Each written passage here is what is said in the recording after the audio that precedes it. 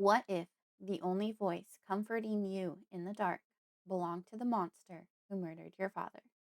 Hello, and welcome to my casual audiobook channel where we explore the dark, the thrilling, and the terrifying. I'm your host, Tirzah M.M. Hawkins, and today we're actually going to be reading Trusting the Enemy, which is the first book in my series, The Monarch's Daughter. So grab a blanket, get cozy, settle in, and if you enjoy this grimdark tale, then subscribe. That way you never miss a scare. All right, here we go. So, just read me first. This piece of fiction is a very dark fantasy story. If you are easily disturbed or triggered, then this story and most of my writing probably isn't for you. Now, this book series is for fantasy lovers who use trigger warnings as shopping lists. You know who you are.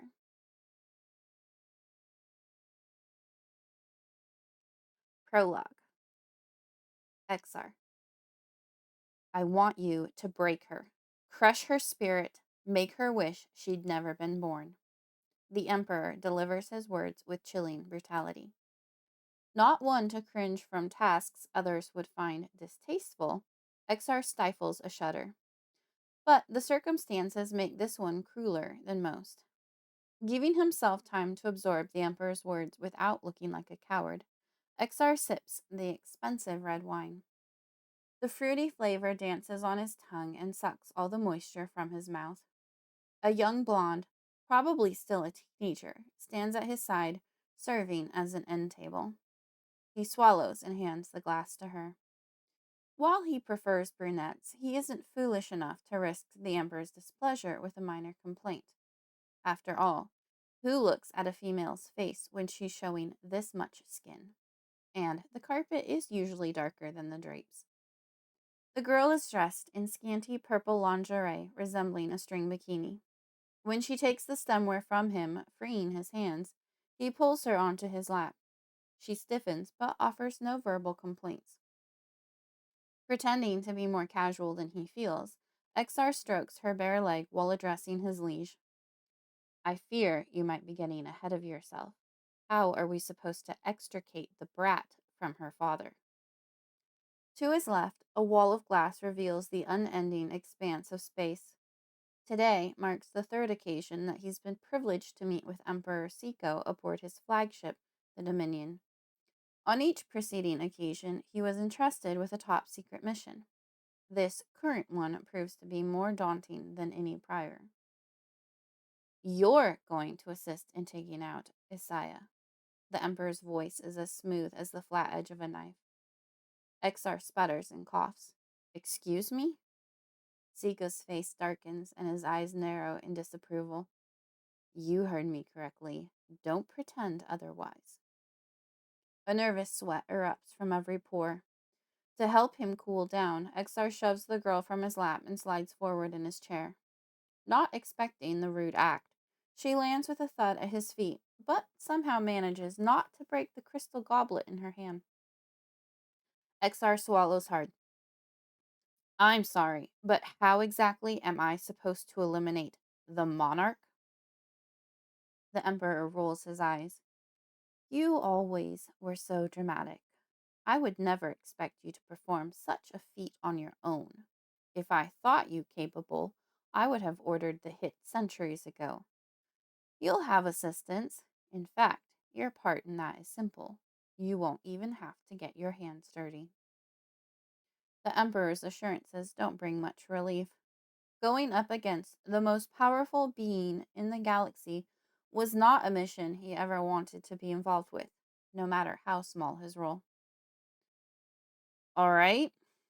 Despite the tightness in his throat, he manages to keep his voice even. What do you expect me to do?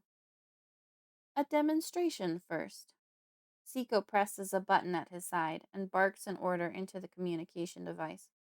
Bring me the stone. The energy in the room darkens and solidifies as a guard marches in and presents a small object to the Emperor. He waves his hand for the human to take it to Exar. As the 3-inch jagged piece of black rock comes closer, Exar's skin crawls. What is this crushing thing? Quite the discovery. The Emperor's eyes glint with evil glee. Take out your life sword and attempt to ignite it. Removing the stiff braided cloth formed into a 15-inch handle from his belt, Exar pushes his energy into it. The hilt doesn't respond as it normally would. Nothing happens. By the gods, that's impossible. Sneeko sneers at him. Isn't it wonderful? This stone will be Isaiah's undoing. Exar waits impatiently. Besides tormenting the monarch's brat, he still hasn't heard his part. He snatches the glass from the blonde, takes a gulp, and awaits the Emperor's pleasure. With a wave, Siko dismisses the human holding the rock. Finish your wine, so I can show you the rest. Already parched without the dry liquid, Exar obeys, tossing the rest back in a single gulp. The Emperor is not someone to be refused. How do you feel? Siko studies him with a knowing gaze. Exar wonders what he's supposed to notice. Was there something in his wine? Was poisoning him part of the performance? Fine. He doesn't want to admit the slight shakiness in his limbs or how his body suddenly feels much heavier than it ever has before. Siko lifts his chin. Are you certain? Ignite your weapon. Once more, Exar shifts his attention to directing energy into the handle in his grasp. A wavering yellow blade, much thinner and more unstable than he's used to, extends from it. He nearly drops it in surprise. What did you do to me? Sika waves off his question like it's nothing. Don't worry, the effects aren't permanent. I've already tested it many times on your kind. They'll pass in 24 to 48 hours. Fuming with barely contained rage, Exar grits his teeth to remain silent. The Emperor leans forward. A few sprinkles of powder from the rock in a cup of juice, and Isaiah will be rendered helpless, vulnerable. He squeezes a hand into a fist. And then we crush him. You still haven't said what I'm supposed to do. Shaking his head, Siko sighs. A little impatient, aren't we? With an impatient shrug, Exar sits down. You will deliver your brother his morning drink. So long as you have a substantial piece of the rock nearby, he won't notice the flecks in his beverage. Siko rises and moves to stand before the window. Rather than take a hovercraft, the fool always walks his daughter to her morning dance classes. One stretch of their route is more isolated than the rest. That is where my agent will intercept them and exterminate my greatest annoyance. Isaiah will most likely hide the girl when he realizes something is wrong. From the moment of his death until I send for her, she will be your responsibility. Exar opens his mouth to interject, but the Emperor continues as if expecting a protest. That will earn you the privilege of raising your daughter. If you no longer wish for that, speak now, and I will find some other place to put them both. As much as he's loath to admit it, even to himself, the Emperor offers the one thing that could compel him to agree. Fine. He clenches his bare toes over the cold metal floor before relaxing again. The most dangerous part of this operation belongs to someone else. Who, if I may, Exar asks, will be responsible for the assassination? I've decided to entrust that to Lord Tide. A human. Exar chokes on the laugh, threatening to escape his lips. You're sending a mere human to dispose of the monarch of the Halaa? Emperor Siko turns around, a fresh smile on his pleased face. I think you'll find my favorite pet quite eager to please and up to the task. He's always looking for ways to earn my favor. Exar shakes his head. Don't blame me if he fails. Noted. Exar uses the claw on his index finger to pick at the one on his thumb. When do we attempt this coup? The morning after next.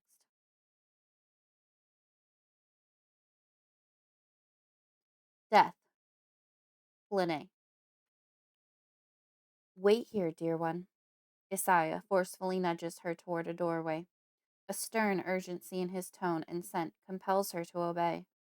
Worry creases his forehead and narrows his eyes as he kneels to gaze at her. His warm hands pull the hood of her cloak over her head and caress her face. A deep dread creeps over Flynae, leaving her skin prickling in its wake. She swallows hard and glances from her father's bright emerald feline eyes, the same shade and shape as hers, to the street ahead of them. This part of the city holds the old world charm of ages almost forgotten from long ago, a stark contrast to the modern skyscrapers and architecture just a couple miles away.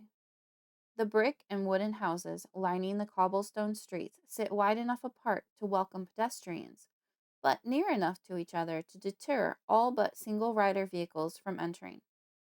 This leaves the alleyway a pleasant, welcoming place for those on foot to escape the noisy bustle of the capital. A shadow casts icy fingers over the normally warm and inviting area. Ripples from an advancing darkness issue forth and hit her body in violent waves. A steady, rhythmic beat pounds like a drum between her ears. Her heart sets a pace to match the doom-like toll. At once her breath is too shallow and too fast. With the gift and curse of an inhuman wisdom beyond her short 4 years, she recognizes that something is horribly wrong. For several months, she's walked these streets twice a week with her father, without incident, to dance lessons. Despite her desperate efforts to calm her breath and pulse, panic grips her chest with an iron fist. Since her birthday, several months past, her gift of sight keeps growing, the strange and often disturbing images and premonitions becoming clearer and more frequent. Peace, Flynae, Isaiah whispers a Kalia boon to her. All will be well. The corners of his lips turn up, softening his proud face in a painfully beautiful way. The tumultuous knots in Flynae's core disagree with him. Still, she smiles tremulously in response. Tears well in her eyes, and one spills down her cheek. Her father wipes away the rogue drop. No crying in front of humans, my daughter. His kind voice maintains a stern edge. Flynae nods and rubs the extra moisture from her face. His eyes shine with approval. A tightness twists her gut. This is goodbye.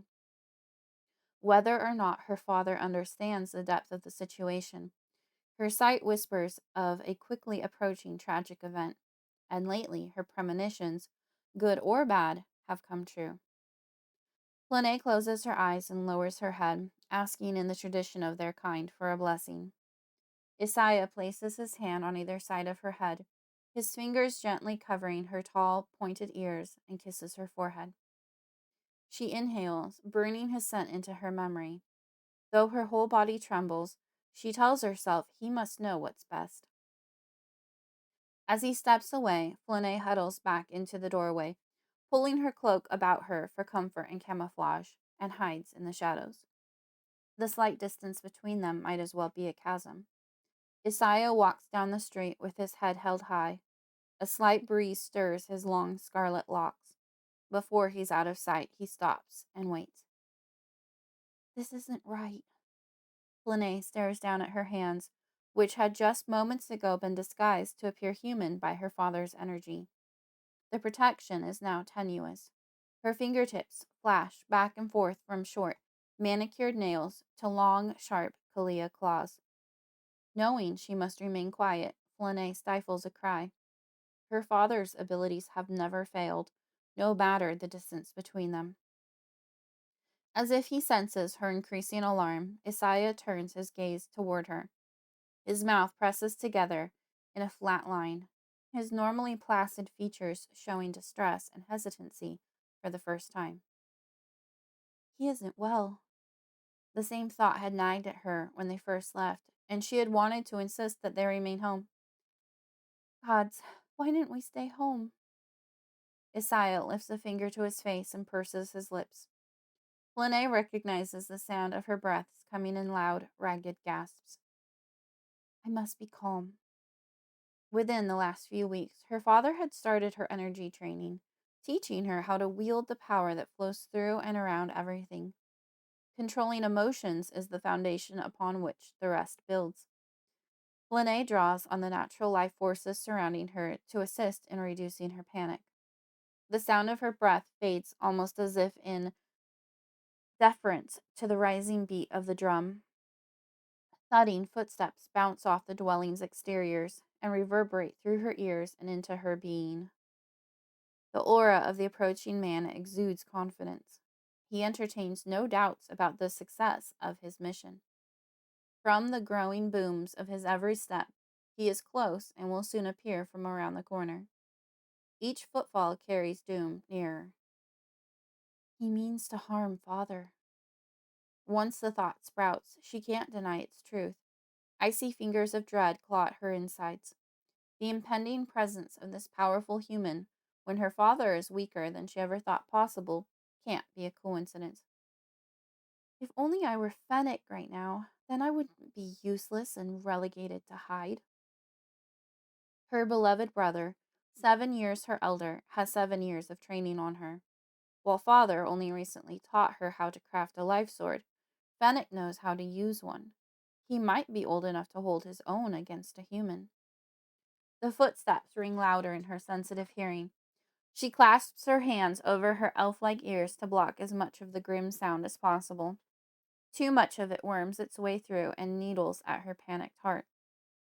The owner of the footfalls appears, striding in the direction of her father with purpose. The floor-length cape flowing behind him, combined with his head-to-toe black uniform, denotes him as a lord in this galaxy. His broad, towering figure stands at least 5 inches taller than Isaiah. He grips a foot-long metal cylindrical pipe. From it springs 5 feet of narrow, condensed blue light energy, no more than 2 inches in diameter. Flynae gasps. Humans aren't supposed to possess the gift to control energy and wield a life sword the way Halaa can. Isaiah removes his life sword hilt, a polished and ornately carved length of wood, from his belt. In answer to the human, he ignites his flaming brand, reddish-orange in color.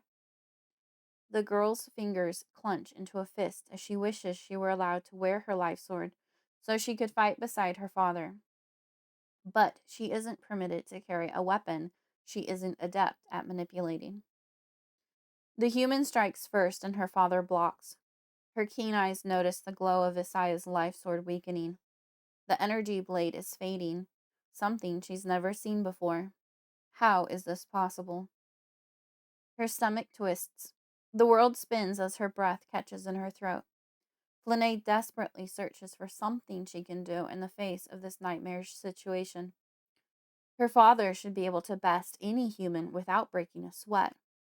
He's the monarch of the Halaa, the strongest of their kind and more powerful than any mere human. Isaiah advances a step, and her confidence in him returns for a moment and crumbles the next. The human sees an opening and swings. Isaiah counters, too late. Time slows to a crawl. One agonizing inch at a time, the human's life sword slices into Isaiah's torso. Blood sprays and then streams from the wound. Just past the midway point, the human withdraws his energy and the blade flickers out. Nearly severed in two, Isaiah staggers forward a step and falls to his knees. All her father's warnings fade away, and Flynae forgets she's to remain hidden. A scream tears out of her throat and escapes her lips, straining her lungs. Father! She dashes out to catch his head before it hits the cobblestone. The weight of him brings her to the ground, too. A brief look of recognition flashes in Isaiah's eyes as he reaches to touch her face once more. My dearest Flynae, he whispers. His hand doesn't make it. The light leaves his eyes. His body goes limp. His life energy slips away. No! Flynae clutches his inert form. Father, stay with me! Flynae grasps at his rapidly diminishing life force, trying to pull it back to his body. It slips like water through her fingers. His eyes close. She isn't skilled enough to save him. As if in response to her admitting weakness, a devastating shockwave crashes into and through her, an announcement of the death of an immortal. It would strike the hearts of all her kind, no matter where in the galaxy they are. No! Flynae falls forward until her forehead rests on his. Kovad. The mortally wounded Halaa collapses before him. Father! A shrill child's voice screams. A small female form races to the dying male's side, her head covered in long waves of blood-red hair, the same color as the scarlet liquid flowing from her father's body. Father! The little being whispers the name a second time as she attempts to catch the body before it fully falls to the ground. Her knees buckle under the burden. The Kalia makes a last effort to comfort his daughter before passing away. No, father, stay with me. The little girl falls forward in despair. Anger flares within Lord Kovad Tide, spurring his well-disciplined heart to beat faster. He'd been deceived, perhaps purposefully lied to. His orders were to eliminate any witnesses, though he'd been assured in the next breath the alley would be deserted except for his target. With a bitter taste in his mouth, Kovad raises his life sword again and grabs the girl's shoulder. Her head whips up. Large feline eyes, brilliant green like her father's, pierce his soul. Lord Tide blinks repeatedly, returning to a long-forgotten, heightened awareness, like awakening from a dream or trance. With the lifting of the fog, though, comes a host of additional, overwhelming sensations. At that moment, he's both staring down at the girl and looking back up at himself. Every feature about him is evaluated and memorized in an instant. His stormy blue eyes, dark raven hair, strong square jaw, and tall muscular build. A shakiness registers upon documenting his raised arm, but a grief and heartache that will never diminish overpowers the alarm and sweeps it away. A sour, sweet aroma, identified as adrenaline, assaults his senses. How does he know what to call it? Something or someone labeled it, and he distinctly heard her thought in his mind. The pounding of his heart echoes in his head, forming two distinct racing beats. As the vision of his face in a mirror doesn't fade, he realizes without words to describe his feeling that the child before him witnesses herself through his eyes with no way to explain how. She notes that the human disguise placed on her before she left home has failed, revealing her tall, slender ears peeking through her deep red hair. In the bright morning light, the oval irises of her eyes constrict to no more than slits of black in a sea of glittering emerald. Amid these vibrant colors lies a porcelain white face. Oh gods, he sees me. The girl's voice registers in his mind as clearly as if she'd spoken the words aloud, but her lips never moved. A burning in her cheeks and a thickness in her throat dwarf all other feelings as she tries in vain to hold back the tears that stream down her face. In her anguish, she has failed her father's last request. A tear leaks down Kovad's face. While his skin tracks the motion, he watches it from a vantage point outside his body as well. None of this feels real. Surely he's dreaming, or his enemy vanquished him, and these are the psychedelic dreams of dying brain cells firing their final transmission.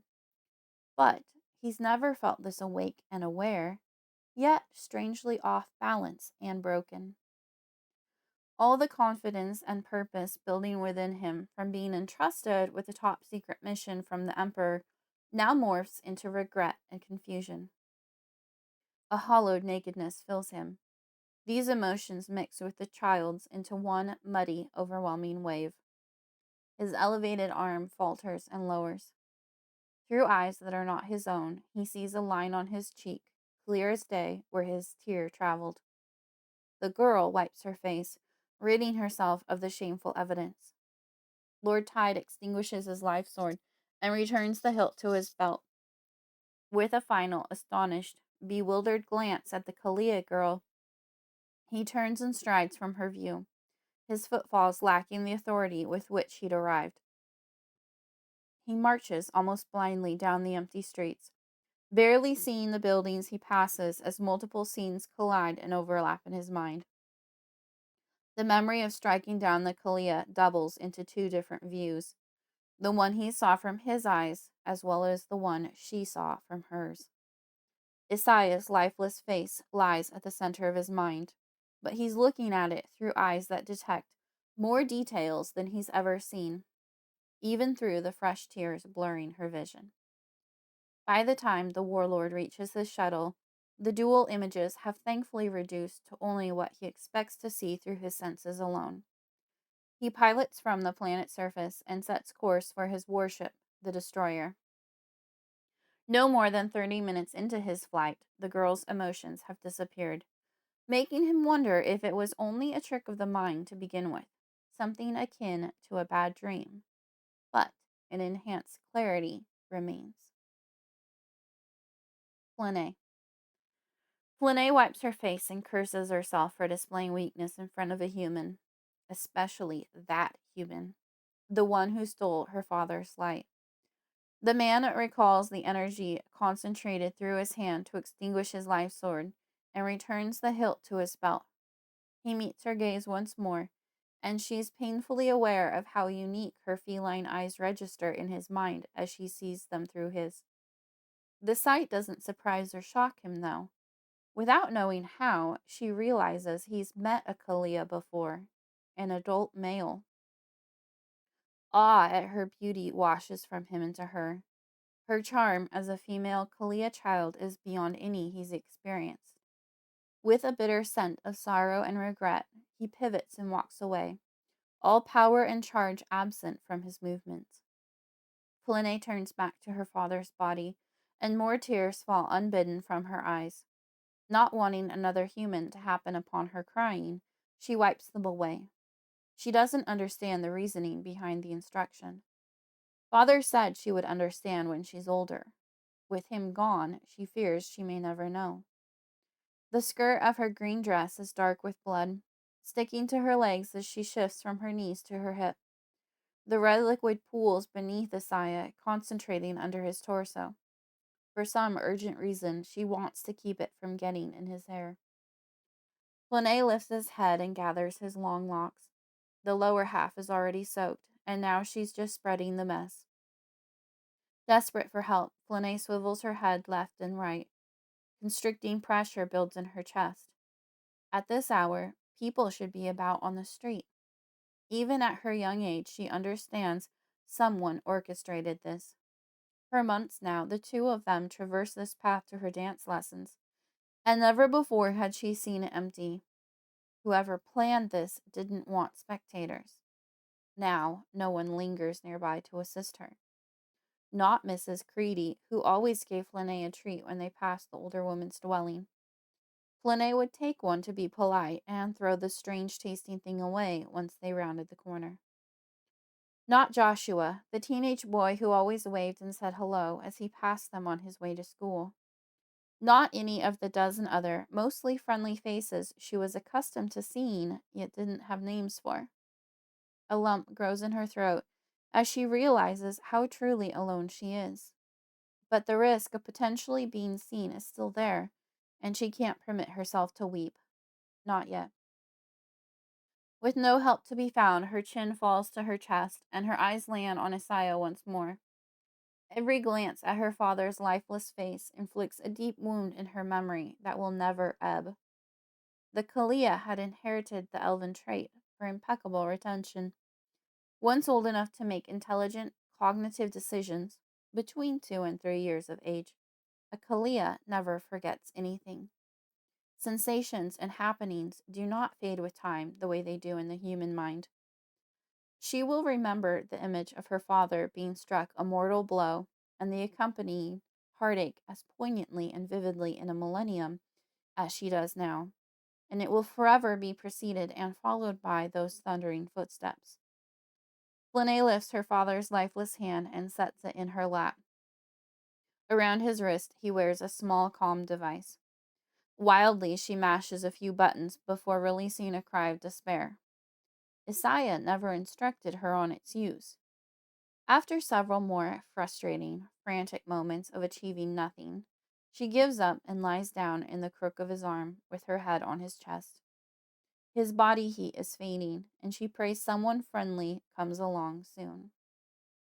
She closes her eyes and wonders why she sees stars.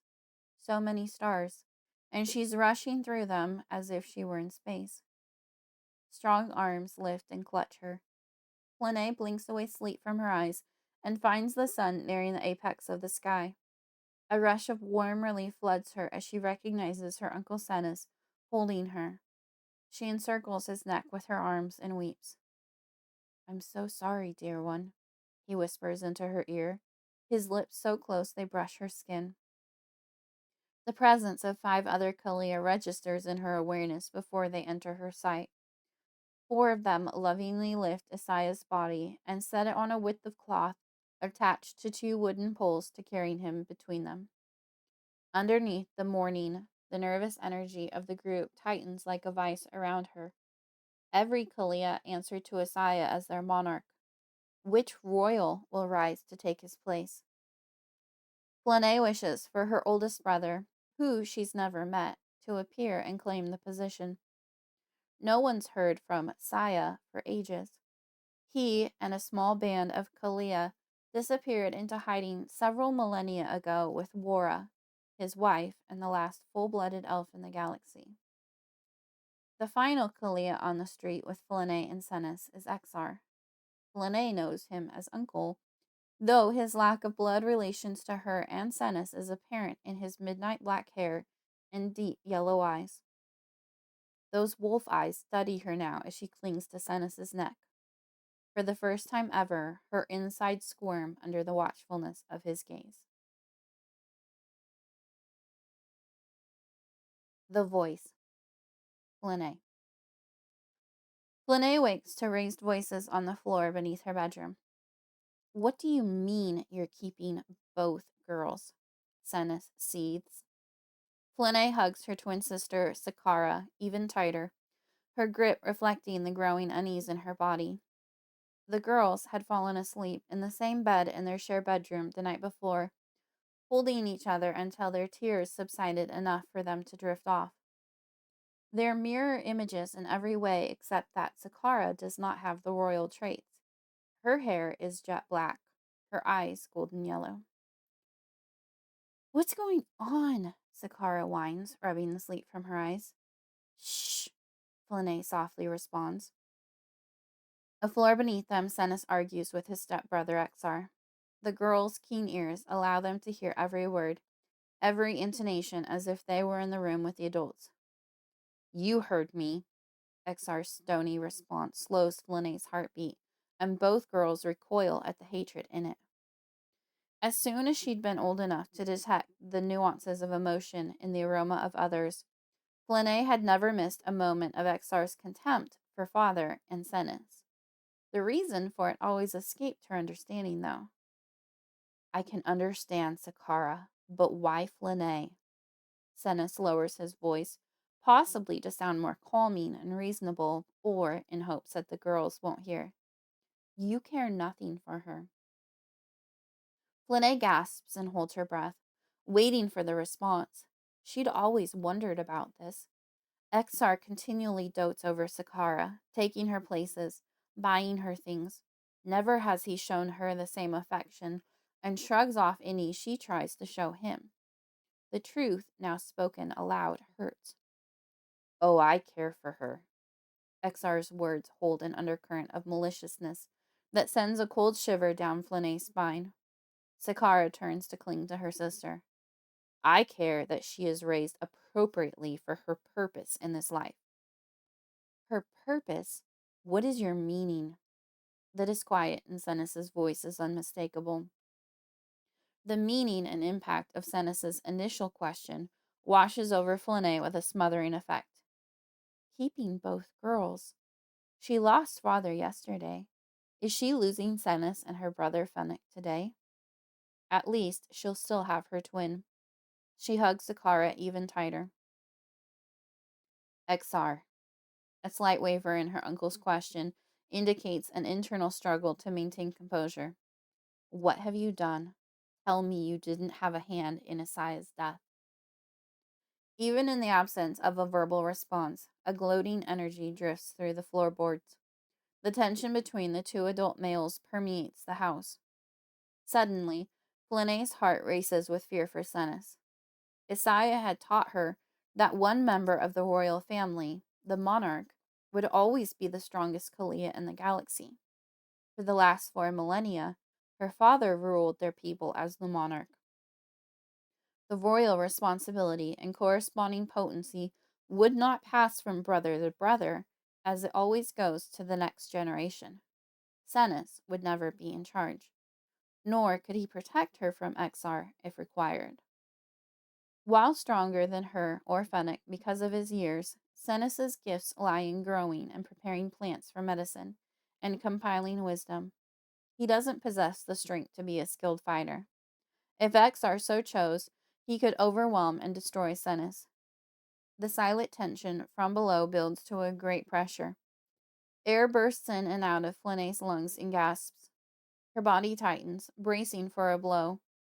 A thud reverberates up the side of the house, causing the twins to shriek. Extricating herself from her sister's grasp, Flynae leaps from the bed and races down the stairs. Her heart pounding in her ears drowns out everything else. As Kalia hardly make a noise when they walk or run, Flynae senses rather than hears Sakara follow her. Sennis stands, straightening his clothes, but an indentation in the wall behind him betrays an altercation. The two males glare at each other. Flynae is all too aware that their dominant life sword hands are tense, ready to reach for their weapons if the other flinches. Stop! She screams, her hands in tight little fists like she's holding on to the last shreds of sanity. The pleasant world she's known has twisted into a nightmare like nothing she ever felt possible. Father is supposed to be here, keeping things safe. What other horrors might be possible in this new, cruel galaxy where mortals wield such power? The adults turn to stare at the girls. Flynae runs to Sennis and grips his leg. I can't lose you too. Sennis kneels and hugs her head to his chest. His heart beats a frantic pace that matches her own, betraying his fear. Don't make me leave her, he implores XR. The reek of pitifulness from the two of you annoys me. Begone, Sennis. You may see her at the funeral in 2 days. Flynae twists to observe XR and finds no compassion in his eyes, only a chilling hardness. His aroma smells of something dank and rotting, an emotion for which she has no word yet. For the second time in just as many days, her stomach knocks within her with fright. Now! XR's arm points a straight line to the door, his face impassive. Sennis stiffens. Flynae doesn't know if he means to comply or to fight, but she determines to preempt any action that might get him hurt. Please, she whispers. Go, I'll be fine. She releases him and steps back, showing him she can be strong. Father always spoke of the strength and pride that flows through their veins as a royal-blooded. Sennis places his hands on the sides of her head. She lowers her chin and he kisses her forehead. I will see you soon. He sighs with a heavy heart. The weight of it presses on her small form, crushing her. Instead of bending, she straightens, gathers her courage, and nods. If he senses how fearful she is right now, he'll never leave. As a royal daughter, she must suppress and hide her weaknesses. With great reluctance, Sennis stands and withdraws from the house. When the door shuts after him, Flynae pulls her eyes from it and steels herself to face XR. The ancient male looms over her, his arms crossed, his head cocked. A harsh and triumphant leer widens his lips as he meets her eyes. Flynae resolves to ever be her father's daughter and conceal any fear. With her head high, she makes her way to her bedroom, Sakara close behind. The twins return to the bed and wrap their arms around each other. Flynae's body hums with a nervous restlessness. Why does XR want her here when he's never been affectionate or even cordial toward her? She can't remember him treating her as anything more than an annoyance. Sakara smells of concern and sorrow, but exudes no fear. This makes Flynae wonder if she should be scared. But then she remembers that Senis had been afraid. Confusion adds to the impossible mountain of emotions. As the day creeps by, Flynae longs for the peace of sleep, but remains caught up in inner turmoil. They're sitting on Sakara's bed, arms locked around the other, when XR suddenly enters with a box. Alarmed by his presence, Flynae jerks. His eyes narrow and burn red with angry disapproval at the sight of them. Without a word, he crosses the room and sets the box on Flynae's bed. One by one, he yanks open her dresser drawers, scoops up the contents, and tosses them into the box. At a barely audible level, Flynae asks, "What are you doing?" Though there's no way he didn't hear her, he doesn't deign to respond. When her dresser is empty, XR takes the box and storms out. Flynae and Sakara exchange anxious glances and cling to each other even tighter. The passing hours wear away at their morning vigilance. Eventually, the girls lay down and fall into an uneasy slumber. They awake to XR calling them down for dinner.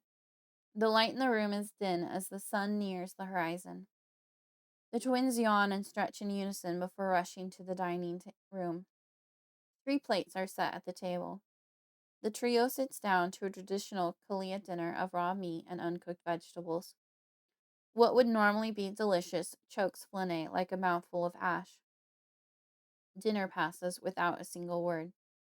At some point during the meal, Flynae realizes she's never been around XR without another adult present. The thought makes her squirm in her seat. From across the table, XR's oppressive gaze bores into her, making her wish she could vanish. Even Sakara is unwilling to break the heavy silence. After suffering through a few unappetizing bites, Flynae picks at her food. Grief and trepidation twist her stomach into painful knots. Sakara doesn't consume much more than her twin. XR's appetite isn't affected. He finishes and pushes his chair back. "Go put your plates away." Grateful to be released, the girls rush to obey. Side by side, they run to the stairs to retreat to their room. XR blocks Flynae's path. "Not so fast." With a quivering lip, she lifts her eyes to meet his in question. A shiver runs through her. "Follow me," he says to Flynae. "Sakara, head upstairs and get ready for bed." The girls gape at each other until XR starts walking. Seeing no other choice, Flynae shuffles after him. He leads her down into the basement. The normally safe space presses in on her, constricting her chest and lungs in an unyielding grip. Somehow, this part of the house feels less alive than the rest. At the far end of the underground floor, XR opens a door and slides to the side. "In," he commands, leaving no leeway for question. Flynae steps forward into a plain room with cement walls containing a bed, dresser, and small closet. XR must have been preparing this all afternoon. "You have 10 minutes to be in bed." Without further words or fanfare, he leaves. She's alone. The basement is cold, but the energy around her is warmer without his presence. From a drawer, she finds some of her nightclothes to change into. Flynae pads across the hall to the bathroom to wash her face and bare feet for bed. Before going back, she needs to pee. She lowers her pants and sits down, and hears someone exhale.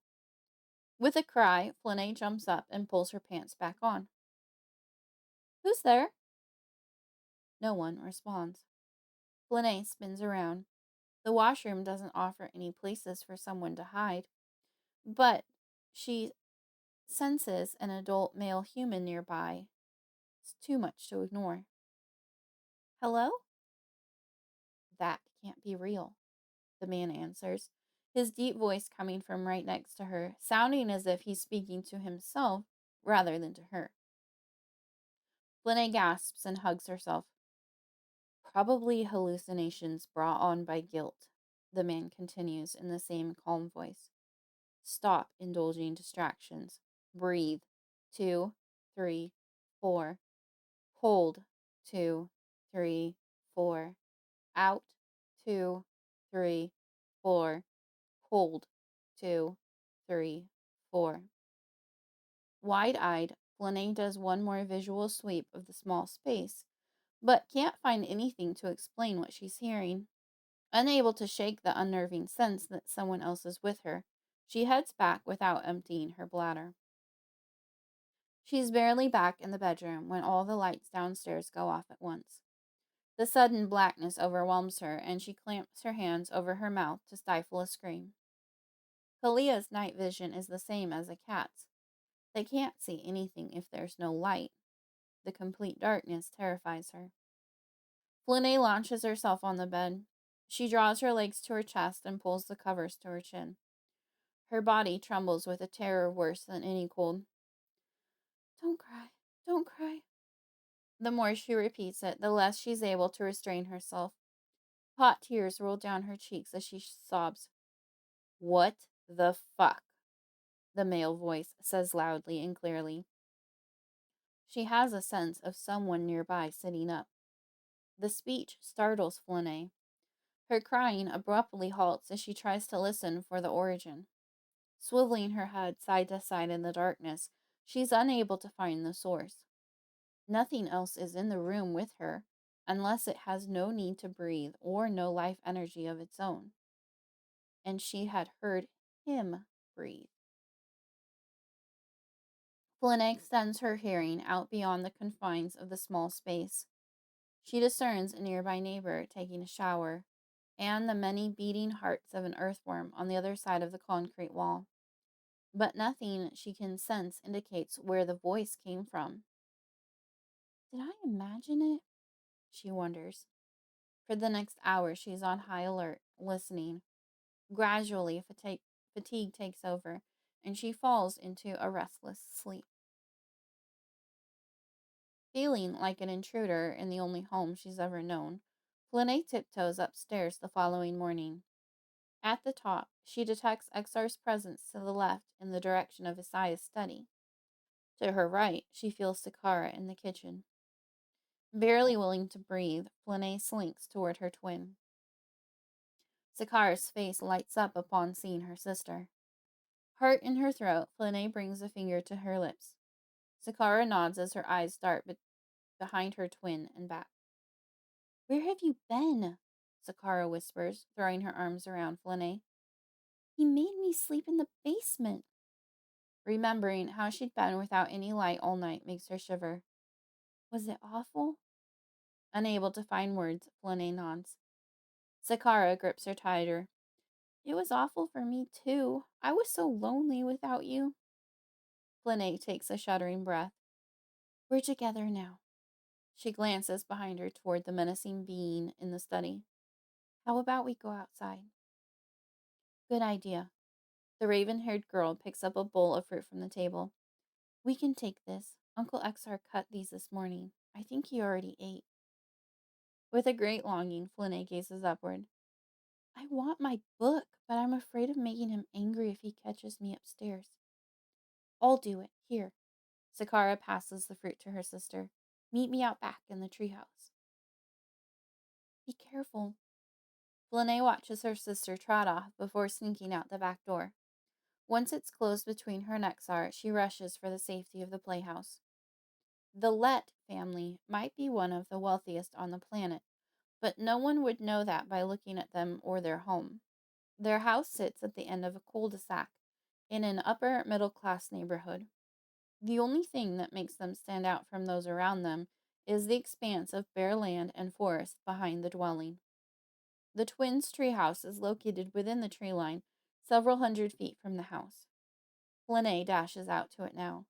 She sets the fruit on a small platform attached to a pulley system. After climbing up and inside, she pulls the bowl up. She catches her breath and keeps watch for Sakara. To her relief, no one follows her. Sometimes the neighborhood children would come over and want to play with the twins. Father instructed them to be polite to humans but limit their time with them. Most of all, it was forbidden to become emotionally attached to one. For complicated reasons that he would explain as they got older, the girls were taught that Kalia should know how to coexist with humans while never actually being a part of their society.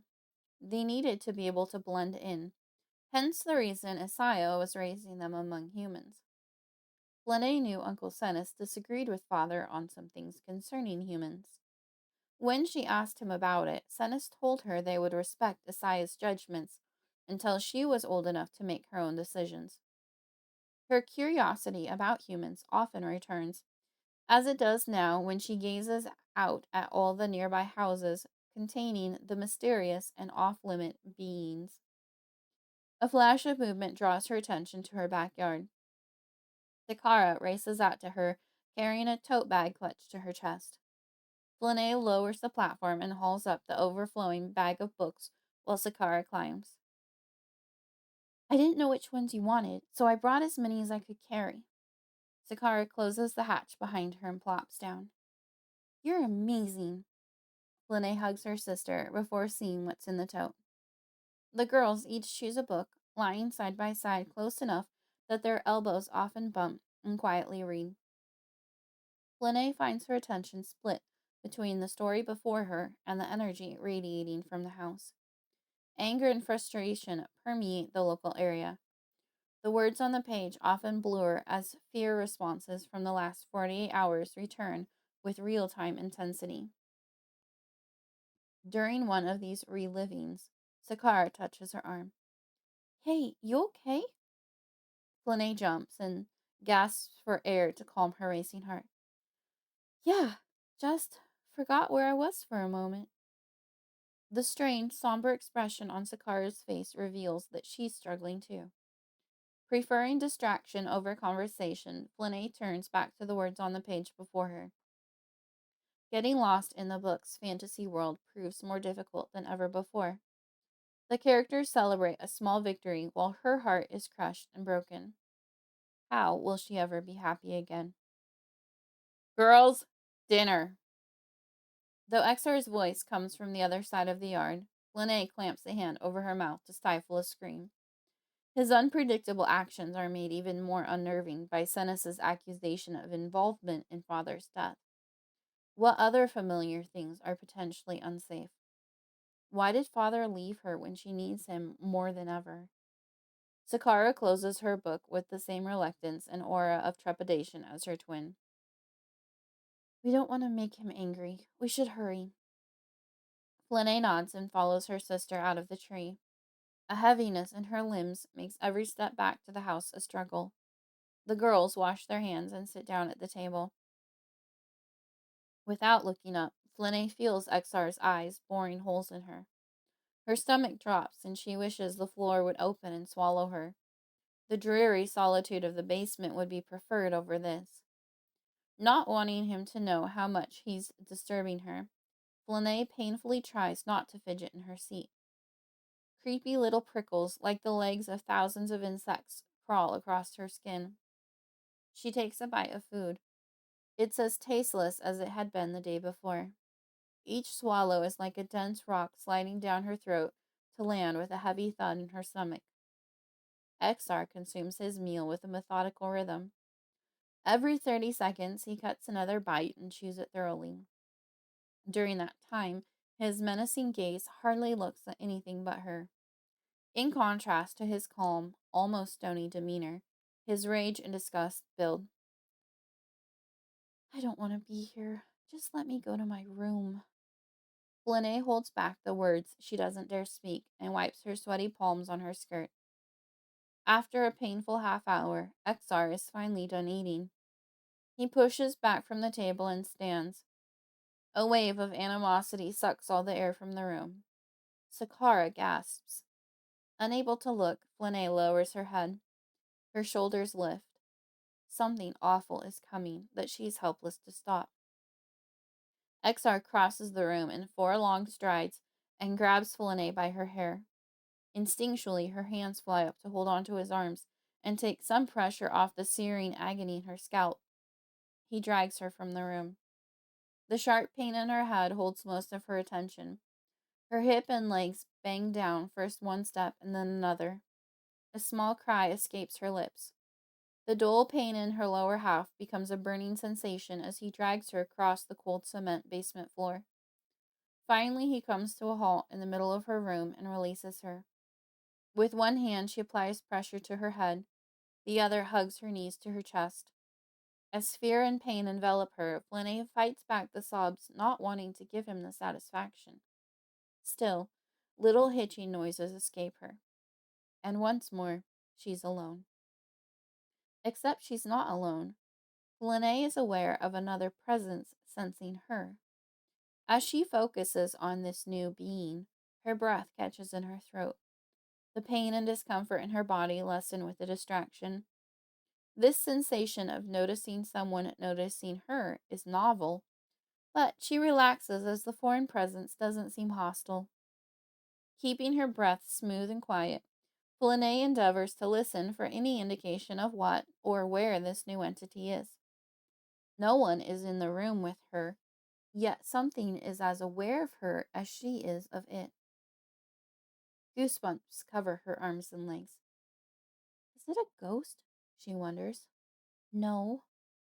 Strangely, she can feel the blood running through the being's veins, as if she were outside of herself in someone else's body. Its heartbeat thumps in her head. Though no one is visible nearby, she hears a breath deeply inhaled and then exhaled loud and clear. Are you okay? The voice isn't audible, but she can hear it as clearly as if it were standing next to her. Or rather, as if it were standing in her. The overhead lights go off. Flynae whimpers and closes her eyes, preferring the darkness she controls over the one she can't. She crawls in the direction of the bed and climbs on it. Fumbling about blindly, she fights with the covers until she can pull them over her head, using them as a shield against the dark void. The loss of one of her senses increases her feeling of vulnerability. Sweat breaks out over her body. Her heart hammers a beat similar to a drum. The other presence is almost forgotten in the overwhelming blackness. I don't like this. Just breathe, the voice says soothingly. Deep, even breaths. Let the air out slowly. He models one for her before continuing. The dark itself can't hurt you. Take a moment to listen. Do you hear anything? The male voice is the same one from the night before. The calmness and gentle compassion in it surprises and soothes her. Though it belongs to a stranger, she finds herself enjoying the rich, deep, controlled sound. Her mind conjures a figure to go with it. Someone tall with dark hair and a solid build. While the form is vague in her mind, she still gets enough of a sense of it to know he is too tall and muscular to be a Halaa. Even the strongest of Halaa are deceivingly slender. No one who didn't know what they were would ever guess their strength by looking at them. Now that her body is calmer and quieter, Flynae reaches out through her elf-like ears to listen. There's little to hear, though. What do you feel in the energy around you? He asks. Flynae knows enough about humans to know it's unusual for one to be asking her about energy. Isaiah taught her that all Halaa and only a handful of humans are sensitive to the energy around them. Not only can they use it as a sixth sense, but they can also manipulate it in certain ways as well. Thenis and Isaiah have trained her in energy control since she was old enough to learn to walk. She taps into this sense now to see what life forms might be around her. There is nothing. She's alone. In all the basement, she can find no other living energy, except for some too small to be anything except insects. When she tries to connect to Sakara in the house 2 floors above her, she finds her energy can't extend further than the basement ceiling, which is strange. Never has she encountered such a limit before. There is nothing nearby, she replies. Then there's nothing near to hurt you. These words comfort her. Flynae relaxes back into her bed and sets her head on her pillow. Who are you? He inhales and catches his breath on the exhale as if changing his mind. Then he sighs and contemplates another answer to her question. Why don't you call me Kovad? Kovad. Even his name is beautiful and reassuring to her. It sounds like a name a kind person would have. Kovad. Why are you in my head, Kovad? For a moment, she wonders if the darkness has driven her insane, as she now talks to a voice in her head. But his essence is tangible, convincing her that he is real. I don't know. I've been wondering the same thing myself. A vision too brief for her to translate flashes across his mind as if he just had a thought and pushed it away. It holds a painful quality, something he doesn't want her to see. His thoughts return to his breathing. Well, I don't mind. I like you. Flynae appreciates the pleasant company in the stifling aloneness of the basement. After another focused breath, he thinks, I don't deserve that. Flynae realizes the thought wasn't directed as a response to her. A heavy melancholy simmers beneath it. Are you sad? No, I'm not sad. He refocuses on controlling his breathing. Just disappointed. Two more thoughts that aren't directed at her come to his mind. Angry. Betrayed.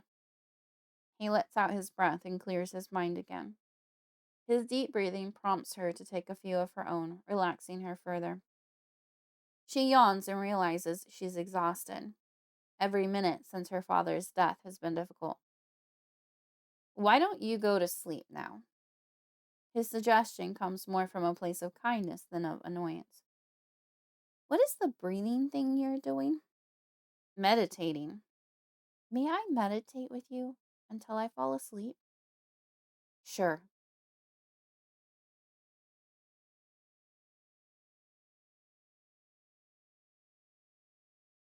Chapter 4. Funeral. Flynae. Bright patches of sapphire blink through the holes in the canopy of trees above her. Though the morning shines with newness and sunlight, the weather is unable to brighten Flynae's spirits. With her gaze set on the ground, she picks up another stick to add to the small bundle in her arms. While her steps are soundless, her cloak makes a soft rustling noise as it drags across the earth behind her. At the corner of her vision, an adult Halaa gathers larger pieces of wood. He's one of many of her kind here today that she's never met before. They've all come to pay their final respects to her father.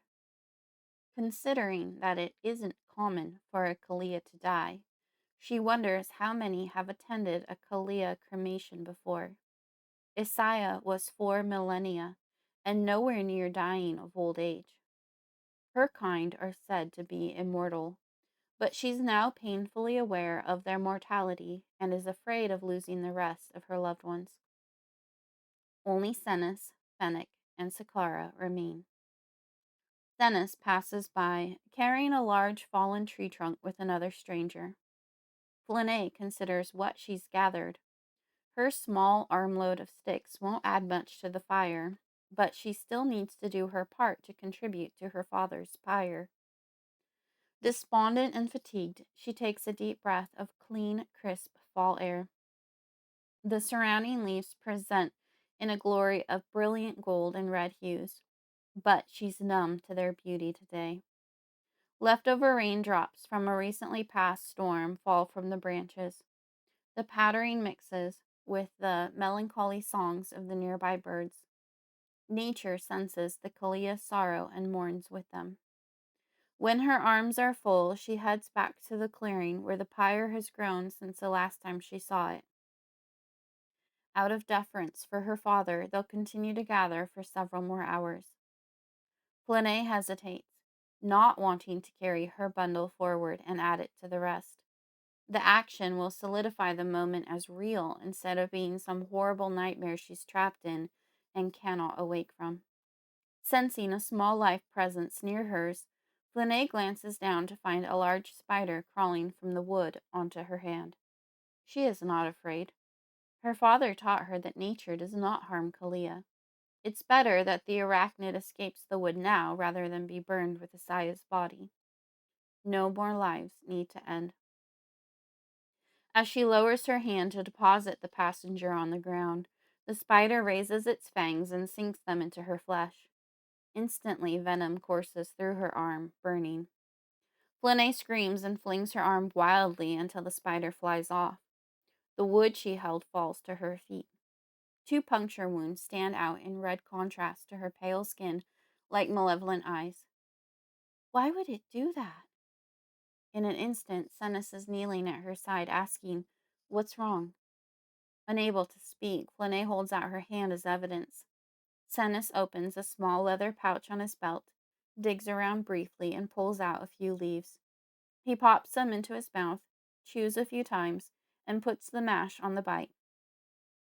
This will draw it out. He contributes his energy to aid that of the plant. Almost immediately, the achy sting that had crept up her arm begins to withdraw. The additional strain on an already stressful day leaves her trembling. In her mind, the spider bites her over and over again. "You will be all right, dear one." He lovingly rubs her arm. "What did this?" In a daze, Flynae meets his concerned gaze. "A spider. But why?" Senis's eyes darken and narrow as they shift from hers to something behind her. She turns and discovers Exar, standing at the edge of the clearing, watching them, a smug expression on his face. It wasn't the spider's choice. Senis grits his teeth. When he begins to release her hand, she renews her clutch on his. "Ignore him, please," she pleads. Senis's demeanor softens when he turns back to her, his aura full of question and intense contemplation. "I'm okay." Flynae manages a small smile. Twisting the lie to a truth to make it more believable, she holds out her hand. The redness and swelling from the bite is nearly gone. "See?" He glances down at her hand and back up to her face. With all seriousness, he says, "Tell me if he ever hurts you." She resists the urge to bite her lip and expose her trembling thoughts. "I will." Flynae nods to give her act credence. "He won't." A flashback causes her to relive the pain of being pulled down the stairs by her hair. But she won't tell Senis. Not after the altercation 2 days ago. "I will learn to fight. I will become a warrior like father and be able to protect myself from Exar. He'll wish he never touched me one day." This resolution helps bolster her courage. This battle is hers to fight. Senis hugs her tightly. "You are very dear to me, Flynae." "I know." She takes comfort in his embrace, allowing him to share and relieve the most intense of her emotions. A lingering sadness in his aura makes her wonder if he suspects Exar's cruelty toward her. There is nothing to be done about that except to put on a brave face and make him believe he's wrong. All too soon, Senis stands and releases her. "Let's finish this, shall we?" Flynae nods and bends to pick up the sticks she dropped, but this time she warily checks them for spiders. She swallows hard at the thought of finding another. In an all too realistic memory, the fangs sink into her skin anew. As if to fling off a new attacker, she shakes her hand. Finally, she's reclaimed all the branches and set her energy to hopefully repel any further arachnids. Flynae carries them to the pyre and places them around the bottom with the rest of the kindling. The clattering of the wood as it falls from her arms sounds real enough, but she feels like a spectator watching someone else go through these motions. Surely, father isn't dead. He's back at home, wondering where she is. Tears blur her vision as she turns to gather more twigs. Perhaps an hour later, Senna stops her and takes her hand. They turn together to watch 6 Kalia carry her father's body over on a brilliantly woven stretcher. The material is mostly a rich, almost livy black, like the sky on a dark night. A few iridescent strands that shimmer and reflect every color are woven into it. These extremely rare and precious threads had been made by elves. Since Wara is the only elf Flynae knows of, she wonders if her brother's wife made these. Halaa don't possess the necessary gifts to enchant fabric like this. Isaiah looks stately in kingly robes of emerald green. A crown of living branches braided together and ornamented with golden flowers adorn his head. The sight of her father's lifeless body takes Flynae back in time to 2 days prior. A man in black with a blue life sword looms in the alleyway.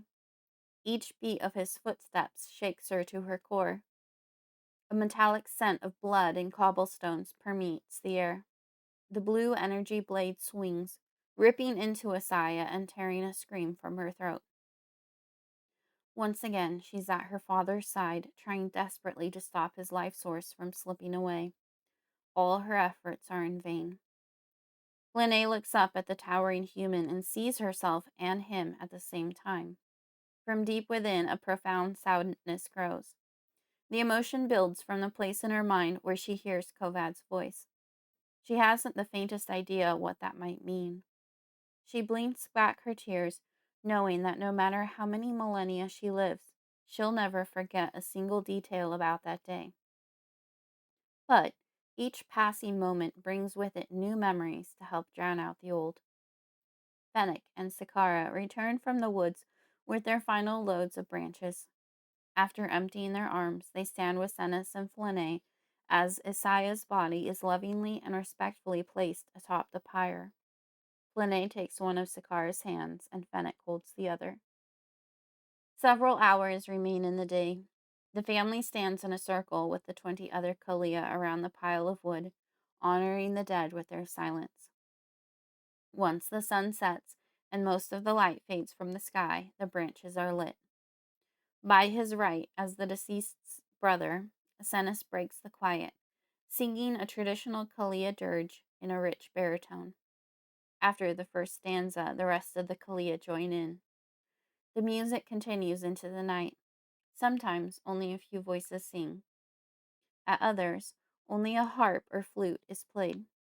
A sense of many more souls grieving than are present swells in Flynae's chest, breaking her heart and bringing comfort at the same time. She lightly tugs Senis's arm before looking up to ask, "We aren't the only ones mourning, are we?" "No, dear one, we aren't. All over the planet, Kalia have gathered into similar groups and built their own memory fires. Our kind mourns as one." Satisfied, Flynae turns back to the mesmerizing flames.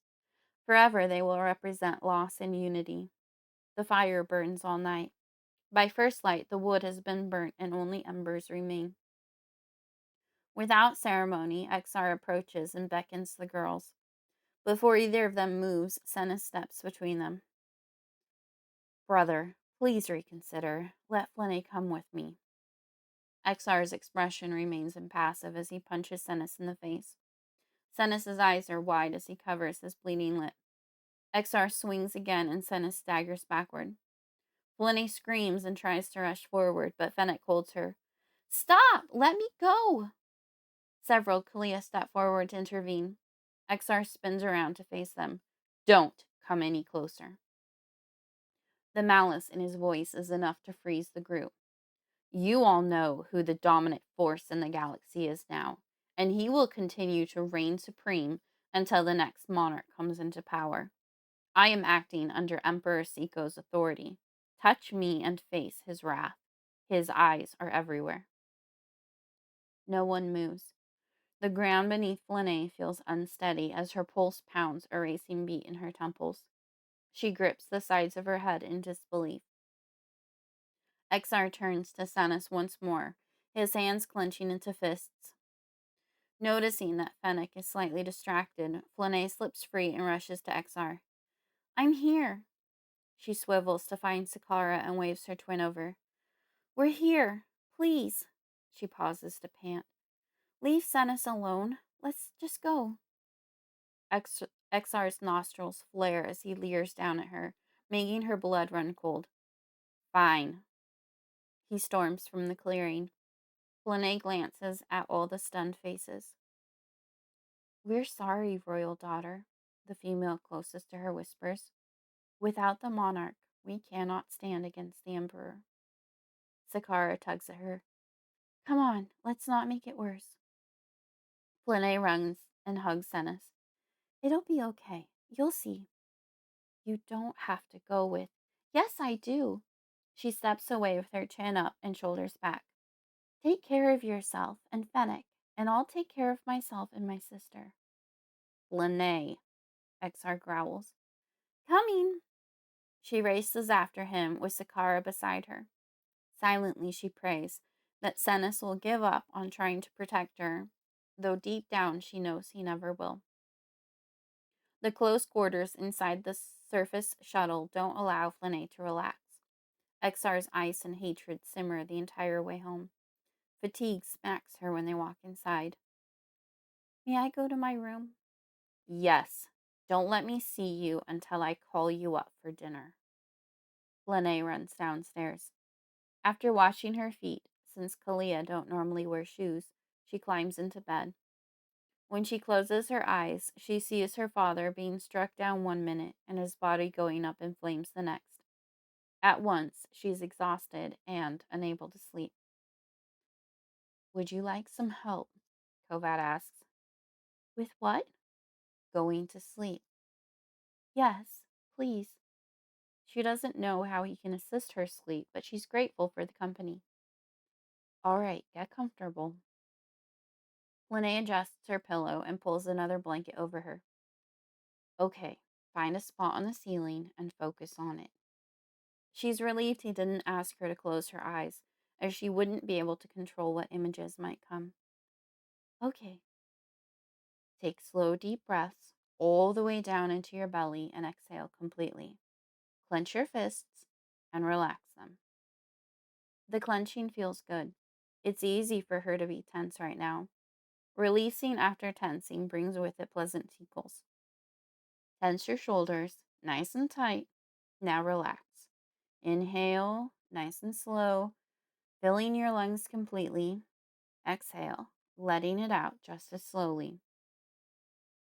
Kovad directs her attention, tensing, relaxing, and breathing, all the way down to her toes and then back up to her fists.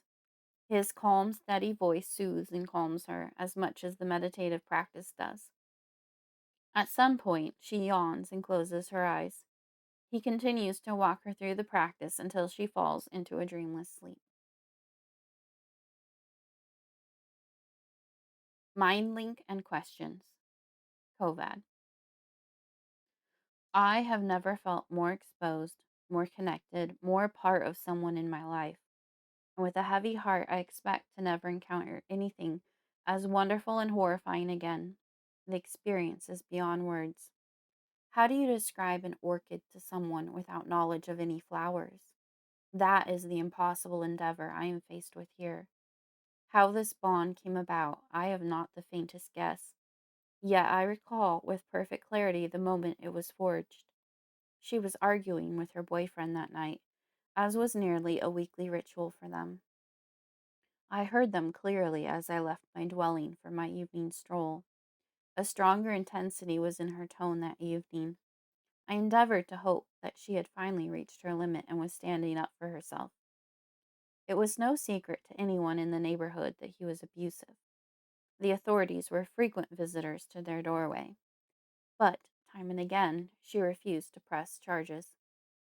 Her screams were different than ever before as I returned to the street we both called home. They were filled with a terror that chilled me to my core. Without hesitation, I barged inside. From across the room, the whites of her eyes were the first thing I saw. He held her bent form to the table, his pants pooled around his ankles. In a rush of fury, I dashed over and shoved him off her. Before she could crumple to the ground, I pulled her into my arms. She looked up into my eyes, and suddenly I saw both her and myself, I could see with perfect clarity what she was seeing. We shared and experienced each other's senses. I felt her fear and curiosity as she felt mine. I heard her thoughts in my head next to my own. My undeniable inner profession of support and absolute acceptance gave her the strength to leave. I remained and protected her while she packed the few cherished items remaining to her. The rest he had destroyed. I drove her to the station and watched her depart. And yet, she never left me. Our minds were irrevocably linked. We maintained an intimate friendship until she passed away at the very human age of 85. How can a relationship not be familiar when all secrets are shared? Her death was heartbreakingly painful, yet beautiful. I was privileged to be fully there for her as she slipped away. Several hundred years have passed without her, but I still frequently miss her voice in my head. Flynae. Kovad sighs. Well, that was an interesting read. It didn't provide him with the desired information. The next search result he finds had been written by Senis Let. Seeing the name of a Halaa he recognizes surprises him. How interesting. Kovad selects the entry. What are your thoughts about your mind link, Senis? Reading the name of her uncle has captured Flynae's attention. Kovad notices her watching and makes a point to guard his intentions so as not to upset her. It's been exactly 1 millennium since my Lucretia passed. I sit before a fire in memory of her as I write this. She was my third human wife and will be my last. While I never withheld any affection from the first two, nothing compares to the grief of losing someone you're mind linked with. She was truly my best friend. The link permitted no secrets. We both knew everything that ever happened to the other. Looking back, my deepest regret was not linking our fates together. Isaiah forbade it. I had not the courage to anger my brother and Monarch. Why did I permit his disregard for humans to hold me back? We could have forsaken all others and done it in secret. Saya may have even assisted us. He understands forbidden love with his Wara. But now I am left with utter regret and loss. The day she died was one of the darkest days in my memory. My only solace is that she wasn't in pain at the end. Most of my heart slipped away and faded in time with her life energy. I was helpless to stop it. I confess that I considered injecting some of my blood into her veins. Halaa blood is rumored to extend human life. Not indefinitely, though, and the act is forbidden. When it came down to it, I lacked the tools with no way to acquire them in time. And where would it have ended? Humans are mortals, no matter how much they try not to be. I sat next to her and held her hand as her presence inside my head faded away. Halaa tears are not for humans, but I wept over her when she was gone. Kovad has barely finished reading that entry when he clearly feels Flynae's guilt at what she names as spying.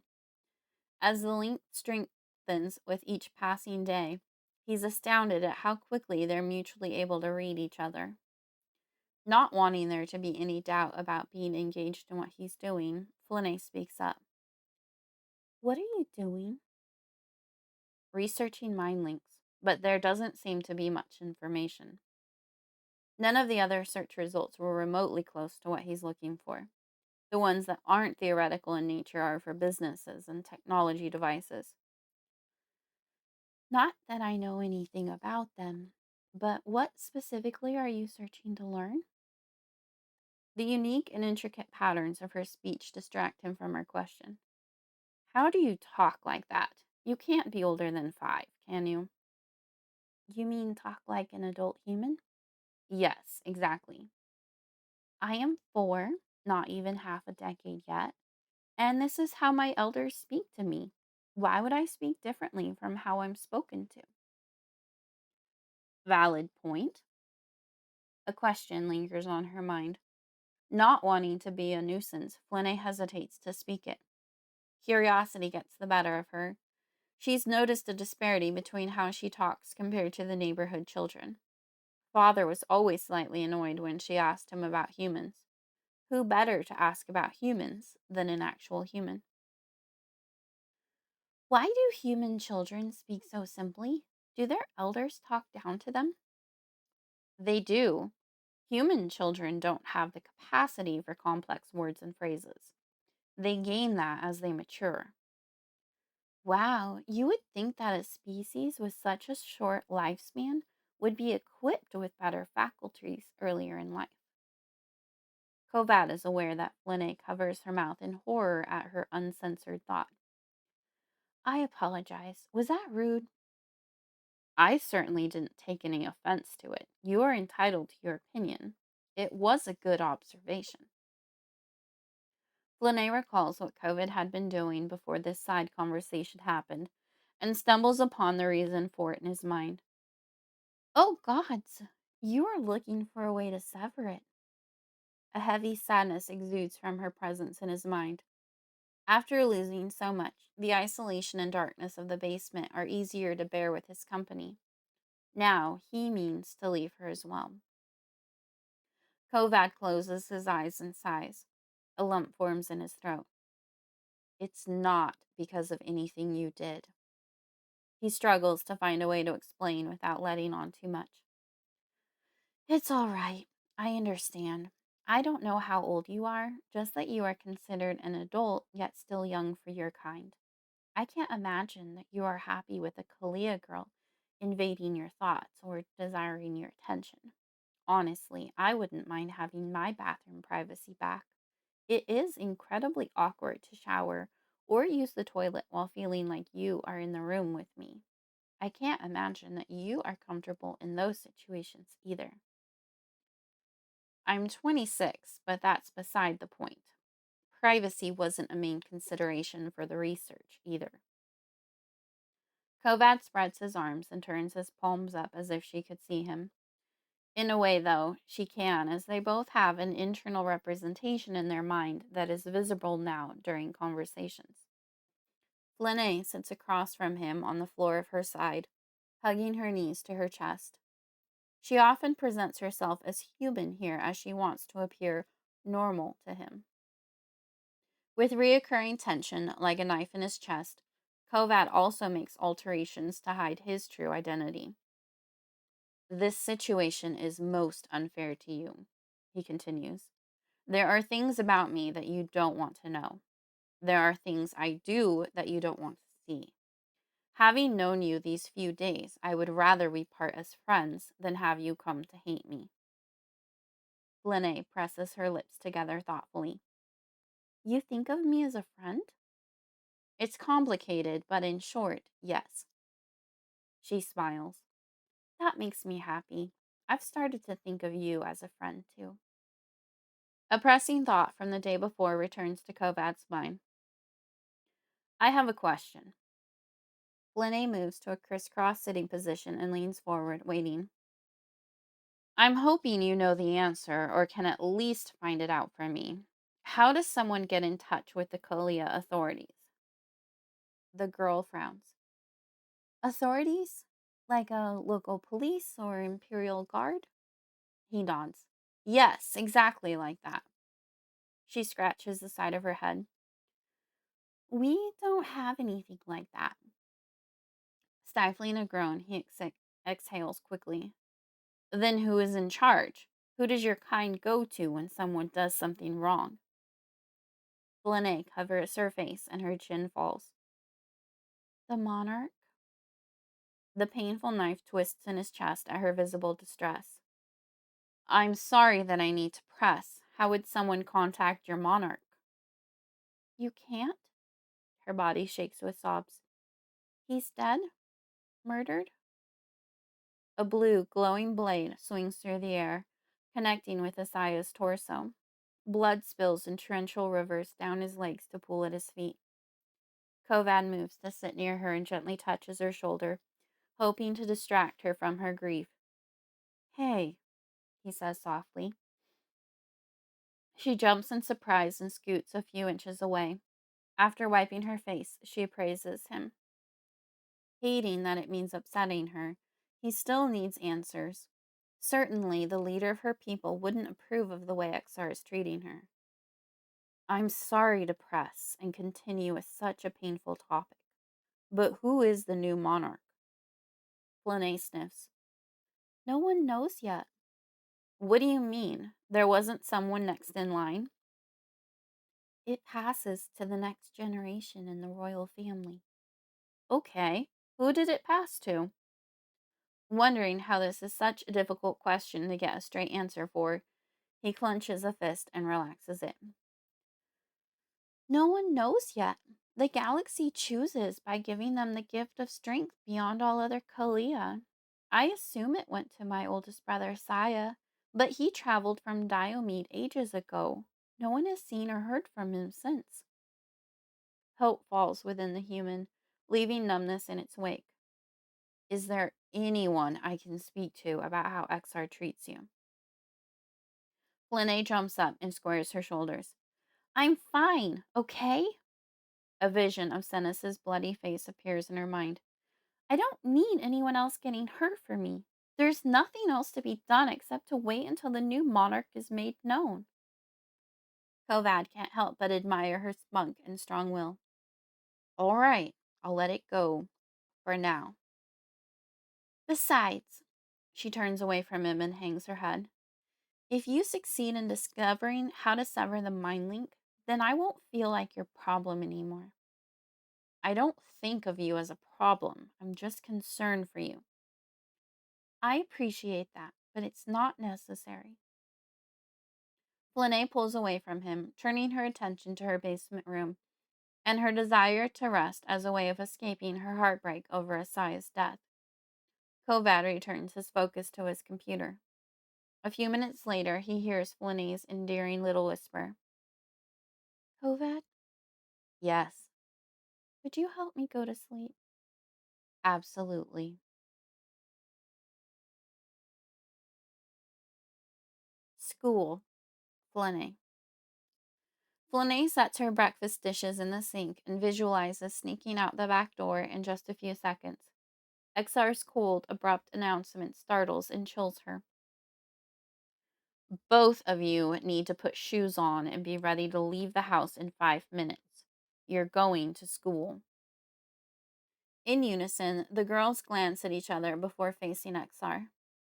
Sakara wears the same confused, furrowed expression as her twin.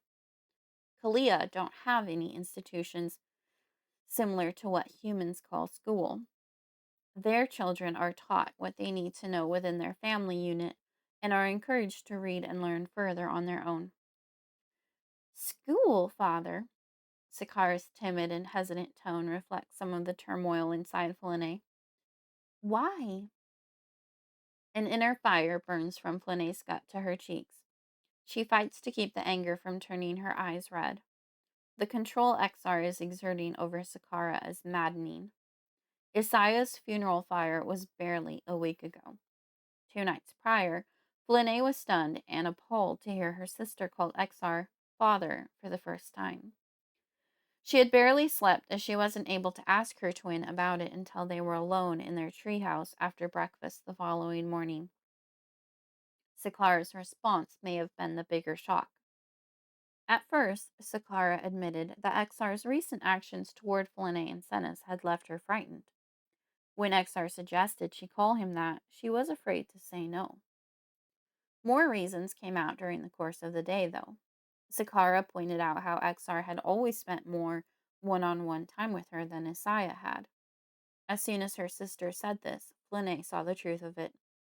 Isaiah spent time with the girls together, or Flynae alone, the same as Exar would be with both the twins or Sakara alone. No matter how they tried, neither girl could make sense of it. In the end, they professed how much they loved and missed the other and held each other while they cried. Exar steps forward and pets Sakara's hair. Because father has business away from home today. I can't leave you here by yourself. Flynae's anger turns to an upset stomach. She's grateful Exar didn't touch her that way. At least Sakara didn't seem to mind. She wonders how Exar being in the house matters or not, considering that the girls have been spending their days out in the treehouse. Her thought slips from her lips in a whisper. We are just fine home by ourselves.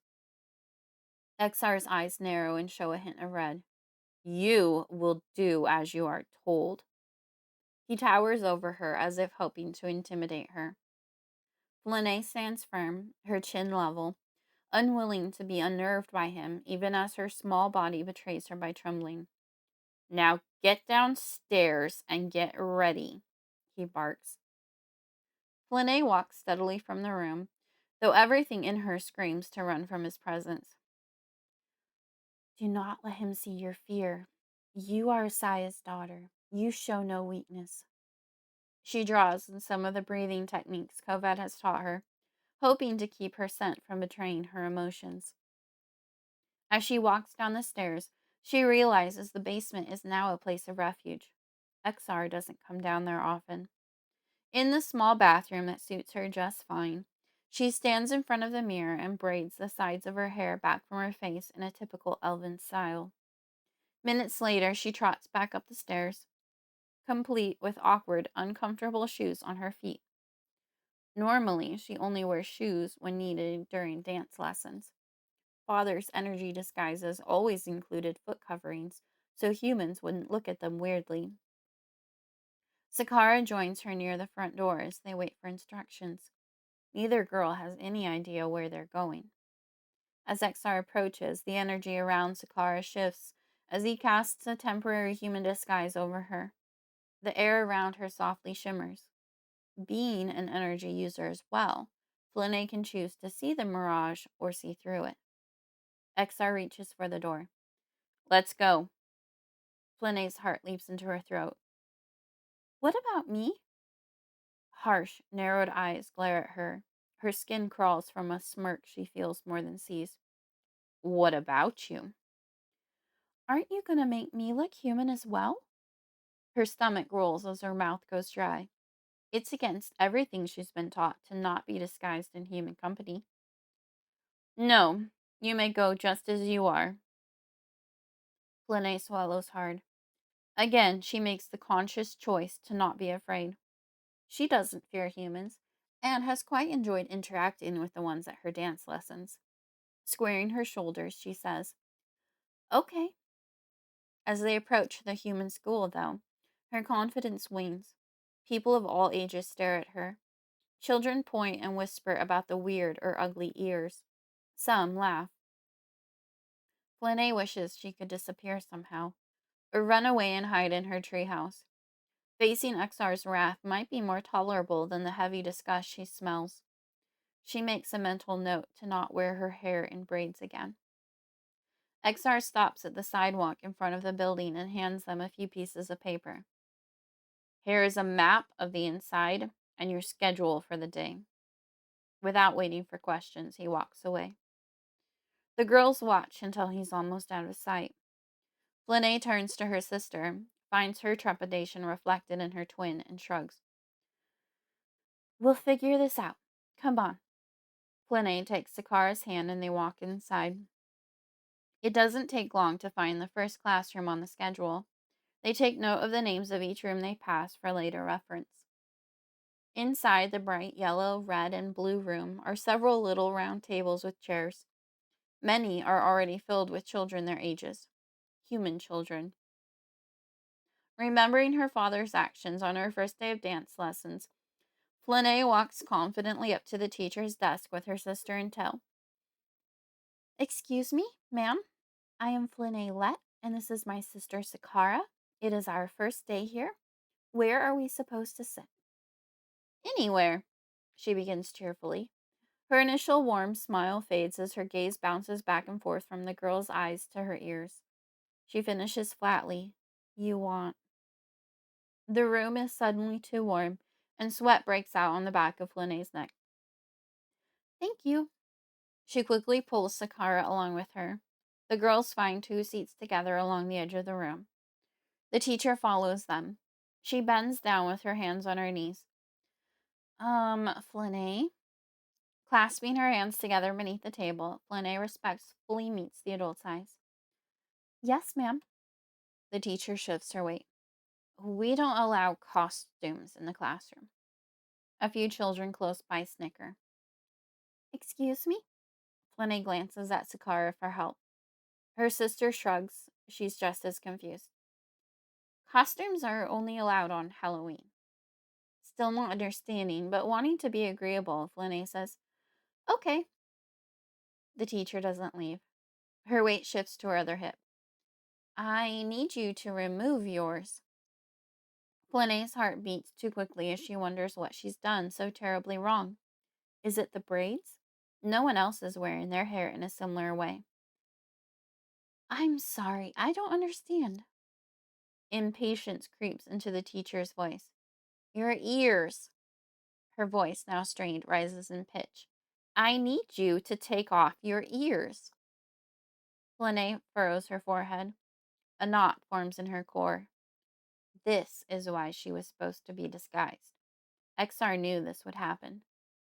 Take off my ears, she chokes out. The teacher huffs, obviously displeased. Her lips purse in mild anger. She reaches down, grasps the top of Flynae's ear, and sharply pulls. As sudden as the teacher's movement is, Flynae's acute reflexes see it coming. Instinctually, she swings her hand out wide and slaps the teacher's arm. Both of them pull away from the other. The room gasps and becomes silent, all eyes on the altercation. The teacher rubs her arm. Flynae puts a hand over her assaulted ear and scowls at the human. The woman straightens. You do not strike a teacher. You're coming with me to the principal's office right now. In a much louder voice, she says, The rest of you stay in your chairs until I return. All eyes are on the two of them as Flynae follows the woman from the room. And this is why Kalia do not associate with humans without disguises. They try to tear your ears off. Kovad. Lord Kovad Tide sits at his computer, poring over reports from his generals, when something tugs on his left ear. Only it wasn't his ear, it was hers. Daily events typically leave them distracted enough that they're able to mostly ignore the other until nightfall. The girl lives on the outskirts of Salome, the capital city of the planet Diomede. Diomede is the political center of the galaxy. All space-time is set to match Solem's. This means that Kovad is typically awake during daylight hours in Solom, as he resides in his warship, the Destroyer.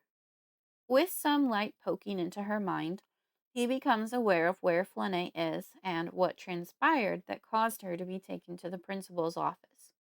She's too distraught to notice him. Lord Tide sighs, closes his eyes briefly to center himself, and pulls up the information for the principal's office at the school.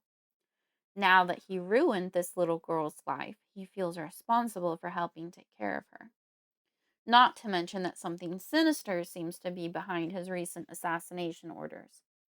Kovad plans to discover what Emperor Siko is hiding. The human had not been informed that his target that day was a Kalia, much less one of their royal family. How much difference would that information have made? Probably little. Lord Tide would still have obeyed his emperor. Would knowing beforehand allow him to feel less dirty now?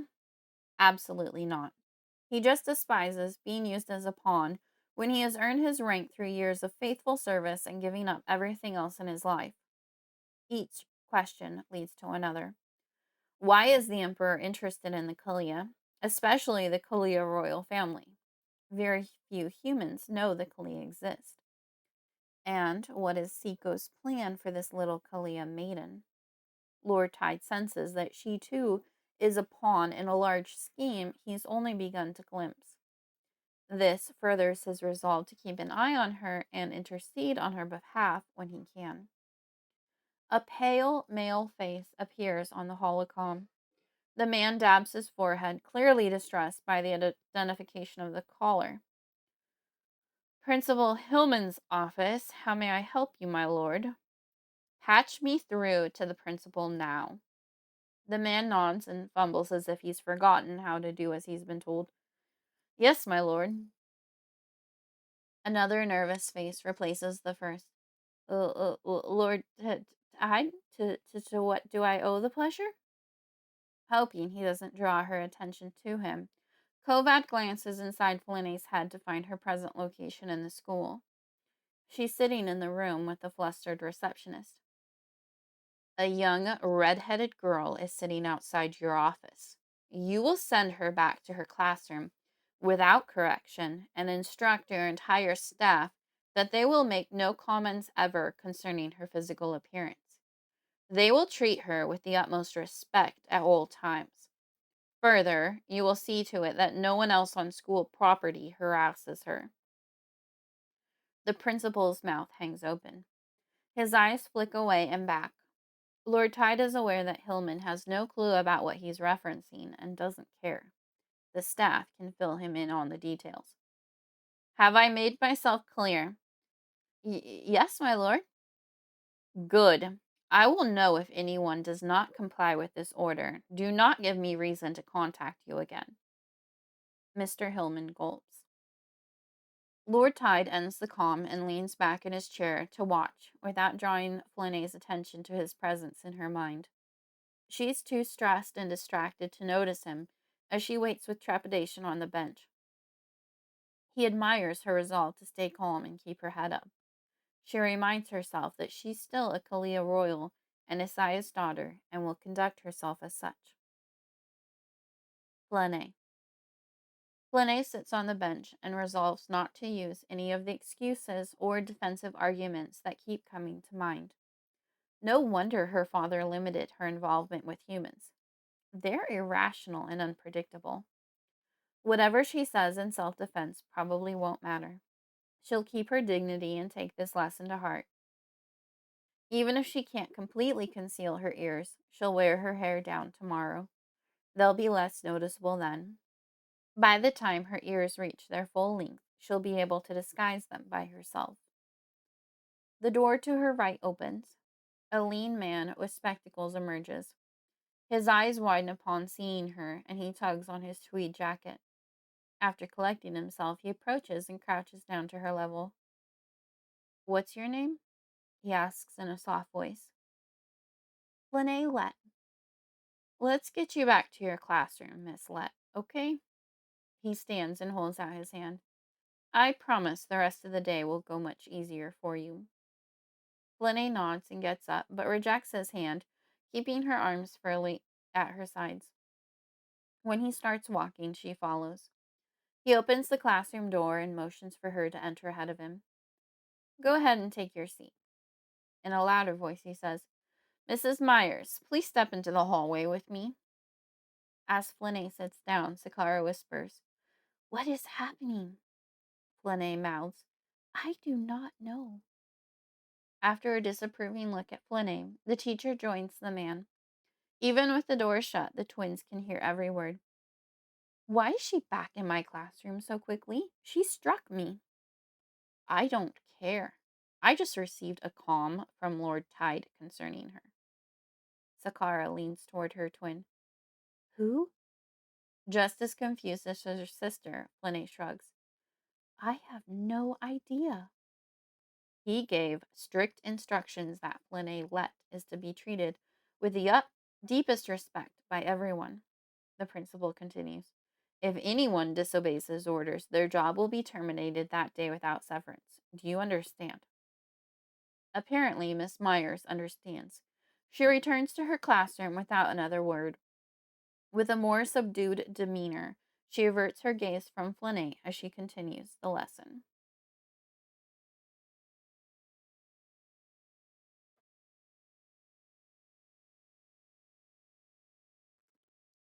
Hoodwinked. Flynae. Today, class, we will be working on the letter E. Miss Myers writes the letter on the board for everyone to see.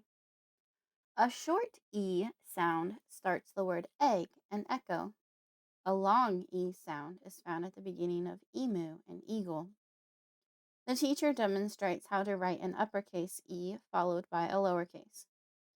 Now, go ahead and trace the letter E on the page in your book. E also stands for emergency. I'm going to die an early death from ennui. Flynae whispers to Sakara at a volume too low for nearby humans to hear. The only time the girls have been scolded for talking in class was when they made the mistake of doing it when the teacher could see their lips move. Sakara gives them away now as she can't contain her giggle. Flynae elbows her in response, but it's too late. Miss Myers clicks across the room in her short heels. Is something funny, Sakara? An acrid odor of annoyance ekes from her. The teacher doesn't lean down anymore when speaking to the twins like she does the other students. I was just thinking of other E words, Miss Myers. Sakara straightens her face. Oh, and what words were so amusing? The grin breaks through, curving up the edges of Sakara's lips. Ennui? Unable to stop herself, Lene spits out, exasperated? She shares a short laugh with her sister, even as her cheeks and ears begin to burn. After a forced exhale, she lowers her head. Apologies, Miss Myers. We did not mean to be disruptive. The teacher taps her foot several times and crosses her arms. Finish tracing your letters, please, so we can move on. Yes, ma'am, the girls say in unison. When the woman turns away to inspect the progress of the other students, the sisters exchange bored glances and get to work. Flynae immediately feels remorseful. She doesn't mean to irritate the teacher, but she and Sakara are way past needing to practice their letters. They're both proficient in reading and writing. Classroom hours crawl by with all the haste and desirableness of a slug, today more so than the days prior. At dinner the night before, Exar had told her that Senis would be waiting for her after school at the park across from the Capitol building.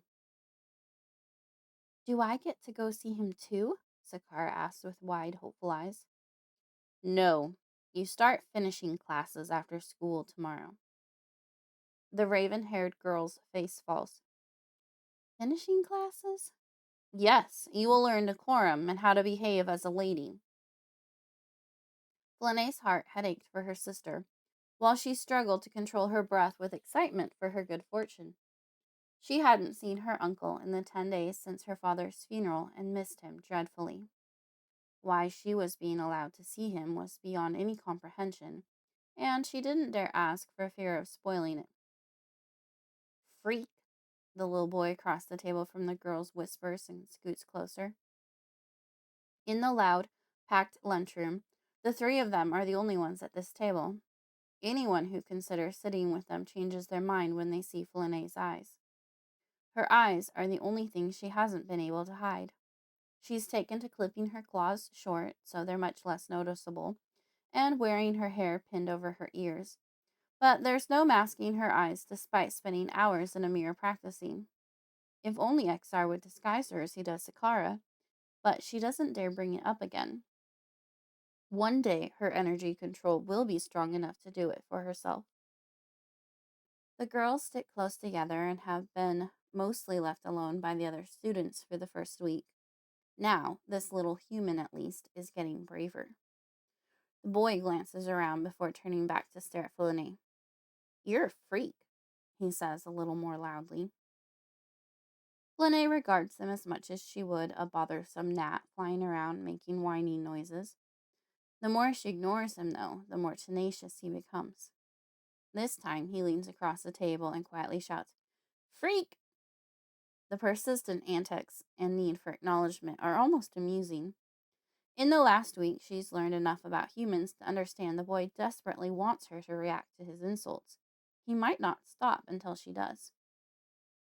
Flynae decides to do something he could never expect.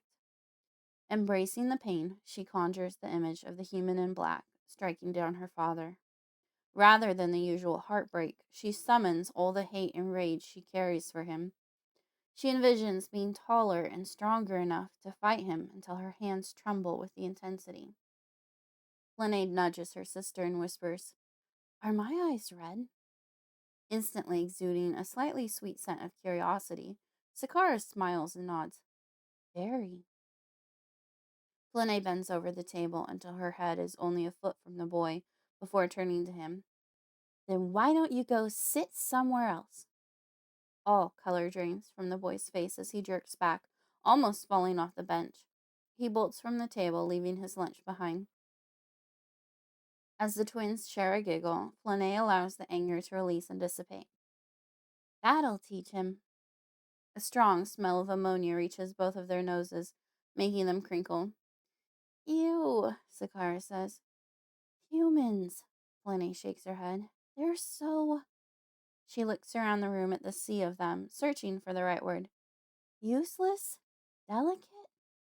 Delicate, exactly. Flynae sighs and struggles to keep her chin up. Maybe the boy was right. Everyone here, including her sister in her disguise, looks different from her. Here, she is a freak. The girls finish their lunch and start walking back to their classroom. 3 taller boys step into the hallway and stand in their way. 2 of them are about 11, and the third is probably 13. The twins move to walk around them, but their path is blocked. One of the younger ones leans down and pokes Flynae hard on her breastbone. You're the freak that scared my little brother. He said you had weird eyes. Flynae refuses to give an inch. The spot on her chest is sore, but she won't rub it.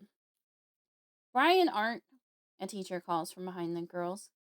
Brian glances up, his face hardening, knowing he'll be punished for even appearing to be rude to Flynae. You're dead, freak, he whispers, and the boys move on. The girls shake their heads and continue to class. Flynae isn't worried. She knows she can outrun a human any day. After school, the twins hug and go their separate ways. Tell Senis I love him, Sakara begs. I will, Flynae assures her. She skips off toward the park, humming a favorite tune. She's barely off school property when she hears Brian Arndt say, There she is. The 3 boys are close behind her, running in her direction. Oh, gods, she swears under her breath and takes off. She'll either lose them in the city or lead them straight to Senis, who will take care of them. At the moment, they're just a nuisance. The streets of Solum, the capital city of the planet Diomed, are busy as she runs through the downtown skyscrapers.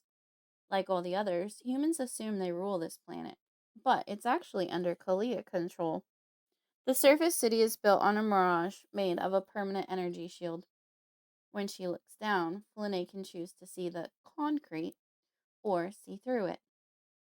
Beneath is the Halaa underground, a flourishing city where Halaa don't need to disguise themselves. Diomed is the control hub of the galaxy. Unbeknownst to humans, many Halaa hold places of great importance in the hierarchy of government. A road ahead is cordoned off from any traffic for a procession. A glance behind reveals she hasn't lost the boys. Flynae darts down a side street. After a few turns, she finds herself lost and staring at a brick wall. She's in an alleyway that goes nowhere, surrounded by buildings on 3 sides. Next to the structures are several commercial trash compactors. If she stands on these, she might be able to jump and reach the bottom of a fire escape. While she contemplates her options, the boys come around the corner, trapping her. Her eyes widen and her senses heighten when she sees the oldest boy holding a switchblade. We've got you cornered now, freak. Still, she remains calm and in control, planning her escape. She can easily scale a garbage receptacle before they reach her. Another leap puts her in reach of a ladder. She's faster than any human close to her age. A few seconds later, and she'll be beyond them. Until an impending footfall freezes her in place. The next one seems to stop her heart. Doom approaches once more in the shape of the human who cut down her father. She clamps her hands over her ears, but she can't drown out the noise that fills her with terror. Kovad. Lord Tide is acutely aware of Flynae's mild panic as she runs from the boys chasing her, while he walks down the steps of the Capitol building next to the Emperor. He sees the route she's taking and knows it's close until Emperor Seiko is safely in his vehicle and on his way. Seiko seems to sense the distraction. He turns and looks up at the human next to him. While the Emperor's presence is even stronger and more imposing than Lord Tide's, Beneath his stately robes is a lean, elegant frame. He seems to float rather than walk as he moves. Something on your mind, Lord Tide. The Emperor's voice is as smooth as his gait, intoxicating and sultry to all who hear it. Just your safety, my liege, Kovad lies, wishing the Emperor would hurry up and depart. From the corner of his eye, he catches a glimpse of her long red hair turning down a side street. When his pulse quickens with her fear, he focuses on his breathing to remain calm and wait. The Emperor studies the human before glancing toward where Flynae recently disappeared. Finally, several long heartbeats later, Seiko steps into his awaiting vehicle. A guard closes the door behind him. Lord Tide waits an agonizing minute for it to disappear before walking swiftly after Flynae. He delays until he's around the corner, out of view of the Capitol guards and the reporters that document the Emperor's every shift before using energy to cloak himself. It would be scandalous for him to be seen running. The cloak doesn't make him invisible. It just makes anyone around not notice him. After a couple of turns, he's caught up to her enough to see the boys at the entrance to the alley. Kovad slows to his normal quick stride and allows the energy cloak to drift away. He feels Flynae's alarm at the sight of the knife in the boy's hand, but the sound of his footsteps distracts her. At once, she's back on the porch, hearing his boots hit the ground as he walks toward her father. The dread that fills her and makes her tremble shakes him to his core. His presence and proximity are more frightening to her than being cornered. As grief tightens his chest, Kovad suddenly wishes that he could recall every choice that led him to that day. Nothing is worth causing her this anguish. One of the boys turns. His eyes widen upon seeing Kovad. Oh shit, it's Lord Tide. The trio face the warlord and stand awkwardly, frozen by fear and awe. Lord Tide keeps pace until he reaches the boy with the knife. He grabs the child by his shirt and lifts until their faces are only inches apart. The knife clatters to the ground. Urine drips from the boy's shoe and puddles beneath him. It takes Kovad a moment to realize he's seeing this and smelling it through her senses. Her vision narrows to focus on him while her heart pounds in her head. In a calm, low voice, he says to the boy, "You let it be known to everyone at your school that she is not to be touched nor harmed in any way by anyone. If she is, I will hold you personally responsible. Understand?" When the boy nods and stammers, "Yes," Lord Tide lowers him, releasing him a few inches from the ground to land with a jarring thud. As soon as the boy can collect himself, he races off with his minions trailing behind. Pride slips like a faulty facade from the warlord. He wants nothing more to explain his regret to this little girl. Maybe that would stop her screams from haunting his usually peaceful sleep. The hatred streaming from her crimson eyes as she channels her dread and horror into rage feels like damnation. Kovad opened his mouth, imagining words of comfort and explanation. "No!" she screams before he can get a word out. Her hands fly to cover her ears as she backs away until a solid structure impedes her. She doesn't want to hear his voice and connect the one from her head to the man before her now, but that's too late. Flynae collapses to her knees, wishing she were fighting the boys to her death rather than facing him. He closes his eyes, locking in his tears, and barely resists hanging his head. A hard lump forms in his throat. How can he ever begin to atone for this crime against her? She doesn't deserve any of the heartbreak nor the ongoing torment of the adult she lives with. "Leave me alone! Leave me alone! Leave me alone! Leave me alone!" The spoken words echo in the girl's head, wishing she had been able to keep her composure in his presence. She struggles for control over her voice and fails. "Don't talk to me again! I want you out of my head!" Flynae's hands go to her hair and tug at her scalp in a desperate yet futile attempt to pull him out. After considering and abandoning several things he would like her to hear, Lord Tide straightens and squares his shoulders. The least he can do is honor her wishes. With a respectful dip of his chin, he strides back to his shuttle, parked at the back of the Capitol building. Flynae. Frozen in place on her knees, Flynae's heart echoes the thudding of the man's boots as he walks away. When the footfalls fade to an ongoing phantom beat in her mind, she falls forward onto her forearms, her head resting on her clasped hands. How can he be the voice in her mind? Bile turns her throat as she recalls trusting him, allowing him to soothe her to sleep. The truth is the worst kind of betrayal. He purposefully hid it from her. Flynae's stomach swirls, threatening to expel its contents. She breathes through increasing nausea until it finally lessens, hating that he'd taught her how to calm herself like that. He'd intervened at the school as well. The knowledge transfers to her mind as an unbidden memory from his. He's still thinking about her. Crush you! Leave me alone! I don't need you! As the discomfort in her stomach continues to diminish, Flynae struggles to blink back tears. She refuses to cry over him. He isn't worth it. Still, the tears well up. Lost and alone, she shivers, though it isn't cold out. Senes! The thought of what she was doing before the boys chased her returns. Nearly blind with unshed tears, Flynae races down the city's side streets, using mostly instinct to guide her to her uncle. The skyscrapers give way to a park filled with sweet-smelling green grass and tall oaks. Small groups of humans cluster about the area, kicking or tossing various objects between them, or sharing a blanket on the ground. With a little help from a flash of sunlight on crimson hair, she finds her uncle waiting on a bench. Flynae sprints toward him. He must realize something is wrong and runs to meet her halfway. When she's close, he kneels and she collapses into his arms. What is it, dear one? Senes smooths her hair before pulling back and holding her upper arms. After looking her over for damage, he surveys the landscape behind her. Are you being chased? Not trusting her voice to get anything out between her ragged breaths, Flynae shakes her head. A single tear escapes down her cheek. She wipes the traitorous moisture away.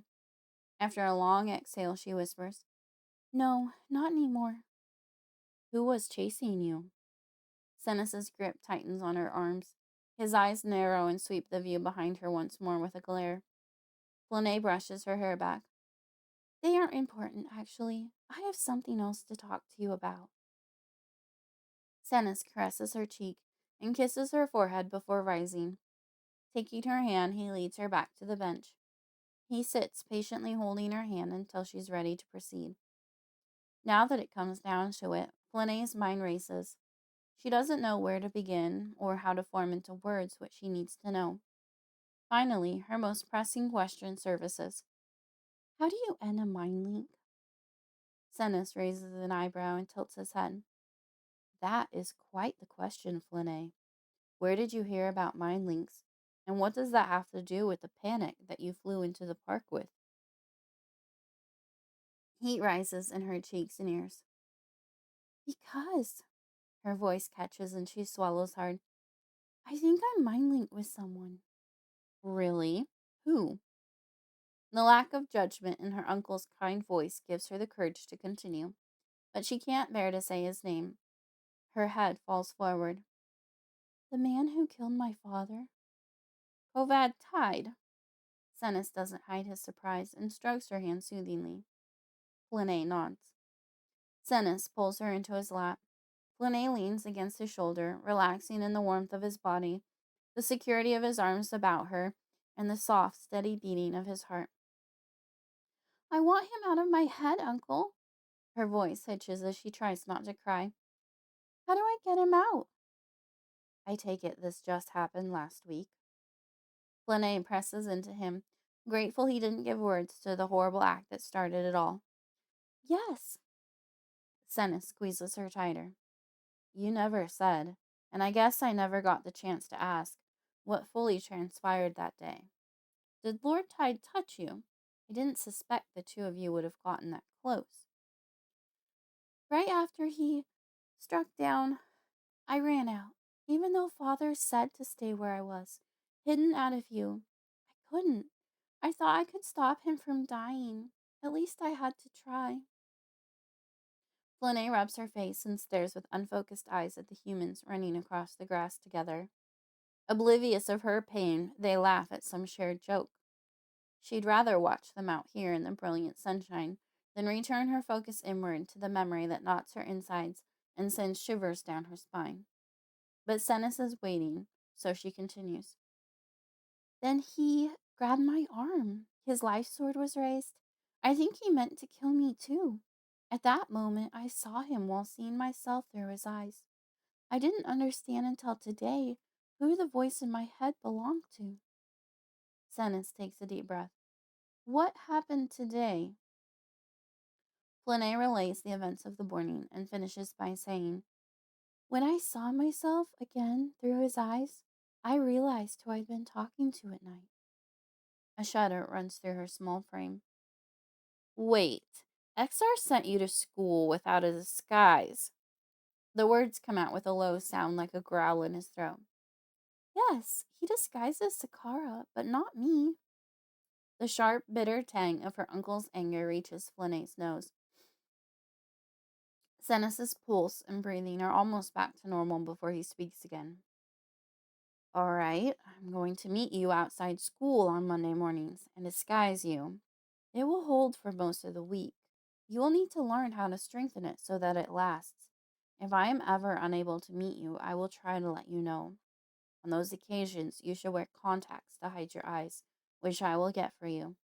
I can also buy you some headbands to better hide your ears. Okay? Yes? Flynae waits patiently for Senis to address her main issue. Finally, she can't keep her peace any longer. But what do I do about him? Senis sighs. I don't have great news for you there, dear one.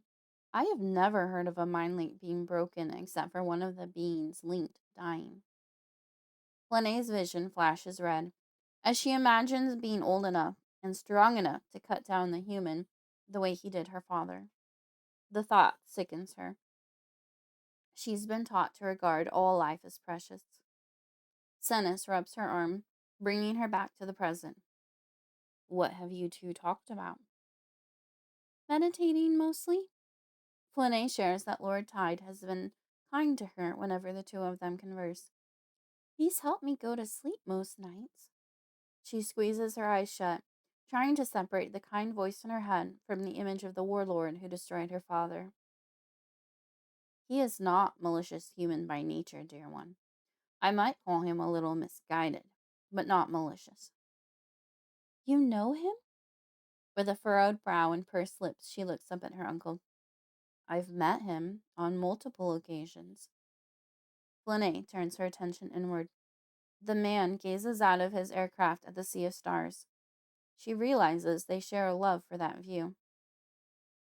He is listening now. We often know when the other is thinking about us. Her face twists as she concentrates to sense him without being too invasive or engaging. I think he respects you, Uncle. How do you know each other? When he was in a relationship with the daughter of a dear friend, I helped him improve his energy control and life sword skills. I took you to see the daughter once when you were an infant. Isaiah found out I took you near a human and was livid. Dennis laughs. Shame on you, Flynae says with a smile. You know how father felt about them. He made it abundantly clear. Emotions fled into her body that aren't hers, leaving it heavy. Why does talking about... She searches for the name that is in his mind. Selena, that's her name. Why does she make him... The emotion is convoluted and layered, and nothing she's really felt before. Guessing, she describes the gist of it. Sad? That's the closest word I know for it. Well, they were married until he left her. I don't know his reasons, because I know he still loved her deeply when he left. He was trying to protect her, Flynae says, repeating what she heard in his mind without thinking. Conflicted by warring emotions, she grabs the sides of her head. She doesn't want this. She doesn't want to understand him as a person. If she does, she might not be able to keep hating him. If he isn't all bad, she won't be able to hold on to anger toward him. Hey now, Sennis lovingly brings her arms down and squeezes her. I love you, dear one. I will always do everything within my power to protect you. But I don't know how to help you with this except for being here when you need to talk about it. Sennis holds her until she relaxes and her breathing slows. All right, we need to do some practicing. He sets her on her feet and holds out his hand in front of her. Energy swirls above his palm in a soft, shimmering circle. This is the energy I use to disguise myself. Touch it. Feel it. Flynae's eyes widen. She longs to harness and manipulate energy as easily as her uncle does. She reaches out and places her hand in the middle of the energy ball and giggles as it electrifies along her skin. It's soft and warm and playful. Closing her eyes, she allows her energy to dance with it. Yours will be a little different when you do it on your own, but the core of the feeling will be the same. Understand? Flynae nods, keeping her focus on the glowing air. I'm going to bring it to your face. Allow it to flow through your skin. Support and contribute to it. She drops her hand to her side as Sennis moves his toward her. When it's close, the ball floats to her and becomes one with her. Without needing a mirror, she knows she appears as a human without a trace of Kalia traits to give her away. Relax when you work with it. You can't force it to do what you want. You have to cooperate with it. Think of it like the way you dance and play with music in the air. It is no different. Flynae resolves to spend every idle moment practicing. The only way to protect the good in the galaxy is by being stronger than the evil. The next time someone comes for one of her family, she'll be ready. Atrocities. Kovad. When the notification for a message from Imperial Protector Stroud flashes on his screen, Lord Tide's insides clench. Imperial Protectors are Emperor Seiko's bodyguards. A message from one of them can only mean a direct order from the Emperor. Kovad opens the communication and confirms his instinctual dread. He's being summoned to the Dominion, Seiko's flagship. Normally, this would not be a cause for alarm. Seiko often summons him when the Emperor desires a certain skill set, one that the warlord had been happy to perfect to please his liege. Only, this last week and a half had been anything but normal. Since carrying out his orders to slay the girl's father, and being unable to escape her except in sleep, Lord Tide has been careful to shield her from the darkest aspects of his position. Today, he might fail that objective. He and the girl have fallen into a routine. They're most aware of the other when she wakes up in the morning. Except for occasions of extreme stress on her part, they've been able to mostly tune the other out as they go about their day. Flynae's bedtime signals a reconvening of sorts. Kovad listens as she shares anything on her mind before he helps her relax enough to sleep. The previous evening, following her discovering his identity, she refused to speak to him. On her side of their mind, she lay with her back to him. When she tossed and turned for more than an hour, he walked himself through a calming meditation. Within 15 minutes, she was asleep. This morning, he couldn't help but notice her for a few minutes. After she dressed for the day, she stood in front of the mirror to reinforce the disguise left behind by Sennis. Flynae's desperation got the better of her, and she ended up forcing the energy off her face. Kovad tried to warn her to relax, but that might have contributed to her pushing harder. While the human wasn't capable of manipulating energy to make a disguise, he understood a lot of the basic principles of how it worked.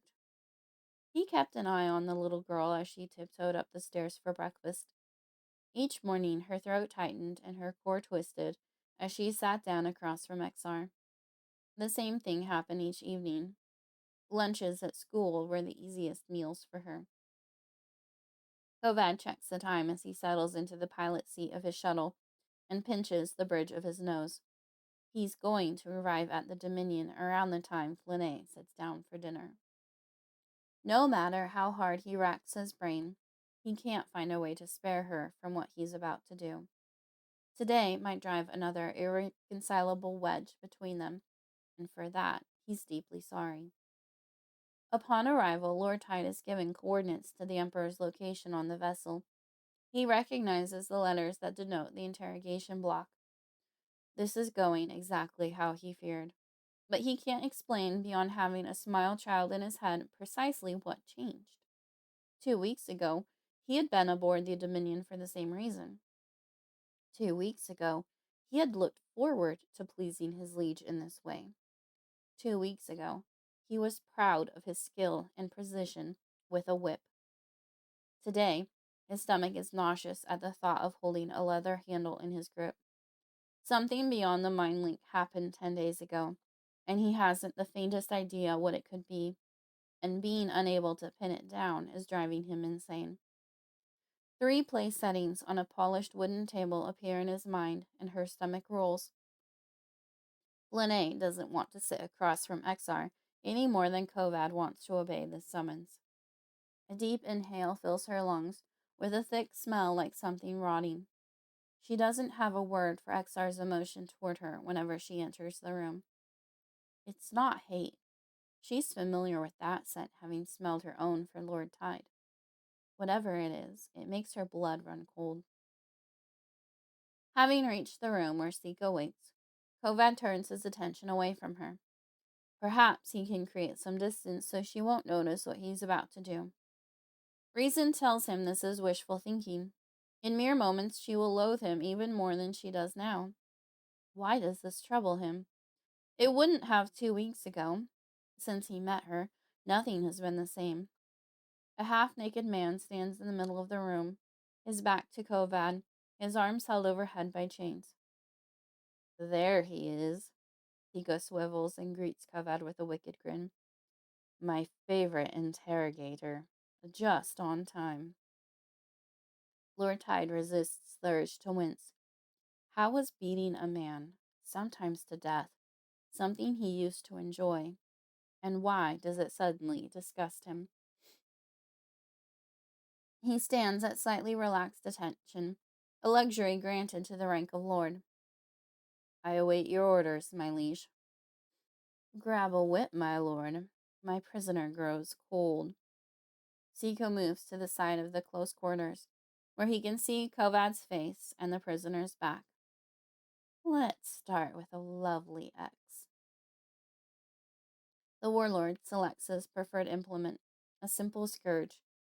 Not that long ago, he enjoyed the clean marks it created on flesh. The single lash meant that interrogations lasted longer, but were often more effective. Anyone who started talking in the first hour or two of being tortured was never telling the truth. Actual inquisitions were more likely to take place aboard his warship, though. Floggings on the Dominion were more often for Siko's amusement than anything else. The Emperor clears his throat.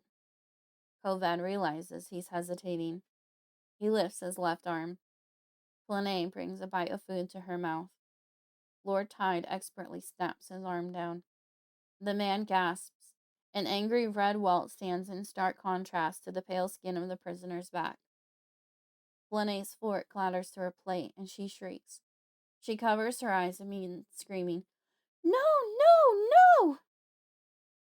Kovad's heart hammers in his chest. His pulse pounds in his temples. His grip on the handle is compromised as his palm breaks out in sweat. What are you waiting for, Lord Tide? Siko glares at him and crosses his arms. Unable to delay, Kovad lifts his arm and strikes the man again. The mark overlaps the other in a perfect perpendicular. Blood oozes from where the wounds intersect. Stop! Please! Flynae wails.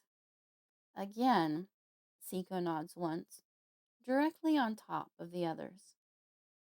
Kovad's arm trembles as he raises it a third time, but the whip lands perfectly on top of the first mark. The wound splits, and blood trickles until it's caught by the waistband of the prisoner's pants. Lord Tide's head jerks backward, pulled by his hair, except that it isn't his hair being pulled. Exar is dragging the crying Flynae across the kitchen floor toward the stairs to the basement. Wishing for a way out of this hell, Kovad hits the man again. Flynae's hip collides with a step as Exar drags her down. Unwilling to witness her torment any longer, Kovad tunnels his attention to the task set forth by his emperor. He carries out his actions robotically and doesn't allow himself to think about what he's doing. Finally, Siko lifts a hand, calling for a halt. Two deep, crossed lines split the man's back and weep blood. Kovad doesn't know if the prisoner is dead or alive. All his thoughts are of putting distance between himself and this scene.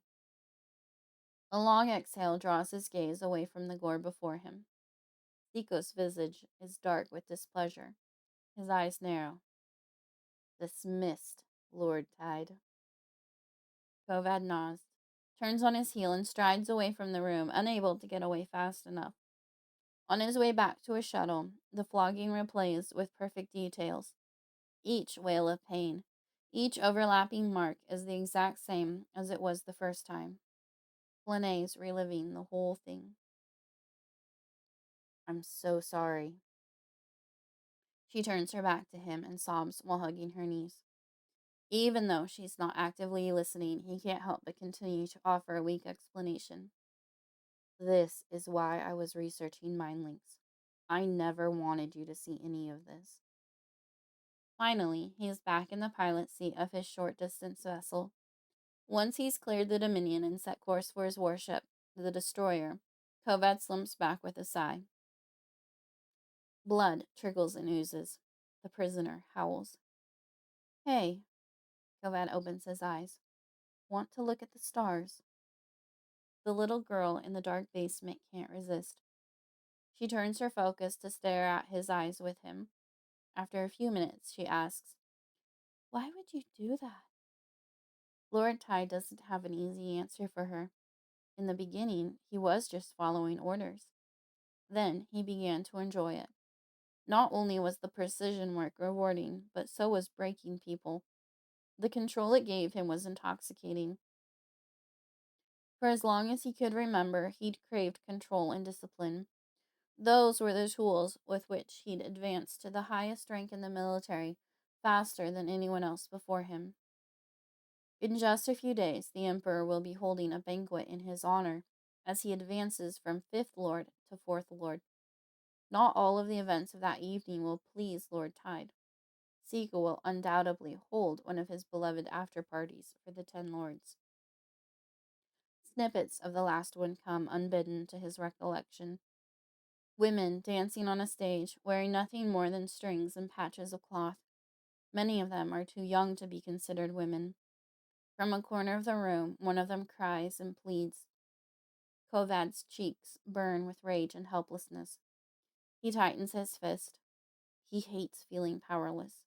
And then he remembers Flynae. Fuck, I can't think about anything without you witnessing it. I didn't mean for you to see or hear any of that. Flynae squirms on her bed. She doesn't want to see him as anything but evil. He's the monster who murdered her father. He just beat a man bloody. He did nothing for the screaming girl. Flynae squeezes her knees together, but they yelp at her. Beneath her skirt, she's bruised from hip to ankle. She makes a mental note to wear long pants to school tomorrow. Slowly, she lifts her legs onto the bed and lays down. To avoid being rude, she says, I'm going to sleep now. Okay. Kovad continues to admire the stars, knowing that she is as well. When she struggles to sleep, he guides her through a meditation. Once he knows she's out, he whispers, I'm sorry.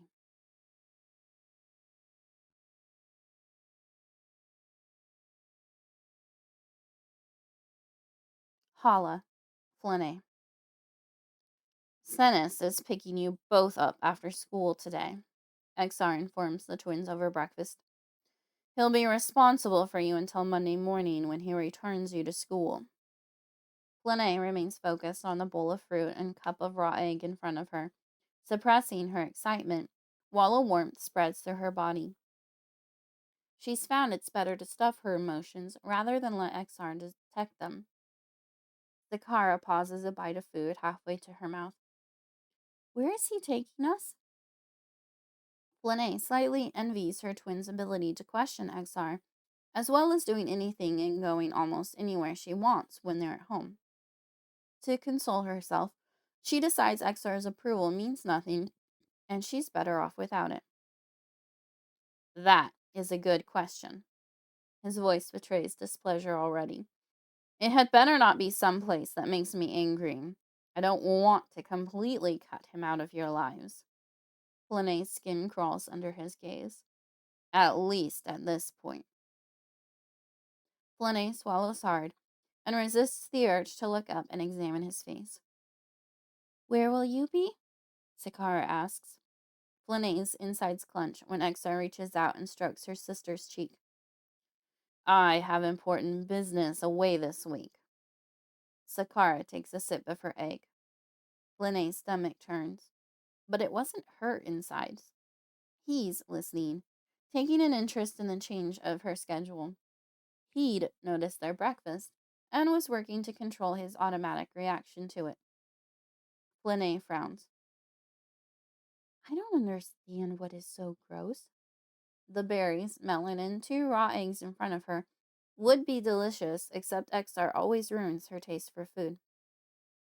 Your eating habits aren't gross to me. I prefer my egg whites cooked, is all. Flynae wrinkles her nose and responds to herself because she isn't really speaking to him if she can help it. Now that sounds unappetizing. She can't think of a meat she would prefer to consume cooked. Once more, Exar's attention is on her. She squirms in her seat, wishing she could find something to distract herself with.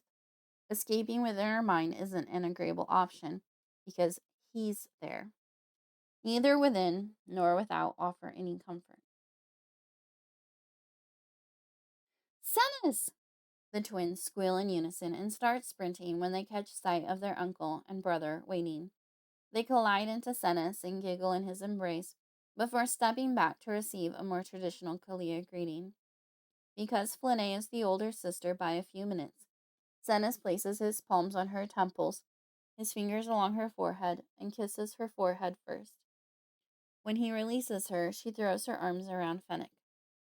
Where are we going? Zakara bounces up and down on her toes. The Halaa, he replies with a quick, mischievous lift of his brows. I have a friend I want you both to meet. Selena, Flynae says without hesitation. Senis inclines his head. You are very astute, dear one. Zakara walks next to her twin as they follow Senis to his shuttle. Who is Selena? A human. Ew! Zakara rolls her eyes and throws her head back dramatically. I've had enough of humans at school lately. I think you will find her agreeable. Senis steps to the side to allow the girls to enter the vehicle first. And if you don't, then you girls can at least learn to ride a horse. Flynae's breath catches in her throat. Yes, please, the twins exclaim as one. Flynae grips her seat as the shuttle lifts for what feels like forever, leaving her stomach behind. She's only flown short distances across the planet before, never up into space, although she has a sense of what it feels like to break free of gravity, having felt it through the Mindlink. His body never responds as strongly to it as hers is now. After a few minutes, Senis comes out of the cockpit. Autopilot is set. You girls can unbuckle and move around if you want. Releasing their belts serves to unlock their mouths as well.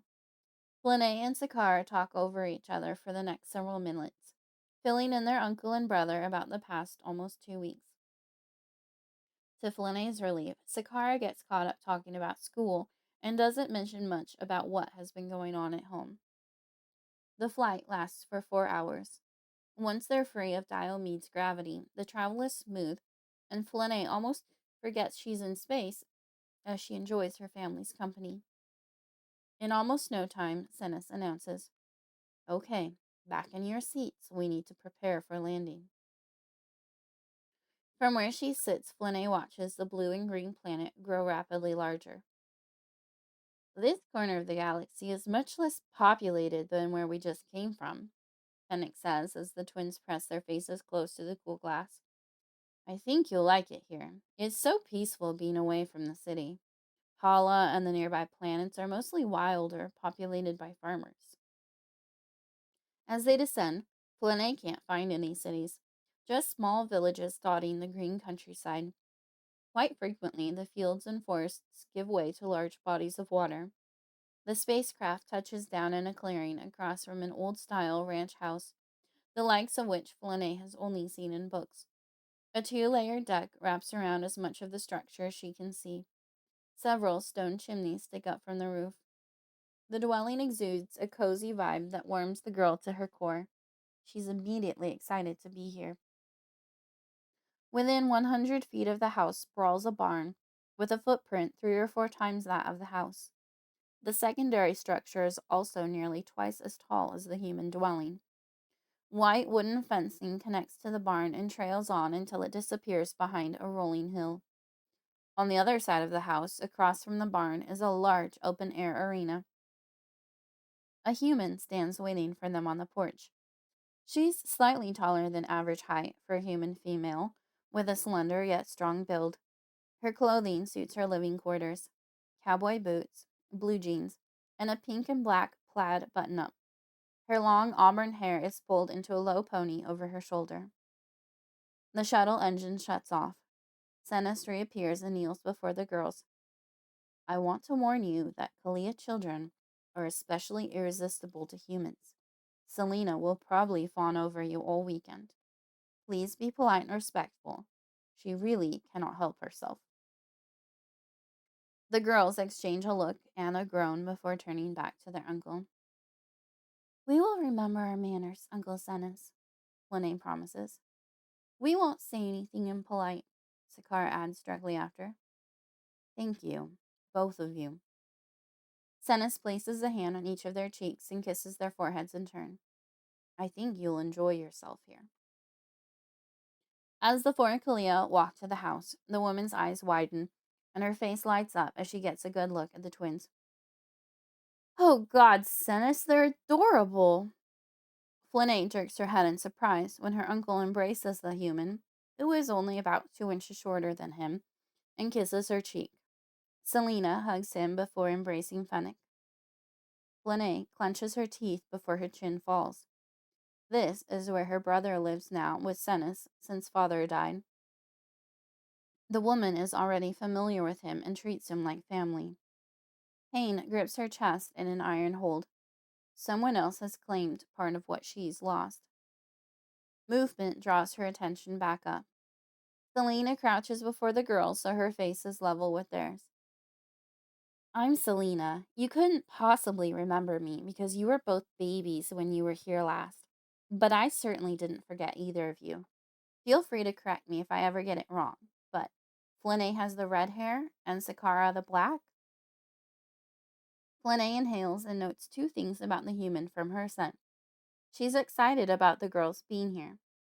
Beneath that crisp aroma is a sweeter, slightly floral smell indicating romantic attachment. A heaviness persists in her chest as she realizes this emotion can only be for her uncle and is in vain. While Cenis may care for the woman and call her his friend, Flynae has heard him express his intention to never have another intimate relationship with a mortal. Are you hungry? Selena stands up and turns halfway toward the entrance to the house while still looking at the girls. Yes, the twins reply. I have a picnic ready for us out on the back deck. The human leads them inside. They walk through a homey kitchen that leads into a sitting area. Selena reaches for the handle of a sliding glass door when a terrible sight to the left of the exit way catches Flynae's attention. She shrieks and backs up, bumping into Fennec in her desperate attempt to get away. While covering her face with her hands, she closes her eyes. Objects clatter to the ground as she knocks something solid yet light over,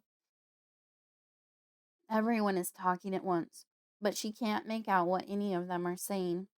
A gushing beat pounds in her head, drowning out all words. Hands grab at her, and she screams again.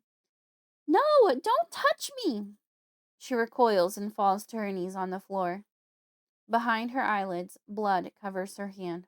A blazing blue blade of energy slices into her father. She kneels over his fallen figure, wanting to protect and hold on to him. A solitary thought repeats in her head. What is he doing here? Close sounds slide into her recognition. Senis and Fennec call out her name. From nearby, Sakara sobs. Flynae peeks through her fingers. Her uncle and brother kneel before her, worried looks on their faces. Senis cautiously touches her arm. When she doesn't flinch, he draws her in. What is it? What happened? Selena holds on to Sakara and strokes the girl's hair. Senis's dense, musty odor betrays a slight annoyance. The picture, Selena. The one on the stand near the door. As she calms, Flynae realizes her uncle is upset at himself. The wedding picture? The pitch of the woman's voice shows her confusion. Still, she picks up the frame and slides it into a nearby drawer. Fennec turns to Selena and says in a low voice, Flynae witnessed him murder Isaiah. Oh, fuck! The human covers her mouth. Sorry. A hint of red shows in her cheeks. Shit, that's awful. I'm so sorry. I didn't know. Her head swivels around as she searches the rest of the room. I think that's the only one I left out downstairs. I put them all away except for this one and the one in my room. It's okay, Flynae whispers, barely finding her voice. It's your house. What did she say? Selena turns to Fennec, who repeats the words for her. It may be my house, but I want you to feel comfortable and welcome here. I'm so sorry, sweetheart. As hard as she tries, Flynae can't shake the stabbing pain in her chest. Her heartbeat is almost a normal pace. She's taking deep breaths to try to move on. They're waiting for her to be ready for the picnic. But he's sitting at his desk, one palm on his forehead, the other fist clenched. His chest aches with sorrow and regret. Flynae wants to feel victorious. He should be hurting. Not even here on Halaa can she get away from him. Why should he live in peace while she endures constant torment? But she can't deny his continued efforts to atone, and that's starting to mean something. The girl takes another shuddering breath and feels capable of at least walking on her own. In a loud enough voice for the human to hear, she says, I think I'm okay now. I don't want to ruin what you have planned. The woman shakes her head. You can't ruin anything, sweetheart. It's all for you and your sister.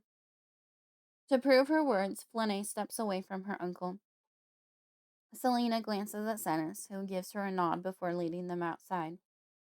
Spread out on a table is at least twice as much food as the five of them will be able to eat.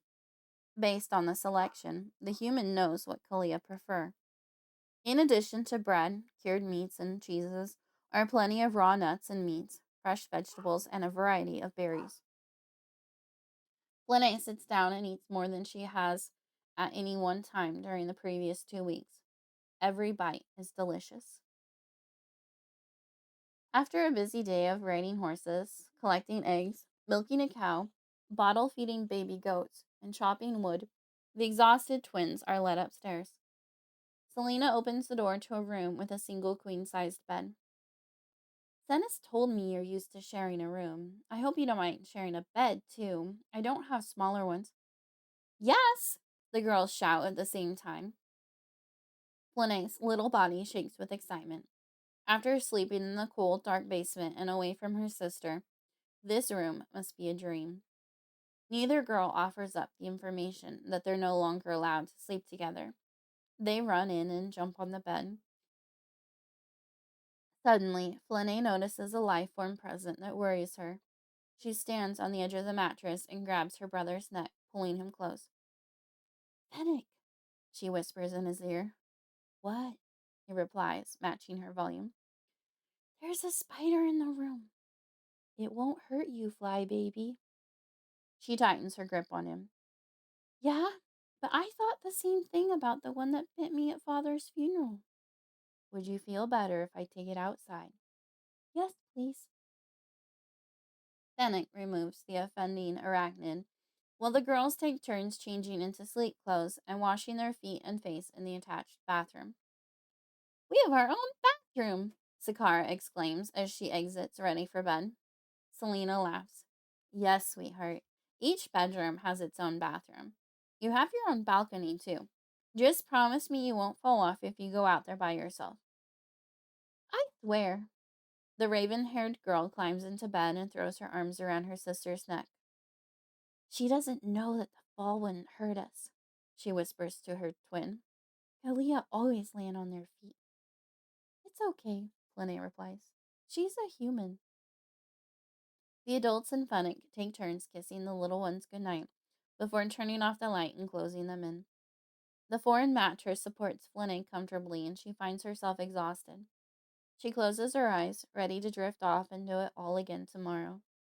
The endless number of things to do on a farm had been a fun surprise. Within minutes, Sakara is breathing low and peacefully. Flynae finds herself staring up at the ceiling, making pictures out of the texture above her head, jealous of how quickly her twin fell asleep. Even after closing her eyes for a bit, sleep comes no closer. Canned laughter from a television show reaches her ears. She's familiar with the noise, having heard it from surrounding houses in her neighborhood. Humans like to watch other humans do strange, funny, or even mundane things. Flynae doesn't understand it, preferring to do something herself rather than watch someone else do it. Laying in one place makes her restless. She's been trying to sleep for at least an hour and is bored now. Slowly and carefully, she wriggles from Sakara's embrace and tiptoes silently from the room. A light shines through a partially open door at the end of the hallway. This is where the voices and laughter are coming from, too. Flynae pads down the hall past several doors on either side toward the light. Though neither her uncle nor her brother has gone to bed yet, the concentration of their spells tells her which rooms they sleep in. She peers into the room at the end of the hall.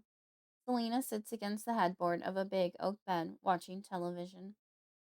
Something must have caught the human's eye as she glances in Flynae's direction. What the fuck? She shrieks, nearly falling off the bed. Flynae jumps backward, out of sight, her heart racing. No, wait, Selena calls out. I'm sorry. Please, come in, whoever you are. Her whole body trembling, Flynae hesitates before stepping into the doorway. Selena clicks on the light on the end table next to her. The woman's chest rises and falls with deep breaths. Come in, Flynae. The eye shine still catches me off guard when I'm not expecting it. Flynae nods to make the human feel better, but doesn't understand what is so shocking about eye shine. Just like any cat, Kalia eyes have a layer of tapetum lucidum that reflects light and makes their eyes appear to glow in the dark. Selena pauses the show. Can't sleep? No. She shakes her head.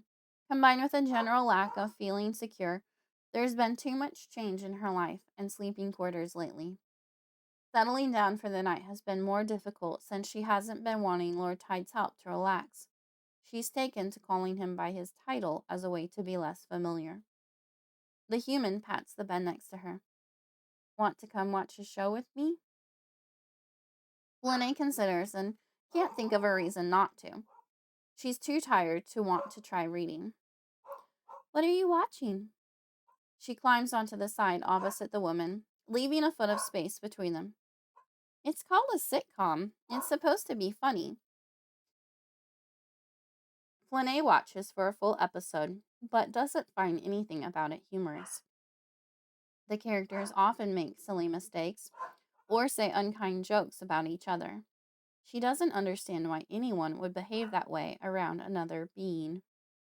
As she loses interest, Flynae glances around the room. On the nightstand next to her is a picture of Selena wrapped in Lord Tide's arms.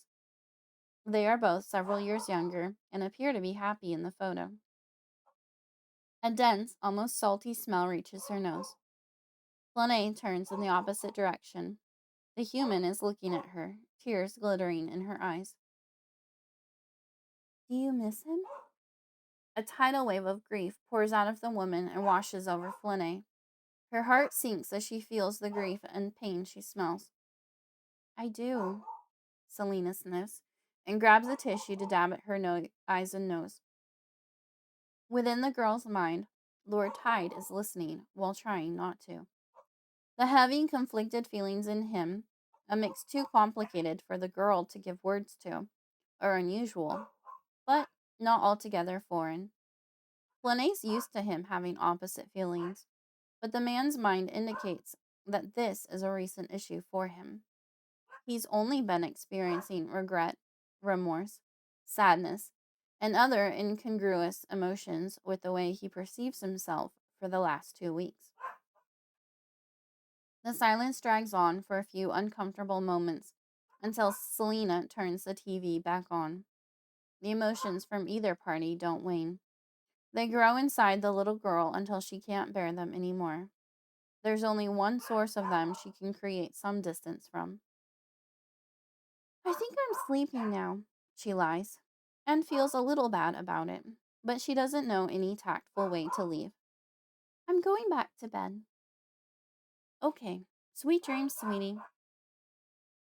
Flynae walks silently from the room, carrying both set of adult emotions with her, as well as her own confusion. As she reaches her bedroom door, Fennec walks up the stairway. What are you doing up, Fly Girl? He asks softly. She indicates with her head back toward the woman's room. I couldn't sleep, so I watched a show with Selena. Fennec's eyes flick behind Flynae and back. He exhales long and slow. Uh-huh. Come with me. I want to show you something. Flynae follows her brother through his room and out to the balcony. Fennec hoists her onto the roof and gracefully jumps up behind her. She glances up and is wowed by the myriad of stars above. They're much brighter and more visible when they aren't competing with nearby city lights. When Fennec lies down, she lies next to him, their heads gently touching. As much as she doesn't want them to, her thoughts drift toward Lord Tide. Carrying both her and Selena's emotions about him, she's left simultaneously hating and missing him.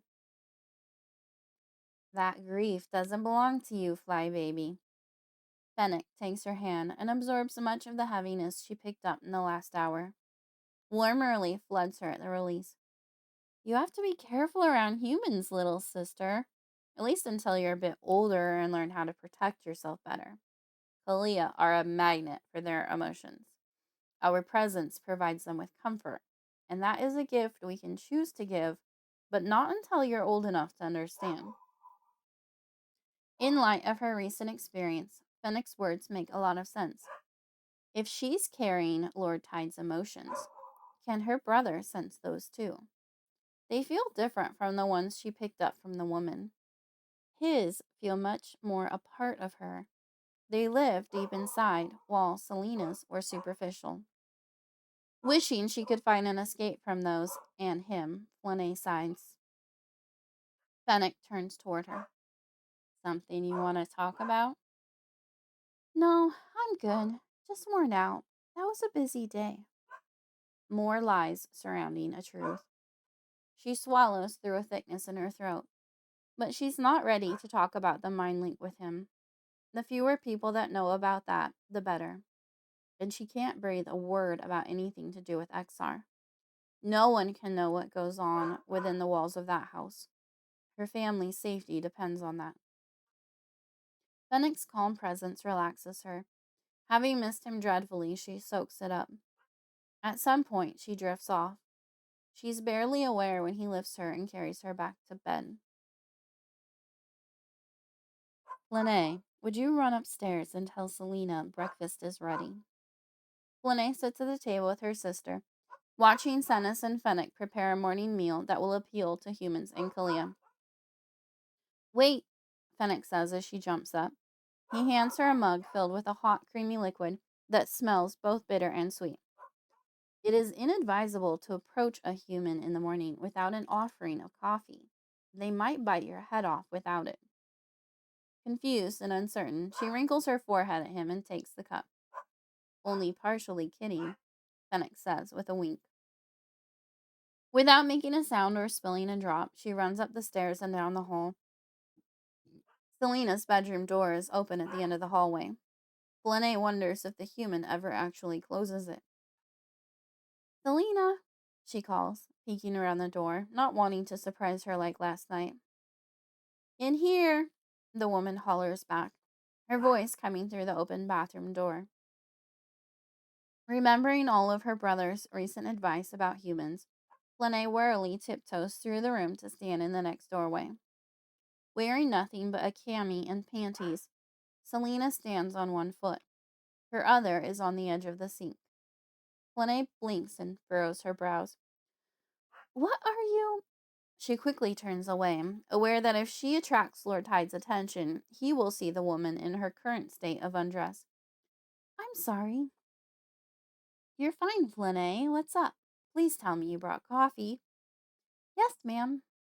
Flynae glances at the human out of the corner of her eye, while setting the mug in a safe corner on the counter.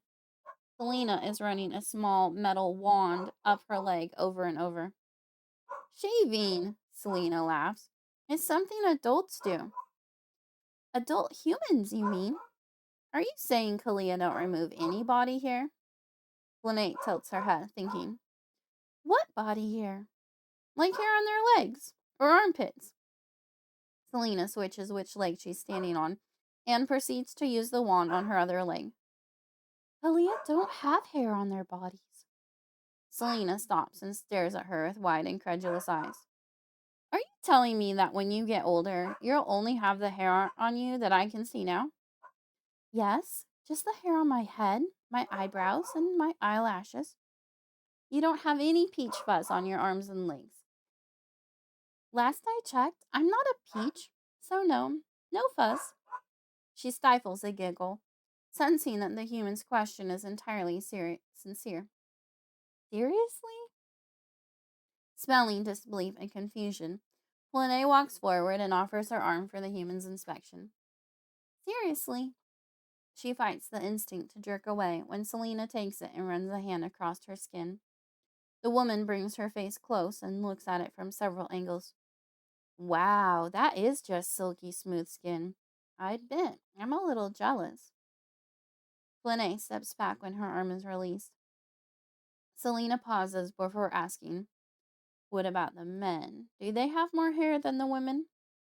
Flynae shakes her head. Nope. Kalia males do not have more hair than females. She corrects the human's inappropriate terms for referring to Kalia. Selena huffs and pushes out her lower lip. Dennis said to tell you breakfast is ready. Eager return to her family, she heads out the door. I'll be down in a minute, Selena calls after her. After they've participated in the morning chores, the twins are given time to wander and do whatever they would like. They spend time with Fennec, climbing some of his favorite trees. He takes them to a nearby lake, partially surrounded by tall oaks and firs, where they go swimming. Once the girls are too cool to swim, they play with butterflies in a patch of sunlight. Several of the colorful insects sit on their hands and their heads. After hours outside in the fresh air, they meander back to the house to look for a snack. When they enter the kitchen, piano music from one end of the house draws Flynae's attention. The playing is more enthusiastic than technically correct, but it's still pleasant to the ear. Following the sound, Flynae discovers Selena in a room at the far end of the house, sitting behind a baby grand piano. Two walls in this room are mostly windows with French doors leading outside. The afternoon sun is just beginning to gleam through the top of the windows, filling the room with a warm light. Flynae has never seen a piano in person, though she knows what it is from pictures. It's an instrument that a human is more likely to own than a Kalia. Her kind prefer smaller instruments that they can carry with them. Selena smiles when she enters. Flynae knows the human has taken a liking to her, but her own feelings are more conflicted considering how adamant her father was about not associating with them. Still, she trusts her uncle's judgment that there are worse things in the galaxy than fraternizing with humans. Flynae steps into a ray of sunlight and listens to the music as Selena continues playing, allowing its vibration to caress her body. Beautiful music feels like the presence of an intimate friend. It often helps her process and release some of her most painful emotions. Sakara joins them shortly, bringing with her a snack of cheese and berries, which she shares with her sister. They listen until Selena stops playing. May I try? Flynae asks as the human stands up. Sure. Have you ever played before? No. Flynae slides onto the bench where the human had been sitting. But I watched you. Starting at one end, she presses each key a single time, listening to how it sounds, until she's traveled down the entire thing. Pressing a few keys at a time, she gradually begins playing chords. Within a minute or two, she flawlessly duplicates one of the songs Selena had recently played. The woman's mouth drops open. Wait, I thought you said you'd never played before. Flynae looks up at her inquisitively, wondering if there was a question she'd missed. I haven't. This is the first time I've touched a piano. Then how? Her eyebrows lift dramatically. When you know what sound each key makes, it's easy to put them together. Leaving Halaa was difficult for the twins. They'd enjoyed the animals, being around Sennis and Fennec, and sharing a bedroom again. In the end, they both discovered a slight affinity for Selena. It was most painful for Flynae to leave the light, free feeling of the planet behind, and return to the stifling dungeon of her basement.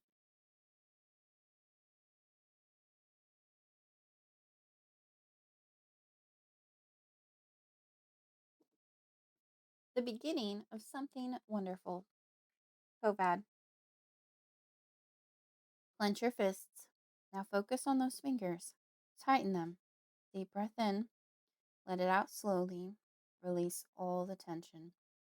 Good job. You did really good. Lord Tide knows Flynae's asleep and has been for perhaps 5 minutes. Her side of their shared mind is dark as she slumbers, always present with him, even when she isn't aware. Still, he doesn't want to quit talking to her too early. He'd done that once and she'd woken up. Since she'd returned from the ranch to where she lives with Exar on Diomede, she's allowed him to help her get to sleep more nights than not. The basement confinement is more oppressive to her after a glimpse of freedom and family. What had disgusted the warlord the most was when the little girl thanked Exar upon her return for letting her go with Sennis. Having studied methods of psychologically breaking someone extensively, he understands that the older Kalia is completely aware of the effects of his actions. How could he not be? Lord Tide doesn't know exactly how old Exar is, but he assumes he's ancient like Sennis. No being could live for countless lifetimes and not gather random knowledge about everything. And someone as malicious as Exar would want to learn the ways of manipulation and mind control. Kovad determines not to let him brainwash Flynae. He'll buffer the little girl as much as he can from the older Kalia's cruelties. He owes her that after he caused her to be in this situation in the first place. Waiting to be certain she's asleep, Kovad stands in the hallway for another couple of minutes. He's already late. A little bit longer won't matter that much. Whenever he reserves a date with Demeter, he schedules her for the whole night. If he's going to fuck a lady, he'd like to sleep next to her warm, sensual body after. Lord Tide doesn't indulge in the company of courtesans as much as his peers do.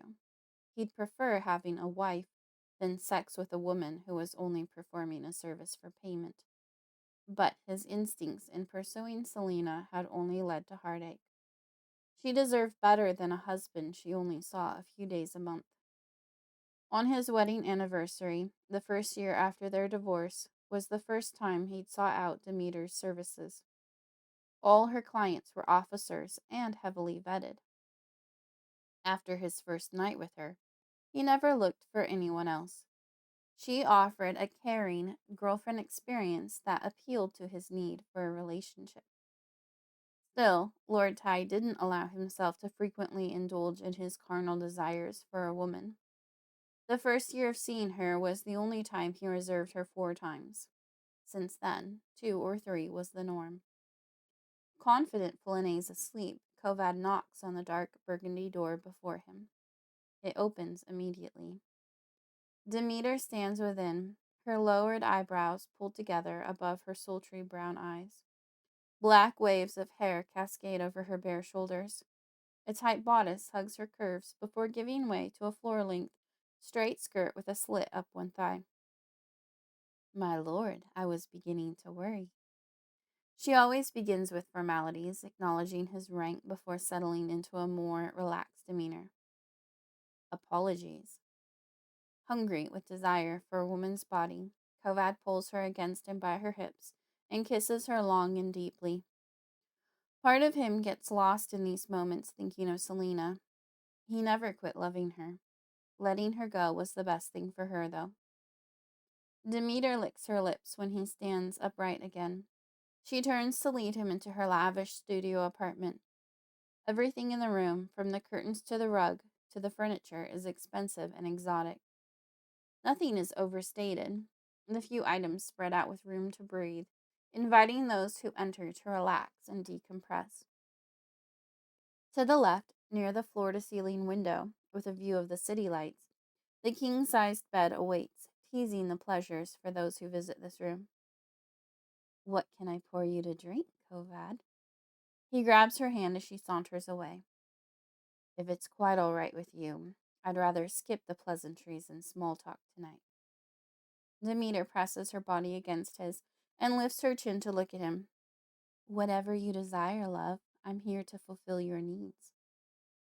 Kovad sweeps her up and carries her to the bed. With care amidst his urgency, he lies over her and takes her lips again. She tastes of wine, sweet with a hint of tartness like currants. Like a man in a desert who finally found an oasis, he greedily ravishes her mouth. His hands grip and pull, unable to be close enough to a tempting womanly form. Usually he's more patient and willing to wait a couple of hours before needing a release. They often sit on the couch, share a drink, and casually talk first. She makes him a cup of tea while sipping on a single glass of wine.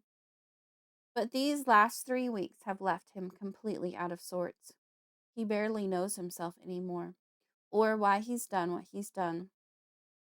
Blood, death, and screams haunt his dreams, and those occasions aren't limited to the interaction with the little Kalia girl, though that is the day his nightmare started.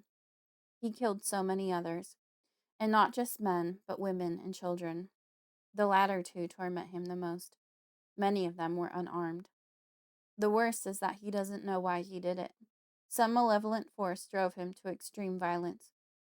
Killing soldiers, criminals, and those who refused to submit to the Emperor's supremacy was one thing.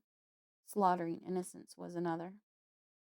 Kovad moves from her mouth to her neck, sucking and nibbling her soft flesh. Whether or not Demeter fully enjoys it, the lady moans at all the right times. He doesn't linger long and continues a trail of kisses down her clothed body.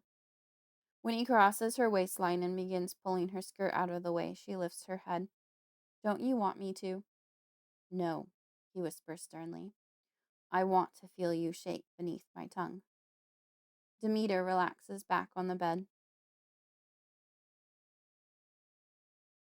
He enjoys pleasuring her. As far as his discerning observations can tell, she only faked for him once.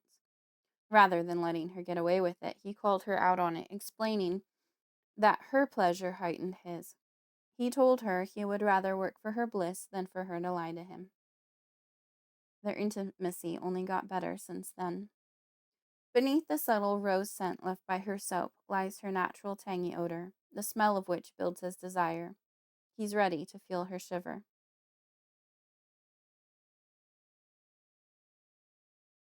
A child starts crying. The sound is quiet at first, like someone barely able to speak as they break through the paralysis of sleep, but it builds to a scream. Kovad sits up and wipes his chin, knowing in an instant that Flynae just awoke from a bad dream. Images of himself advancing on her father, accentuated by the beat of his footsteps, flood his mind. His life sword pierces the Kalia's body. Isaiah collapses. Everything but Flynae forgotten, the warlord stands and turns away from the bed. Hey. He advances across the small space that separates them in their mind, kneeling as he gets close.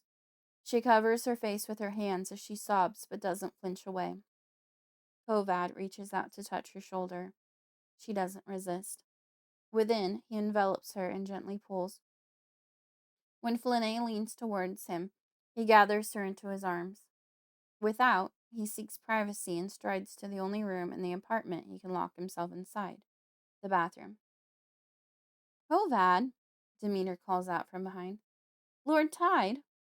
Everything's fine, he replies and closes the door between them. Now he can focus all his attention on the little girl who deserves better. He squeezes her fiercely and strokes her hair. The scene from the nightmare restarts. Isaiah tucking her into a doorway. The hammering of approaching doom. The tall, dark, foreboding figure. Flashing life swords. Blood pouring from her father's torso. Over and over, the several minutes of it compressed to vivid seconds, containing all her fear and heartbreak. Kovad can't stand it and hopes to distract her. Where's your favorite place to be? Flynae's tears lessen as she searches for an answer to his question. By the lake on Halaa, lying in the sun after swimming, and looking up at the branches of the trees against the brilliant blue sky. That is a really wonderful place. I've been there before and swam in that lake. He recalls what he remembers of the area, realizing that the images in his mind lack the precise details of her memory. Flynae notices the inconsistencies, but doesn't point them out. She just stares at the scene he created for her. It's not perfect, he offers as a sort of apology. No, it's great, but maybe a little too happy for how I'm feeling. What about at night under the stars instead? Willing to try anything to take her mind off her nightmare, Kovad imagines the same clearing at night under a sky full of stars. Yes, a hint of happiness glimmers through her grief. That's calming. Thank you. Her head fully rests on his shoulder. A gentle breeze brings with it the sweet, clean scent of night on Halaa. He realizes she's adding sensory details from her memory for them to share. Lord Tide? Yes. May I call you Kovad again? He exhales a light laugh. Absolutely. They sit in silence for another minute, enjoying the view together. Flynae glances up at him. It's like our own private place, just for us. Our space. It is indeed. Lord Tide, Demeter asks softly, should I call someone for you? Worry fills her voice. I'm perfectly fine, he responds. Flynae tenses. You're with someone right now. I interrupted your visit with her. Kovad squeezes her arm gently. That's all right. Being here with you is more important to me. The confession surprises him, but he realizes he means it. While trying to do what he can to protect and care for this little girl, he's grown quite attached to her. Closing her inner eyes as fatigue draws near to her again, Flynae relaxes. I might be ready to go back to sleep. Good. You need your rest. Is it too much to ask you to walk through the relaxing meditation one more time? Privy to the desires behind her question, Kovad learns she wants to hear the sound of his voice in her head as she drifts off. Not at all. Start with your fists. Clench them tight. Focus on the fingers and tense them too. Her body's already drifted off too much to follow along. In no time at all, she's in a deep, dreamless sleep. Kovad stands and exits the bathroom. Demeter waits just outside with wide, worried eyes. Are you okay? He strokes her cheek. Everything's fine. Just something I needed to take care of. He leads her back to the bed, but finds himself in a more subdued mood than when he first arrived. After some gentle sex that could easily be mistaken for making love, he falls asleep with Demeter in his arms, watching her grow up. Kovad. A week later. How was your day? Good. Sennis met me after school and enrolled me in ballet classes. I'm so excited to be dancing again. I missed it. I'm excited for you. A few months later. What's wrong? The older girls at dance are so mean. It's not my fault I learned everything so quickly and was advanced to be with girls 10 years older than me. I know they're jealous. I can smell it. But why do they have to pick on me? I don't even want to go to class anymore. Are you set on ballet? What if you switched to a different school, one where the kids don't know you, and you could advance a little slower? Maybe not reveal exactly how talented you are. That's a good idea. I'll ask Sennis when I see him next. Thank you. My pleasure. 3 days later. Kovad, I did what you suggested. Sennis enrolled me in jazz classes today. I don't have to go back to ballet. If you're happy about it, then I am too. 5 years old. Get out of my sight, now, XR yells. He drags Flynae to the top of the stairs and shoves her. Flynae screams as she loses her balance and tumbles to the bottom. The door above her closes and locks. She sits where she lands, crying. Every inch of her body hurts. Are you okay? Kovad instinctually asks, though the answer is obvious. No, Flynae wails as she curls into a ball on the cold floor. His inability to help her infuriates him. There has to be someone I can contact. Someone who can help you. There's no one, okay? You killed him. You killed the only one who could do anything. Kovad accepts her rage without denying or minimizing it. He deserves it. She can yell at him and blame him all she needs to. He won't speak to defend himself. But he also can't sit idly by and witness her being physically harmed every few weeks. One of these times, she might not make it. Perhaps Sennis would know. No! Don't you dare! A fiery little redhead stands before him in their mind, her fists raised, her nostrils flared. You'll get him killed, and then I'll blame you for his death, too. I can't lose anyone else. Kovad fears she speaks the truth. Sennis would do anything to help Flynae. An Exar does have the backing of the Emperor.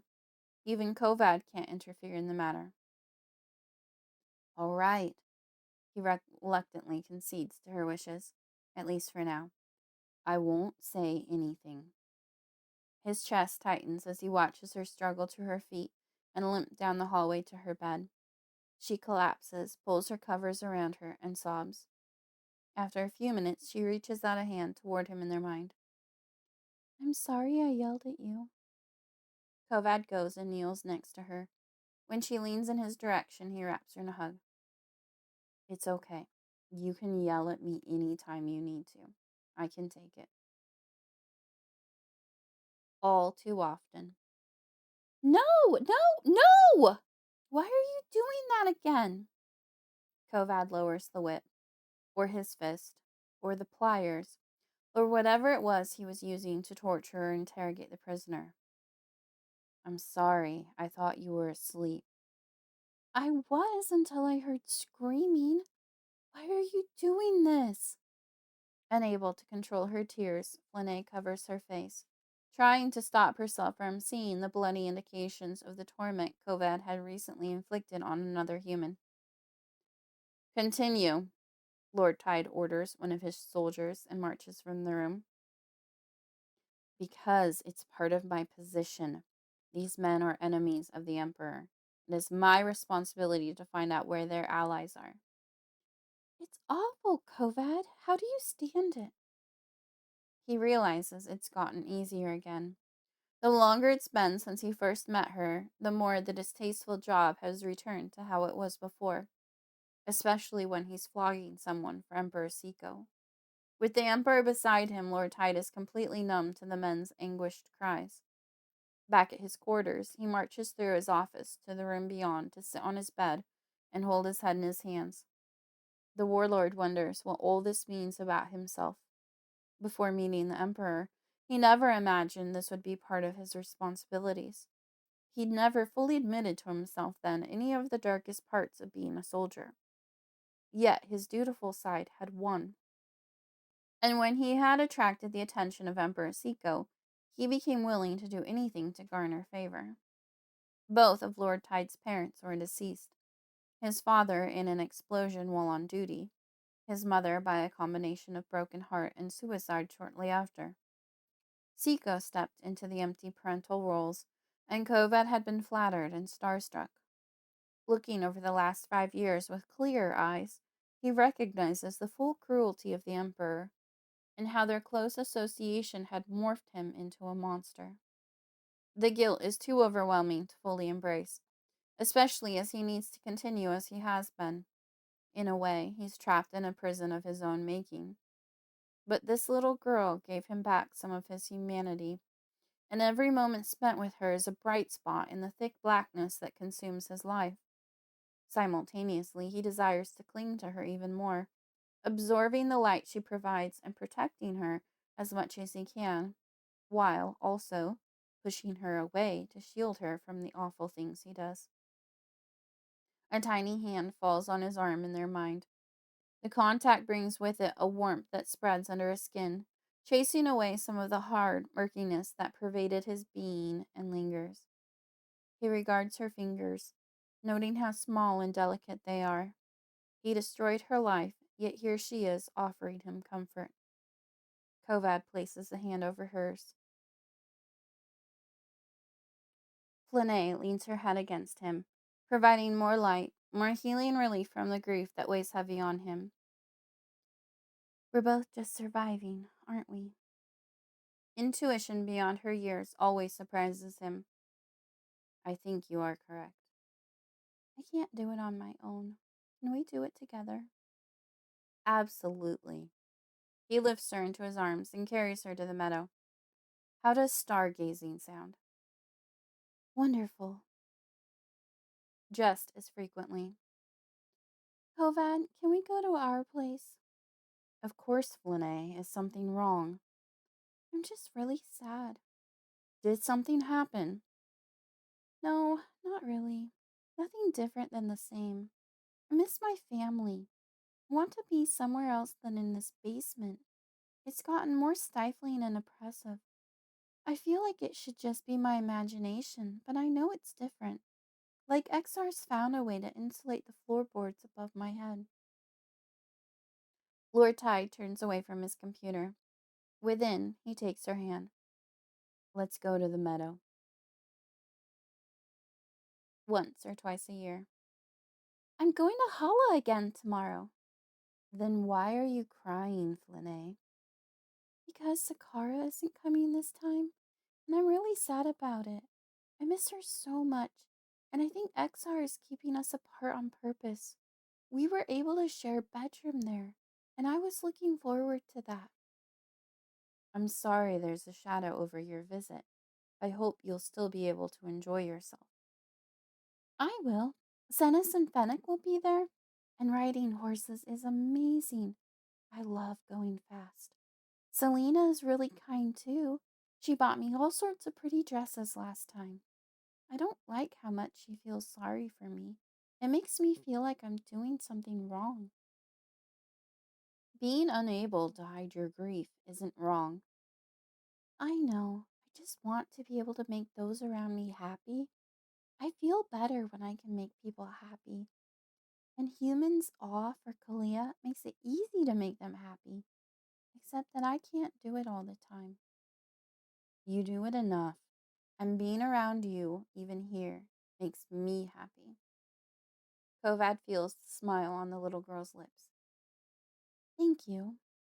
Briefly, she wonders if he's just saying that. I won't ever lie to you. The next morning. Kovad! Yes, Flynae. I'm sorry, I interrupted you. You're working. You may interrupt me occasionally, especially if you're excited about something. You don't do it very often. Fennec just taught me how to cook eggs. Would you eat this one? She looks down at an over medium fried egg so he can see it through her eyes. Yes, I would. That looks perfect. Good job. Flynae inwardly squeals. 6 years old. I think I'm done with jazz. It's not interesting me, and I don't want to be moved up any further than I am already. Are you going to change to something else? Yes, I'm going to start ballroom. I think you'll enjoy that. I've taken ballroom dance lessons. You have? Yes, most of the high ranking officers and lords know how to dance.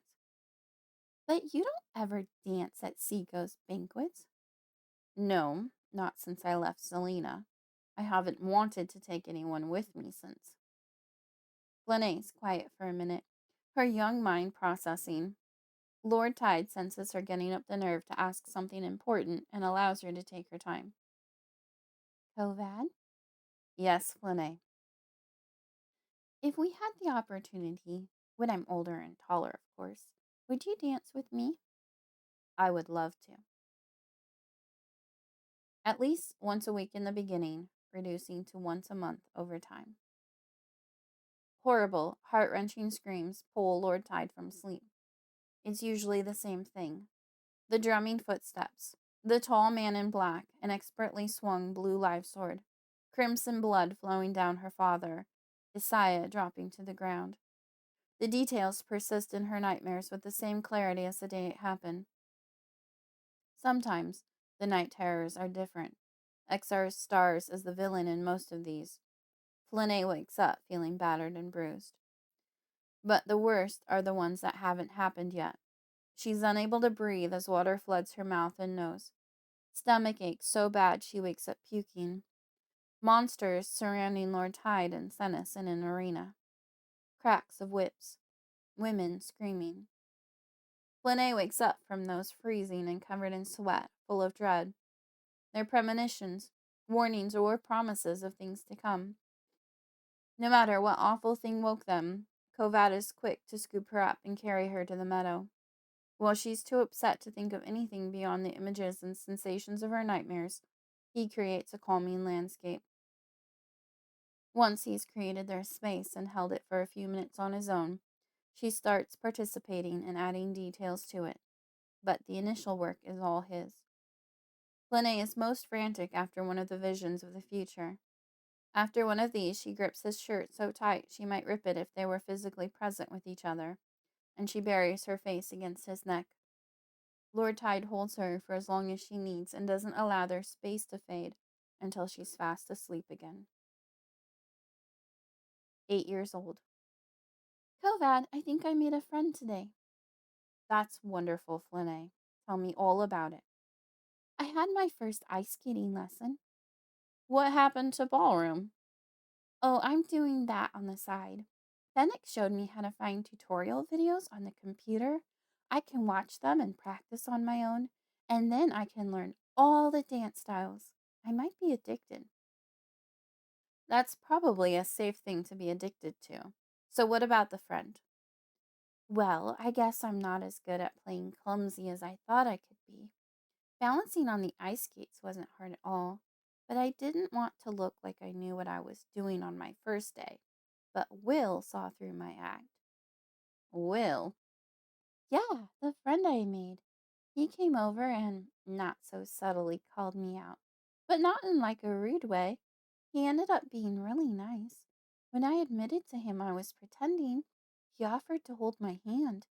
Then it would look more natural that I wasn't struggling. Pleased that she's found someone who's being nice to her, Kovad listens while she excitedly prattles on. I felt so safe skating next to him, not only because I could smell that he was kind, but also because he is 4 years older than me. I don't think any of the bigger kids will make fun of me if I'm skating with him. Flynae inhales deeply as if her fast thoughts have her all out of breath. We couldn't look any more different. His skin is dark, especially next to mine, like dark chocolate dark, but it is so pretty, and his hair clings to his head in these tight waves, but it is really soft. He let me touch it, and when I left the rink today, he said he hopes to see me tomorrow. Having gotten out the important details, Flynae quiets and waits for Kovad to respond. He knows his approval is important. While he might have some reservations about the boy's age, he's mostly glad that she's found someone who treats her right, that she might be able to see on a regular basis. That's wonderful, Flynae. I'm excited for you. A few weeks later. Kovad! Will asked me to be his ice skating partner. The human takes his time in responding as he thinks through what she's saying. Several things come to mind, such as the age difference and wondering if this is really sudden. Flynae addresses one of his concerns. It is actually common in the skating world for the male partner to be several years older than the female. He has to be strong enough to be able to lift her. Not that anyone would have an issue lifting me if I wanted them to, but that's a Kalia thing. Humans wouldn't know about that. Kovad resolves to be happy for her. If Will turns out to be anything except for a gentleman, then he'll personally intercede. Until then, he will watch and wait. The week before she turns 12. Kovad, I think this is important. I think they're talking about me. Recognizing urgency in her tone, Lord Tide pulls away from his computer to give her his full attention. Who is talking about you? I don't know who else would be the brat. XR is talking to Emperor Seiko. Listen. She quiets so they can hear the conversation in the other room. Lord Tide prickles at the implication of someone calling her a brat, but he listens with her. She'd better be alive. You and I would be at odds if she weren't, Seiko says. But what about her spirit? The girl is as resilient and stubborn as her crushing father. I didn't expect the task to be as difficult as it's proven, XR replies. I don't know why I keep trusting you with things. Seiko's annoyance is clear. You ask to win my favor. I give you simple assignments one after the other, and you continue to fall short. I will handle this, my liege. XR sounds like he's gritting his teeth. Then do it. Now, whatever you have to do that still leaves her useful for me, I will be inspecting your work in due time. Don't leave me disappointed again. I won't fail you. When the conversation doesn't continue, Flynae tiptoes away until she's outside and can take a proper breath. What do you think all that means? I don't know. The hair lifts on the back of Lord Tide's neck. This is new information for him. He thought Exar was the primary culprit here as far as the girl's concerned. What can the Emperor want with her?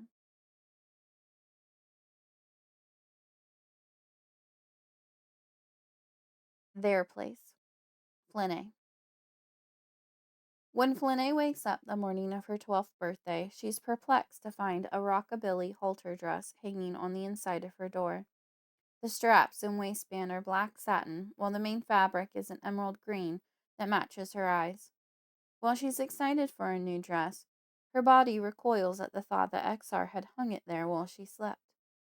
The garment is beautiful, but she eyes it warily while her insides churn. Exar has never bought her a gift before. What could be his motives for doing so now? Not wanting to risk angering him, Flynae puts it on. The material is silky, but her body tenses as she steps into it, her stomach clenching into painful knots. She struggles with indecision. Does she have a choice whether or not to wear it? How would Axar respond if she came to breakfast in something else? Flynae admits that she's too afraid to find out. He's beaten her for lesser reasons. At least once a week, he finds a reason to slap, punch, or bruise her in some manner. Time and again, she covers the damage and tells no one except for Kovad. Senis often looks at her as if he suspects something, and always asks if she's doing well, but he's the last person she would voluntarily tell about the abuse. The tension between Senis and Exar has only grown since her father's death. She won't add to it. The one person who truly knows the extent of what she's endured is Lord Kovad Tide. Whenever she's needed to cry or talk to someone, he's always been there for her. If anyone asked, she would name him as her closest friend. Either her thoughts or her indecision draws his attention away from a meeting with his generals. Is everything okay? Her eyes and cheeks burn as she stops from instinctually responding yes. I was just about to get dressed. This is enough for him to return to what he was doing. Bathroom activities and changing clothes are the two times when they try to give each other the most privacy. For an unknown reason, she's embarrassed for him to know about this garment. Fastening the straps of the dress around her neck, Flynae heads to the basement bathroom mirror to fix her hair. A large purple bruise stands out on her upper arm. With a sigh, she pulls in some energy from around her, crafting a suitable cover-up for it. Her skill in energy work and manipulating her appearance is improving, but hiding the bruise and keeping it hidden leaves her needing to disguise her eyes and ears in other ways. Senis won't be on the planet today to help. Perhaps in another year, she'll be able to do it all herself. Physically hiding her ears has gotten more difficult as they now reach close to the top of her head. Brushing her hair over them, she holds them in place with a silver circlet headband. Then she places the contacts over her eyes and checks that her claws are short enough. Satisfied that she looks as humanoid as possible, Flynae heads to the stairs. At the bottom of them, she stops, her body trembling. A stabbing pain throbs in her lower gut. Her hands wrap around her stomach as she bends forward at her hips. When the pain fades away after a few deep breaths, she makes her way up. The agony wasn't real, but that doesn't make it any less foreboding. As she's been growing, not only has her ability to manipulate energy improved, but her gifts are getting stronger. The one that bothers her the most is the premonitions, glimpses of things that will come to pass. Some of them happen right away, others haven't yet. She can't delay any longer, though. Exar will be angry if she's late for breakfast. Upon entering the dining room, she discovers Sakara in a nearly matching dress. Her sister's garment's primary color is a yellowish gold to match her eyes. Oh!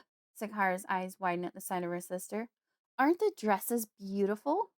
She twirls, allowing the skirt to flow around her. Flynae graces her sister with a smile. Yes, dear one. She takes her place at the table and tries to sit still. Normally, Exar pays Flynae little attention, but today her skin crawls as he ogles her bare arms and shoulders. Wishing she could slip away or become invisible, she retracts her energy. A strange scent threatens to smother her. While wishing she couldn't smell it, she dissects this dark, thick, musty smell. Her palms begin to sweat. Power, lust, desire, control. She searches for the most accurate word to describe it. None are exact enough. The more she examines it, the more overheated she becomes. Lechery. Kovad adds his thought to her list. The single word is full of displeasure and controlled rage. A shiver runs down her spine. His word is most apt for what she's smelling. What does this foretell? Eager to escape Exar's leering gaze, Flynae quickly chokes down her food. What's wrong? Sakara asks as the girls walk to school together. I don't know. A heaviness lingers in her body, but she doesn't know how to express her discomfort to her sister. Sakara has grown fond of Exar over the years. He's doted over her and seems to genuinely care about her. Flynae doesn't want to trouble her sister with unfounded ideas. School passes the same as any normal day. Dinner and the rest of the evening at home crawl by without incident. Flynae relaxes as she heads down the stairs for the night, wondering what had gotten her all worked up. A giggle escapes her when she recalls how huge Will's eyes had become when he saw the dress. Just as quickly as the mild amusement arrived, it abandoned her. A touch of desire had pervaded Will's scent today, and acknowledging the presence of it leaves her feeling guilty and uncomfortable. Will is a good friend, her second closest friend. She enjoys their platonic partnership in skating. As they grow older, he's noticing her in other ways. What she fears is that he will eventually ask her out, and she can't think of a way to head that off. Under no circumstances will she get romantically involved with a human, but that doesn't mean she wants to hurt his feelings. Flynae readies for bed and slides under her covers, but sleep escapes her. Heavy, dull aches crawl across her muscles, leaving her restless and unable to lie still. The air thickens oppressively, leaving her lungs oxygen starved. Want some help? A warm glow fills her core, and a smile spreads her lips. He always asks, never assumes. Some nights she doesn't want anyone intruding on her thoughts, even though he's still privy to them. The question comforts her, letting her know she always has a choice with him. That would be most welcome. Thank you. As usual, when she's overtired and desperate for rest, Flynae listens for a few minutes before drifting off into peaceful slumber. A swoop of cold air awakens her with a start as the blankets are yanked away and fall to the floor with a soft plop. A firm hand covers her mouth. Flynae's eyes open. Exar leans over her, his brows furrowed. The harsh, putrid odors of lust and loathing burn her nostrils. Don't you dare scream, he whispers coldly. Her heart pounds wildly. She pushes against his hand as she struggles to get enough air through her nose. The pressure on her face increases as his other hand reaches between them to grab the waistband of her night pants. His claws scratch her in the process. The stinging pain feels like it belongs to someone else. Surely, this isn't happening. The fabric tears, making a horrible ripping sound. Flynae beats against his arm. She kicks her leg, trying to find any leverage. Drumming pressure beats within her temples. Her lungs cry out for a full breath. Exar unbuckles his pants. Movement within draws her attention away briefly. Lord Tide stirs in his sleep. Her terror is rousing him. Helplessness tightens around her throat. She doesn't want him to wake up and witness what's happening. As much as she doesn't want Exar to see her cry, a tear escapes and slides down the side of her face. Flynae looks up. The rough, concrete ceiling she sleeps under morphs to a dark, smooth metal ceiling, the kind that Lord Tide sleeps under. Kovad's eyes must be open. Within seconds, he grasps what's happening and shares the horror radiating from her.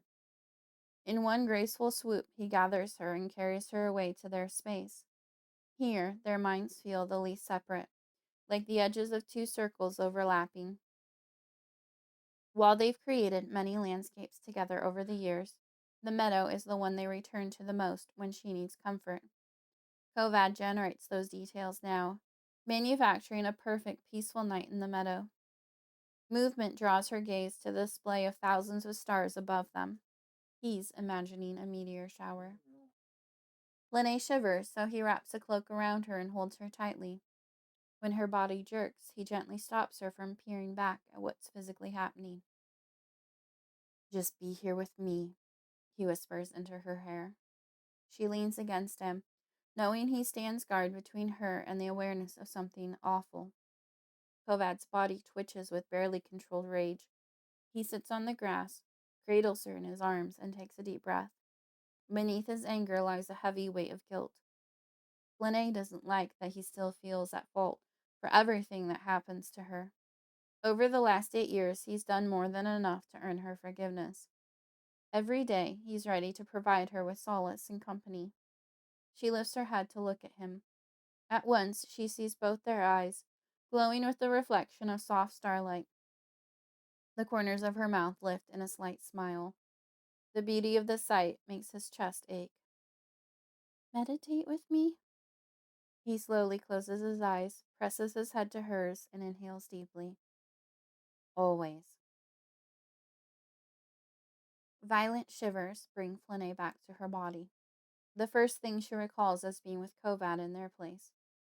Heat burns her cheeks as she remembers how tightly he'd held her, as if he would never let her go. She hadn't wanted him to either. A dull, throbbing pain in her groin and lower abdomen chases away all the pleasant feelings of being wanted and caring for someone in return. Flynae rolls to her side and draws her legs up, trying to ease the agony as she fights the wave of nausea that accompanies it. The metallic scent of blood sticks in her nostrils. Her blood. In the stifling blackness of the room, Flynae gropes about for a blanket. Threads of fabric tickle her torso. Upon inspecting, she finds the front of her camisole is shredded. Beneath the strips of material, her skin is scratched and warm to the touch. Shivering, Flynae continues searching for a covering. She doesn't find one until she drops to the floor. Hating the idea of getting blood on it, the need to not be naked and cold wins, so she wraps it around herself. With a desperate desire to wash away all traces of him, Flynae crawls across the floor. Every movement is pure agony. Her thighs are bruised. She feels Exar's hands pushing them apart. Hot tears burn their way down her cheeks. Keep moving, she tells herself, knowing that if she stops, she'll be stuck crying on the cold cement floor. Finally, she finds the light switch and turns it on. Glancing behind her, the blood on her bed makes her stomach churn. She clasps a hand over her mouth.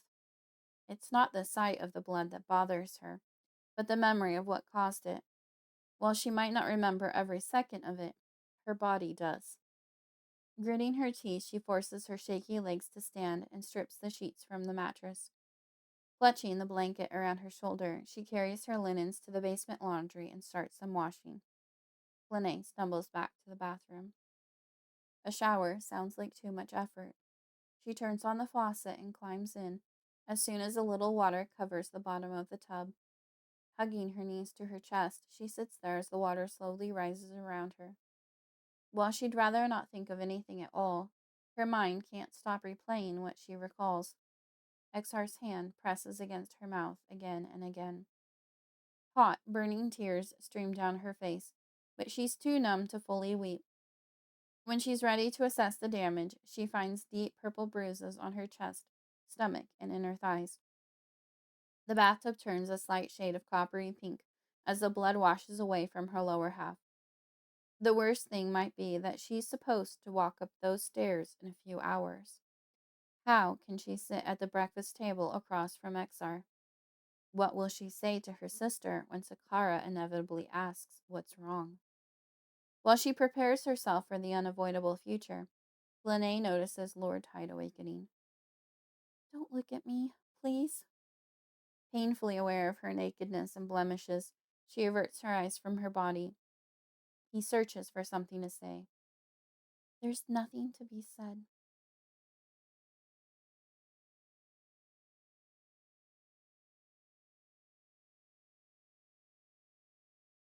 Chapter 13. Ice. Flynae.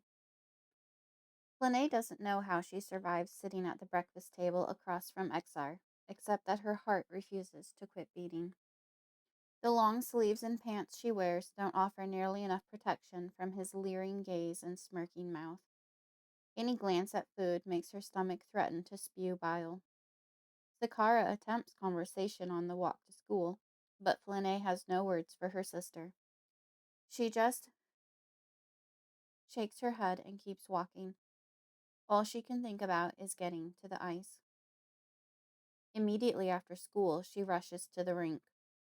Always wanting to interact as soon as she arrives, Will waits by the door. At the sight of her, his eyes narrow and his brow furrows. They've been ice skating partners for nearly 5 years, and he often reads her emotions as if he could smell them. With her vision fixed firmly on the floor, Flynae walks up the concrete steps. Will holds the door open. Are you okay? Once more, she doesn't know how to answer this question, so she just keeps moving. Thanks, she mumbles as she passes him. Flynae, Will calls out. I just want to get on the ice, she replies, without turning or slowing. Inside the locker room, Flynae sits in a quiet corner, puts her head in her hands, and shakes. These moments have snuck up on her all day.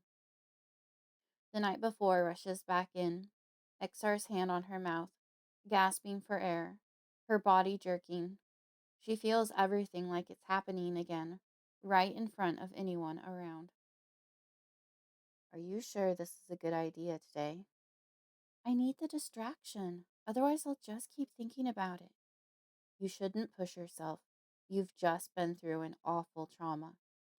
And no one can know. I have to continue as if nothing happened. Kovad hadn't brought up the idea of speaking to Senes about Exar's cruelties for years now, but the older Kalia's name comes to his mind now. No! He'll try to confront Exar, and he'll die. I can't lose him, too. The image of Senes standing up to Exar morphs into her father, being struck down by Lord Tide. Stifling the cries in her throat, Flynae falls to her knees. There are too many humans near for her to weep. A locker door slams, bringing her back to the present. Determined to put on a brave face and carry on, Flynae stands and forces herself to take deep, composing breaths. She slips off her pants and feels them being ripped away. With trembling hands, she undresses and pulls on her practice clothes. Just outside the girls' locker room, Will leans on the wall, waiting. She takes a wide path around him, bumping into the outside barrier of the rink to avoid touching him. You can't hide that something's wrong. He follows her to the corner, where they typically warm up with active stretches. Kalia don't need to stretch or warm up the way humans do, but the movement feels good, and she's ever concerned with mimicking human behavior around them. With a sigh, she finally meets his concerned, deep brown eyes. I'm not trying to hide anything so much as I don't want to think about it. I definitely don't want to talk about it. The words flow out more harshly than she'd like. He's not the enemy and doesn't deserve to be treated as such. Okay. He holds up his hands in surrender. But if you want to talk to someone, you know I'll always listen, right? Yes. Flynae forces a small smile, knowing he deserves that much. Thanks, Will. They finish stretching in silence and head out onto the rink. The sound of the blades on the ice soothes her strained nerves. She closes her eyes and listens, relying on her other senses to glide around people and not run into sidewalls. Shh, everything will be all right. Shh. The ice purrs in her ears with the intimacy of a dear friend. Shh, you're safe here. Shh. The noise dances across her skin with gentle fingers that caress and release the tension from her muscles. Listening to the soothing shh of the ice helps her escape to a desired world second only to her place with Kovad. Flynae skates apart from Will for a while, practicing little jumps and edges. The dozen other people practicing linger like shadows in her awareness. All that exists is her and the ice. And then she opens her eyes. Everyone in the room has stopped and is watching her. Flynae had recently become aware of the Kalia ability to put humans in a trance. The mortal beings are mesmerized when they watch an immortal lose themselves in something such as singing or dancing. The hypnotic effect is usually something that only older Kalia are able to accomplish and often requires the immortal's focus. Recently, her problem has been the need to hold the intention to not enchant those around her. While listening to the Song of the Ice, she'd forgotten anyone else was there. Heat burns her cheeks. Flynae retracts her energy, releasing them. One by one, the humans shake their heads and remember what they were doing. The intense focus on her leaves an empty feeling in the pit of her stomach. It's better when Will is with her, holding her hand or her waist. She swivels her head around now, seeking him out. When their eyes meet, he skates to her, holding out his hand. She touches it and immediately recoils, her body reliving when Exar pressed her hand against the bed the night before. Flynae. Worry creases Will's forehead. She swallows hard and holds up a single finger, turning away from him again, fighting the tears that threaten to spill. His aroma is full of hurt and concern, and she's sorry to be the cause. After a few deep breaths, she returns, skating backward in front of him. Okay, let's do this. She tries to smile, but it falls flat. His face scrunches with skepticism, but they try a few basic maneuvers. After some synchronized footwork and spins, he comes in for a lift. His hand curls around her waist, and her whole body tenses. Exar claws at her torso. Her skin burns beneath the touch. Will tosses her into the air. She teeters a little on the landing and has to fight to remain upright. Will's eyes widen. He's never seen her come close to losing her balance. Oops, she grins to diffuse the tension. The experience was unnerving for her as well. She's used to being able to rely on her natural cat-like grace. Are you sure this is a good idea? Kovad sighs, hating that someone else thinks this is a bad idea, and the boy doesn't even know what she went through the night before. There's nothing else I'd rather be doing, Flynae responds to both of them. If she wasn't skating, she'd lose what little grip she has on her composure. With a small shrug of sorry to Will, she says, maybe just give me a little more alone time. Whatever you want. Will holds out his arms and skates away. Wincing, Flynae turns, knowing she hurt his feelings. But she can't do anything about it today. She's barely holding herself together. All she's capable of is getting lost listening to the ice beneath her skates. Shh, it's just you and me. Shh. Finally, she's ready to give partner work another try. Spinning around slowly, she finds Will sitting on the sidelines watching her.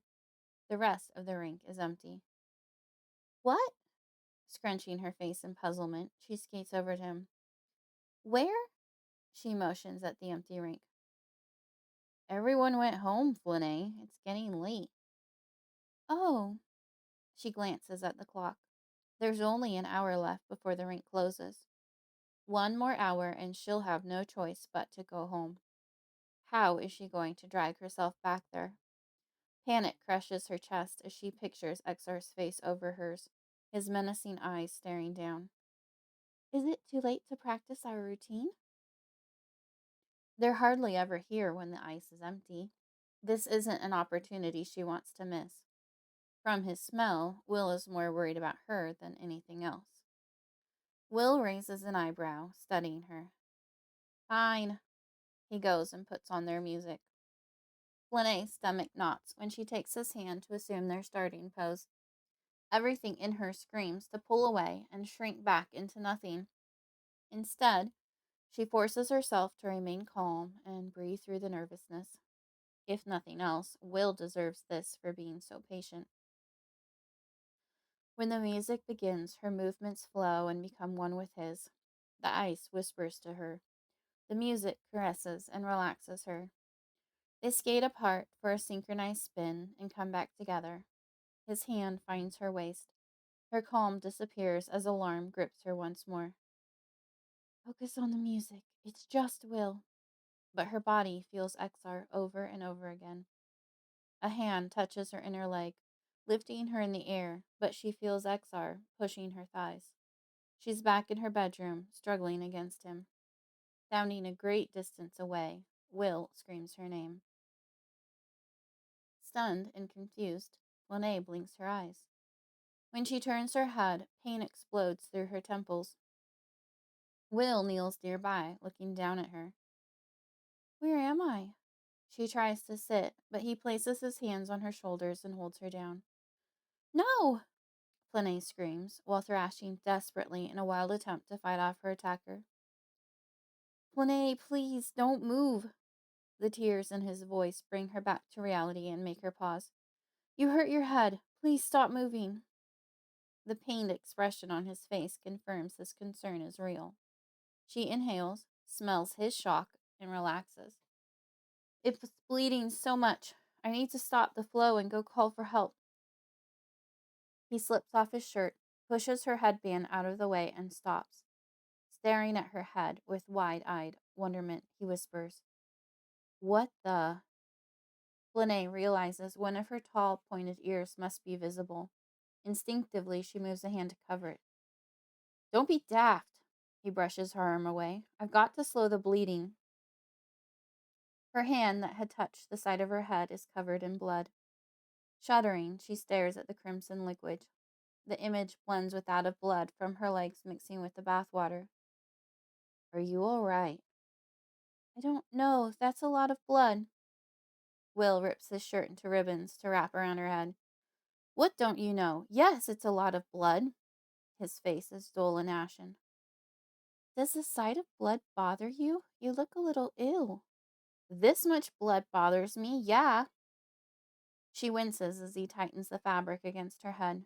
I think I got it. Help is on the way, Flynae. Stay as you are. Thank you. She relaxes, comforted by Lord Tide's quick actions. I'm going to call for help. Will starts to stand, but she grabs his hand. Flynae, let me go. I have to go get you help. It's on the way. How? There's no one else here. You hit your head hard. She maintains her grip on him. Help me off the ice. You shouldn't move. What if you broke your neck or back? Flynae turns her head side to side. The motion makes her dizzy, but nothing from her neck down is in serious pain. Nope, don't think anything except my head is broken. Violent shivers set in from shock, the ice, or both. I'm freezing, though. I'll die of hypothermia before the paramedics arrive if you leave me here. Help me up. Determined to get off the rink, Flynae tries to stand on her own. Will surveys the empty arena before looking back at her. Wait, don't move. I got you. He kneels, scoops her into his arms as gently as possible, and carries her from the ice. Now where? The motion makes the room spin. Flynae focuses on deep, even breaths to keep nausea at bay.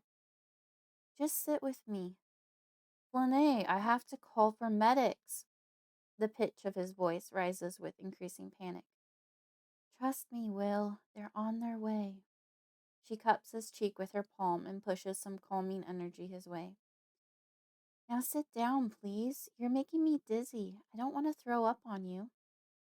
Don't die on me, Flynae. Will clutches her to him, sits down on the ground, and holds her close. 2 minutes, Flynae, Kovad says in her mind. 2 minutes, Will. The room fades around her. Please, just wait with me. Chapter 14. Hospital. Kovad. As Lord Tide enters the hospital, Flynae stirs. Heightened by their close proximity, her senses overlap with his, creating an overwhelming experience. A persistent beeping noise in the room confuses her. She doesn't recognize the sound, so he identifies it for her. It's a heart rate monitor. She counts the beats and finds them close to 65 in a minute. That's a little fast for me. Lord Tide grits back an inappropriate response to her naivety. I think it's understandable given your condition. What is my condition? Where am I? Coming out of anesthesia, she's groggy and confused. You're in the hospital. Do you remember falling and hitting your head? Flynae inwardly groans. Yeah? She tries to lift her arm to cover her nose, but finds it too heavy to move. The highly alkaline, sterile odor of bleach burns her nostrils. Why does it smell so bad in here? Is this how a human hospital is supposed to smell? Unfortunately, yes. That's how they keep it sanitary. He exits the elevator at the floor she's on. Her delicate ears pick up the steady pace of his boots echoing through the empty halls, and her heartbeat quickens. It's the same steps she heard when he came to kill her father. With an ache that renders and compresses his chest, Lord Tide stops and clenches his fist. This response surprises him, and he berates himself for forgetting her perfect memory. Because of attending a political event with the Emperor earlier in the day, he's in full dress attire, the same issued clothing he'd worn that fateful day. How did he expect her to receive him? Although he had assumed she would still be asleep from surgery. But now what? She hasn't seen him in person in 8 years. But that doesn't mean he's forgotten their last meeting when he stopped the boys from harassing her in the alley. The pictures of him at the ranch on Halaa had been put away and never returned to their places. He's here for selfish reasons. needing to see with his own eyes that she's all right. The compulsion to go to her bedside had been too strong to resist. However, fulfilling his needs isn't worth traumatizing her further. Her voice in his head is proof enough of life. Lord Tide reaches out to press the button to recall the elevator. Don't go, please. Desperation fills her voice. She's hurting and afraid and doesn't want to be alone in the dark, accosting place. Are you certain? I am.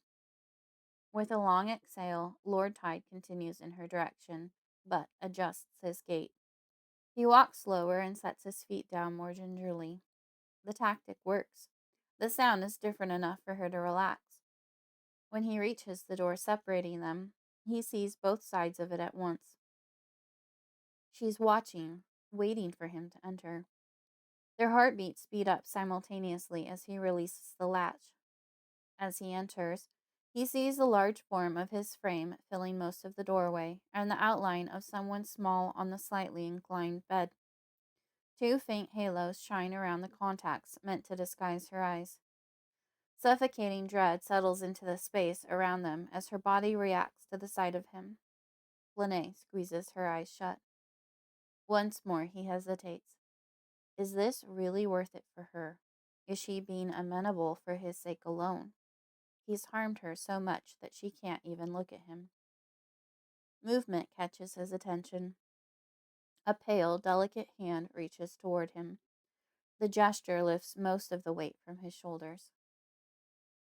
He's seen her do this perhaps 100 times in their mind.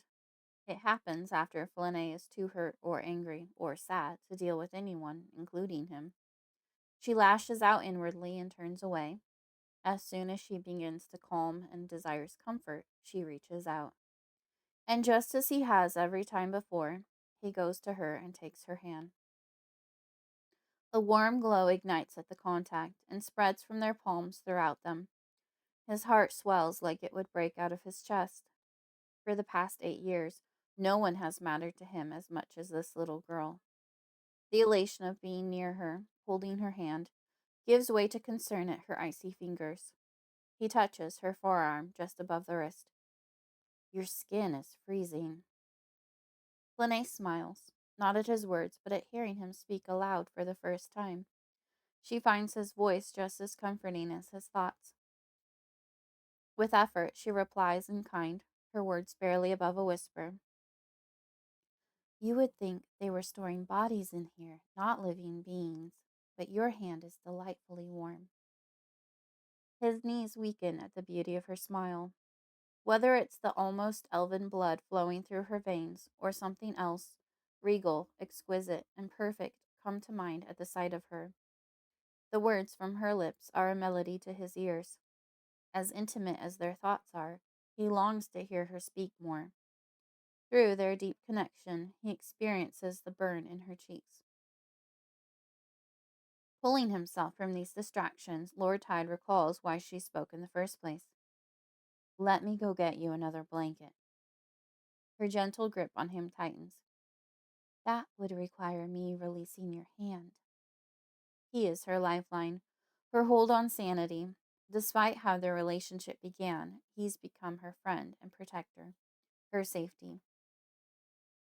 When she realizes he isn't going to force her to let go, Flynae asks, Would you sit next to me? She craves feeling physically protected, the way he protects her mentally. An image of the last visit to their space flashes in her mind, and she chases it away just as quickly. She won't ask that of him. Is that what you want? Butterflies flit in crazy acrobatics inside her core, but she nods slightly. When he moves to lie down next to her, she scoots over to make room on the narrow bed. Throbbing pain radiates from the wound, and she hisses through her teeth while moving to rest her head on his shoulder. He wraps his arm around her, and her hand settles on his chest. He covers it with his. They've lain like this many times in the meadow, but it doesn't compare to having her physically next to him. She desires the contact and closeness as much as he does. It takes every ounce of his self-discipline to keep his breath calm and even when she thinks, "You're so warm. It's amazing." Her body melts into his. But the agony in her head doesn't wane after the movement. Even before that, it was more than he would have liked or expected. Just how incompetent are the staff here, he thinks to himself. Why are you in so much pain? Do you need more analgesics? No. The word comes out more aggressive than intended. They don't help, and they make me feel funny. At least any that they have given me so far. I don't think human ones are strong enough. Then what do Kalia use? As much as she wants to make him happy, talking is wearing her out. It's a good thing that you can tell me what you need without having to say it, then. Lord Tide rubs the back of her hand lightly with his thumb. Your comfort is my priority right now. Kaya leaf, she thinks. It's like a cross between poppy, belladonna, and cannabis plant. Only much stronger is how Senis explained it to me. Contemplating the mix, he furrows his brows. Does it make you high? Flynae recalls Fennec drying some out to try in a pipe the last time she was on Halaa. That's what my brother was doing. Her body jerks with a laugh that she quickly suppresses to protect her head. I think it does in certain forms. How would a human acquire some of that? She notes his intention to get some for her. I wouldn't have the faintest idea. I only know about it because Senis grows it. He laments his inability to do this simple thing for her. A wave of pain makes her take a few deep breaths. Wow, you smell amazing. I should hope so. I showered today.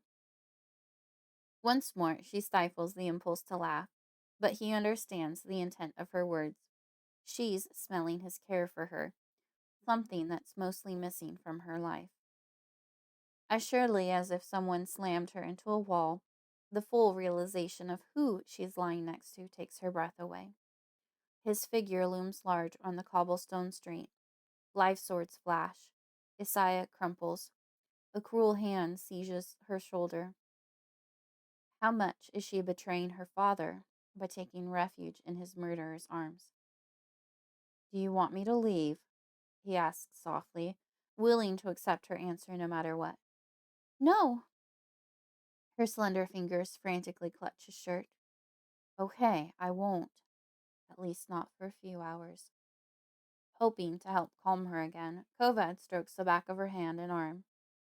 The nearby heart monitor is the only sound as minutes tick by. Finally, he can't hold in the burning need to find safety for her. Thinking of returning her to that house with Exar is a nightmare for them both. How do we protect you? He would carry her out of here and hide her aboard his warship if he thought that would keep her safe. But Emperor Siko's investment in Flynae's situation complicates things. Even if he could betray his liege for her, how would he defend her against the entire empire? I don't think it will happen until there is a monarch. Unable to hide his displeasure, Lord Tide grimaces and huffs. How is there still not a Kalia monarch? Well, there could be. He just might not be making himself known, if he is still in this galaxy. The hand on her back momentarily clenches to a fist before he relaxes it. Who are you talking about? My eldest brother, Saya. Tell me about him, please. I don't know much, just that he's a century younger than Senis and Exar. He left Diomede a millennia ago when the humans first arrived on the planet.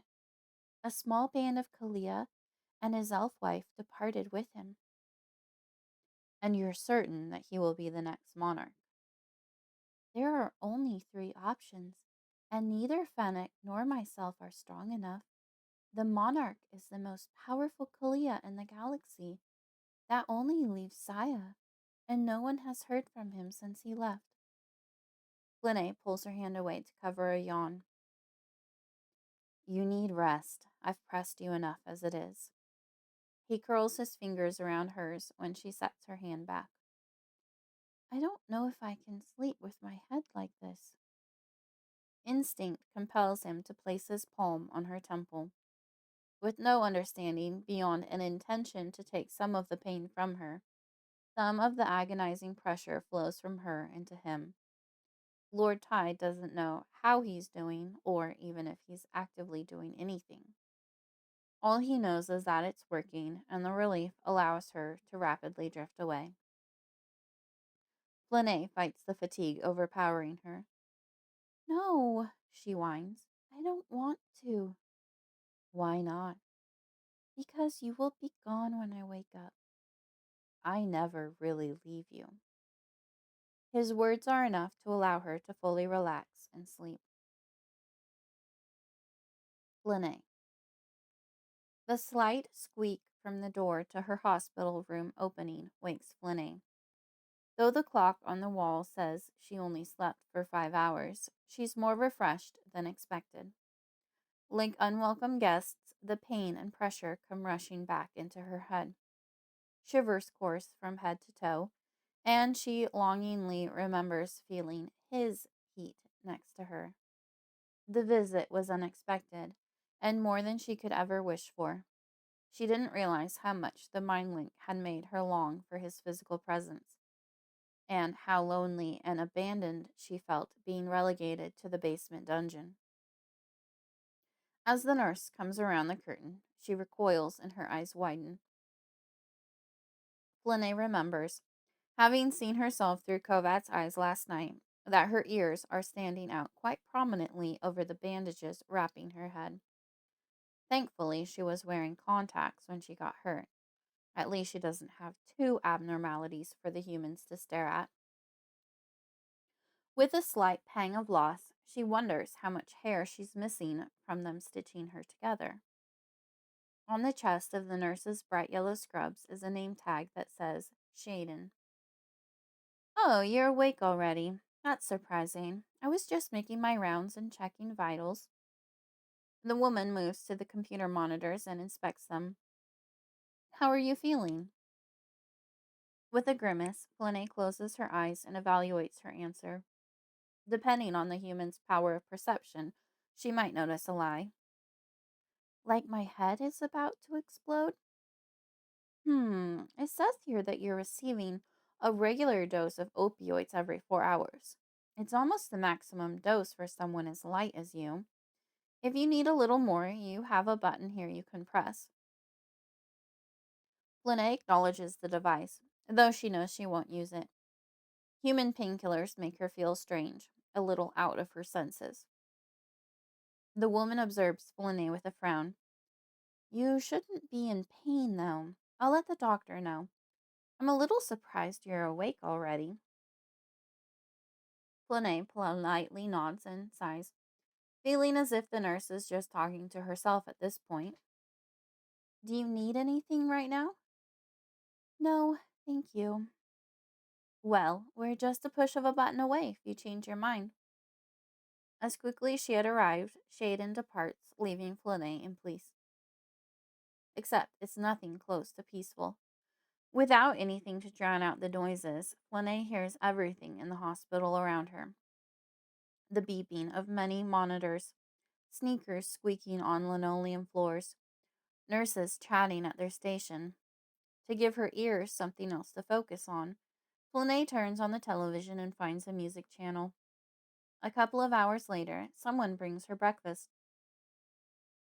The smell of the food makes her stomach flip as she stares at scrambled eggs that must have come from a bag, limp over processed bacon, and white toast with butter and jam on the side. Do I have to eat this? After a taste of the eggs, she knows it's not going to happen. The smell of cooked bacon is too overwhelming for the current condition of her senses. After taking the water, the only thing she knows she can consume from the tray, she pushes the rest as far away as possible. The next set of footsteps to stop at her door makes her cringe. Is she going to be scolded for not eating? Instead of reprimands, the nurse brings with her a second tray. Someone called in a special meal for you, the nurse calls out, obvious excitement in her voice. She uses the new tray to push the first one into her other hand. With her foot, she rolls the stand within Flynae's reach. The tray now holds a plate of fresh fruit and a small cup with 2 raw eggs. A warm tingle runs through Flynae. She knows who ordered this. Goosebumps prickle across her arms. Thank you. You're most welcome. I hope you're well enough to eat. The pain in her head has her stomach quite upset, but she manages to get down some of the fruit before trying to sleep. Resting proves difficult, and she can't stay focused on the music. Whenever she closes her eyes, a hand covers her mouth, or holds her down, or forces her legs apart.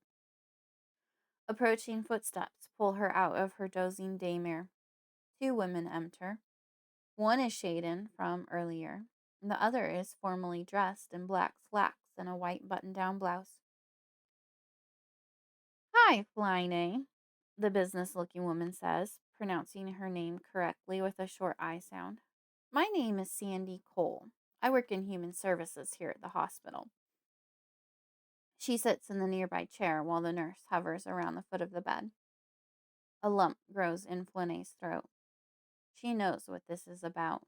The lady should take a hint from the tall, pointy ears she's trying not to stare at and recognize that this is not a human issue.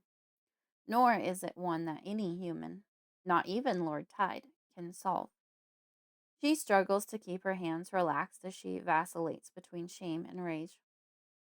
I want to talk to you about some bruises and marks the doctor noticed that were inconsistent with the head trauma you suffered at the ice rink yesterday. Flynae's cheeks flush, and she struggles to swallow. Sandy Cole looks directly at her and asks, Has someone been violent or abusive to you recently?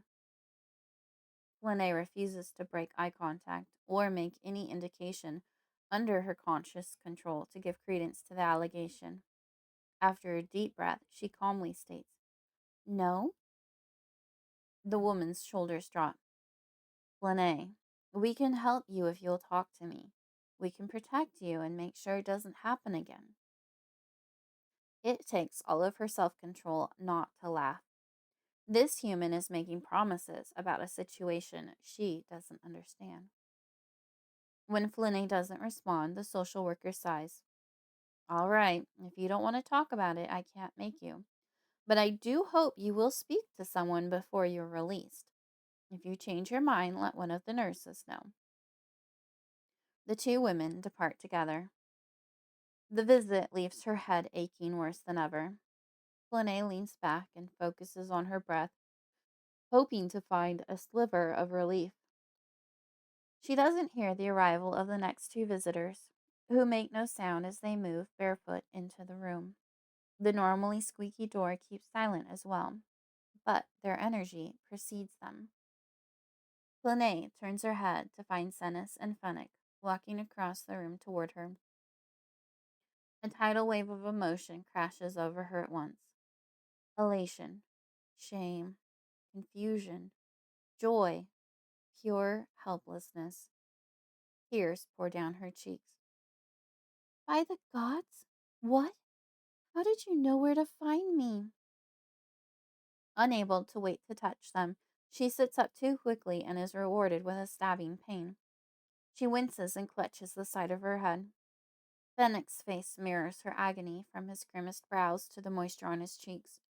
He rushes to sit beside her and gently embraces her. Fly, girl, he whispers. The endearing pet name makes her choke on her sobs. She can't hug him close enough. Sennis walks around the foot of the bed and pauses. Flynae glances up and finds her uncle with his eyes tightly closed. She reaches out for him. Uncle. He looks at her, smiles, and kisses her forehead before sitting down next to her. Dear one. How did you know where I was? I received a comm from Lord Tide. Flynae thanks Kovad for the second time that morning. Sennis pulls a small vial from his pocket, puts two full droppers into the nearby water cup, and hands it to Flynae. Drink up. The slightly bitter aroma of a kaya leaf tincture is more comforting than ever before. She sips on the liquid, grateful that relief is near at hand. Within minutes, the pain in her head begins to ebb, allowing her to enjoy the presence of her family even more. Thenis and Fenix stay with her that night.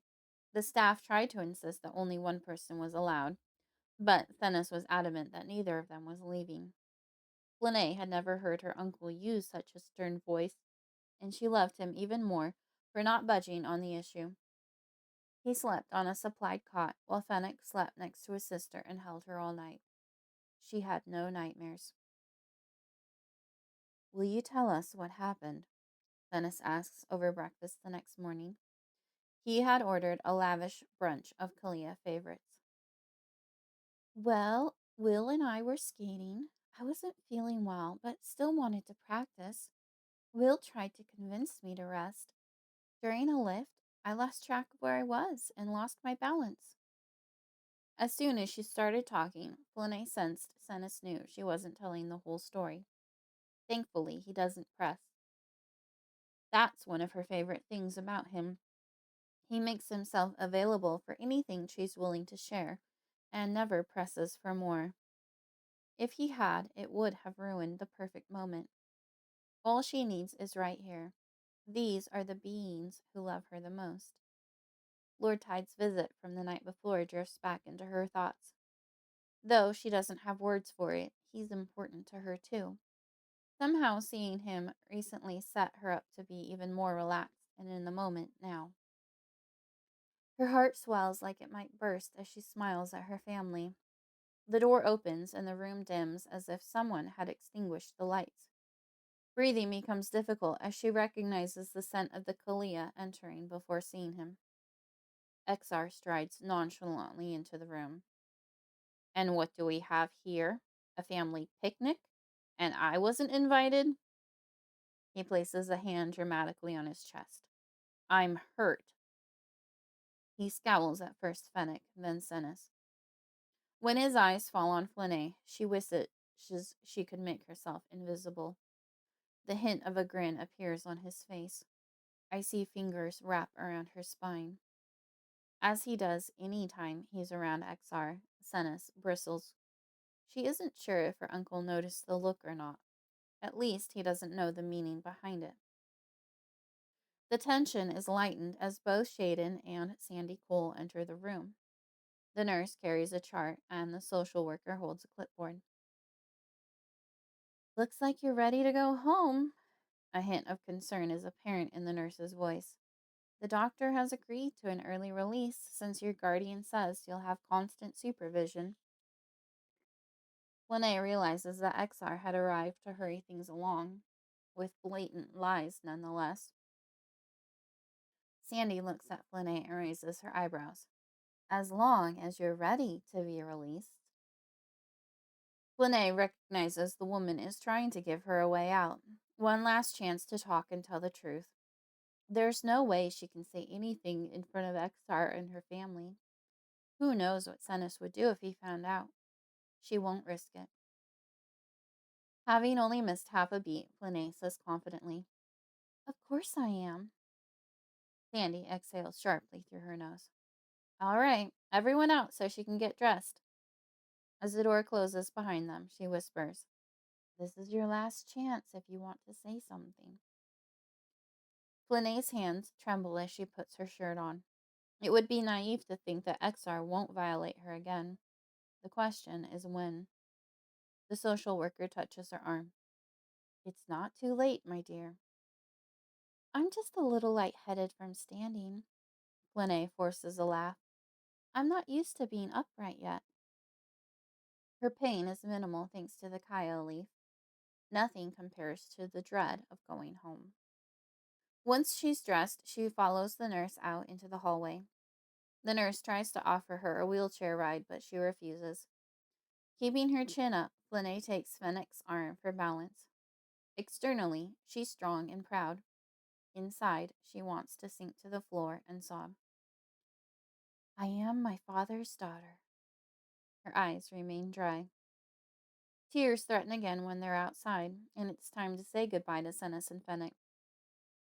They both gently touch the sides of her head and kiss her forehead.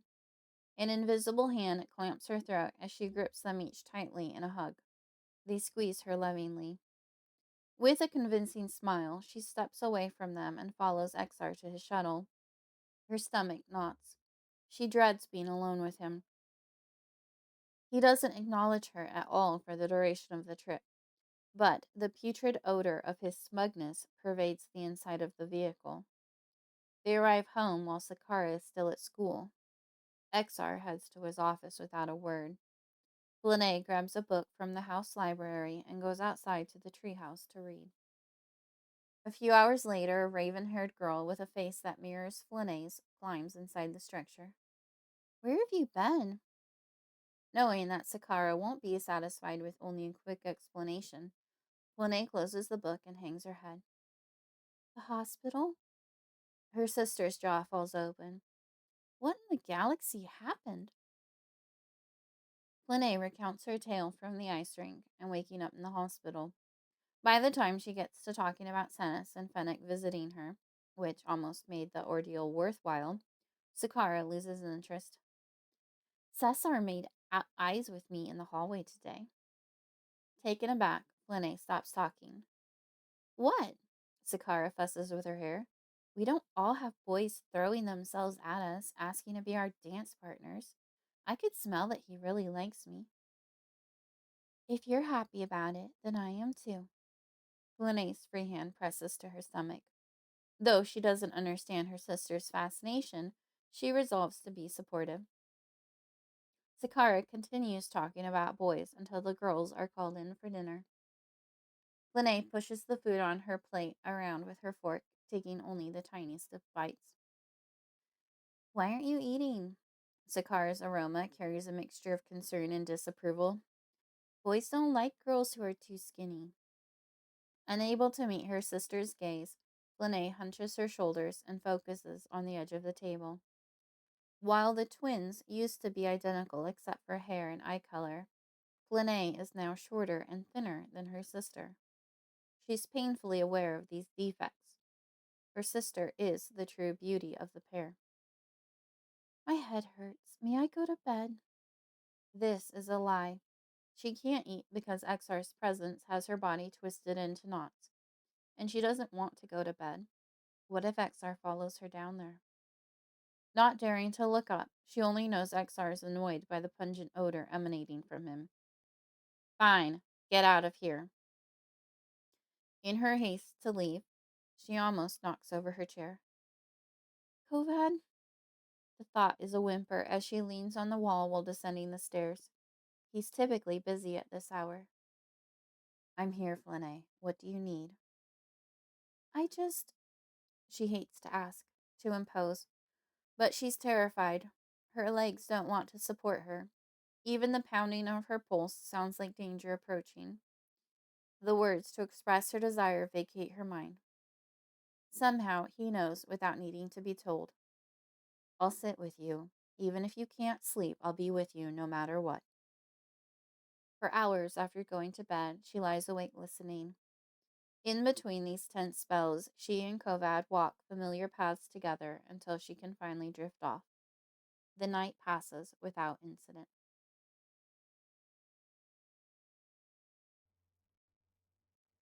Chapter 15. A Lovely Distraction.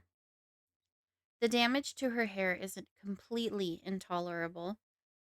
Flynae had hit her head right below her hairline, so not much of it had to be shaved away.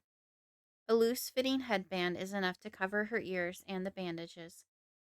Out of habit and desire, Flynae makes her way to the ice rink after school. On the ice is the only place she feels in control of anything. Although her body had taken some of that confidence with the fall, before too much time passes, she needs to get it back. Will isn't at the door when she arrives. Had he become tired of waiting since she took longer than usual? Walking inside, she finds Will already on the ice. He's never warmed up without her before. She frowns as a heaviness settles over her. Immediately, his head swivels toward her. His face lights up and he skates to the edge of the rink. When he reaches her, his grin fades and his eyes narrow. What are you doing here? Shouldn't you be resting or something? What do you mean? Where else would I be? Already, she knows he's going to be trouble. And if he isn't, then Lord Tide is waiting with bated breath to tell her this is a bad idea.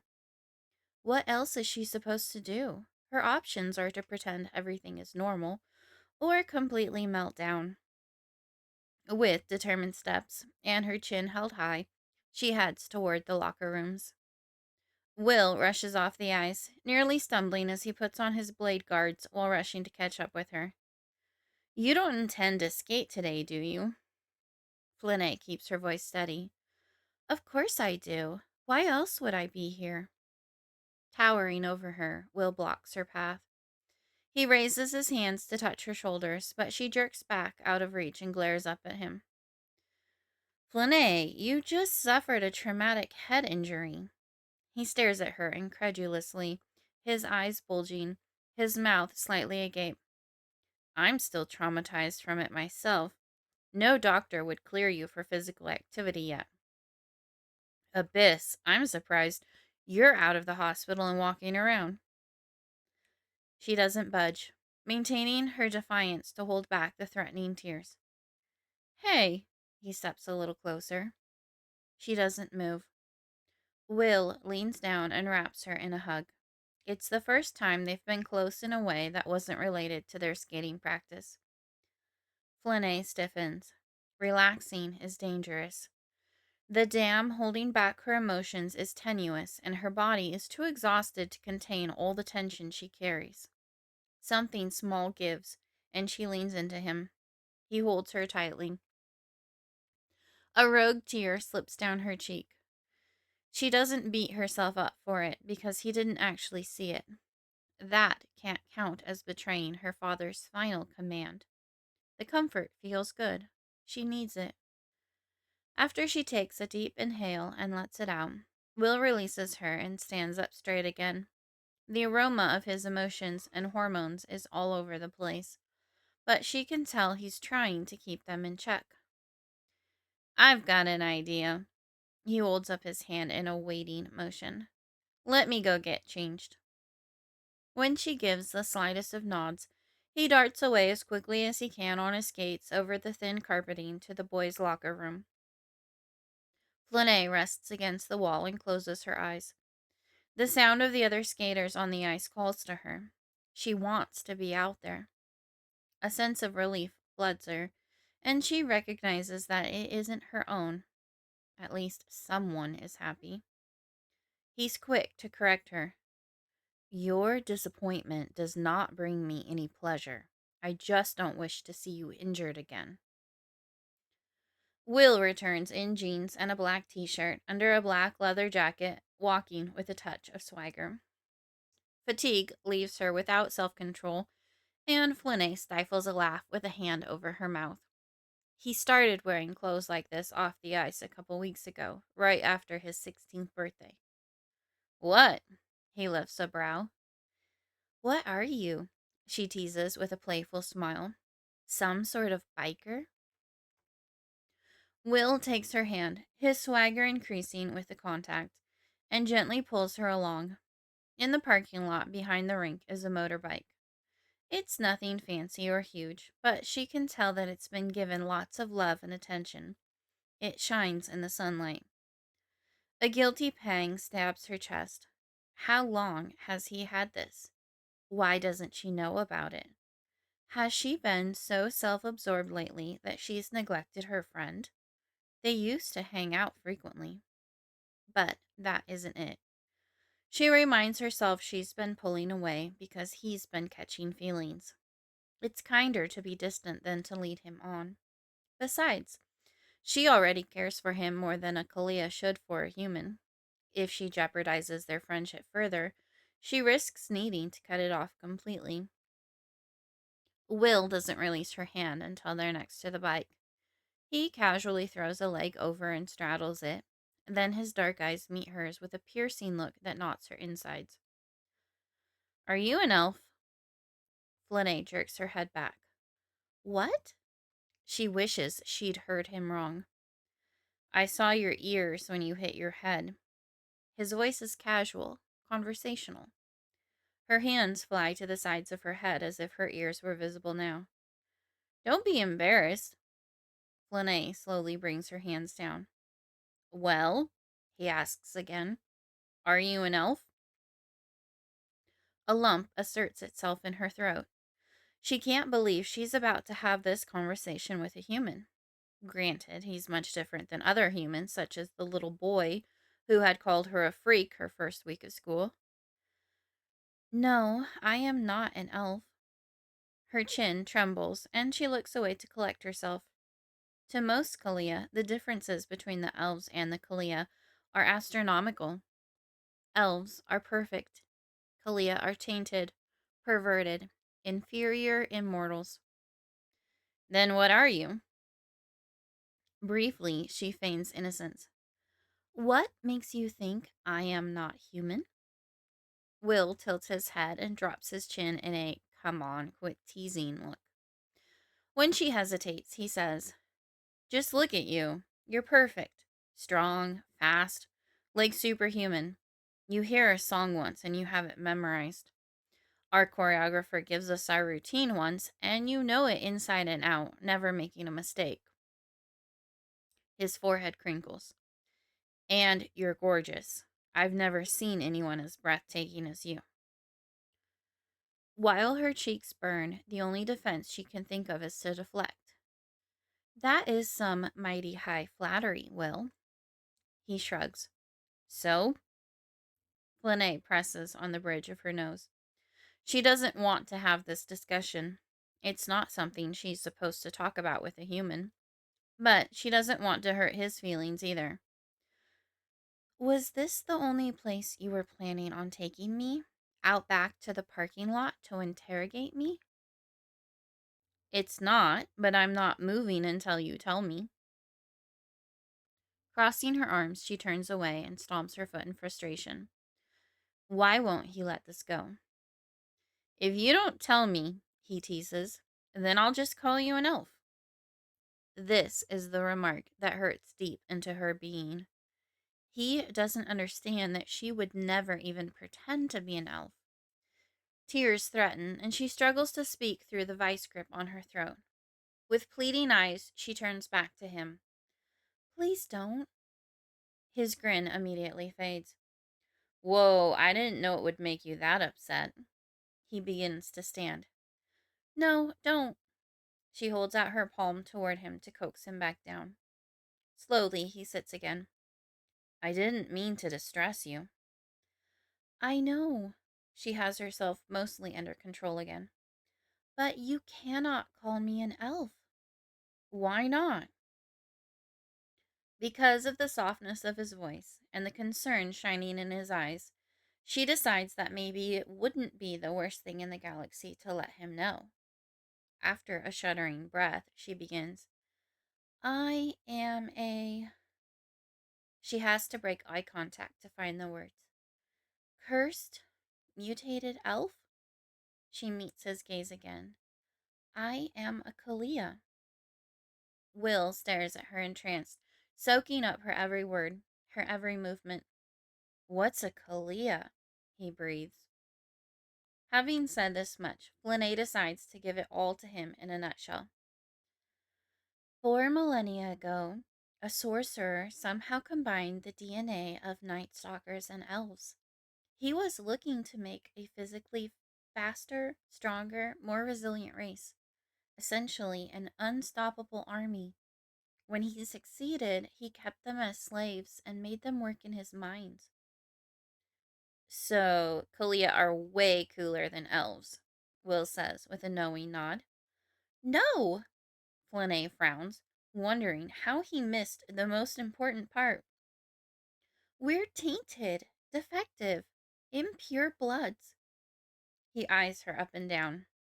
You don't look defective. She huffs, annoyed that he isn't hearing her. Holding up a single finger in a wait motion, she turns around to take out her contacts.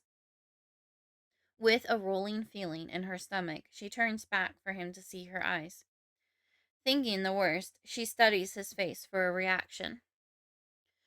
At first, Will's eyes narrow as he tries to focus and comprehend what he's seeing. Then they widen as he leans back. His mouth drops open before any sound comes out, and a huge grin spreads his lips. That's so cool! He stands up from his bike. May I look closer? Involuntarily, Flynae takes a step back, surprised by his reaction, feeling vulnerable and exposed. I guess. Putting his hands above his knees, Will leans down until his face is level with hers and just a foot from it. They're like a cat.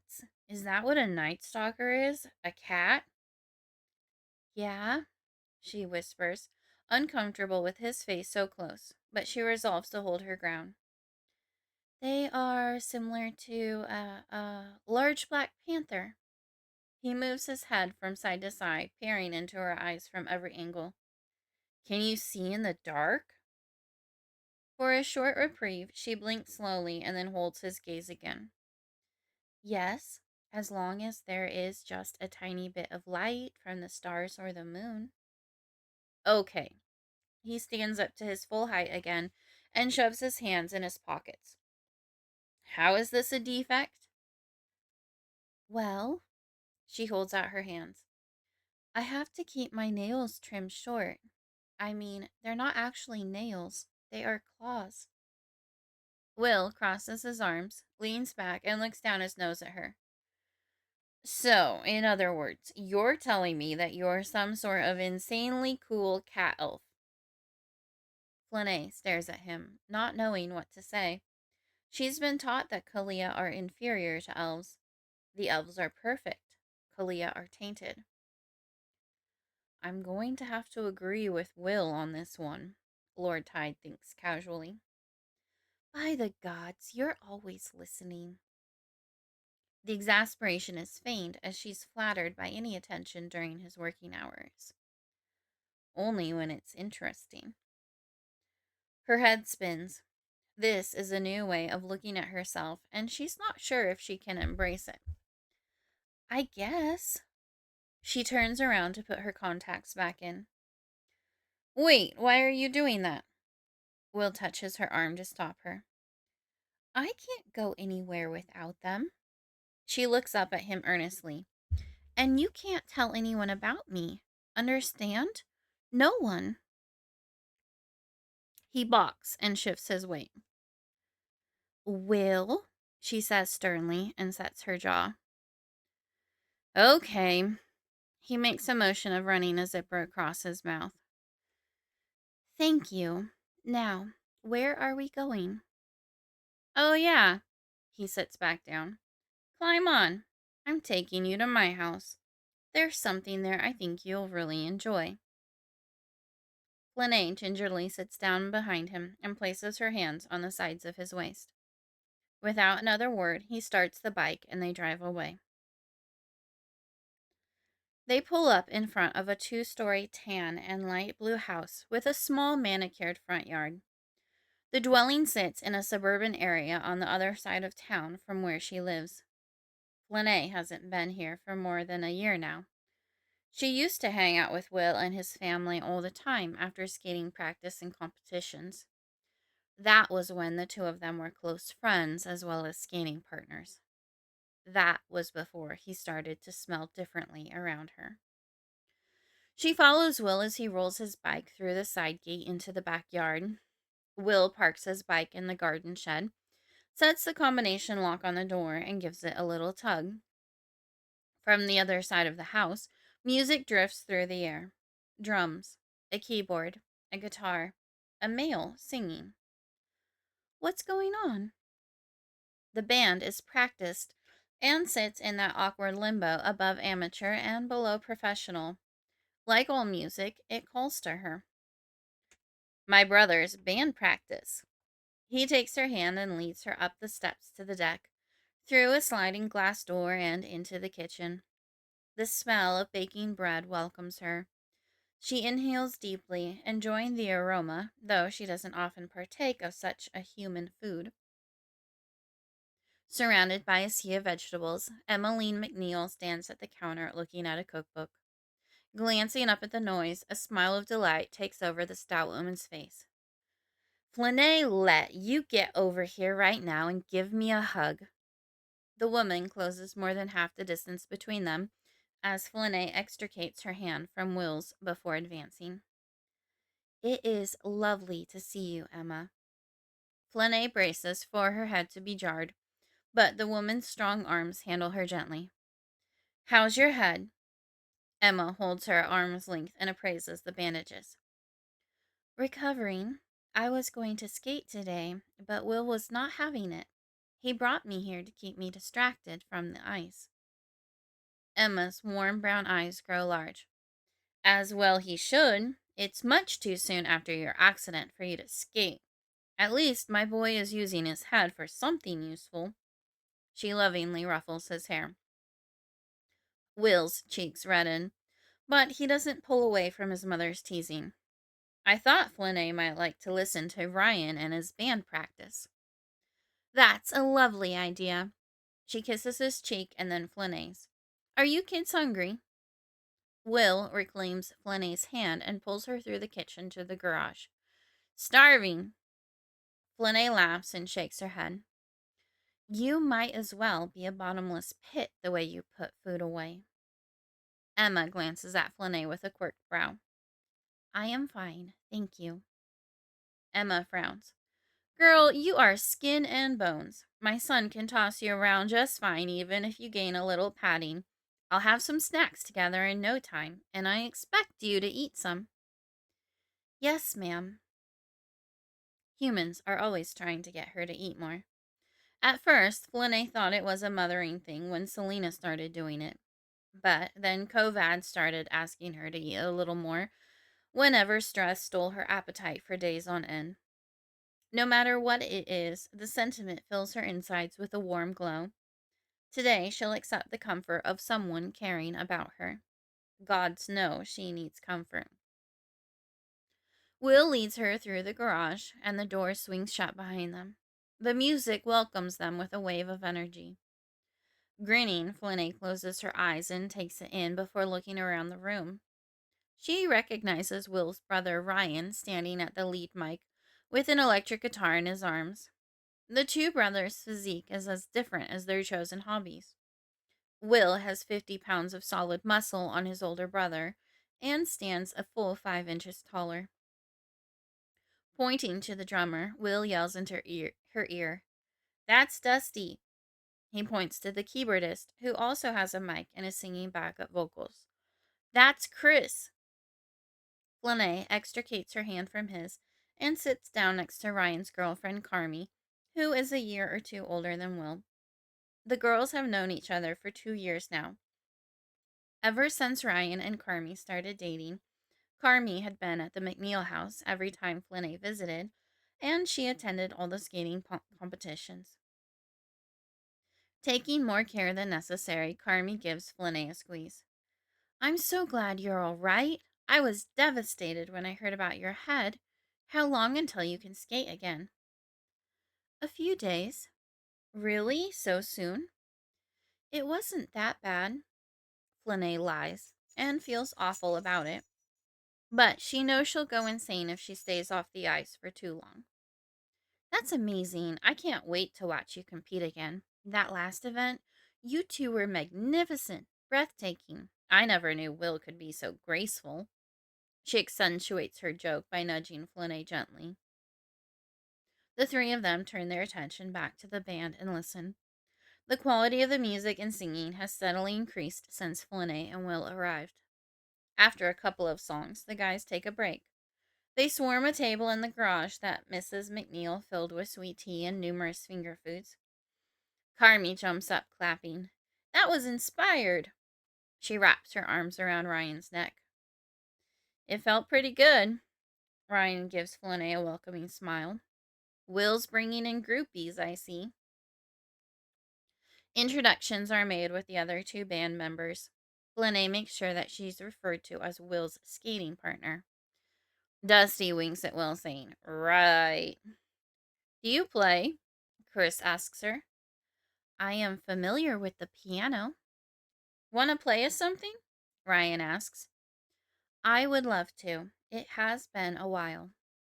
She observes as Chris changes the keyboard setting to piano and then perches on the bench. Any nerves she might have had vanishes as her fingers touch the keys. Performing is easy. It's the rest of life that's difficult.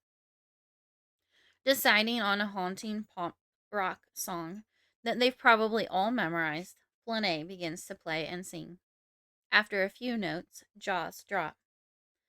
The lyrics are meaningful to Flynae, reminding her of her father, who she still mourns. The melody carries her away, coaxing her to get lost in it. When she stops, no eye in the place is dry. Carmi is silently weeping. For several moments, no one speaks, as if they need to recover from the exquisite, painful beauty of what they heard. Finally, Ryan turns to Chris. "You're fired. We've got a new keyboardist." Everyone laughs, needing relief from the unexpected, poignant emotions. Heat floods into Flynae's cheeks and ears. She smiles and shakes her head. "I would never." "Yeah, but seriously, we should get a second keyboard so you can play with us." Ryan flashes a teasing grin at his younger brother. "No more ice skating for you." Everyone laughs except Will. Even before he speaks, Flynae notes the possessiveness in his smell. "Hey, I didn't bring her here so you can steal her into your little band." "Calm down." Ryan thumps Will on his back before turning to Flynae. "You're welcome to come back and hang out any time." Warmth and reservations war within her. She's just made several human friends. While Senis would approve, her father must be rolling in his grave, as humans say. "Thank you. That is very kind."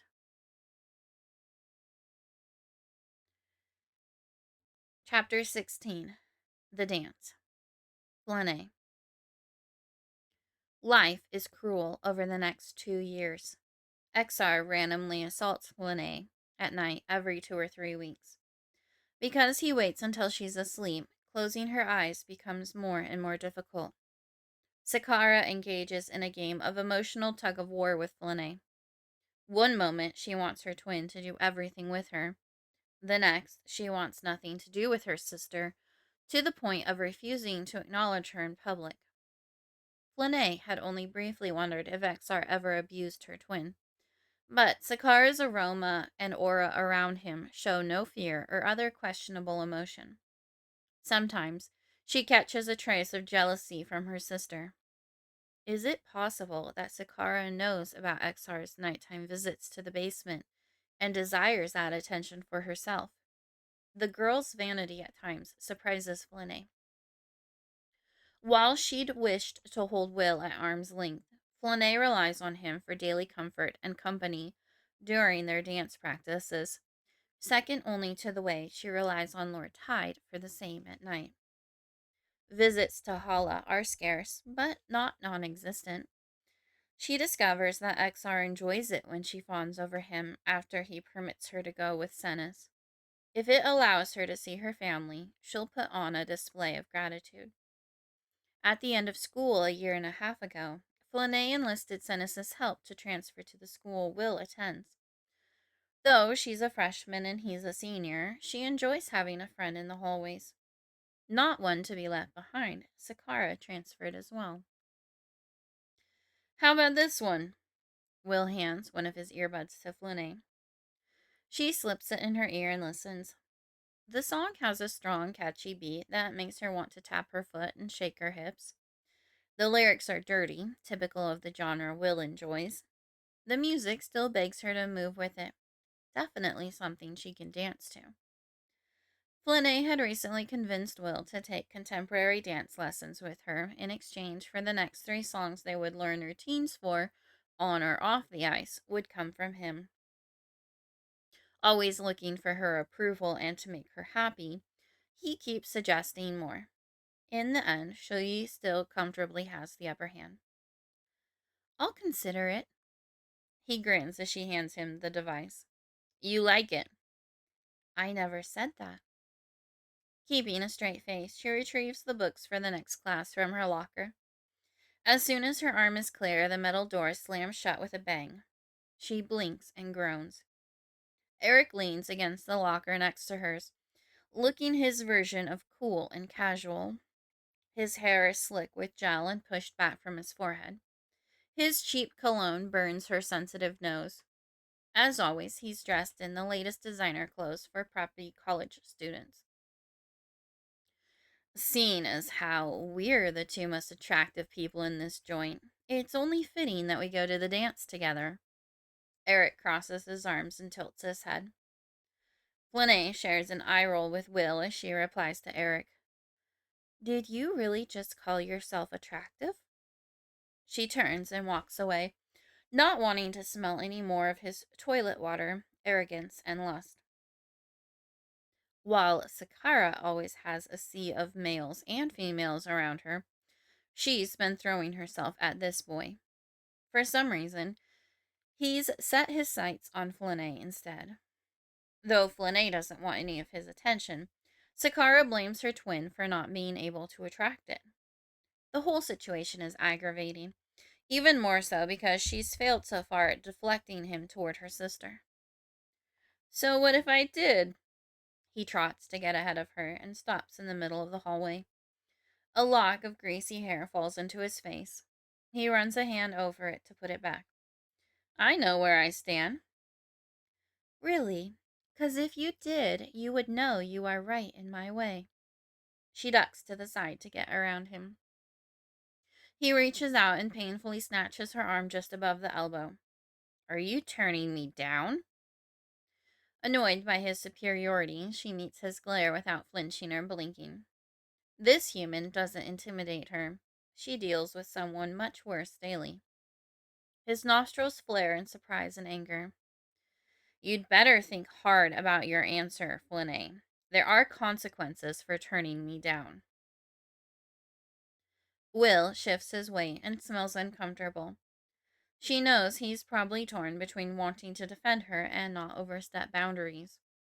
She's told him many times that she can look out for herself.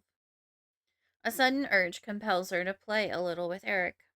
She puts on an innocent, pouty face, the one that makes humans like Eric weak in the knees. Her eyes, which she can now consistently make appear human on her own, grow large as she tilts her chin down and gazes up at him. She purses her lips and stands on her tippy toes to whisper in his ear. The syrupy odor of his desire grows even stronger as she leans closer. I'm turning you down. With a simple flick, her arm pops free of his grasp, and she walks down the hallway, knowing he's left standing with his mouth agape. Will rushes to catch up and fall in step next to her. So it sounds like you aren't going to the dance with Eric? Flynae laughs. What gave you that impression? Let's call it a keen sense of intellect. I would say you are correct. Well, about the dance. He pauses for air, or courage, or both. To head him off, she interjects. Did you ask Lysel to go with you? Lysel is a sweet, shy junior with a huge crush on Will.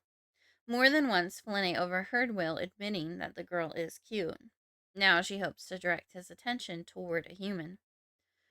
I think she's going with a group of friends or something. His tone and vague details lead her to believe he never asked Lysel. There's no way the girl would have said no. That's too bad. You two would have made a really cute couple. Will you go with me? Flynae swallows hard. I wasn't necessarily going, though Sakara might drag me along. She seems to think I must suffer near her while she has fun. And wouldn't you rather attend with someone your age?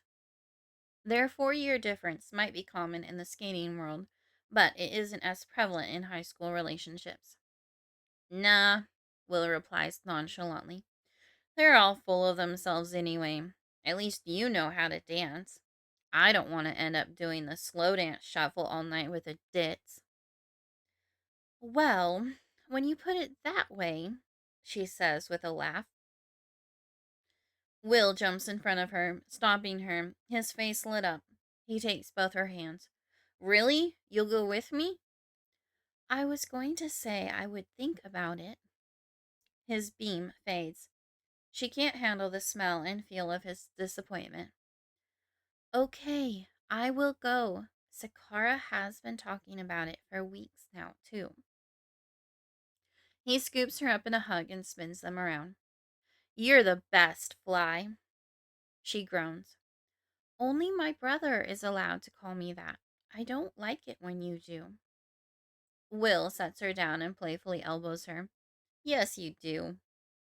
As she wanders the hallway toward her next class, she decides to let Sakara take the lead on bringing this up with Exar. She can't see a scenario in which her sister doesn't insist that she goes with her. It might not even come up at all. Exar hasn't been around much lately, just one or two distracted days a week. But that doesn't stop him from ruining anything special in her life. He'd raped her the night after she and Will had won their last competition. An invisible hand wraps around her ankle. Her guardian's possessive lust permeates the air. She shudders and hurries along. On the day of the dance, Flynae and Sakara rush home to get ready. Since Exar isn't there, they dress in Sakara's room and take turns doing each other's hair. From years of diligently practicing energy manipulation, Flynae is able to maintain a human appearance with mild effort and can wear her hair any way she chooses now. Her sister braids it back for her in intricate traditional Kalia style. Sakara has always put more effort into attracting the attention of boys at school than practicing energy work. Flynae arranges her twins' hair in a way that hides her ears and frames her face with long ringlets. Both girls finish their hairdos with little flowers around the crowns of their head. The girls wear matching floor-length dresses that differ only in color. Even though her bust is smaller than her twins, Flynae isn't fully comfortable with the amount of cleavage the low-cut square neckline shows. The velvet green corset bodice fits like a comforting hug, though, and she adores the way the iridescent black skirt flows as she moves. The whole dress is brightened by intricate golden threadwork throughout. The bodice of Sakara's gown is a warm gold that matches the color of her eyes. Tonight, she must wear contacts to hide the shape of her eyes, as she does frequently at school, now when Exar is away for several days in a row. They take turns lacing each other into their dresses. When they're finished, they stand together before the full-length mirror that fills the back of the bedroom door. Crush me! Sakara runs her hands across her slender waist and admires them both almost equally. We look hot.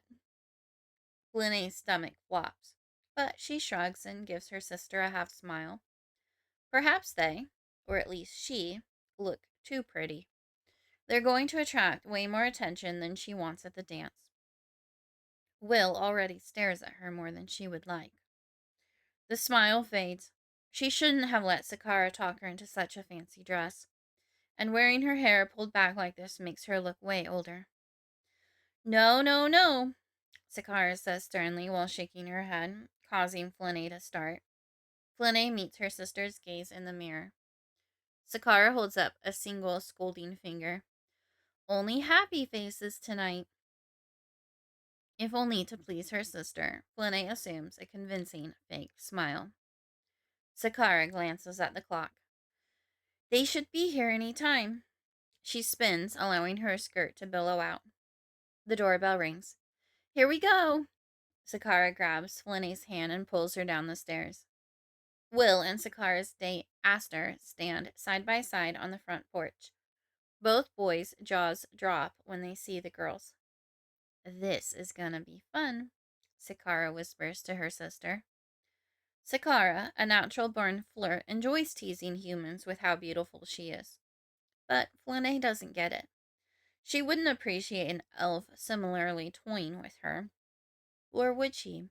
It might be nice to have someone enchant you into believing that they make you happier than you could ever be without them, that nothing could ever go wrong again, that life isn't all bleak torment.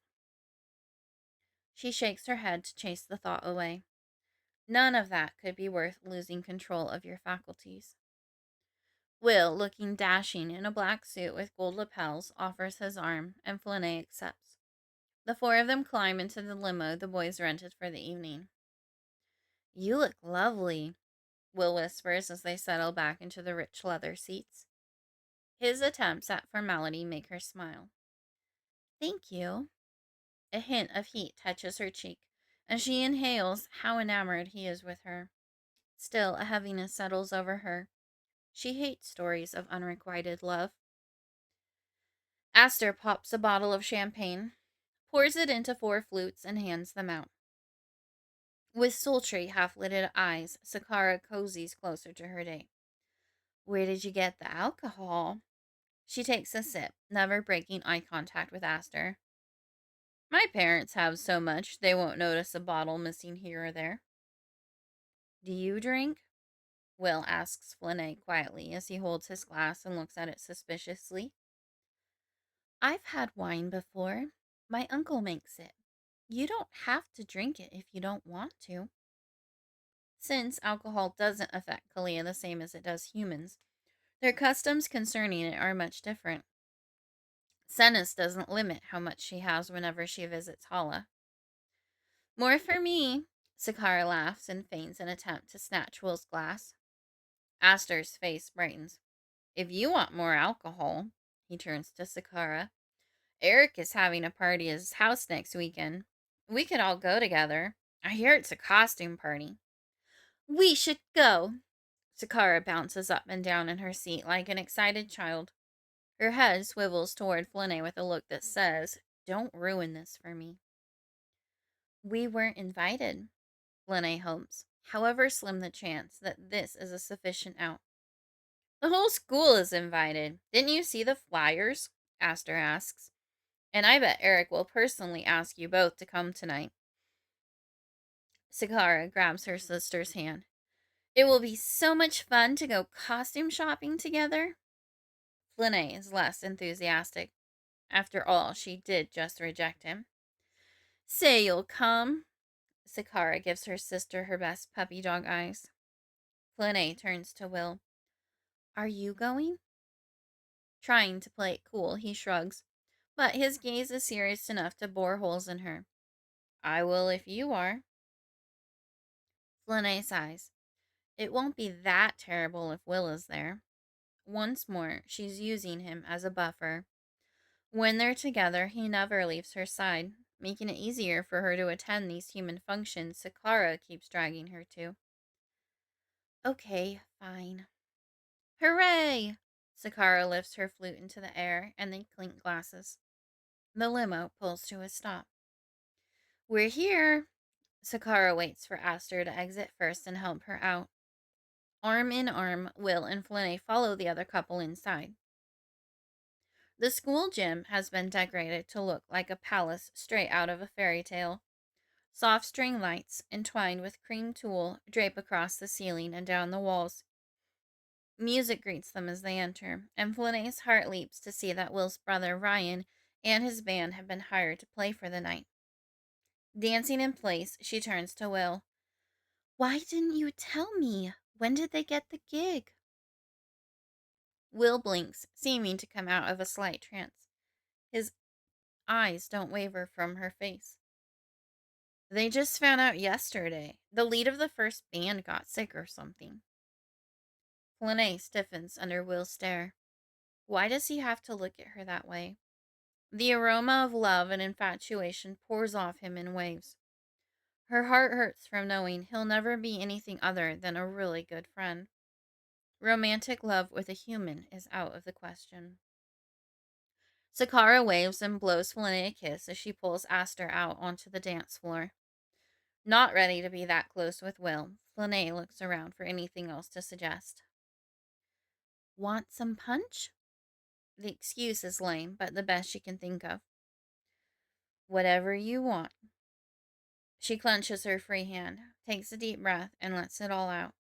This is a bad idea. The setting is too romantic. Will is falling hard tonight, and she doesn't like it. They stand with little plastic cups shaped like wine glasses near the wall and watch. Sakara might not be trained as a dancer, but she has the natural beauty and grace of a Kalia, which draws the room's attention. Flynae enjoys watching her sister, but quickly realizes she would be a lot more comfortable if she were out there as well. Dancing takes her mind off the rest of the world. With music inspiring her body's movements, she can get lost and let everything else fade away. She drains her glass. You ready? Will hasn't taken his eyes off her. 4. To dance, silly. She rolls her eyes. Dancing typically helps him focus a bit more on himself. She hopes it'll do that now. Grabbing his hand, she leads him out. The circle created around Sakara and her partner expands to include them. More couples stop and stand in the ring to watch. One of his ebony hands envelops one of her ivory hands. The rest of the room fades away. The music moves them along as she keeps her gaze on Will's face. After several upbeat songs, the lights dim and a slow song begins. Will pulls her and sways. Flynae steps back, reclaiming her space. That isn't really dancing, Will. You're right. Disappointment dims his eyes, but she remains resolute. A hand on her arm rescues her. Carmi stands next to her. Rai wants you to come sing a couple of duets with him. Flynae shakes her head and stops herself from fussing with her hair. What? She pivots and looks at the stage. When her eyes land on Ryan, he nods emphatically and beckons. Come on. Carmi tugs her gently. You've been singing with him at least once a week for years. The two of you sound magical together. I don't know. Somehow, singing in front of a room full of people feels much different from dancing in front of them. Watching a Kalia move is intoxicating for humans, but hearing one sing could be spellbinding. She'd been able to keep herself a bit restrained when singing in the garage, but she'd need to lose herself in the song to forget all the eyes on her. Carmi pulls a little harder and Ryan waves her up. Flynae relents and walks onto the stage. Every head in the room turns in her direction. Those on the dance floor pause, watching, waiting. She smells their desire. They sense the magic of her Kalian nature even if they don't understand it. It's like every person in the room has been waiting their whole lives to hear her sing. She eyes the exits as an empty pit forms in her stomach. It's not too late to flee. Except it is. She won't do that to Ryan and the others. Chris hands her a microphone. The crowd holds their breath. The music starts. When the first note passes her lips, they collectively relax and exhale. Anchoring herself to the stage, Flynae keeps her focus on Rye. The words flow out effortlessly. In his own way, Ryan is just as skilled at putting on a show as Will. He holds her gaze and stands so near her that the crowd must think they're in love. If he didn't already have a sweetheart, she might worry about him. But his love for another protects him from her charm. Flynae has always been able to relax around him more than his brother. This helps her get lost in the moment now. After 2 duets, she tries to bow out of more, holding the microphone out to Chris and taking a step back. Oh, come on, Ryan says, like an announcer into his microphone. He turns to the crowd. We're all willing to do a little begging for a solo from Miss Flynae, aren't we? Solo, solo, solo. The room takes up a chant. Flynae grips at her skirt as her cheeks and ears burn. Wanting to quell the near-deafening roar, she gives a slight nod of assent. The onlookers cheer. Ryan steps back as the band plays a solo for her. She closes her eyes, singing for the love of music rather than for anyone. This song is about chances and making the most of them, though nothing is guaranteed. It reflects an inner desire that she hardly ever dares let burn. A chance at being exquisitely happy with someone someday. Someone she doesn't have to hide any part of herself from. The music fades and stops. Miss Flynae, let. Ryan bows and claps, prompting the spectators to follow his example. The applause as she flees the stage is deafening. Girls and boys alike whistle, cheer, and hoot. Heat seeps into her face and neck. The room is unbearably hot, and the smell turns her stomach. Lust, love, jealousy, hate. All the guys, and even some of the girls, want to do her. The rest of the girls want to be her. Even in the back of her mind, Lord Tide wishes he was there to hear her in person. Sakara waits at the bottom of the steps and grabs her hand. You have to come with me. Flynae groans. What now? Sakara laughs. It's Will. Flynae immediately swivels her head around, searching for him. She can't see him through the sea of people. Is he all right? You'll see.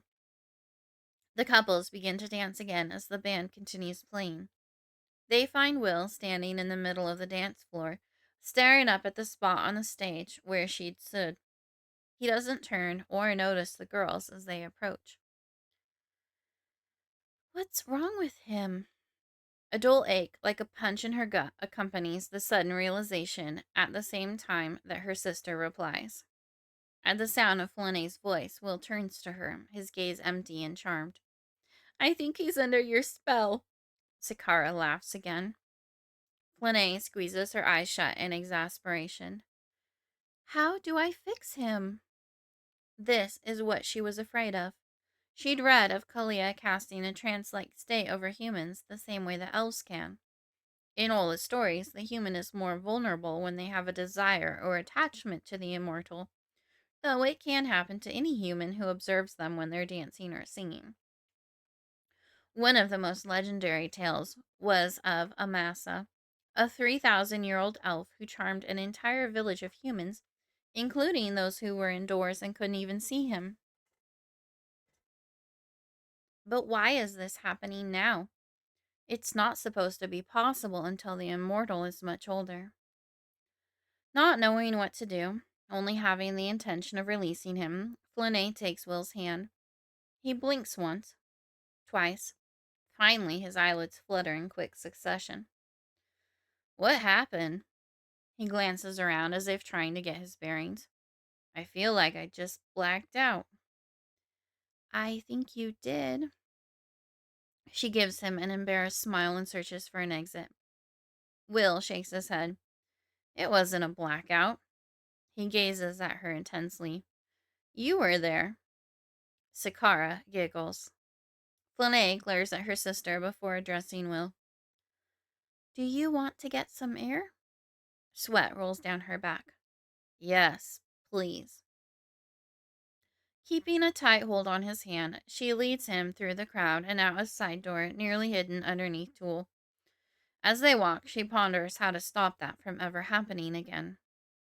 The fresh air cools and invigorates her. She closes her eyes and takes a deep breath. The door clicks behind them. Will's hand pulls away. She hears a hollow thunk and Will yelps. Spinning around, she finds Will holding a hand over an eye and Eric next to him gloating. Eric turns on her, his eyes narrowed and angry. This is the loser you turned me down for? He points at Will while stepping toward her. How dare he hit Will? Flynae's heart quickens and she trembles with rage. Everything around her tinges in red. The crimson must seep through her human disguise. Eric stops, his eyes wide with fear. Flynae steps up to him, their faces only a few inches apart. His look changes to expectant. His lips part slightly as if they're lovers about to kiss. Adrenaline surges through her. She draws her arm back and plows her fist into his gut. All the air whooshes out of him, and he doubles over, almost falling. Instead, she grabs his shoulders, holding him in place as she slams her knee into his groin. His mouth falls open, but no sounds escape. She shoves him to the ground. Leave my friends alone! Her chest heaves as she begins to breathe deeply to allow her anger to dissipate. In the background of her thoughts, she finds Lord Tide waiting at his computer, his fingers posed to summon local authorities.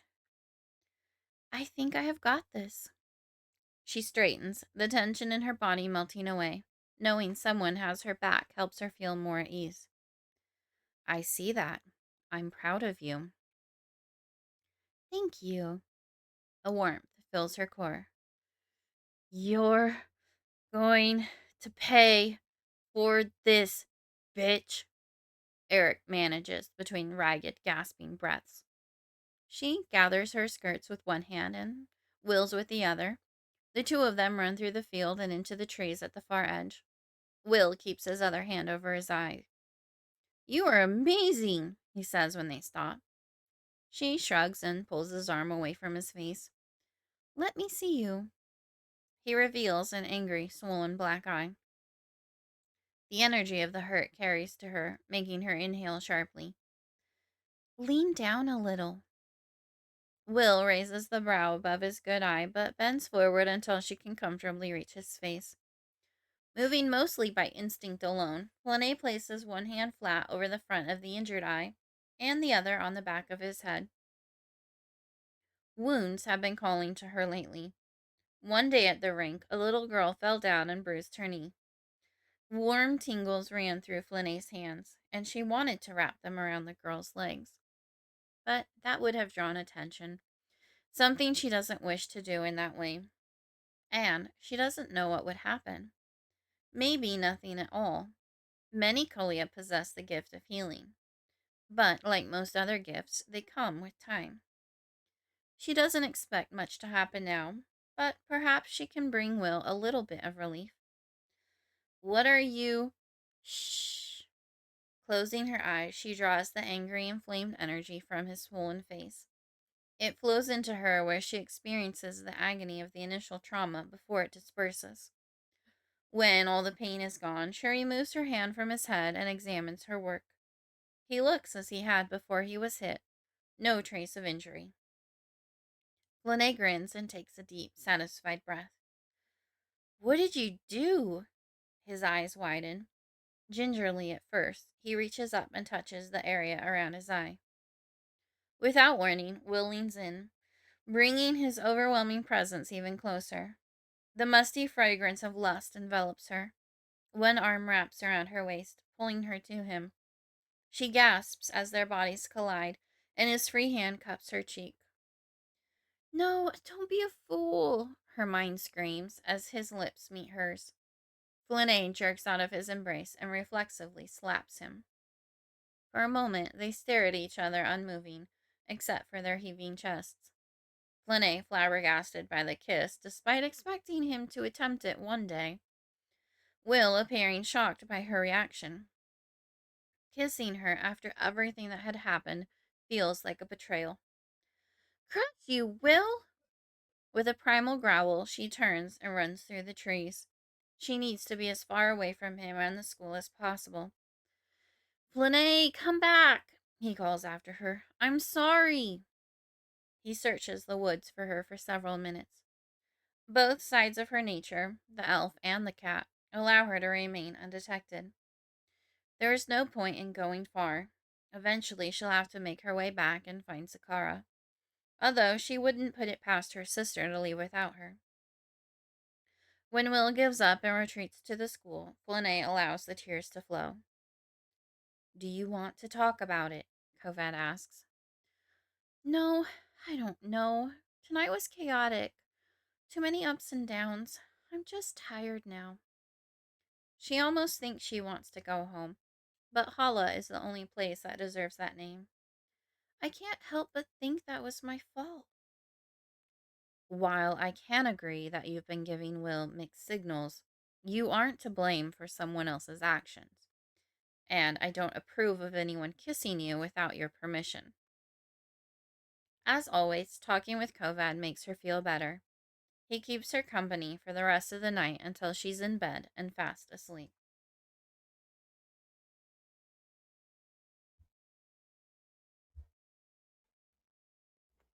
Chapter 17. Panther and Fox. Flynae. Why am I doing this? Accompanying her twin to a busy mall is bad enough. Knowing that their destination is a store that contains a little bit of everything inappropriate, including gag gifts, adult games, bachelor and bachelorette party supplies, sexy costumes, goth makeup, punk jewelry, and more, is even worse. As soon as Sakara had said the name as their destination, a sinking feeling in Flynae's core said she was going to end up with a costume that she would be wildly uncomfortable wearing. She hadn't breathed a word to her sister about what happened between Will and her the night of the dance.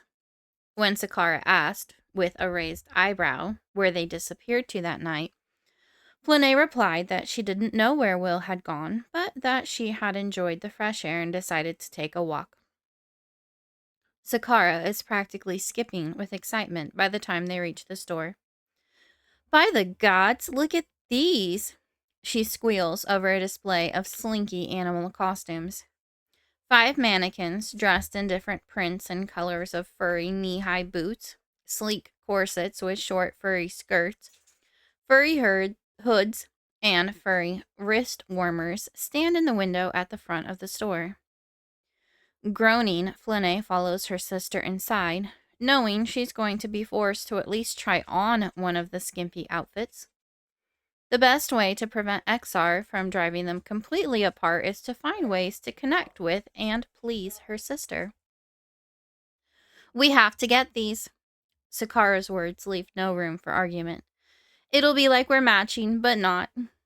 She holds up a fuzzy black costume that must represent a panther or black cat of some sort. Isn't it amazing? It matches my hair. Are you really going to wear that? Flynae's stomach balls up at the thought of wearing something so revealing. She might have different thoughts about it if XR didn't take regular liberties with her body, and if she weren't worried about Will seeing her in it. The week had already been uncomfortable enough. The two of them made up Monday. Will apologized for kissing her. Flynae apologized for slapping him and for running off. They'd hugged and made up, but skating practice was still awkward. She found herself watching him more closely, knowing that it would happen again at some point. Why wouldn't I? Sakara turns to her sister with a raised chin and her eyebrows in a comically questioning look. Flynae smiles and glances at what Sakara holds. It is lacking cloth? Sakara snorts. Don't be a prude. Try one on with me. This is cute. Flynae lifts another black one from the rack. A white stripe runs down the back of the hood all the way to the end of the thick tail. No! Sakara snatches it and throws it back before rifling through the rest of them. My sister will not go as a skunk. She holds up a rusty red costume. Here you go. It's light for your hair, but I think you can make it work. Reluctantly, Flynae takes it. I am a fox? A foxy fox, for sure. Let's go try them on. She dashes toward the dressing rooms. Flynae follows slowly. Come on, Flynae, step lively. Standing in front of the dressing room mirror, Flynae tries to pull the tiny skirt down as far as it will go.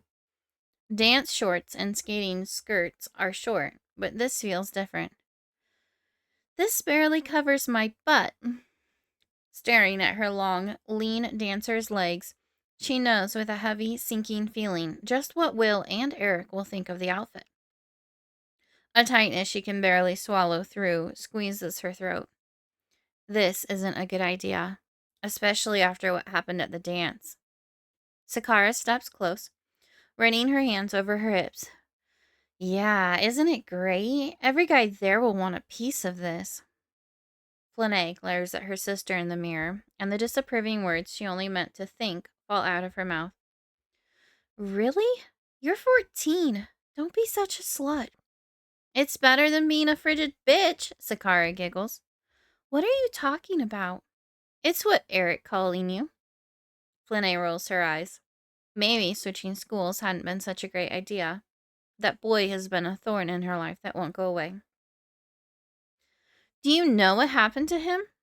Admiring her reflection, Sakara flips her hair back and holds it in several different styles. What do you mean?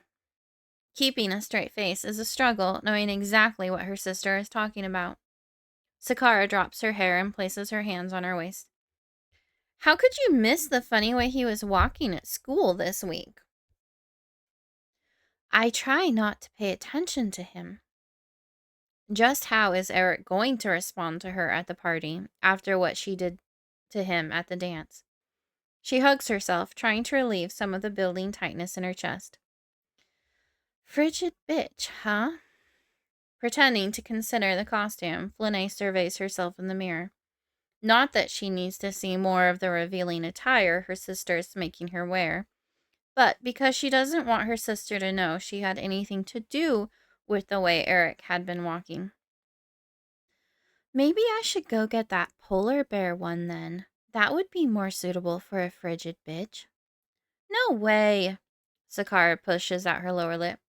The fox is adorable. I'm getting this one. Let's change and go. The morning of the dreaded costume party, Flynae wakes up with her stomach in knots. Something worse than what happened at the dance is going to happen later.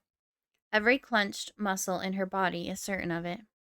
A slight calm washes over her, relieving the worst of the tension as she senses Lord Tide's presence only a few miles away. He's on the planet today.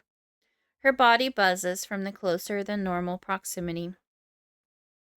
Over the last few years, she'd bounced back and forth, almost alternating between thinking of him by his first name and his title. Whenever he accompanies the Emperor to an event, she would often watch the footage. Seeing his face had been difficult and originally caused debilitating flashbacks, but she was slowly getting used to it. The coverage reminded her that thinking of him by his first name was informal and showed the familiarity of their relationship. The news never once called him anything but Lord Tide. Addressing him by his first name makes him feel like a friend. Because of the way he's constantly there, she trusts him more than anyone else. However, that causes her guilt. How much is she betraying her father by not keeping this human at arm's length?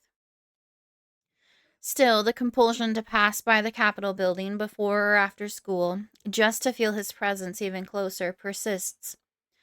But that would be silly. And how would she explain it if he were to notice?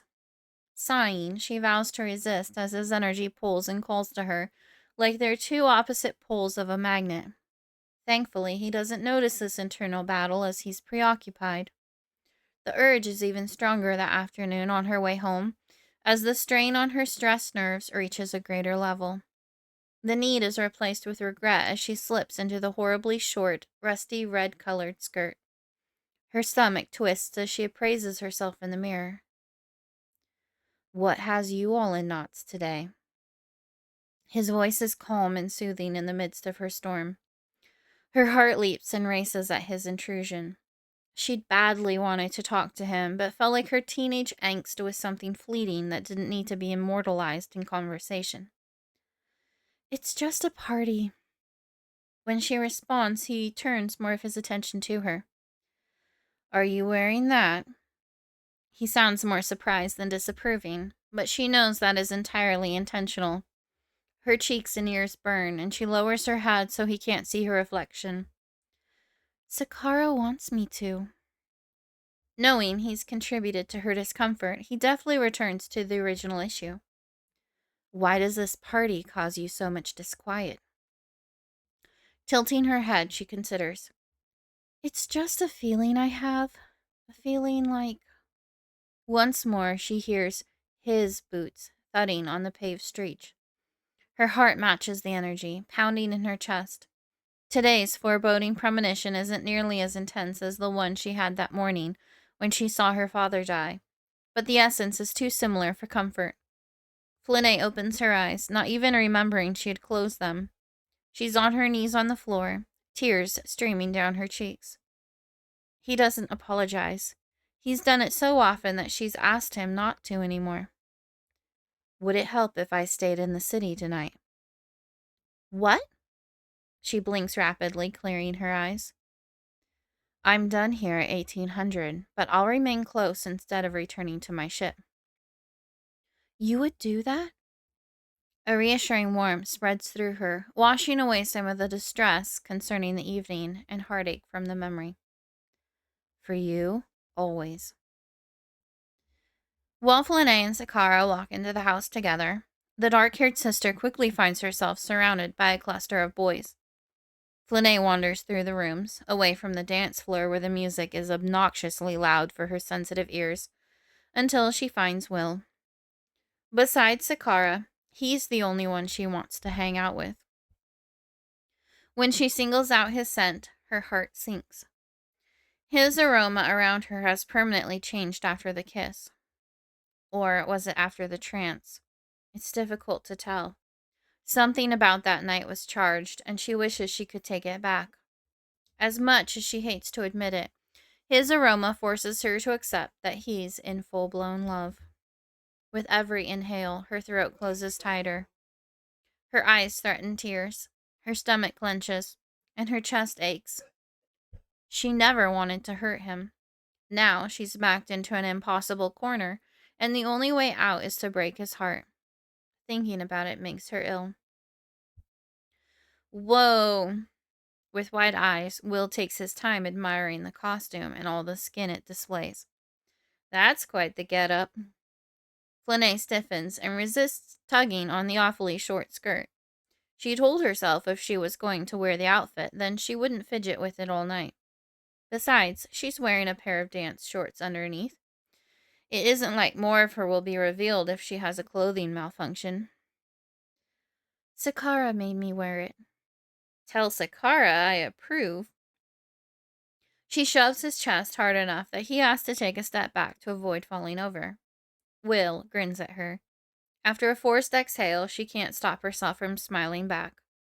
The boy has a great smile. It makes her happy. When she motions with her head, Will moves with her out of the middle of the room. People still stare at them. This isn't something entirely new. Even when she's disguised, humans know she's different. They watch her all the time. But the severity of it is increasing. That has to be why so many Kalia live apart from humans. They don't want to be ogled all the time. Even when she turns away, their eyes on her bare arms, shoulders, and legs are a tangible crawling sensation that makes her want to hide. If this is part of maturing, she isn't ready for it. Flynae stands closer to him than she would like, close enough to feel the warmth of his body. He's a safer place than the rest of the room. When she pivots to survey their surroundings and their elbows touch, the desire pouring from him intensifies. The emotion is frantic. He would do anything for her if he only knew what she wanted him to do. What she wishes is for him to fall in love with a human girl. Unfortunately, the only way to make that happen is to spend less time with him. She has to let him go. Her shoulders droop, and she hugs herself. This is why you don't make friends with humans. Sooner rather than later, it ends. Sakara saves Flynae from her agonizing thoughts when she shows up with 2 red plastic cups. Here, guys, drink up. She shoves the beverages toward them.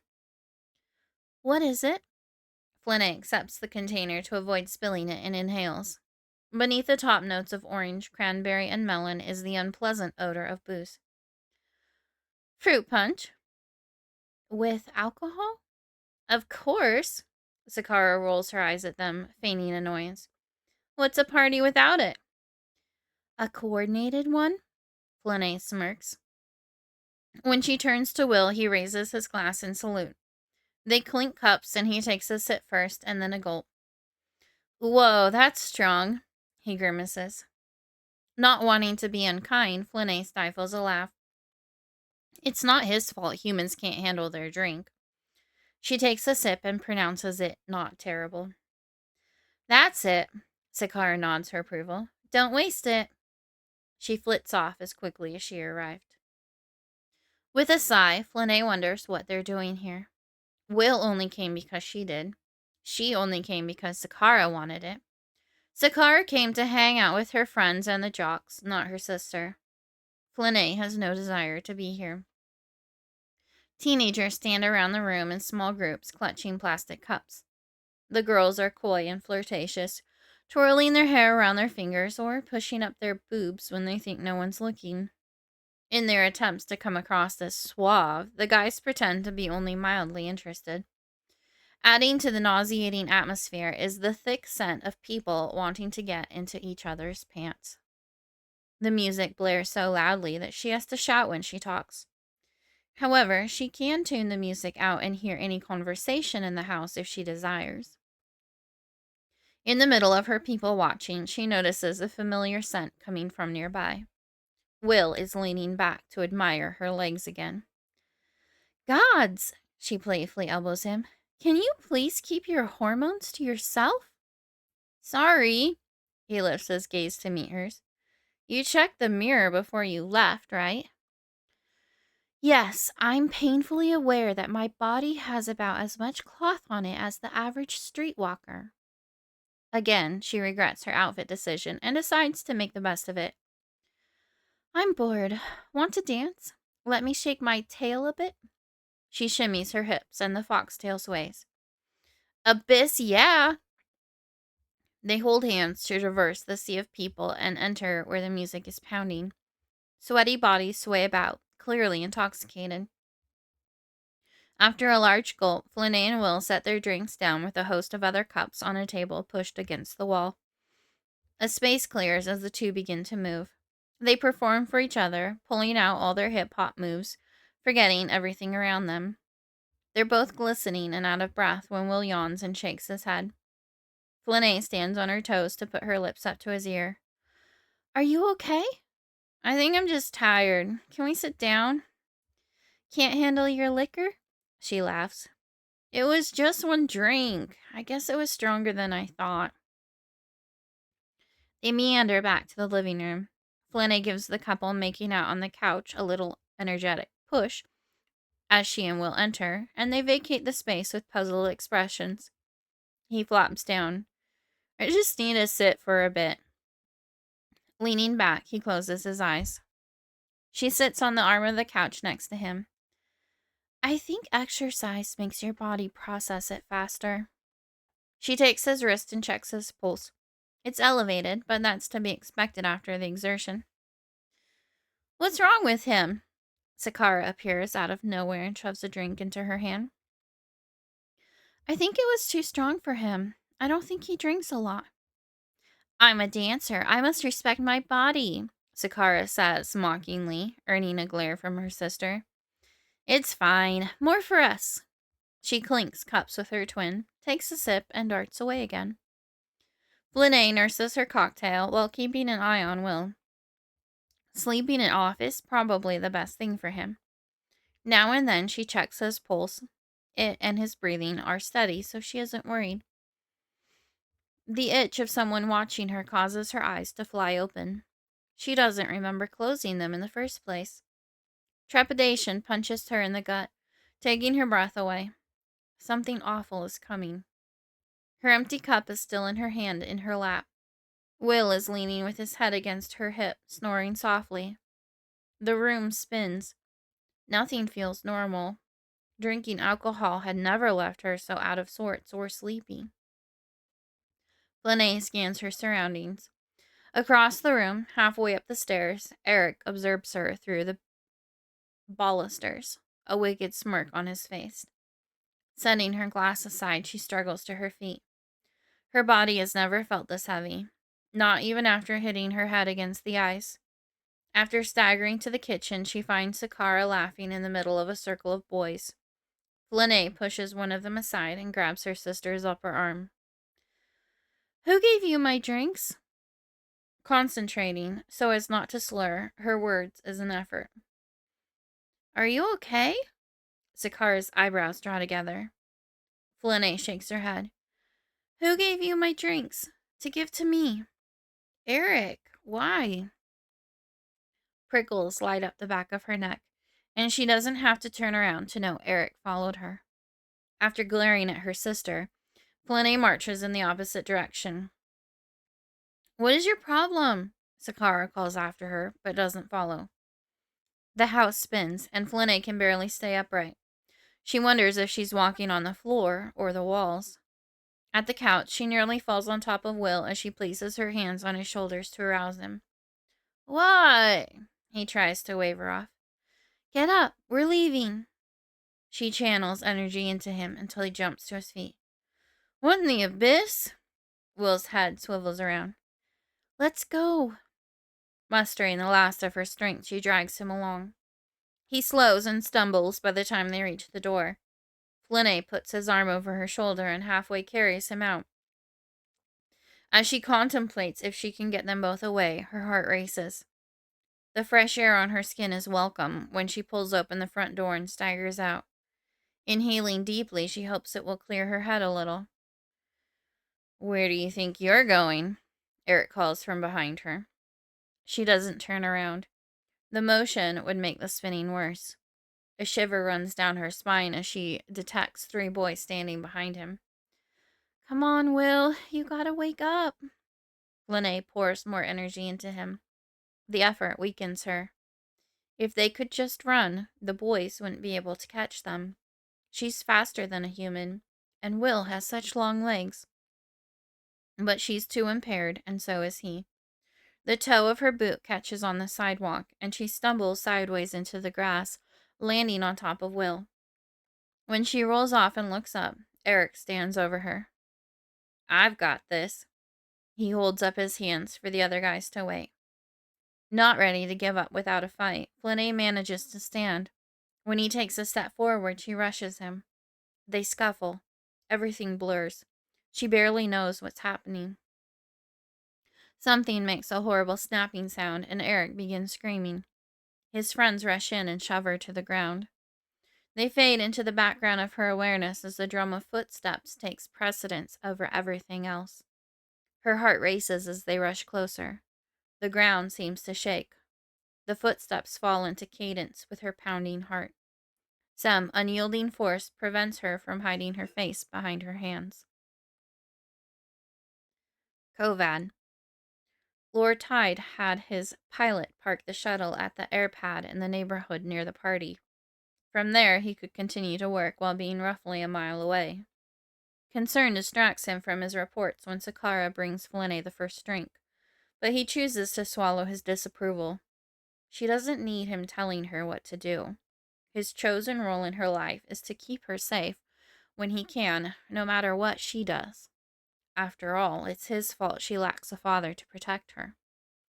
As she heads to the dance floor with Will, Lord Tide turns his attention back to the construction reports from Sector 6.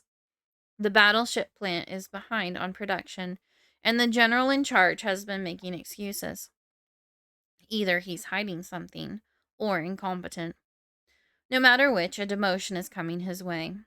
In the meantime, Lord Tide dives into the details to see exactly where things are going wrong. He's abruptly pulled out of his concentration when Flynae opens her eyes and realizes she dozed off. He feels the tension in her core as keenly as if it were happening in his body. With a wave of his hand, the reports on the hologram disappear. With me, he says to the 2 guards, as he stands and exits the shuttle. They fall in, matching his pace as he begins swiftly jogging, his dress cape flowing behind him. When he hears Sakara admit that Eric supplies the drinks for Flynae, the run becomes a sprint.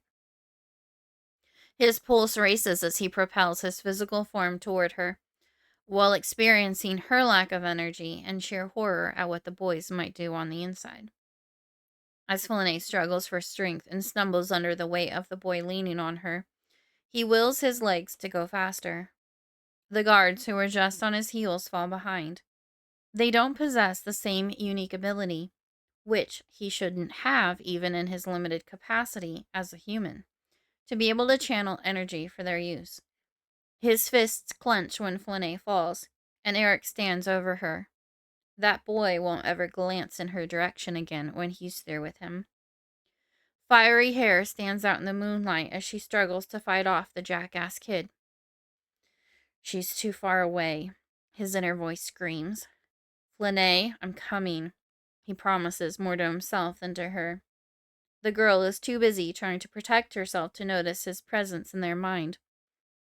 The distance he needs to cover seems to grow with each step. Panic claws at his throat. What if they hurt her before he can stop them? A blood-curdling shriek fills the air, and for a moment Kovad's heart drops, until he recognizes that it wasn't her voice. A thrill of approval flows through Kovad. I'm so proud of you. The other boys pull her away, throw her to the ground, and hold her there. The hair on the back of his neck bristles. And that's when she quits fighting and tries to hide. The pounding of his footsteps takes over and drowns out all other sounds as it becomes the sole focus of her attention. Even though he's keeping an entirely different pace from the day he killed her father, it's like his steps have a consistent signature that she detects. Every single time. Her terror and pain at the sound of his arrival grip his spine. He hates it. Hates that his approach causes her such anguish. Hates that there's nothing he can do to change it. Hates the helplessness he's left with. He channels the helplessness to rage at the people hurting her now. Eric and his accomplices look up stunned as Lord Tide stops just 15 feet from them. His guards catch up half a minute later and flank him. Stun those 3 boys. He points at the ones holding Flynae. Each guard fires 2 shots from their gun. The boy in the middle is hit twice. Kovad's anger boils as he walks with calm, commanding steps up to Eric, every muscle in his body taut. Now that she can move, Flynae rolls onto her side and puts her hands over her ears, responding to the sound of his stride. She'll be all right in a moment. Lord Tide grabs Eric by the neck and lifts him straight off the ground. Eric releases the arm he'd been cradling to grab Kovad's wrist with his good arm. His other arm dangles and is broken in at least one place. If I hear of you or anyone else at your school coming near her again without her permission, I will personally castrate you in front of the entire school. Do I make myself clear? Yeah, Eric croaks, his eyes darting in every direction except at Lord Tide. Knowing he won't be able to stop himself from visibly trembling with rage much longer, Lord Tide abruptly releases the boy. Eric falls to the ground with a shriek. Releasing his cape from his shoulders, Kovad wraps it around Flynae before pulling her into his arms. 2 images collide in her head. The boys grabbing at her from moments ago, and a towering man in black seizing her arm with the intent to kill her 10 years ago. He leans close and whispers, "It's me. I'm here. I've got you, Flynae." She inhales, smells him, and relaxes. Holding on as tightly as he dares without risking hurting her, he stands and turns to the guards. "Wait with him," he nods at Will, "until an ambulance arrives." They dip their chins quickly in acknowledgement and flank their charge. Lord Tide carries her back to a shuttle and holds her while he calls ahead to the Imperialist Hotel. After her last experience in a human hospital, he refuses to take her there. He'll have his personal physician examine her.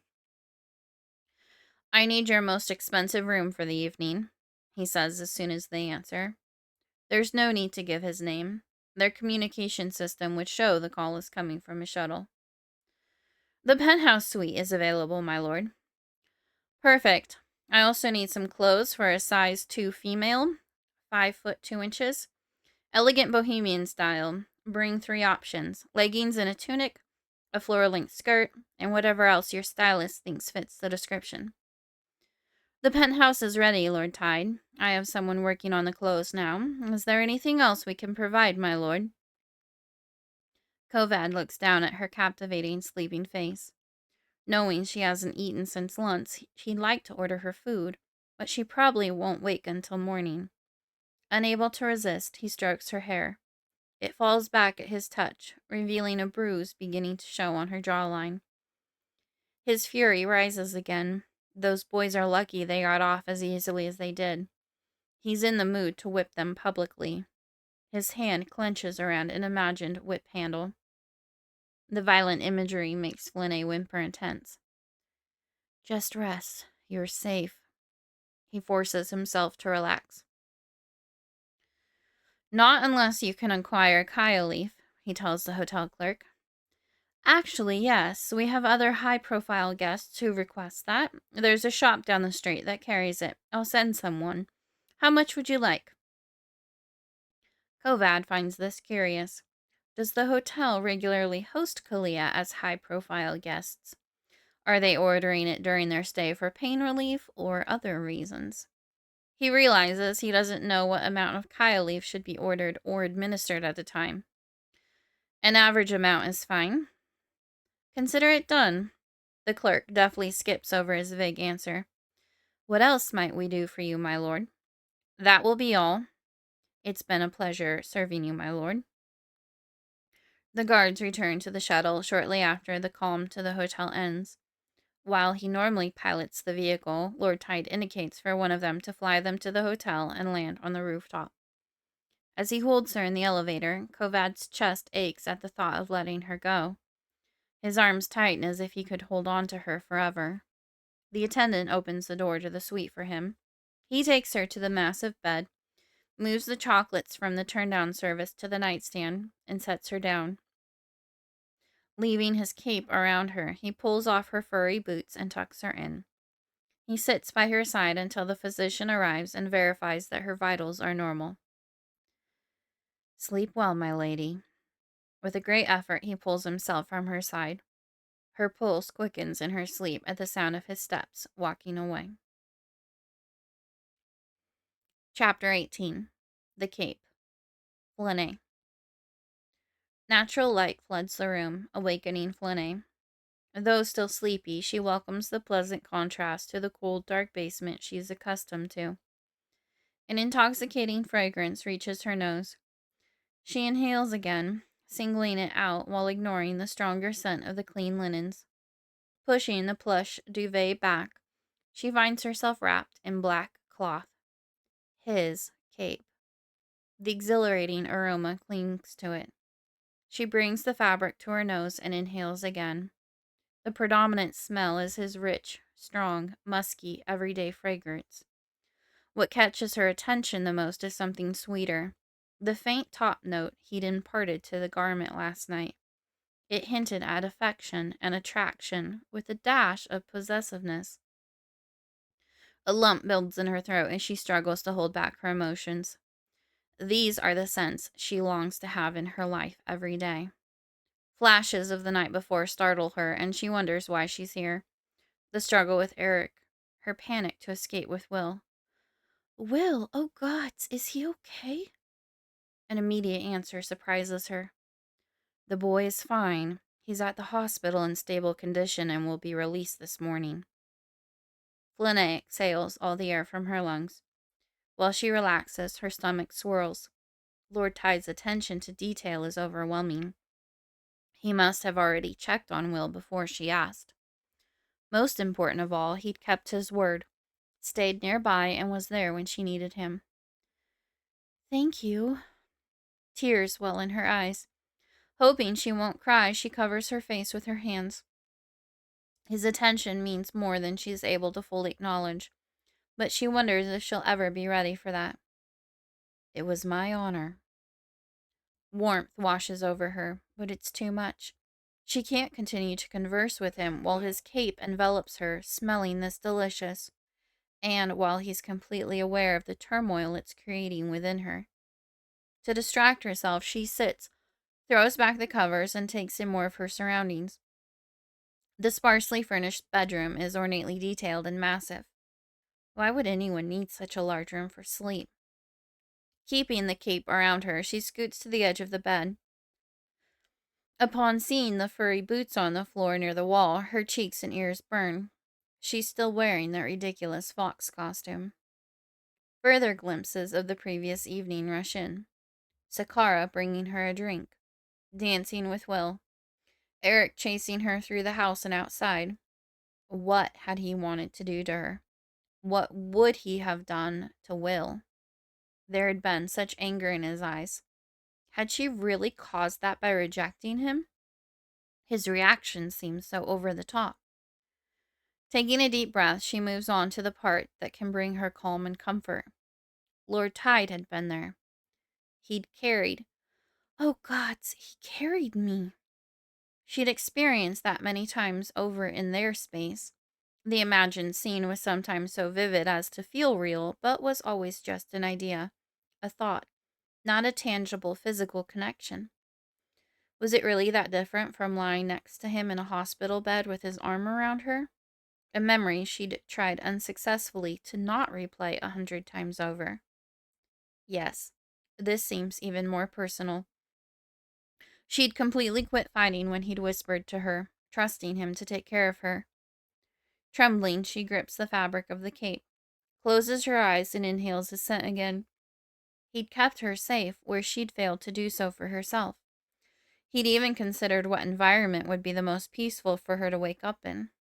She wishes she'd been awake to appreciate his presence. Looking around again, she notices the nearby clothing. Was there anything you didn't think of? Holding up the leggings and tunic, she sees they'll fit perfectly. He regards her question as a remark, not needing a response, but she feels the slight smile it brings to his lips. Wanting to give her privacy, he returns to his work. Ready to rinse off the grime of the party, Flynae pads into the bathroom. The tub looks big enough to comfortably hold 4 people. Shedding the costume, she steps into the spacious black and white marble-tiled shower. Hot water pours over her, warming her skin and releasing the remaining tension in her muscles. With the water as hot as it will go, the room quickly fills with steam, encouraging her to take deep breaths. As much as she wants to linger, she only allows herself a few minutes under the scalding water. Who knows if she's missed at home and what punishment she might be in for. After drying off and dressing in the buttery soft new outfit, she wraps the cape around her shoulders and ventures out into the living area of the suite. An elegant food cart sits there. Under the silver lids, she finds fresh fruit, raw fish, raw eggs, fresh squeezed juices, and delicate breakfast pastries. Flynae blinks, thinking about how much money he spent to provide a safe place to sleep for the night. The action is extravagant, intimidating, and endearing. After placing a little of everything onto a plate, she walks onto the balcony to eat. The view from the 50th floor is breathtaking. The magnificent city sprawls out for miles in all directions. Her sharp eyes can see through the cement facade to the underground beneath. The noise of the city is only a din in the background. For once, she almost feels at peace in the large, busy city of Solom. When breakfast is finished, she sighs and forces herself back inside. The longer she avoids returning to where she lives, the angrier Exar will be, if he's home at all. She prays he isn't. Looking around at all the fine furniture and the bright open space of the suite, she reflects on how nice it had been to pretend for a short while that she belonged here. An ache builds in her chest, but she reminds herself that she doesn't need all this. Her most fervent desire is to be safe when she closes her eyes at night. As she reaches the door to leave, Flynae realizes she still has Lord Tide's cape around her shoulders. She can't take it home. Exar can't know about their association. There's no telling what he would do. A heaviness penetrates to her core as she comes to terms with having no choice but to leave the garment and the sense of security it offers behind. Gathering it in her arms, she buries her face in the comforting material. As she inhales, her knees weaken, and she lowers herself to the floor. There are very few things she's ever wanted to hold on to as badly as she wants to keep this length of black fabric. Silent tears flow down her cheeks. After a few minutes, she dries her eyes with her sleeve, folds the cloak, and places it on the bureau by the door. With her head high, she walks from the room. Approaching the house, it isn't as daunting as expected when Flynae detects that Exar isn't home. Sakara, on the other hand, throws herself into her sister's arms, almost knocking her over when she walks through the front door. "I was so worried about you." Sakara squeezes her fiercely. "I had no idea Eric was going to drug you. Are you okay?" Stepping back, she holds Flynae by the shoulders and inspects her sister. Where have you been? And where did you get those cute clothes? Knowing Sakara won't relent without an explanation, Flynae decides to tell her something vague yet truthful. I was provided with a place to stay and a change of clothes from a friend. The word feels strange to say about him, but hearing it makes her realize how true it is. A friend? Sakara's eyes narrow. Will is the only person I ever see you hanging out with. And when I heard the sirens and went outside last night, you were gone. Imperial guards were standing watch over Will until the emergency vehicle arrived. I hope he's okay. He's fine. No thanks to you. Flynae clenches her jaw to keep the accusing statement inside. Are you sure? He was taken away on a stretcher. He's okay. An antique clock ticks off a few pensive moments. Are you okay? Flynae realizes she's staring at nothing while trying to get a handle on her emotions. She looks up to see Sakara frowning at her. I'm fine. Last night was just a little scary. Terrifying, actually. Suddenly angry, she puts an index finger before her sister's face. Don't you ever give me something from someone else like that again. Pressure builds in her head. Sakara dramatically cowers. Okay, I'm sorry. He said he just wanted to make sure you had a good time. Flynae shakes her head. You're so naive. And you're so mistrusting. With good reason. Monday morning at school brings with it a big surprise. Flynae never expected to walk into school and see Eric sporting a black eye, a bruise around the front of his throat, an arm in a sling, and a limp. The most delightful part is that every time he or one of his cronies sees her, they turn and quickly walk in the other direction. What did you do to him? She feels Lord Tide's smile and senses that he is more than a little pleased with the outcome. I can take credit for the bruises around his neck and his strained ankle. A memory of holding Eric by his throat flashes across the warlord's mind. Flynae is impressed by his strength. As the quarterback of the high school football team, Eric is not a small person. What about the rest of him? That was all you, my lady. The term of respect makes her blush, but she revels in his pride. Chapter 19. Field Trip. Flynae. Flynae wakes up Friday morning with a painful knot in her gut, her body dripping sweat. For no reason other than a strong premonition, her lower torso aches. Something terrible is looming, and she's most likely unable to do anything about it. The powerlessness is maddening. Perhaps that's something she's picked up from Lord Tide. He doesn't handle it well either, especially where she's concerned. And the emotions that conjures in her are too formidable to face. Not to mention, she's forbidden them where humans are concerned. Yet they persist, pricking like a needle under her skin, demanding attention she refuses to give. The idea of what they tease is preposterous. Surviving the day returns to the forefront of her focus. After being away for the last week, XR returned last night, and so had Flynae's perpetual state of fear. He'd been mostly silent during dinner, answering Sakara's questions with curt or one-word answers until she'd given up trying to converse with him. Even Kovad's soothing voice and nightly meditation hadn't been enough to help her fall asleep at a reasonable hour. Now her eyes burned from too little rest. Dragging herself out of bed, Flynae delays going upstairs for as long as possible, but procrastinating past 7 a.m. would mean trouble. The only fathomable reason he insists on eating together is to torment her. And it works. When she slides into her seat at the table, XR announces, Flynae has a field trip today. She won't be going with you to school, Sakara. Flynae's entire body clenches. This is novel and unexpected. Whatever is in store for her won't be pleasant. The dank odor of his foul delight turns her stomach. Where's she going? Sakara tries to sound casual while glancing at her sister with alarm written across her face.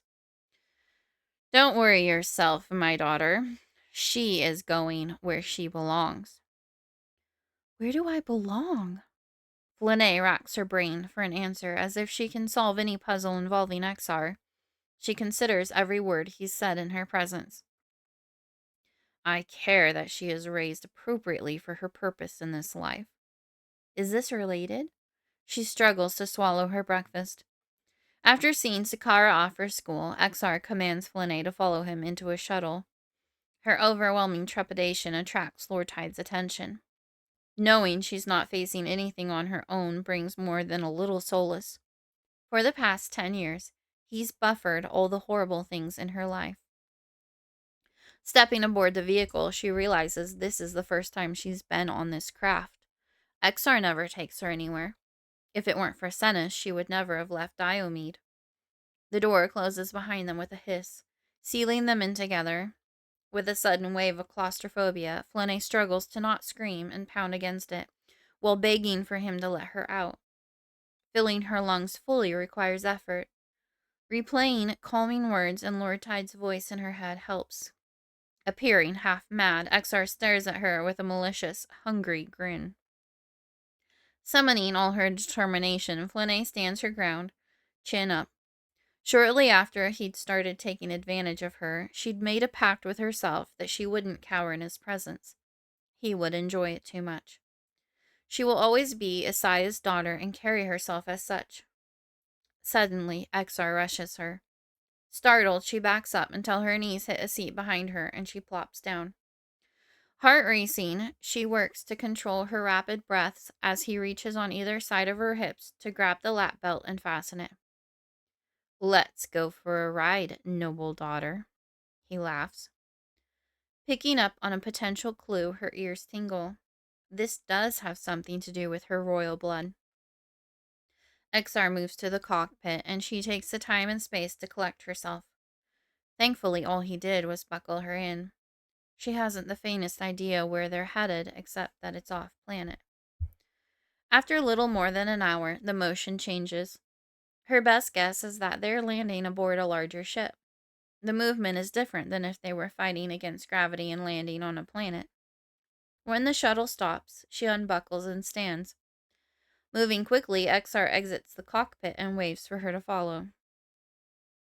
Flynae had seen pictures of hangar bays in books, on the Omega web, and through Lord Tide's eyes before, but that didn't prepare her for stepping into one.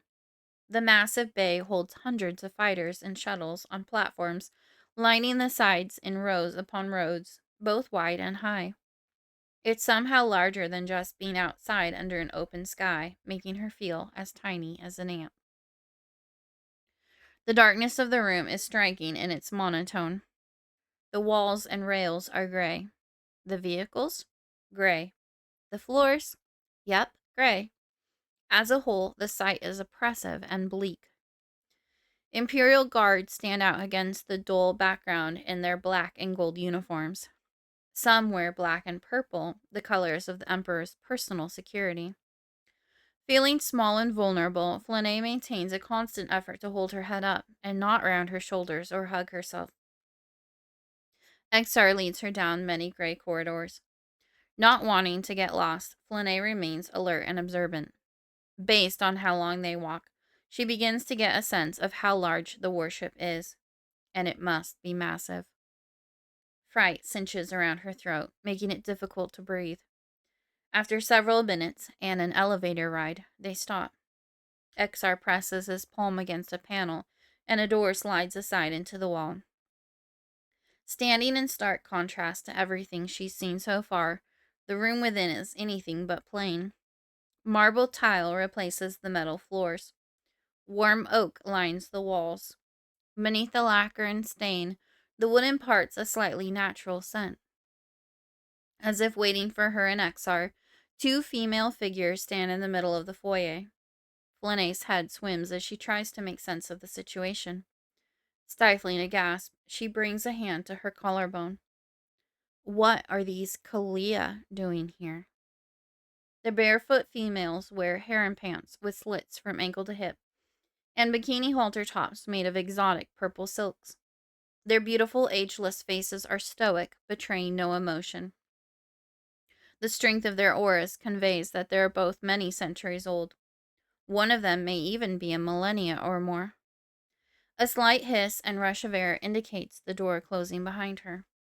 Flynae senses, without needing to glance, that Exar has left. She doesn't know if she should feel relieved or terrified. Her head is still reeling. The older of the two, Kalia, with dark brown hair and amber eyes, beckons Flynae with a nod of her head. The antechamber leads to a large open room with a fountain in the middle and 3 lavish hallways leading off it. Everywhere she looks are scantily clad girls. These are humans aged perhaps 16 to 25. All of them are quite attractive, but no one is smiling. Not one of them looks happy in this elegant cage. Flynae recognizes some of the faces. She's seen them through Lord Tide's eyes when he attends the Emperor's parties. As a lord, Kovad is required to attend, despite the offensive activities that happen there, and he never partakes. As she comes to realize where she is, one thought seems of paramount importance, though she may never know the answer. Did her father know that Siko enslaved Kalia? Time slows as Flynae notices Lord Tide's attention, shifting to check in with her. Embarrassment hardens in her core like a rock. Blocking out the room, she closes her eyes and follows the Kalia by energy alone. Where are you? Even his thoughts strain with tension that rivals her. I don't want you to know. A dull ache builds in her throat as she chokes back tears. Nothing good will happen today, and the idea of what might be sets her cheeks and ears on fire. Please show me. We'll get through it together. He clenches his jaw, giving hers a phantom ache. While understanding there's none to be found, the desire to bring him peace lifts her eyelids. They're entering a large bathroom. When she glances at the two Kalia, he recognizes their faces, though he'd only seen them behind a human disguise. What the fuck? Hands clenching with rage. His short nails dig into his palms, causing hers to mirror the sting. A tense beat pounds in his temples. His lack of composure, her breaking point. Flynae's stoic facade crumbles and she hugs herself. As quickly as the fury arrives, it lessens as he takes a few deep breaths to calm himself. Flynae breathes with him. One of the Kalia fills the massive bathtub with hot, steamy water that pours like a waterfall from the ceiling. The other removes Flynae's clothes. Resisting would be futile. Because of their age, they're both much more skilled in energy control than she is. They could quickly subdue her if she were to fight back. Plus, there's no telling how many guards are stationed outside. One day I will be stronger, second in strength only to the Monarch, she vows. They wordlessly direct her to enter the tub, where they scrub her with sugars and salts doused with jasmine and vanilla oils. After the bath, they oil her naked body and file and gloss her nails. She's made to sit while they dry and style her hair. As the process continues, she wonders what she's being prepared for. Sweat coats her palms. All of this seems like too much of a fuss if she were merely being added to the Emperor's harem. They dress her in a floor-length purple satin, strapless gown. The bodice laces in the back, and they cinch her in, pushing up her chest to create as much cleavage as possible with her tiny breasts. The full skirt swishes as she walks. Sparkling gold heels add 3 inches to her neck, her height. Her neck is adorned with an amethyst necklace that hangs just above her décolletage. Diamond flowers are placed in her hair. As a final step, they cast an energy disguise over her to make her appear human. Catching a glimpse of herself in one of the many mirrors, Flynae feels like a lamb being dressed for slaughter. A hand touches her bare shoulder, the thumb sliding over her skin. Tingles with cold fingers surge to her core as she jerks away. This isn't one of the Kalia slaves. Somehow her ears hadn't alerted her to someone else approaching. Flynae stares into a pair of red eyes. While the ears are still tall and slender, the male before her is not Kalia. Crimson irises encircle round pupils. Thick black hair falls to his shoulders. His mouth widens in a leer above a square jaw. Who in the abyss is that? Flynae realizes that Lord Tide has never seen the elf through his disguise. That, my lord, is your emperor. He's an elf? A dark elf. His thick, heavy presence seems to suck the oxygen from the room. She struggles to breathe while trying to appear ineffective. What's the significance of specifying dark? His kind could be considered the opposite of an elf. Elves have always been protectors of the galaxy, seeking to guard that which lives. Dark elves are more like parasites, destroying life and twisting it for evil purposes. What could he want with you? Try as he might, Lord Tide can't conceal his distress. He'd been operating under the assumption that the Emperor was a Halaa. I can only surmise it has something to do with my bloodline. His lips twist, still twisted in an unkind smile. Seiko holds out his arm. Shall we? Reluctantly, Flynae wraps her arm around his. The gesture hadn't been an offer. If he wanted to, his ancient abilities could manipulate her like a marionette. Based on his aura, she guesses him to be 8 or 10 millennia, but he could be older. When she lifts her foot, it's heavy as if a cinder block were attached to it. The stark contrast to her normal weightlessness twists her insides into knots. Every breath is more difficult than the last. This is intentional. Part of the spell lifts with the recognition. Like Halaa, elves can suppress or amplify their effect over others. With conscious effort, she resists some of the sorcery. They reverse the journey through the hallways and board his waiting shuttle. Seiko sits down and pulls her onto his lap. A gasp slips from her mouth as it falls slightly open. She hurries to shut it as her whole body clenches. Searching for distraction, she turns her focus to Lord Tide. He's intently paying attention through her senses. With the intensity of the inner visual of him, he might as well be standing in the room, watching, unable to physically intervene. Pained furrows draw his brows together. The Emperor lifts her skirt to slide a hand over her thigh. Cheeks burning, Flynae internally faces Lord Tide. Please don't watch. He's been her barrier for dozens of nights while Exar violates her body. A second being treating her that way exponentially increases her embarrassment and shame. Seiko's other hand snakes around her back to land on her corseted breast. He leans in and licks her neck. I won't let you go through anything alone. You're flying right now. Since Kovad's original design for his career in the military was to be a pilot, he still flies his shuttle whenever it's reasonable. It's on autopilot. He appears in their mind and holds out his hand. Flynae grips it and stands near him, preferring to believe it's the warmth of his body against hers. I have an idea. Moments later, she hears music through his ears. The distraction is perfect. Everything else except for him and the sound fades away. Time passes without measure. She's almost at peace. You've landed. Kovad's words bring her back to her body in time. Flynae catches herself with her hands and knees to stop from face-planting as Seiko pushes her from his lap. A few drops of blood fall and land on the floor. 3 angry raised bite marks stand out on the pale surface of her arm. Sanguine liquid weeps from a few places where the skin is broken. A white cloth lands on the floor near her hand. Clean yourself up. The Emperor stands over her gloating. The overpowering scent of his dark delight makes her stomach churn. Stifling the instinct to flinch, Flynae presses the cloth to the wound, applies slight pressure, and stands.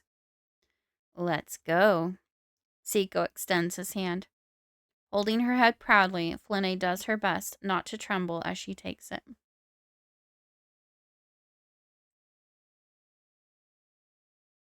Chapter 20. Banquet. Kovad.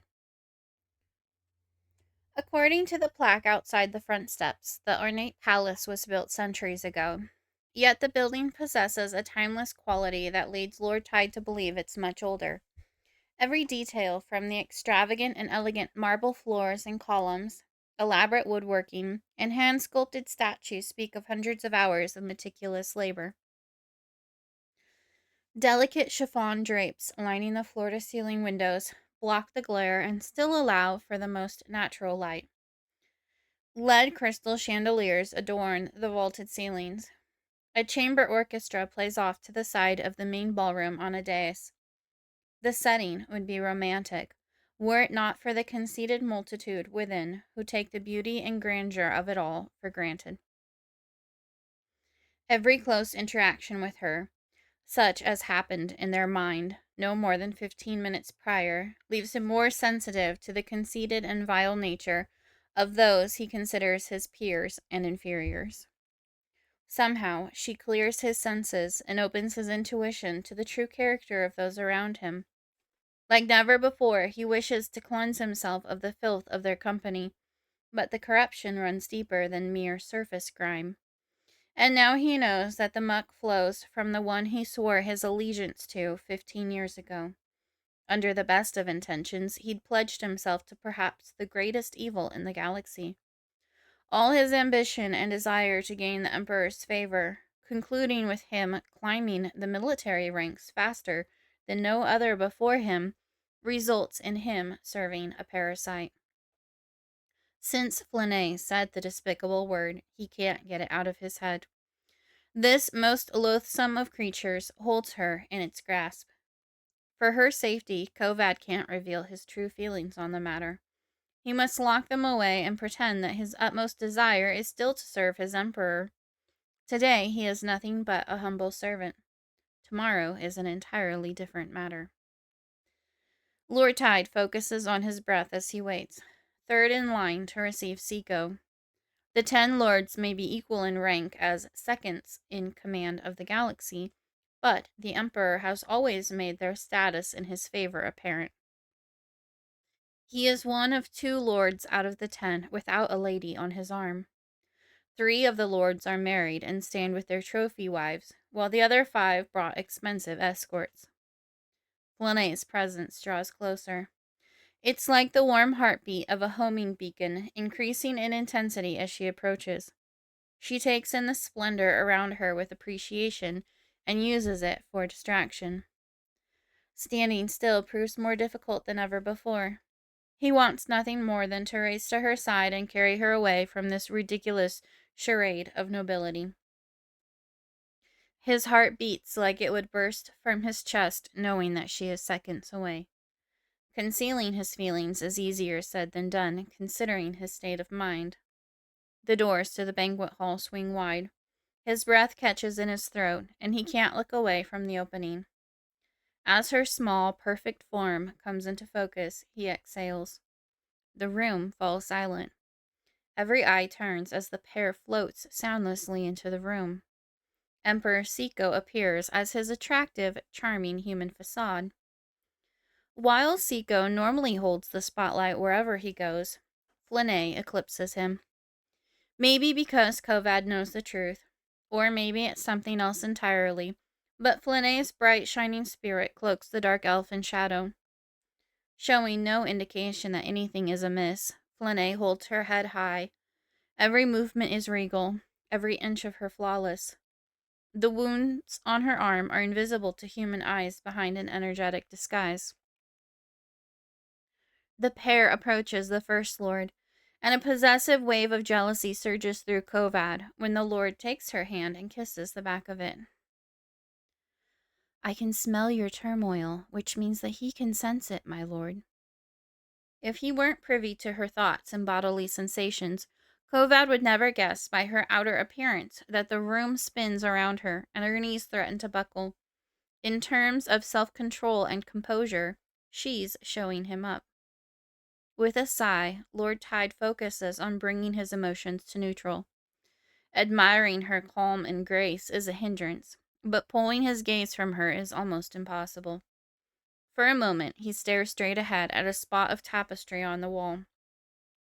But then Siko leads Flynae a few steps closer, and Kovad's attempt at discipline breaks. The Emperor meets his eyes, and Lord Tide senses rather than sees a knowing smirk. He's amused and intrigued. You should distract yourself. Flynae's stomach climbs to her throat, threatening to choke her. Every muscle in her tenses. Distract myself from looking at the most exquisite being I've ever laid eyes upon.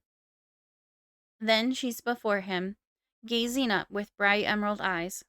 In that instance, he wants nothing more than to gather her in his arms and shield her against any who would harm her. Lord Tide holds out his hand. Flynae sets hers in his. Every nerve in both of them ignites at the touch. He brings her soft, delicate skin to his lips and kisses it. A shiver runs through her. My lady. She swallows and takes a deep breath before replying. My lord. Unable to maintain eye contact and hold herself together at the same time, she looks away, her legs trembling. Then she swept away to receive homage from the next lord. Admiration swells in Kovad's chest as she upholds her composure while being led through a sea of vipers on the arm of the devil. Flynae. At first, Flynae wonders if she'll have difficulty looking at him. Falling apart in the mass of people would be quite embarrassing. What ultimately helps her steel her courage and lift her chin is his scent. Beneath his turmoil lies the same aromas she smelled on the cape he left with her. She wants to know what his face looks like when he smells like that. And it doesn't disappoint. While forcing the memories of the day he marched into her life to remain at bay, she admires the intensity of his brilliant blue eyes. Someone could get lost in them. As if the Emperor knows it's torture for them both, they stand in front of Lord Tide longer than the previous two lords. Flynae's legs shake with the effort to keep her emotions and facial expressions under control. The bodice of her dress is too tight for her to catch her breath, and she struggles to not hyperventilate. Her pulse pounds in her ears. With a slight tug on her arm, Siko signals they're moving on. Everyone else is a blur as Kovad's face remains ever present in her mind, though her photographic memory perfectly captures all the other names and faces. Lord Tide's gaze sears the bare skin of her shoulders as she's paraded around and displayed to all in attendance. I'm not here. Like hell you're not. Amidst the host of other emotions, she singles out the smell of his affection and controlled rage. The sharp, musty scent of lust for men and women alike is something she would rather ignore. Some reek of the bitter tang of jealousy, presumably because she's on the Emperor's arm while they are not. No matter how they feel, no one can look away for long. The hundreds of eyes might as well be 1,000 insect legs crawling across her skin.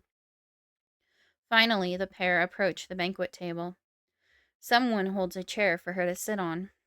Breathing a sigh of relief, she plops down, grateful that her legs held out.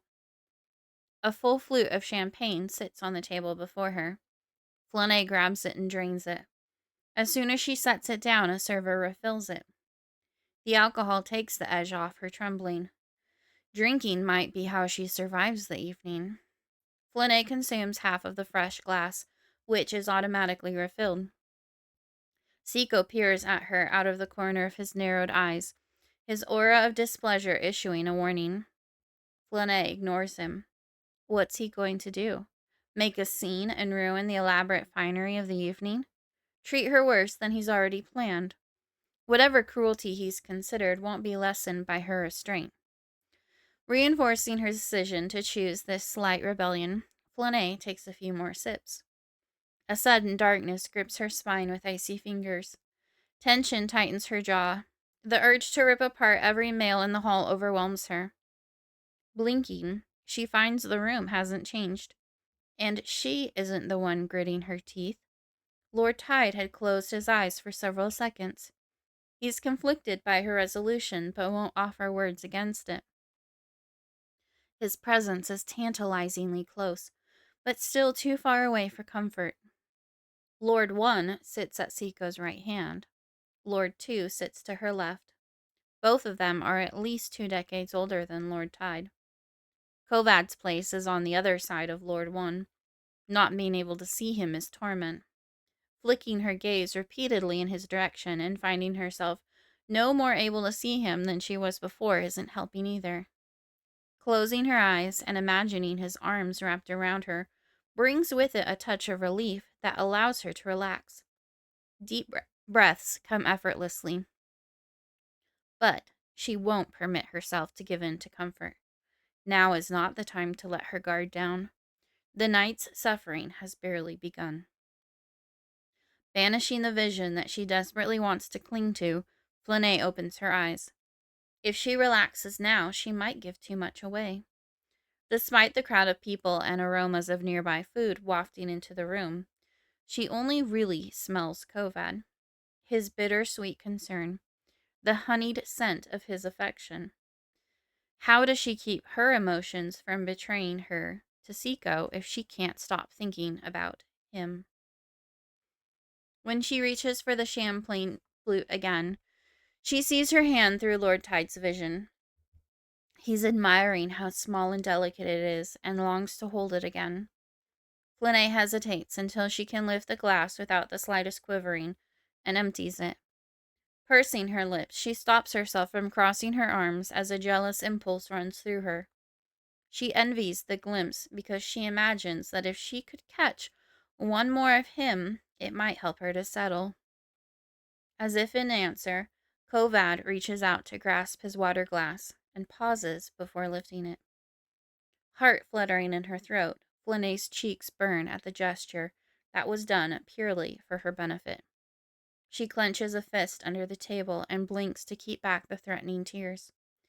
The quaking in her core turns to nausea as the smell of dark mold assaults her nose. The Emperor studies her, a cruel smile playing on his lips as he clearly enjoys the turmoil she's experiencing. Get it together, Flynae. What would your father think? The inner scolding serves its purpose, straightening her back and lifting her chin as she consumes the recently poured champagne. Motion catches her attention.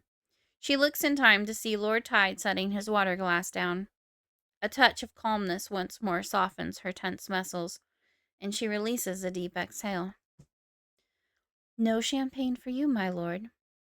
I don't drink. Flynae furrows her brows and searches her memories. She can't find a single instance of him taking a sip of anything alcoholic. It would be unheard of for a Halaa to not drink. Her kind love making and consuming wine, beer, mead, and other craft beverages. Why? I don't enjoy the feeling of being impaired. I want to have my full faculties at all times. She recognizes impairment as a human thing. A Kalia would need to consume an exorbitant amount of alcohol before it would begin to affect them in that way. Not impossible, but a very unlikely occurrence. Tonight, his faculties are focused on her. He's working twice as hard with her there. The food service begins suddenly. An amuse-bouche of smoked salmon on a delicate crostini is placed before her with an ounce of white wine. The sight and smell of the food make her stomach roll. Not eating would be viewed unfavorably. Flynae takes a sip of the wine and eats the bite before her. The course has been expertly paired. The smooth, buttery mouthfeel of the wine complements the salmon. Before the dish is cleared, she finishes the wine. The courses keep coming. A tureen of crab, a caprese salad, a carpaccio of the most expensive beef in the galaxy, a chilled potato soup, and on and on. She takes a bite or two of everything to avoid bringing attention to herself and finishes all the wine while other guests exchange polite conversation. By the time dessert arrives, Flynae's consumed enough wine and champagne to dull strong emotions. She can look at Lord Tide's hand without falling apart with desire for the safety and comfort they would provide, and she can handle every malicious stench from the Emperor without a shudder or tremble. When the banquet ends and it's time to leave, an invisible iron fist grips her throat, threatening to choke her. Invisible spiders crawl across her skin as she takes Siko's arm once more. Holding her head high, she walks with him to his shuttle. Kovad. The doors close behind Flynae and the Emperor. Lord Tide immediately searches for a side exit out of the building toward his shuttle. She's going to need him, and soon. The staff stares at him with wide eyes as he invades their workspaces, frantically seeking a way out. He barely sees them. Anything but the way forward is a blur. His heart pulses in step with hers. Flynae's fear is palpable enough that he begins to sweat. Don't cry, don't cry, don't cry. The small, childish voice in his head is familiar, but it takes him a moment to place it. He hasn't heard it in years. It's 4-year-old Flynae's voice, from when they had first become mind-linked. The reminder of her fragile innocence heightens his desire to protect her even more. Don't you dare cry. A much sterner, almost adult voice responds harshly to the child. He's never heard Flynae speak this way. I won't, the child responds fiercely, but her voice betrays that she's close to tears, if not crying already. Remember who you are, the stern Flynae responds. Pain blooms on Kovad's palm. Glancing down, he finds his hand clenched, but the hurt is coming from Flynae. Her hand squeezes in a fist, tight enough to draw blood from her neatly trimmed claws. A sign above a door says exit. Kovad hurries through it into the star-studded night.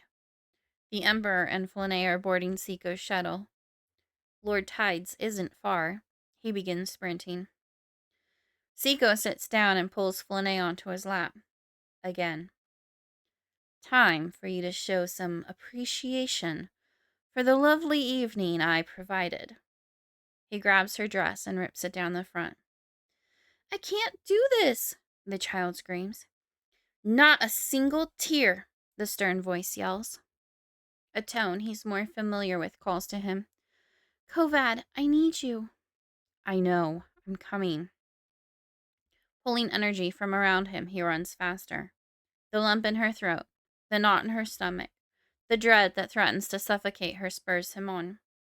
Giving his shuttle verbal instructions through his wristcom, he sets the autopilot destination for the destroyer, his command ship. By the time he steps aboard, all he needs to do is make his way to the cockpit and strap himself in. The shuttle lifts, and he retreats into his mind to find her. As he journeys through the dark, he casts a landscape in preparation for her arrival.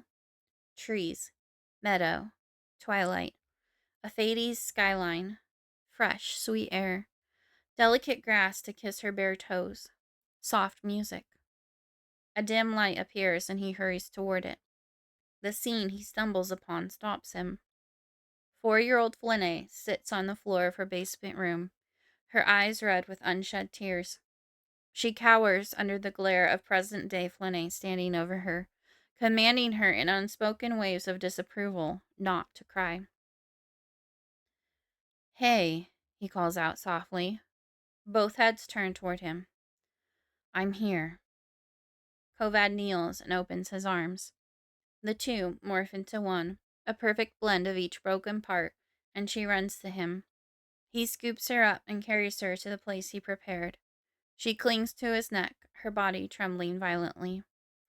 Now that he has her, Kovad takes deep breaths to control his rage. Flynae breathes with him to calm herself. He wants nothing more than to apologize over and over for his role in placing her in this situation. But now is not the time to be indulgent. Right now is about her. When he reaches the meadow, Kovad sits on the ground and holds her. Flynae's body jerks. Her attention begins slipping to the real world. Stay here. Stay with me. He grips her more tightly in their space, while his empty arms ache from her absence. Show me something you love. She needs a fresh distraction to keep her from returning to her body. Kovad steadies himself and his attention on remaining with her. When he trusts his control, he opens his physical eyes and slows his shuttle. The blur of stars morphs into distinct glowing orbs. She looks through his eyes with him into the magnificence of space. "It's amazing," she whispers. He squeezes her in response. They remain like that for time without real measure. Her body bucks in his arms, and her consciousness threatens to return to reality. "No, don't go back." "Show me something else?" He imagines a blanket on the ground in front of them and lays down, holding her delicate frame close against him. The meadow in front of them becomes a small pond with a waterfall at one end. "Halaa," Flynae whispers affectionately, recognizing the scenery as being a half-day horse ride from Selena's ranch. "Yes." "You've been swimming there too, haven't you?" "Yes." He's pleased he thought of another location that they'd both been to and enjoyed. Gripping his arm, Flynae closes her eyes. Moving as quietly as possible, Lord Tide walks the hallways of his worship to his quarters and lies on his bed. Once he's certain she's fast asleep, he allows himself to doze off. Chapter 21. The Gift. Flynae. Despite the heated floor beneath her, Flynae wakes up shivering. The warmth can't accommodate for her nakedness and the shock racking her body. Every inch of her aches. Dark coloring on her arms draws her attention. Her breath catches in her throat as she makes out what they are. New bite marks stand out against her pale flesh from shoulder to wrist. With great effort, she sits up and leans against the nearby bed. Straining her ears, she listens to detect anyone close by.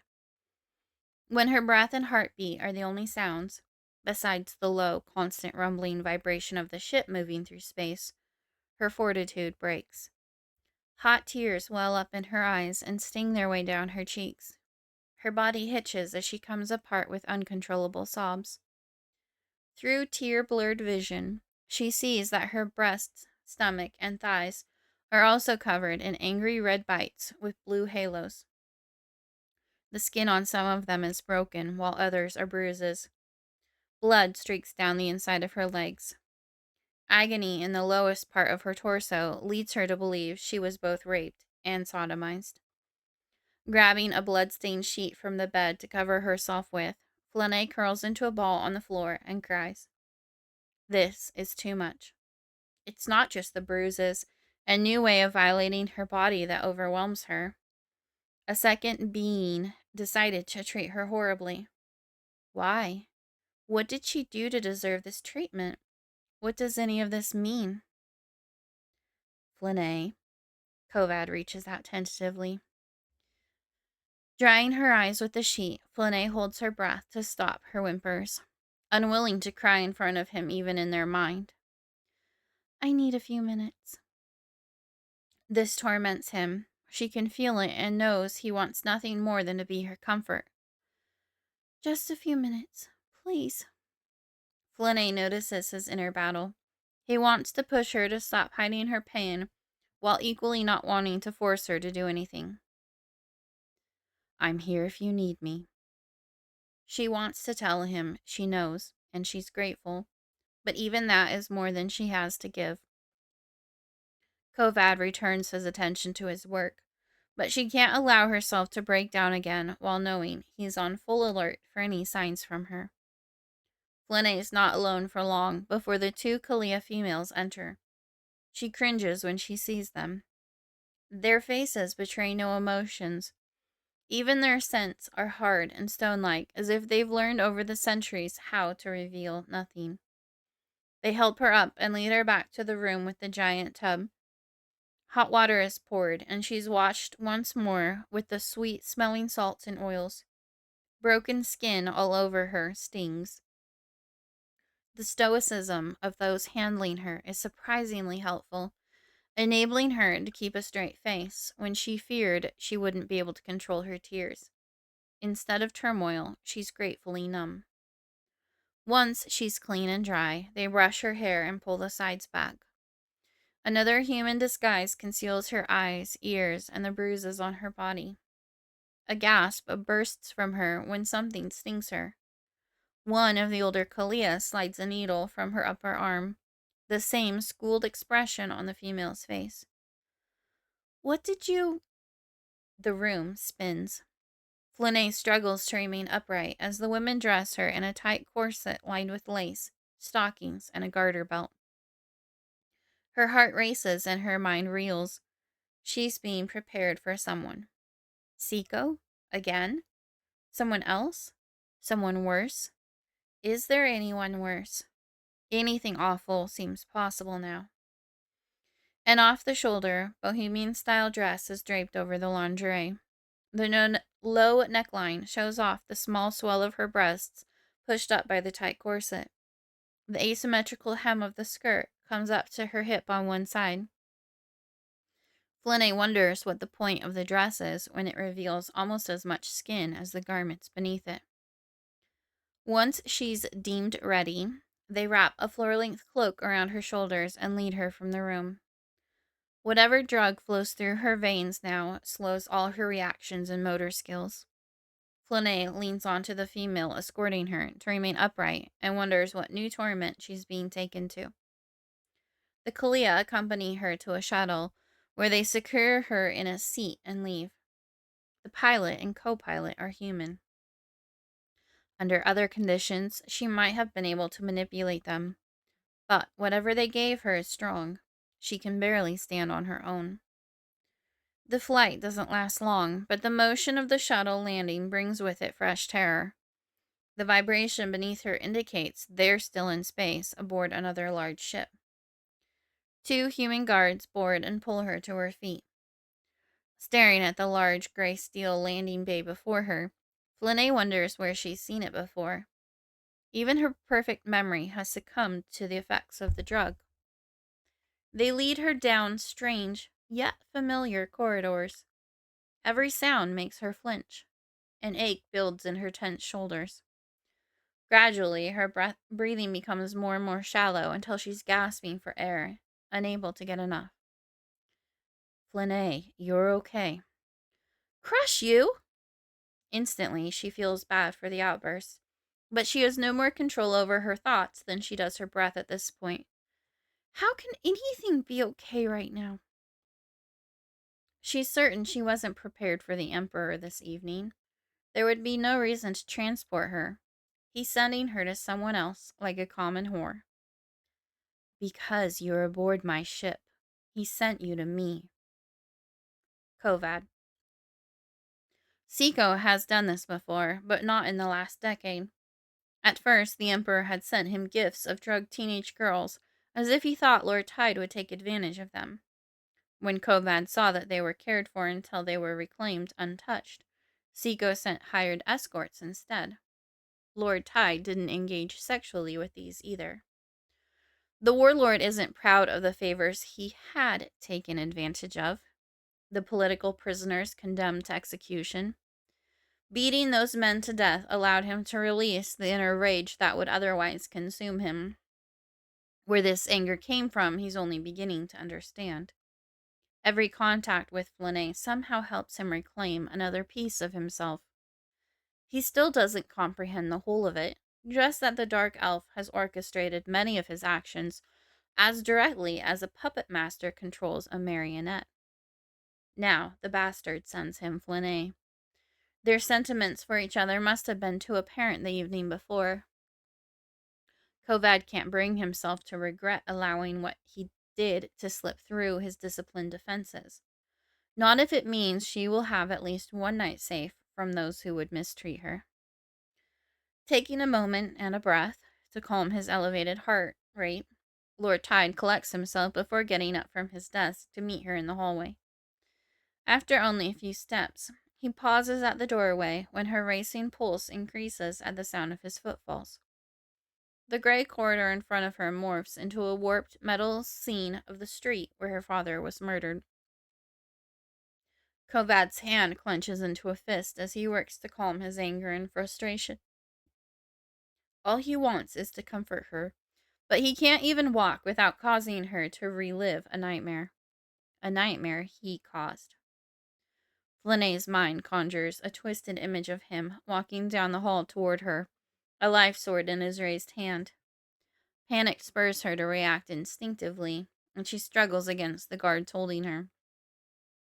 They've underestimated her physical abilities, since she's half the size of either of them. She slips from both their grips, only to fall to the floor because of the drugs. Out of nowhere, agony sets every nerve in her body on fire and immobilizes her. "Enough!"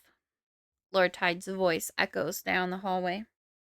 He quickly advances toward Flynae and her escorts. The grimace on her face pains him, but he can't help her reaction and won't allow the guards to touch her again. The soldier who had used the stun gun on her nearly drops it in surprise as he holsters it, backs away, and snaps to attention. Flynae lies in a ball on the floor, her hands covering her ears as if that will stop her from hearing his footsteps. Kovad stops a few feet from her and addresses the guards. "What's the meaning of this?" One of the men clears his throat. "The Emperor sends you a gift for the evening, my lord. He says he'll collect it in the morning." "Received. Dismissed." The men salute him with a fist over their hearts before marching away. Lord Tide drops to a knee next to her, amazed that she's awake and able to move after being stunned. "Flynae," he says softly. Everything in him screams to scoop her up and hold her tightly, but he resists, not knowing how she'll react. Her hands press tighter to her head, her arms shaking under the strain. "This is an evil trick. It must be whatever they gave me." "It's real. I'm here." The calmness of his demeanor and inner voice soothes her. Her shoulders relax as she recognizes his scent. Opening her eyes, Flynae pushes away from the floor until she's sitting on her hip, looking at him. Everything spins around her like she's on a runaway merry-go-round that won't stop. When she closes her eyes, the drug-induced, exaggerated vibrations of the spaceship upset her stomach. She breathes through the nausea before her gaze returns to him again. Lord Tide observes all this with complete patience, allowing her to process at her pace. Wanting to assist her up off the cold floor, he reaches out. Flynae recoils and puts a hand out between them in a warding gesture. "I can walk." Looking down at the floor, her mind rehearses the steps needed for her to stand, but her legs don't want to coordinate. "If I can get up," she huffs in frustration as her body crumples again. "Crush it all." The weight of failure pulls her chin down. Kovad scoots slightly forward and holds out his hand, palm up, to the periphery of her vision. The motion makes her glance up, and she just stares at it. His heart counts out the seconds as he forces himself to remain still and not lean forward. Flynae exhales and places her hand in his. Tingles ignite and rush up both their arms. Warmth radiates through him, and his heart drums. The excitement diminishes at the chill of her skin.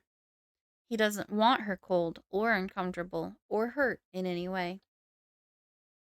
Resisting the urge to grasp her hand as tightly as possible, he gently lifts her. When her other hand flails, he grabs it as well. Once she regains her feet, Flynae backs away until she bumps the wall behind her, her gaze on his boots. Refusing to be offended, Kovad searches their mind for her motivation. Her thoughts reveal she's barely holding herself together, and is worried she'll break down completely if she permits herself to receive his comfort. "It's not far, and then you can rest." He doesn't touch her, but holds his arm out at the ready in case she stumbles. She nods and slowly puts one foot in front of the other. At this pace, his footfalls don't seem to trigger the horrible flashbacks. Once they're inside and the door is closed, Kovad hurries to wheel his desk chair over. "Sit," he says softly. Flynae falls into the chair and closes her eyes. After a breath, she says, "This is your chair." "Yes." Not wanting to tower over her, he kneels next to her. "It smells like you." He chuckles. "Don't I smell like me?" She nods. "Yes, but the chair smells more like Neutral you. You smell. She pauses to inhale again. Conflicted. That's fair. Being this close to her, he's overly aware of her every pulse, every breath, every motion. The magnetism he noticed between them at the banquet persists even stronger in these close quarters. Finally, she opens her eyes and meets his, but he doesn't like that her real eyes are hidden behind a disguise. How do we remove this? He indicates inwardly at the invisible veil concealing her. He's privy to the inner workings of her mind as she examines the foreign energy that mingles with her own. It cuts her off from her surroundings like a brick wall. Banging on the mental image of it doesn't make it even vibrate. I can't do anything with it. The casters are much more skilled than I am. Exhausted and dizzy by the internal exertion, Flynae leans her head back. Now that she's created a structure for it in their mind, Kovad is able to inspect it as well. Impressed by the nature of it, he is forced to acknowledge that neither of them would individually be able to bring it down. Without thinking, he takes her hand. An explosion of power ignites between them, causing the lights in the room to flicker and dim before recovering. Drawing her shoulders up, Flynae gasps. The barrier tumbles down, and he's staring into her feline eyes. They're both stunned by what happened. Their abilities hadn't just combined, but had multiplied exponentially. He is aware of her immediate discomfort as she sees herself staring back at him, her ears standing tall beside her head, her bare skin covered with blue and purple bites. Disturbed by her battered body, she recoils and covers her face with her hands. But that doesn't stop her from seeing it through his eyes. It doesn't prevent her from experiencing his emotions about the abuse with him. Rage burns like a hot fire through his veins. He can't believe anyone could be so cruel. Flynae's nose wrinkles, and she leans away. Experiencing the acrid scent of his wrath through her senses, Kovad realizes he's lost control of his emotions. He gets up and walks to the other side of the room, clenching and unclenching his fists. Every time he thinks he's regained his composure, the image of the marks on her returns, and so does his anger. As a brief distraction, he speaks into his calm to one of his generals. Bring me antiseptic ointment, arnica, water, chicken broth, and 2 raw eggs. Yes, my lord. The general doesn't hesitate or question. After another moment, Lord Tide returns to Flynae's side. She's struggling to get a full breath against the confines of the corset. Let's get that vile thing off you. Not wanting to traumatize her further, he speaks gently. Will you lean forward for me, please? He phrases it as a request, wanting her to know she has the right to refuse. Seeing the mental image of what he's planned, Flynae holds the front of the dress while resting her torso against the arm of the chair. He reaches down the back of her dress and pulls the laces completely off the corset. Once they're removed, he lifts it up and out. Thank you, she whispers. How else can I make you comfortable? An image of the unpleasant garter belt and stockings flash in her mind, and her cheeks burn red at the thought of what it would take for him to remove those. The blouse is loose. I can unfasten the belt from the back. Holding the front neckline in place again, Flynae allows him to reach down the back of her dress. Her whole body stiffens from his skin against hers as he unhooks the garter. Resuming as non-threatening a position as possible, Kovad kneels in front of her. Will you let me take off the stockings? A mental image accompanies the feel of his hands running up her legs, under the skirt, to her thighs. Would he resist moving them further? She wouldn't be able to stop him in her current condition if he wanted to take advantage of her. The only semblance of safety remaining in the world for her would crumble if he broke her trust. Needing her to hear him, Kovad places a hand on her knee and shakes her gently. You aren't an object or a toy to be used. I would never. Flynae hides her face behind her hands, her body visibly trembling. Since she's physically shutting him out, he goes to her in their mind. She's sitting on the floor of her room, appearing as a small child, hugging her legs, making herself as minuscule as possible. He sits down across from her. "What do you need right now?" "I can't." She shakes her head. "It's all too much. If I let my guard down, even a little, I won't be able to stop myself from crying." "What's so wrong with that?" He can't help but think it would be beneficial if she would cry. She's been strong for so long. The child squeezes her eyelids shut before looking at him. "I cannot. You are a human." "I hear you saying you can't cry in front of a human, but you haven't told me why." "I don't even know." She pounds her fists on her thighs in frustration. Kovad scoots forward and takes her hand. "What's the worst that can happen?" "I haven't the faintest idea." "Do you trust me?" "I do." A warm glow swells in his chest with the acknowledgement that he's earned one of the most precious things in the galaxy. He holds open his arms. "Well then, let's face it together." The child climbs into his arms and sobs.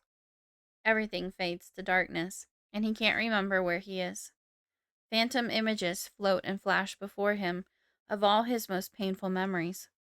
In one moment, he's 10 and consoling his mother after fighting off the attackers that had broken in. In the next, he's an adult and watching the news that the warship his father was on had exploded. Now, Selena is distraught after nursing him back to health after the Emperor had whipped him. He makes the agonizing decision to leave Selena to avoid hurting her further. These memories pour in like a great flood of pain, grief, and regret. The combination of them all at once threatens to bring tears to his eyes, until he notices the anguish of them diminishing. A slight amount trickles off like a thread, leading elsewhere, but it's enough for him to realize something is happening to the memories. Following the ethereal leads him to the child, which he still holds. Her face is twisted in a grimace. The faint shimmering trail runs from him into her. With every passing moment, the pain of his past transfers to her. A sudden awareness solidifies into knowing as he experiences what's happening in himself and her.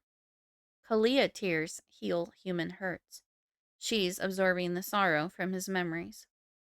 The question is, can he stop it? With effort, he focuses on being there for her and pushes his past behind him. It resists and remains, like a great boulder, a massive weight on his shoulders. But the connection between it and her is broken. If he keeps up his guard, he can prevent it from affecting her. Kovad looks up at Flynae, sitting in his computer chair watching him. A few tears have escaped down her cheeks. "I've got it. You're safe." Hesitating slightly, she scoots forward before pushing out of the chair and falling into his arms. All tension melts away. He holds her tightly as she weeps and allows all the barriers she's maintained to fall. If this moment lasted forever, he would be content. The calm on his wrist beeps and Flynae jerks. He squeezes her. "It's okay. It's just the things I sent for." With reluctance to let her go, he sets her in the chair before answering the door. After taking the tray and dismissing the soldier, he turns to find her with her hands over her ears again, trying to drown out the noise of his steps. Frowning, he pauses to think before kicking off his boots and patting back in his socks. "Better?" He's rewarded with a smile that makes his entire body light up. "Remarkably. Thank you." He sets the tray on his desk. "Eggs or broth?" "May I have water first?" The drug has left her with terrible dry mouth. Everything is still spinning, but not as badly as when she was completely on edge and guarded. He gives her the glass and helps her when her unsteady hands threaten to spill it. Assessing the marks on her upper torso and arms, he asks, How many of these are you going to let me treat? Flynae thinks about all the places that are bitten and bruised. Some? I'll take it, he says with a deep exhale. Are you going to be more uncomfortable if I move you to my bed? I don't have a second chair here, but I will send for one if you would rather. I will be fine if you promise you won't hurt me. While she knows the answer, she needs to hear it from his mouth. Kovad kneels next to her and takes her hand. I'll be spending the rest of my life doing my human best to never hurt you again. The corners of her mouth twitch upward. That is enough for me. He helps her stand. When she leans into him, he lifts her off her feet. Flynae wraps her arms around his neck. He can't resist with her so close and presses his cheek against the top of her head. Setting her down takes a minute as he has to convince his arms to release her. He goes back for the tray and places it on the nightstand before sitting next to her. Keeping all his touches soft, he starts addressing the wounds on her arms and shoulders. Every now and then, he pauses for a few extra breaths to calm his building rage. Images of ripping off XR and Seiko's limbs flash through his mind.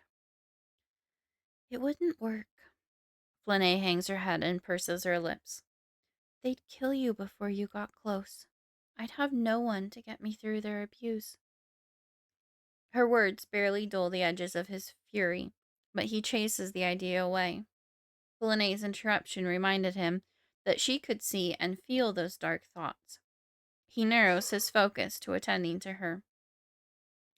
The neckline of the dress falls across an angry bite bruise. She keeps adjusting or pulling the fabric away. One of my button-down shirts would probably be as long as a dress on you. Does that sound more Yes! She covers her open mouth with a hand as her cheeks turn an endearing shade of pink. He doesn't miss her desire to be wrapped up in his smell. I'll be right back. From his closet, he retrieves a black shirt. He helps her into it and buttons it down the front. With a heartwarming grin, she holds out her arms.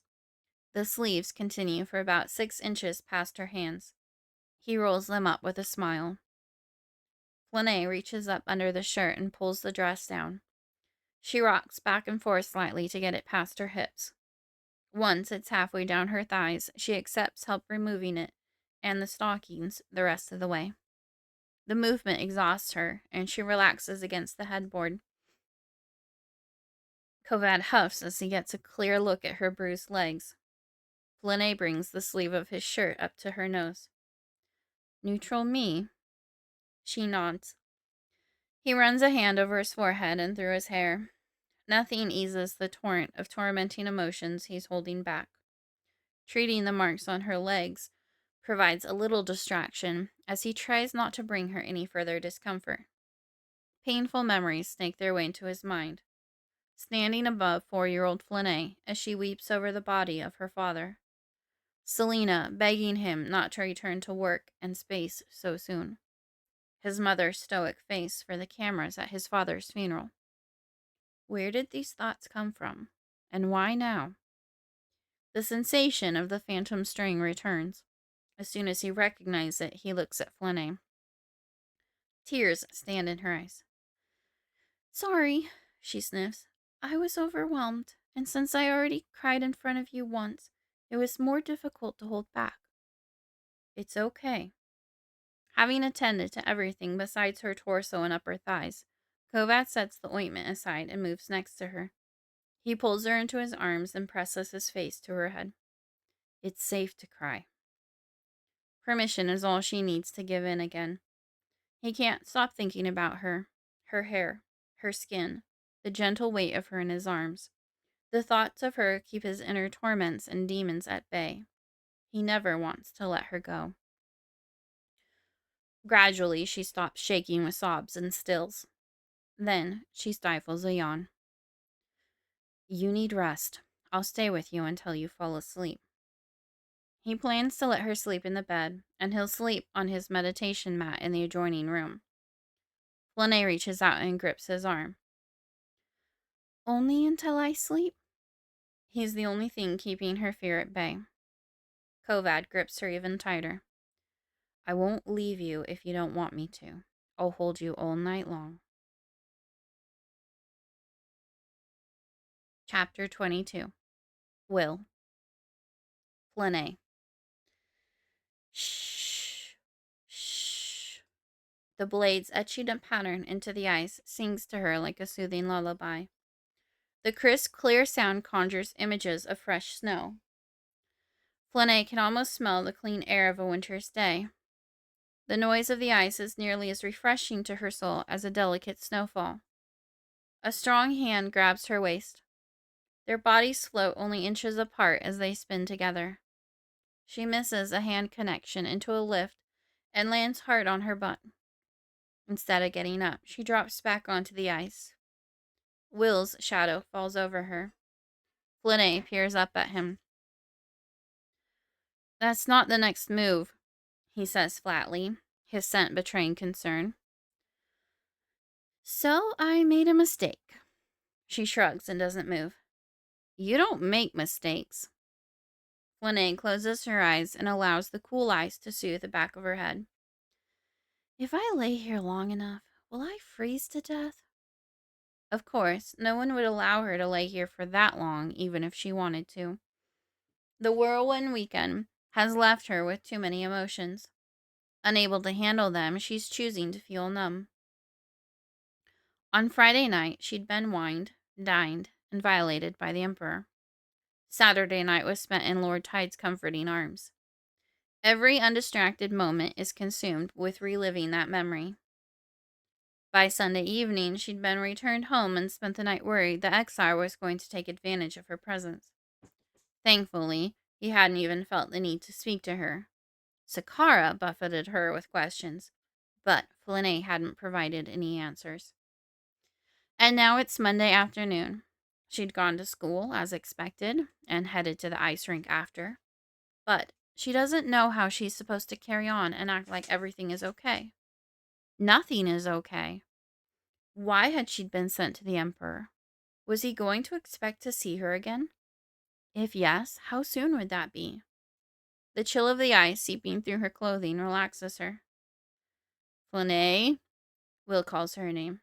What are you doing? What's going on? Who knows, she thinks. I don't have the faintest idea what's going on. I just want to lie here and let the ice claim me. After a long exhale, Flynae opens her eyes and forces herself to acknowledge him. I apologize. I wasn't paying attention. Will extends a hand. I've never seen you mess up, except that one time when you ended up in the hospital. The past collides with the present. Exar presses his hand over her mouth, his warm breath on her face. She struggles to breathe, but her lungs won't expand. The panic envelops her like icy fingers clutching her spine and throat. Before it can fully take over, the warmth of Kovad's embrace chases it away. She relives crying in his arms. Replaying the comfort of that memory over and again is the only way she is able to hold herself together most days. I was just, lost. Flynae takes Will's hand and allows him to pull her to her feet. He doesn't let go once she's upright. Flynae, I'm worried about you. She fights the urge to yank her hand back. It's not his fault that she can't handle being touched. The aromas of bittersweet concern and syrupy infatuation reach her nose. Oh, gods, he thinks he can save me, she thinks right before he speaks again. Let's run away together. Fighting the urge to both laugh and cry, she looks away. He has no clue what he suggests. Exar would not hesitate to hunt him down and slay him. Will? She can't get more than his name out. How does she explain that she cares for him like a brother when she knows he wants to be more? Will inches closer. I want to take care of you, Flynae. I know someone's hurting you, and I can't stand it. An invisible hand tightens around her throat. Will, you are amazing. The tension travels down her throat, into her chest and gut.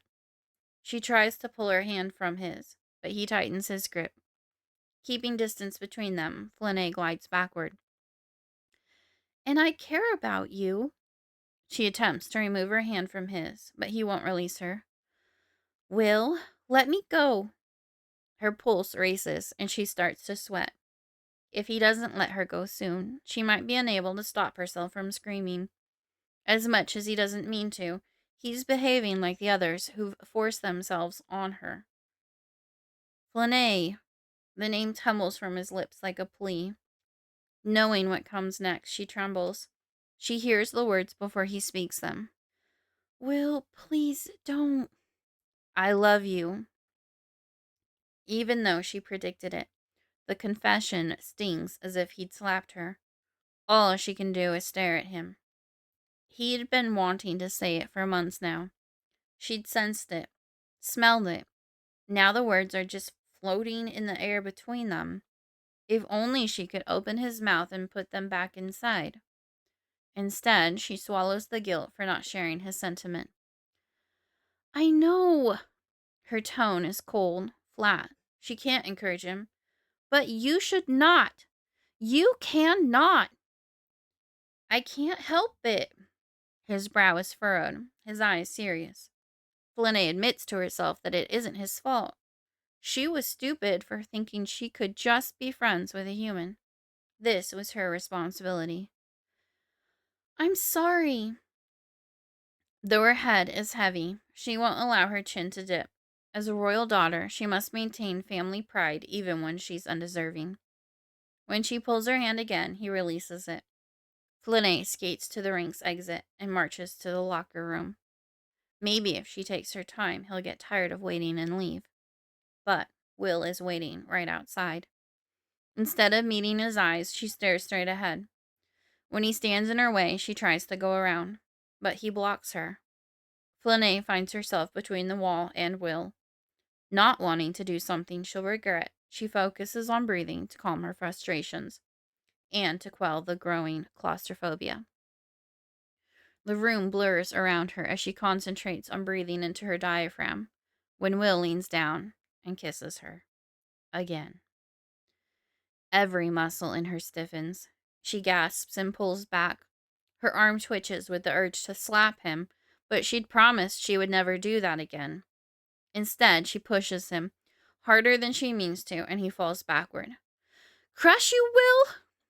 Fire blooms in her cheeks and ears. She needs to get away.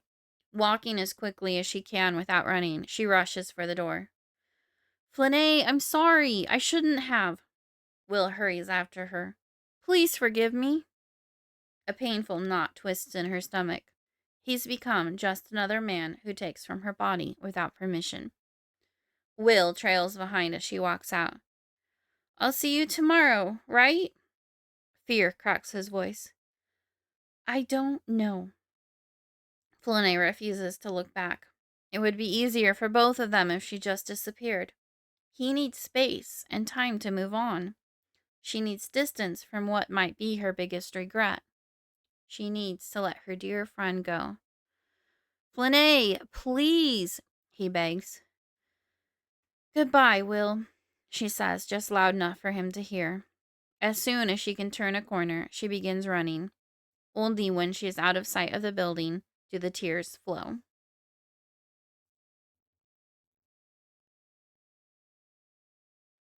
Chapter 23. The Promise. Flynae. Flynae slides another 25-pound weight plate onto each side of the bar. She doesn't secure them with clamps in case it proves to be too much and she needs to dump it. She is acutely aware of Lord Tide's focus on her. He's concerned, intrigued, and amazed that she's going for twice her weight. The gym is her refuge this week. She'd skipped all classes that would cause her to come into contact with Will and made her way to the local gym rather than the ice rink each day after school. To keep the break clean, she'd cut off all contact and left his messages unread. But she can't quit wondering if he's okay. The two of them share a music playlist they both add songs to that they want the other to hear. He'd been adding songs all week. Since he wouldn't know either way, she'd been listening to them.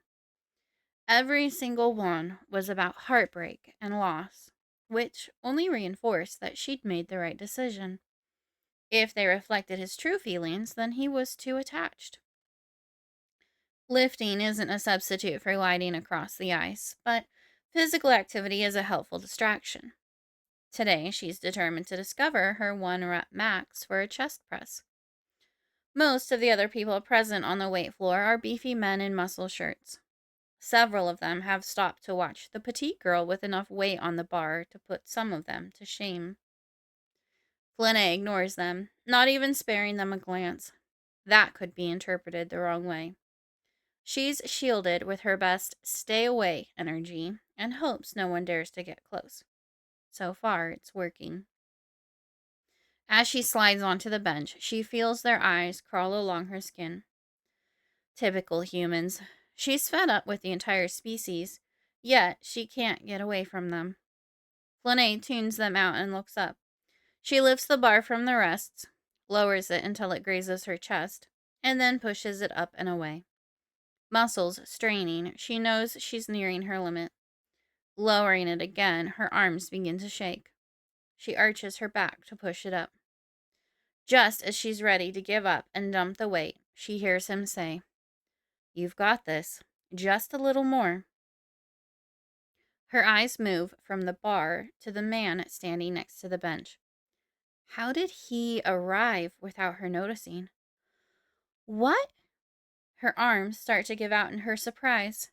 He grabs the middle of the bar and helps her place it back on the stand. Sitting up, she finds the room empty except for the two of them. "Hi," she smiles as her ears and cheeks ignite. "I thought you might need a little company after being alone all week." He's dressed in black track pants and a sleeveless black t-shirt that shows off his muscular chest, arms, and shoulders. She's staring, and it's making her blush deepen. Blinking slowly, she takes a deep breath and meets his eyes. "That is very kind of you." If she's being honest with herself, it had been a horrible week, and she's grateful for the presence of a friend, specifically his presence. "I'm impressed." Lord Tide glances at the loaded bar she recently lifted. "Thanks. Your turn." Flynae raises her eyebrows in challenge. "All right. I'm not sure how I should feel about myself if you end up being able to lift more than I can." When she moves out of the way, he lies on the bench. She finds herself watching his every move, admiring the way his muscles play under his skin. Flutters dip from her throat to her stomach. The attraction swirls and mixes with an equal measure of chagrin. Her father would be ashamed of her reaction to a human, especially this one. "Is that a Halaa trait?" Kovad's voice brings her out of her humiliating thoughts. "Huh?" "Your superhuman strength." He grabs the bar and lowers it. "I guess so." Superhuman isn't enough, though. It doesn't stop XR, nor the Emperor, from taking what they want. Compared to them, her strength is laughable. Halaa don't begin to come close to their full potential until sometime between 2 and 3 centuries of age. Not wanting to miss a moment of Lord Tide's presence, she shakes her head and returns to reality. The two of them lift weights together for another hour. With Lord Tide's encouragement, she breaks a few personal records. He doesn't hide his astonishment, and she basks in his awe. "You up for a little sparring?" Flynae's stomach leaps to her throat, and she swallows hard before responding. "I would love to." They walk from the weight room to the open multi-purpose floor. Her body tingles at how close he is. She's never craved being near someone like this. All she wants is for him to hold her again. Being in his embrace was the safest she'd felt in a long time. With a sigh, she widens the distance between them the tiniest bit. Accepting his comfort and encouraging his affection toward her only puts him in danger. When they stop, he wraps her hands. She watches and wishes he would never let go. His fingers send electricity up her arms and through her entire body. Air comes with difficulty as her inner conflict continues. He shouldn't even be here. There's no way this will end well for either of them. Like what happened with Will. He grabs a pair of focus mitts and holds them up. Ready? Her eyes widen. You want me to hit you? Kovad laughs. You aren't exactly hitting me. But yes, let's see what you've got. Having seen people do this before, Flynae assumes a proper stance. Not knowing how much force to use, her first few strikes are tentative. Good. Now stop holding back. Spurred on by his encouragement, her next punches get progressively more aggressive. After a solid hit, Lord Tide has to recenter himself. His eyes light up. Well done. Keep going. While maintaining her form, she strikes faster and faster. The endorphins flooding her body feel amazing. The focus mitt blurs before her into a substitute for Exar's face.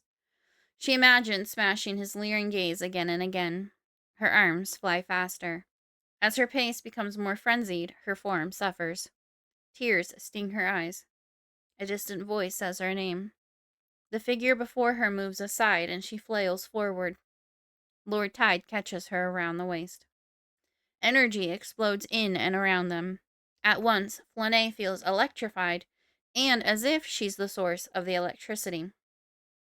Prickles dance along each nerve and across every inch of her skin. The lights blink and the air unit stalls for a moment. Holding back a scream, Flynae jerks away and stares at him with wide eyes. By the gods, what was that? That was amazing. Desire shines in his eyes and exudes from his pores with a metallic undertone. Flynae quakes. The power they just shared was unfathomable. It was more than she'd ever experienced, even in her father's presence. Lord Tide holds out his hand. Do you want to see if it will happen again? She shakes her head and takes a step back. I do not. Her heart pounds in her ears. Knowing what she does about human nature, she worries that even he could be corrupted by wielding such cosmic energy. She struggles with an urge to run away, to avoid him compelling her further. Hey, he holds out his arms, palms up. It's okay. When she doesn't retreat, he takes her trembling hands and begins unwrapping them. I will never force you to do anything. Meeting his eyes with steadfast determination, she realizes he's become the person whose betrayal would hurt the most. It's overwhelming knowing a human could have such an impact. A wave of lightheadedness washes over her. Kovad runs his thumbs over the backs of her hands, setting her skin on fire beneath his touch before releasing them. May I walk you home? His desire for every extra moment with her is apparent in their shared mind.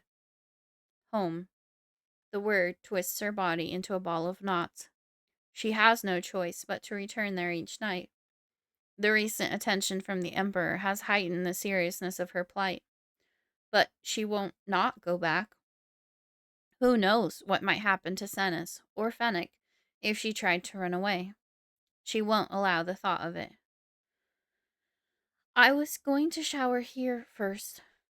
Her voice comes out shakier than intended. Whenever possible, she rinses off at school or the rink. It allows her to enjoy the water rather than strain her ears for Exar's approach. A shower it is, then. He walks with her until their paths fork for the respective locker areas. As Flynae peels off her drenched shirt and sports bra, the Mindlink makes it seem as if he's in the room with her and able to see her bare skin. She closes her eyes, but that only allows her to see more clearly through his as he undresses. Kovad steps into the shower first, and she can feel the hot water hitting his skin. This warms her to the core, making her want to relax and lean into the sensation. A wall away from him, she stands breathless under another stream of water. His hands run over his skin, making her feel like she's washing him. It's strangely comfortable, intimate, and altogether terrifying. As she lathers her own body, she doesn't feel like the one touching herself. A hint of warm breath caresses her neck as if he's there in the stall with her, leaning down to kiss her nape.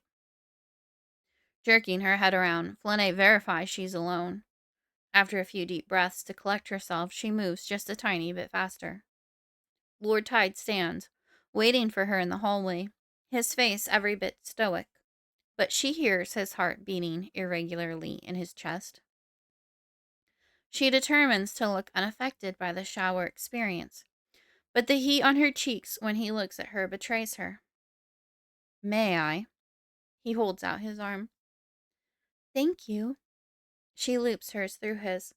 The lights flicker as their energies combine and magnify. The effect is more subdued than earlier, and neither flinches this time. They walk down suburban streets, both contributing to a bubble of energy that would prevent others from noticing them. The night sky glitters overhead with a myriad of stars visible despite the nearby city lights. When she gazes up, he closes his eyes to look through hers. Her Kalia vision can see 3 times as many stars as his human sense. "Are you going to remember that view the next time I need a distraction?" She hadn't meant to ruin the moment, but it's getting more difficult to not think about Exar the closer they are to his house.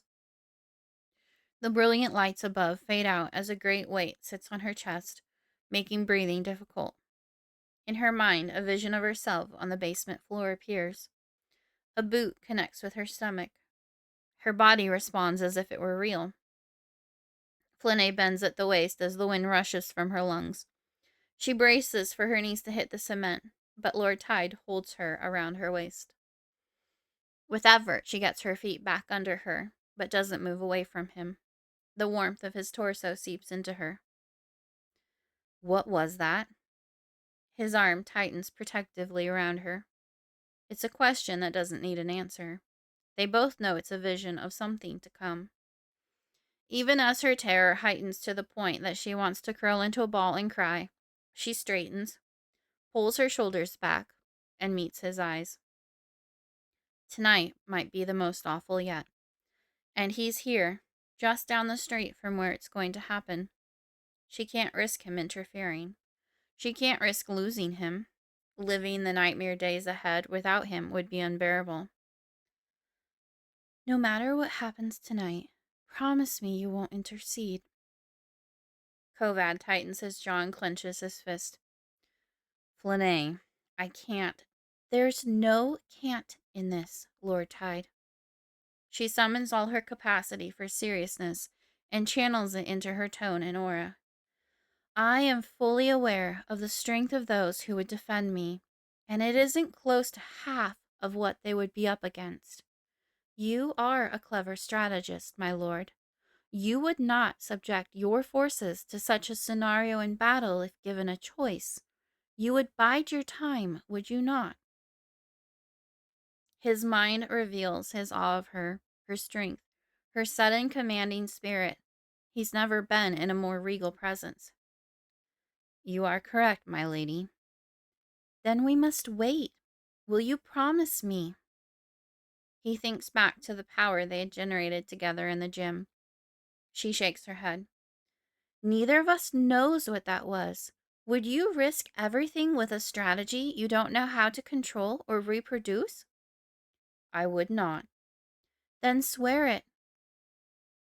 The pain in his chest pierces hers as well, but he's compelled to admire her logic. The words catch in his throat, but he forces himself to say them. "I promise, my lady." "I should continue the rest of the way by myself. Exar will already smell you on me. He doesn't need to know you were nearby. Thank you for the company tonight, Lord Tide, and for walking me home. I had a pleasant evening." She dips her chin briefly. "The pleasure was all mine, Princess Let." Knowing her determination would only weaken with hesitation, she turns and walks away. Chapter 24. The Promise. Kovad. Kovad's heart slows to an aching stop as he watches her walk away. Letting her go is one of the hardest things he's ever done. Flynae holds her head high, though she knows exactly what she's walking into. He sees both the strong, regal warrior and the small, fragile child that make up who she is. Everything in him bellows with an urgent need to hold her and never let go. Without hesitation, she rounds the corner and disappears. Sweat rolls down his back and he clenches his fists. He's never felt so helpless, and it makes him rage. How is he one of the highest ranking officials in the galaxy, but there's nothing he can do to protect her? If he thought he had any chance at making a difference, he would stand between her and this fate. But a mere human is no match for the greater forces in the universe. Isaiah's death was orchestrated. The Kalia had been severely weakened when Lord Hyde fought and slew him. Through their link, he watches Flynae enter the house. She energetically scans for signs of Exar without finding anything. That doesn't mean he isn't in the lower level. Something about the basement impedes the flow of energy. Neither of them knows how it's possible, but they both suspect it could be related to her father's death. She makes her way down the stairs and freezes when she opens the door to her room. Exar sits on her bed, his eyes narrow and piercing. Lord Tide's pulse quickens along with Flynae's. "Where have you been?" The chill of fear within her roars to a fire of rage. She takes a deep breath to try to contain it. "The gym?" Exar takes a deep breath. "With Kovad Tide?" Hating the sound of Kovad's name coming from Exar's mouth, she clenches her teeth. "Yes." "Curious." He sits and stares thoughtfully. Her every internal discomfort comes through to Kovad loud and clear as Flynae shifts her weight. Exar rises and grabs her wrist. Flynae swings her free hand and punches him in the stomach. Stunned, Exar stumbles back, the air knocked out of his lungs. But he keeps a firm hold on her. Lord Tide's blood boils as he visualizes rushing down there and beating the male Kalia beyond recognition. "Remember your promise." Grimacing, Kovad remains in place. Though the tightness in his chest begs him to act, he remembers his promise. He'd be no use to her dead. Helpless, he experiences the building horror through her senses. Exar jerks her so that she's square to him and shoves both her shoulders. She collides with the floor. As he looms over her, Flynae tucks her legs in and extends them, kicking him solidly in the chest, knocking him against the wall. She jumps up while he catches his breath. Instead of running, she attacks, arms pummeling him like she'd practiced with the focus mitt earlier. Exar accepts a few blows, choosing to grab her hair rather than defend himself. He slams her head on the cement floor. The room through her eyes dims. She's still trying to get her bearings when he kicks her in the stomach, as they had foreseen minutes before.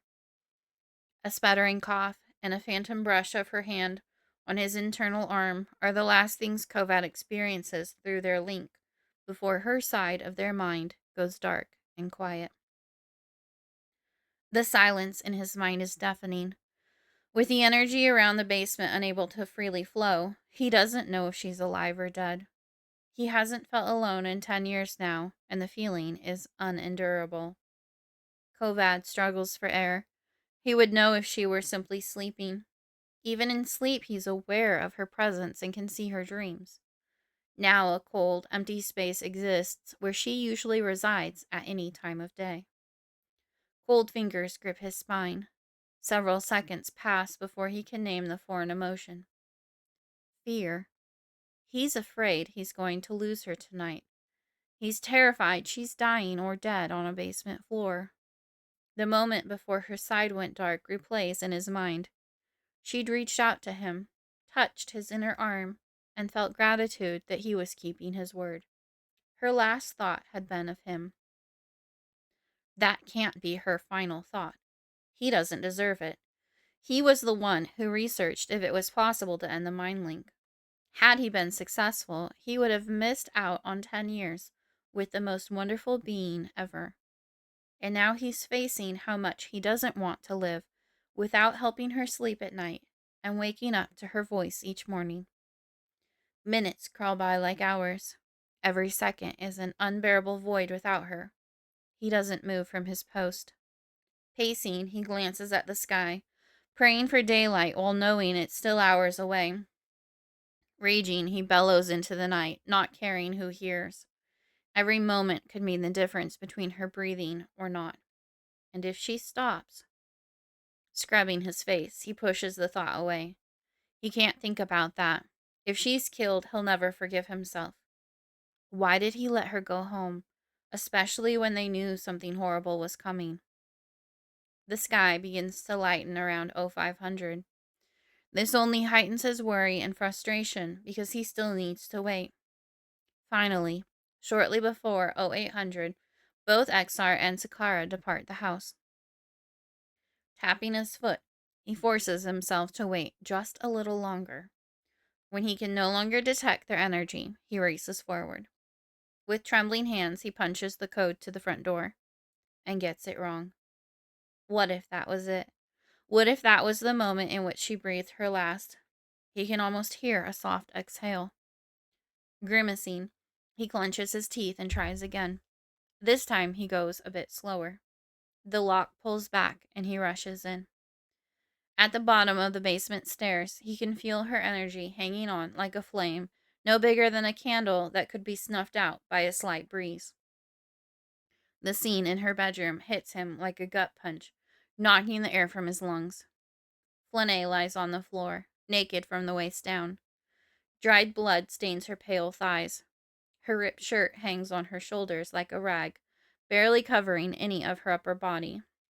Black and blue splotches cover her torso. A dark purple bruise mars her perfect cheek, and her lip is split.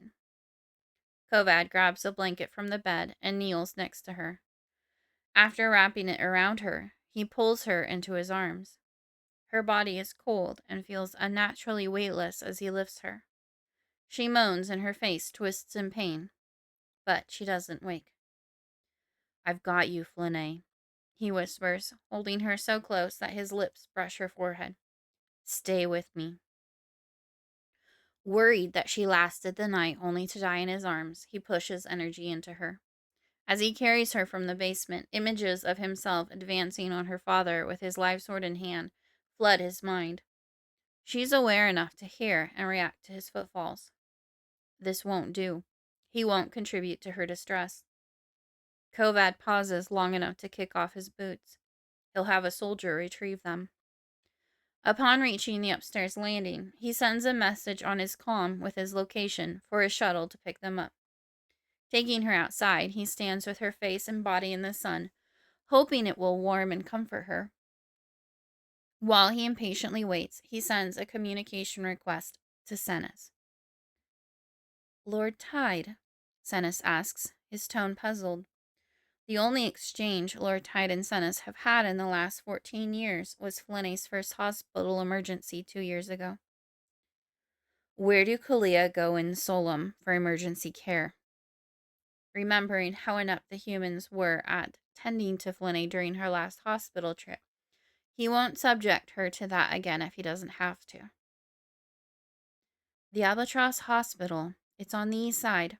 Ask for Dr. Lamb." After a breath, Senis asks, "Flynae?" "Yes." "I am on my way." The comm ends. Flynae coughs. Red foam bubbles from her mouth. Kovad gently wipes it away and continues to channel more energy into her, hoping that small act offers some kind of comfort. Breaking civilian protocols, his shuttle lands in the street in front of them. He carries her aboard and sits in front of a heating vent with her as he orders the pilot to the Albatross. As they near the hospital, she starts shivering. He counts this as a good sign, though it increases the pain in her ribs. There's a chance some of them are broken. Calling ahead, Lord Tide asks that Dr. Lamb meet them at the shuttle pad on the roof. As the shuttle touches down, Flynae opens her eyes and looks at him. His whole body floods with relief and joy at the sight of her bright green eyes. He tries to control a sudden quaking of his arms. "Kovad?" "I'm here. I have you. Stay with me." He resists the urge to hold her tighter, knowing how much that would cause her more agony. Flynae tries to take a deep breath and winces. I know it hurts. Just relax. It'll be better soon. Hoping it soothes her, he caresses her cheek. The contact tingles on his skin. With a slight reluctance, he carries her out. As much as she needs medical attention, he's not ready to let go. Every muscle aches at the thought of releasing her. She is unconscious again by the time he places her on the waiting stretcher. He notices an energy mirage around one of the doctors and recognizes a disguised Halaa. Dr. Lamb. The doctor's eyes widen in recognition. The royal daughter. Yes. Who did this to her? Lord Tide hesitates for only a moment. The physician's reaction conveys that she's important to her people. He wants all of them to know who's responsible. Exarlet. The doctor pauses as if gauging the seriousness of the situation. Then he turns to Flynae. I've got her. She'll get the best of care. Descend a snow. He's on his way. Hating that he can't accompany her into surgery, Kovad takes a deep breath as he watches them wheel her away. As the distance between them increases, a knot of tension twists tighter in his chest. The Mindlink is silent. Chapter 25. The Monarch's Daughter. Flynae. The stiffness in her uncooperative limbs reminds her of tree trunks as Flynae drifts back into consciousness. The room smells sanitized, yet fresh, like a living plant or two are present. Music plays to her right. She detects the rhythm of a heartbeat in the refrain. It takes her a moment to realize it's playing her heartbeat. Her left arm twitches as she tries to move it, but her hand seems stuck, enclosed. It jerks as she tries to free it. Something tightens around it. She tugs harder. Though her eyes are closed, her other senses detect the movement of someone as they sit up and exhale. Panicking now, she attempts to pull it away again. The music on the nearby machine plays a little faster, reflecting the increase in her pulse. The inability to move is maddening. Lord Tide's words cut through the growing terror. Hey, you're safe. His hand tightens on hers, and he places his other on her shoulder, coaxing her to stay still. You shouldn't move. His voice is soft with care and heavy with fatigue. Flynae opens her mouth to speak, but can't make a sound. Where? Her mind sticks on the single word like a skipping record. You're at the hospital. You're coming out of anesthesia. Try to relax. Finally, her body responds to her demands. She grips his hand and opens her eyes. They're in a mostly dark room, except for a few soft lights along the floor. The walls are a warm caramel color. A potted tree sits near the closed window blinds. What happened? Her eyes meet his. Why? The last thing she remembers is lifting weights alone at the gym. Then he'd surprised her and... His memories flood into her brain all at once. The emotions and events are overwhelming. Squeezing her eyes shut, Flynae covers her face with her free hand as tears threaten. The pain of the events takes over as the anesthesia continues to wane.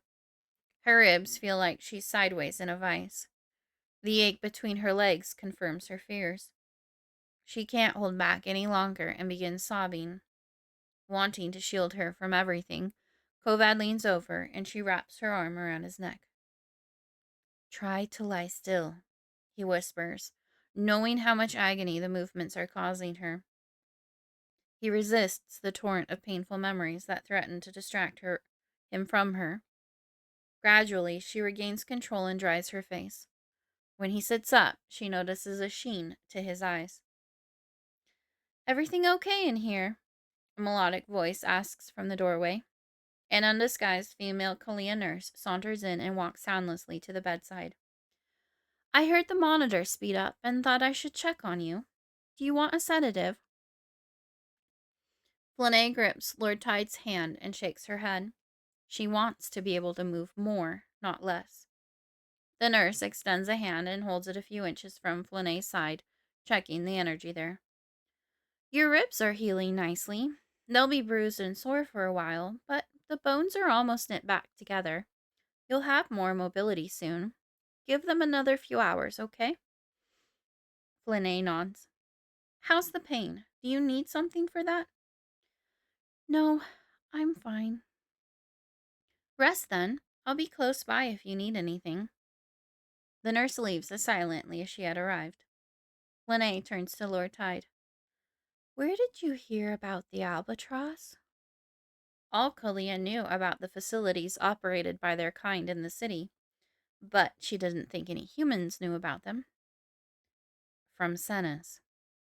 Her eyes widen as panic grips her stomach. You told him? She grits her teeth as her cheeks burned. Gods. I had to. I didn't know where to take you, and I wasn't about to leave you in incompetent hands again. Flynae wants to slip through the bed and disappear. If Senes knows she's here, then he's probably going to find out about everything. And so would Fennec. He'll be here soon. The calm on his wrist vibrates. Or he's here now. They just landed. A shiver runs through her. Are you cold? She sighs. No, just dread. Will it be easier for you if I stay or go? Flynae really sees him for the first time since waking. His normally bright eyes are dark. The lines around them are deep. His face is pale. You haven't slept. I dozed a little. Go rest, please. I am fine. I need... Her voice breaks with the threat of more tears. I need you to be okay. Fresh tremors quake her at the thought of releasing his hand. I'll see you soon. You won't miss me for long. I miss you already. I know. He brings her fingertips to his lips before gently setting her hand down. My lady, he says as he stands. My lord? Flynae spends only a minute or two alone before Fennec enters. When their eyes meet, he rushes to lie next to her on the bed, being careful not to jostle her. She snuggles her head against his. He takes a deep breath and lets it out. The warm air tickles her neck. Why do you smell like Lord Tide? He whispers. She bites her lower lip. Senes is the only one who knows about the Mindlink. And why is he out in the hallway running on fumes, talking to Senes and Dr. Lamb? She picks up Fennec's hand and interlaces her fingers with his. Well? Staring at his fingers, she focuses on the feel of the side of her head against his cheek. She doesn't want to hear what they're discussing in the hallway. It's going to be difficult enough when Senes talks to her about it. Because he was just here? Fennec snorts. Obviously. And for some time. The whole room smells like him. Turning his head away, Fennec takes another sniff. And he was definitely worried about you. Why would that be, little sister? How do you know one of the Emperor's henchmen? Flynae grimaces at the derogatory term. Rude? Fennec's vivid green eyes gaze at her. It's only rude if you disagree. Movement by the doorway causes them to turn in time to see Senes walk in. Flynae's heart aches to see such sorrow on his beautiful face. Dear one. He touches her cheek and kisses her forehead. Uncle, I'm sorry. She squeezes her eyes shut, but a few tears manage to sneak out under her closed lids. Senes sits next to her on the bed, his hip against hers, and takes her hand. Whatever are you sorry for, dear one? I was so afraid to tell you. Her whole body begins trembling.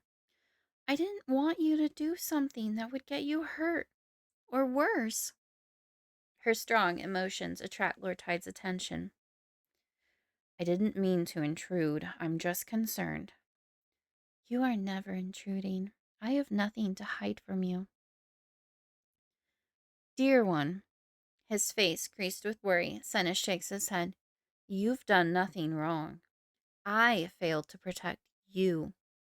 His hand tightens on hers. Beside her, Fennec smells of confusion, but he doesn't volunteer questions. Instead, he snuggles closer, providing her with comforting warmth. You aren't going back. Senes's tone is authoritative. She opens her mouth to interject, but he holds up a finger, stopping her. Dr. Lamb advised that we give your ribs a couple more hours here to advance the healing process. Halaa are combing the area for Exar. We don't think he's on the planet. If I receive an alert of him approaching, we'll leave immediately, okay? Relaxed by the precautions, she nods. Fennec's head lifts at the mention of Exar's name and glances from Flynae to Senes and back again. Flynae averts her gaze. Feeling and smelling their pain is already too much. She can't bear to see it in their eyes. They pass a few quiet hours waiting. The presence of her family both soothes her frazzled nerves and stokes her concern. A part of her blames herself for Isaiah's death. He wouldn't have been in the alleyway that day if it weren't for her. If something happens to her family while they attempt to protect her, she won't ever forgive herself. Senes orders food, but she finds it difficult to take more than a few bites. Fennec regales her with a recap and update of all the animals waiting to see her on Halaa. There were some freshly hatched chickens and new baby pigs and lambs, a new puppy named Zelda. When Flynae yawns, Fennec cozies closer and speaks more softly. She drifts off to the comforting sound of his cherished voice. Flynae wakes to shadows congregated at the door to the room. Senes is quietly conversing with Dr. Lamb and the nurse. We are very disturbed by it, the doctor says. Her cheeks burn at her first guess at what they're talking about. She hates that they can look at her and know what happened. Fennec brushes by them with a shopping bag in his hand and a grin on his face. Are you ready for this, fly baby? She yawns and uses the control on the bed to sit up. What you got there, Fen? The softest, the most luxurious, the plushiest robe ever. He pulls the garment from the bag and tosses it at her face. She hugs it against her cheek, appreciating how warm and silky it feels. Is this my outfit for getting out of here? I got these too. He holds up a pair of loose linen pants and a t-shirt. They're perfect. Help me stand up. She swings her legs off the bed and pauses to catch her breath. The nurse wasn't kidding when she said Flynae would feel bruised for a while. Kalia healers will use their abilities on deep, serious wounds, but don't waste their energy on superficial injuries.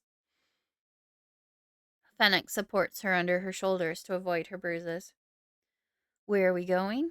He whispers, with a conspiratorial eyebrow raise. She grins. You're helping me to the restroom where I can change in peace by myself. Are you sure this plan is solid? He asks with a frown. Absolutely not, but it's the only one I've got, and I need your help. Grabbing the clothes, he braces her while she hobbles to privacy.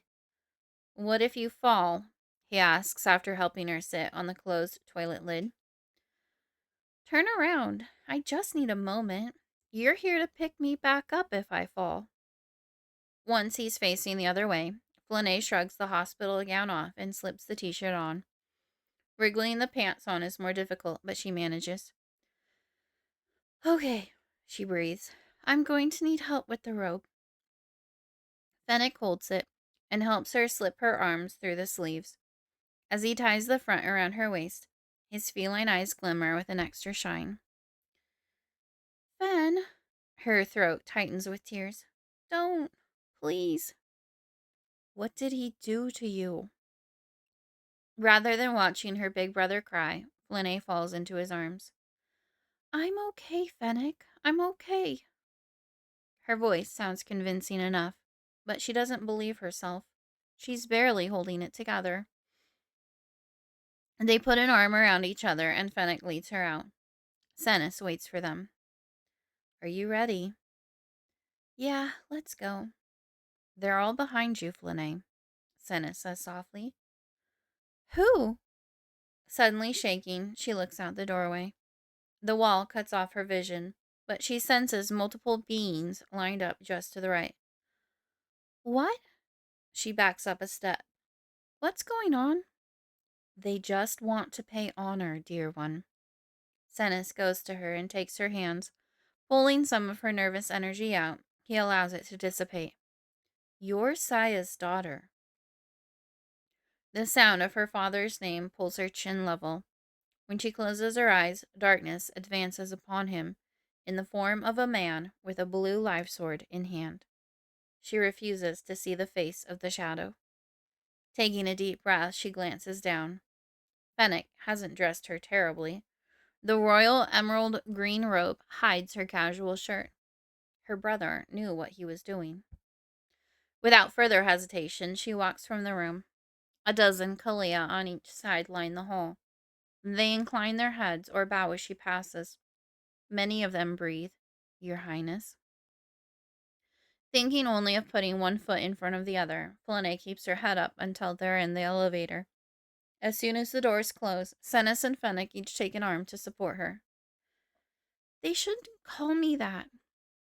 The enclosed space spins around her as she meets Senis's eyes. Shouldn't they reserve that for Saya? There's a chance it's not him. A lump in her throat prevents further questions. Not until they're safely aboard Senis's shuttle does she find herself able to speak again. It's not me. She settles into a seat, draws her knees up, and hugs them to her chest.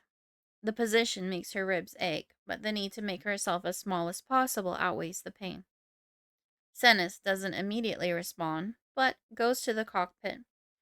Within minutes, they're lifting into space. When the autopilot is engaged, he comes back and sits next to her. Why do you say that, dear one? Wouldn't I feel different? I'm not stronger than you by any stretch. You have another century or more to come into your full potential. Flynae throws her arms open in exasperation. So, if it is me, and I won't be strong enough until then, Exar and Seiko get to conspire and run unchecked for the next 100 years? Senis's forehead furrows. Exar and Seiko? She covers her open mouth with her hand. Oh, gods, I did not mean to say that. Her uncle's face darkens. What are they doing? I couldn't tell you exactly. I just know they are communicating, trading favors. Trading me as favors? She shudders. I'm sorry to press you in your current condition, but we should really discuss a couple of things. Are you up for it? Do you have wine? A smile softens Senis's grave expression. I always have wine. Fennec jumps up from next to her. I'll get it. He returns with 3 stemless glasses filled nearly to the brim. Flynae crosses her legs and cups the glass in front of her with both hands. Inhaling, she appreciates the rich, berry aroma of the dark red liquid before taking 2 sips. She closes her eyes and inhales deeply before meeting her uncle's eyes again. Okay, I'm ready. Do you want to start with the difficult one or the easy one? Senis's mouth tightens as he waits for her answer. There's an easy one? Oh, goody. Let's start there. She takes another sip and releases a long exhale. Would you describe what happened between you and Lord Tide at the gym, please? The memory of the electric current surges through her, tingles alight along her skin. Flynae covers her face with a hand. Oh, gods, crush me. That is the easy one? Feeling both their eyes on her, she squirms and doesn't miss the surprise in Fennec's spell. Yes. Thoughts of that night at the gym triggered the memory of water falling over her body, and the sensation that felt like his hands on her skin, and her hands on his. Heat burns her body and cheeks. Shaking her head to help clear it, Flynae realizes that can't be what Sennis was asking about. What did he tell you? So much happened that night, and it's jumbled. That the two of you touched and the energy changed. The simultaneously wonderful and frightening memory of the moment makes her breath catch in her chest. At the time, she hadn't fully dissected Lord Tide's son. She'd been too overwhelmed. But it had been full of surprise and awe. Beneath those were undercurrents of desire and lust that scared her to think about. Tension knots along her torso and shoulders. But then she remembers how it felt for him to hold her by her waist, supporting her, making sure she didn't fall. Flynae swallows. Yes. When her hands begin to tremble, she takes another sip. Sennis leans forward. Can you tell me more about it? I've never felt anything like it. It was like all the energy in the galaxy was there at our disposal. For a moment, I felt like I had the option to do anything. I could levitate or create a tornado if I wanted to, but not just destructive things. I felt like I could smash a plate into pieces no bigger than sand and put it back together as if it had never happened. Sennis and Fennec exchange a look. Fennec's lips press together in a straight line. What? She asks in a sharp tone, narrowing her eyes at them. I know what you're both thinking, but I am not the monarch, and it has only happened when we've touched. Wait, Sennis tilts his head. It has happened more than once? Groaning, Flynae scrubs her face. Twice. It has happened twice. The first was not as intense. When was that? Her mind flashes back in time to being prepared for the Emperor the first night, and Lord Tide the second. Last week? So much had happened in just a short amount of time. She squeezes her eyes shut and takes deep, careful breaths the way Lord Tide had taught her. Hold up. How often do the two of you hang out? Fennec asks with a creased forehead. Every moment she ever spent with Lord Tide flashes before her.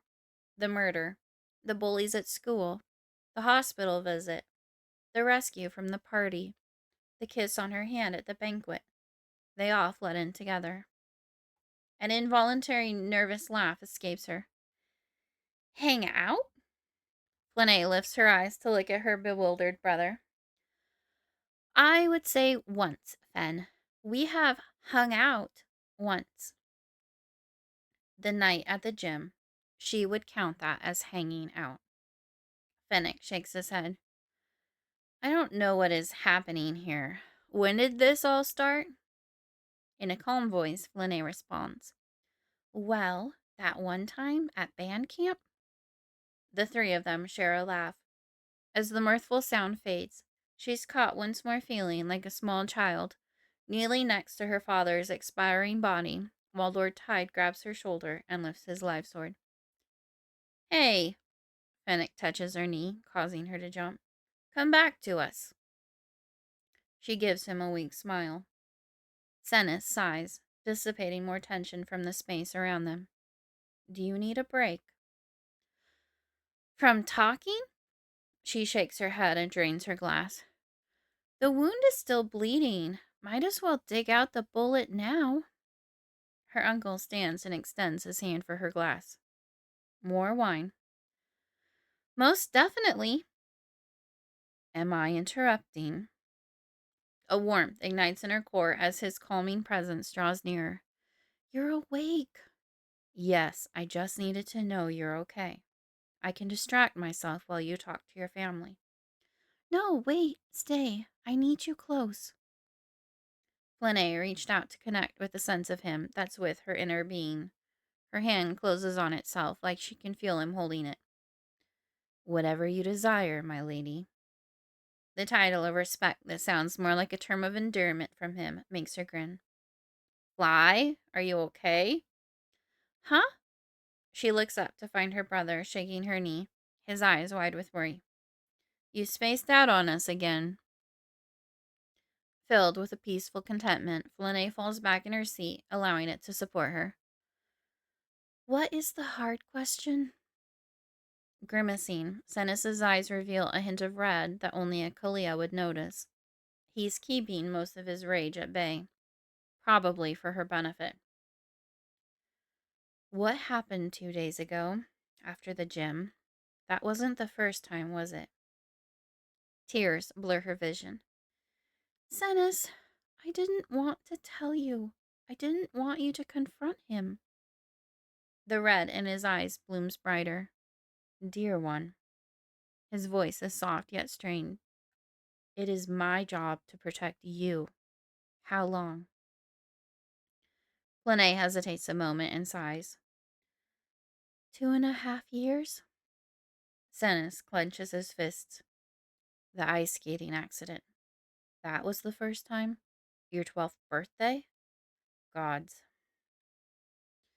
Nodding in affirmation, the scent of anger and grief weighs heavy on her chest.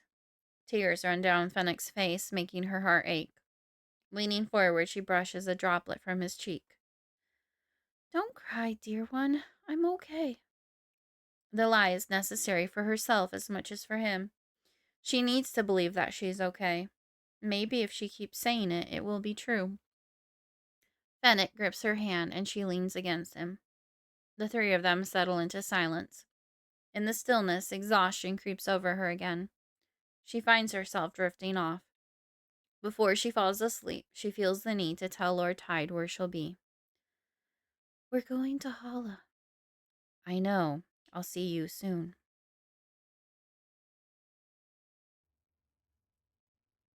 Chapter 26. Control Lost. Flynae. Flynae barely touches her bare toes to Halaa soil before Selena wraps her into a tight hug with a squeal. Oh, sweetheart, it's so good to see you. I've missed you so much.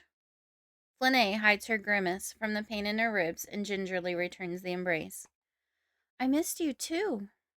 There's so much I want to show you. You're going to get such a kick out of the baby animals, and I bought new dresses for you the last time I was in town. Selena leans back and praises Flynae. Though I'm worried now that they won't fit you. You haven't been here in so long that I was certain you'd be in the next size. Flynae's stomach knots and her toes curl. Her height and size haven't changed in 2 years. Sakara's has. Her twin is several inches taller and much more filled out. Somehow it feels like a personal failing. The woman waves her hand in a dismissive gesture. No worries, I'll just take them in for you. She doesn't release Flynae's waist as they walk to the house. Once inside, Flynae heads upstairs to her room. The other three follow but stop in the hallway, reluctant yet willing to give her the privacy she desires. We're here for you if you need anything, Senna says before closing the door. Thank you. Flynae smiles, a warm glow of love and appreciation building in her core.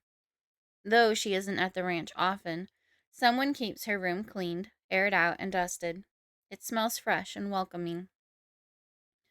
Tired with a fatigue that feels like she'll need a fortnight to sleep it away, Flynae sits beside the sliding glass door and takes a few deep breaths.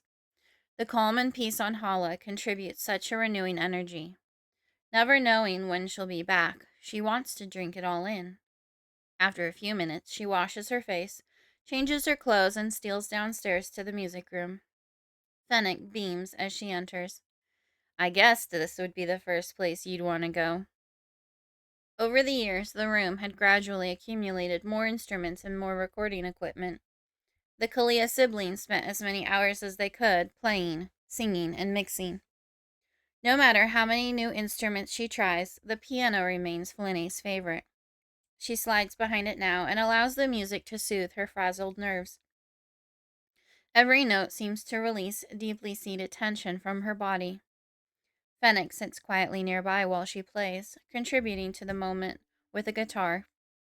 They take dinner outside on the veranda, beneath a living roof of flowers and vines. While she doesn't have much of an appetite, food is always more satiating and easier to consume on Halaa. Though the mood is predominantly somber, There are still bursts of laughter that are so precious they nearly leave her in tears. This life, with family and beings who love her that she only gets brief glimpses of, is what she longs for more than anything else. By the time they've had their fill of food and wine, the sky overhead is dark and full of stars. Cleanup goes quickly as everyone pitches in. Try as she might, Flynae can't quite conceal a yawn. She doesn't want to miss a moment with her loved ones, but exhaustion is impeding that. Careful of her bruises, Sennis puts an arm around her shoulders and kisses her forehead. You should rest, dear one. Tomorrow will be a busy day. After hugging Selena goodnight, Flynae turns to Fennec. She raises a brow and lifts her chin. Her brother catches her meaning and follows her upstairs, where they climb on the roof and lie close. They stare at the stars in silence. Flynae's grateful he doesn't ask questions. She doesn't want to talk, doesn't want to think. The sound of Fennec's nearby heartbeat and a chorus of crickets lull her to sleep. She stirs slightly as her body is moved, but isn't alarmed. Fennec's carrying her to bed. He tucks her in, kisses her forehead, and tiptoes out. Flynae wakes in the middle of the night, out of breath and dripping sweat. Violent shivers shake her from head to toe. As lifelike as the dream, Exar's face appears above her. The dank odor of his lust chokes her. Cruel fingers pull at her clothing. Batting her hands, she can't get the sensations to fade. Not wanting to wake anyone, she fights back tears and stumbles to the bathroom. The only way to get warm is to remove her soaked clothes. She stands, shivering, until she can convince herself to take them off. Once she's wrapped in a dry towel, her temperature begins to regulate. Flynae puts on a clean set of lounge pants and a t-shirt, but when she looks at the bed, her blood runs cold. What should be inviting now sets her heart racing. The idea of lying on the mattress and closing her eyes summons Exar's fiendish face. She can't make herself do it. Wrapping herself in the comforter, she grabs her pillow and curls up on the floor. It's moderately less terrifying than the bed. The rest of the night passes in short bursts of fitful sleep. Finally, it's beginning to lighten outside. She can feel Sennis's presence on the level beneath her. Just like an elf who lived for several millennia, her uncle has reached an age where he requires no more than a few hours of sleep. Grateful that she can take advantage of his company, Flynae gives up on further rest. She wanders over to her closet and pulls open the doors. Dozens of beautiful dresses hang there, waiting for her to choose from. Each time she arrives, there's always more. Both Selena and Sennis continually add to the collection.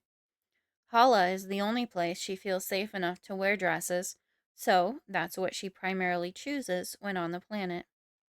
One she hasn't worn before catches her eye. She's never here long enough to get to them all. When she pushes the others aside to get a better look, her breath catches in her throat. It's perfect. Slipping it on, she finds it fits as if it had been made just for her. She takes a moment to admire it in the floor-length mirror attached to one of the doors of her closet. The white bodice hugs her torso, while the skirt falls in layers to the floor. Butterfly sleeves cap the shoulders and allow her arms to breathe.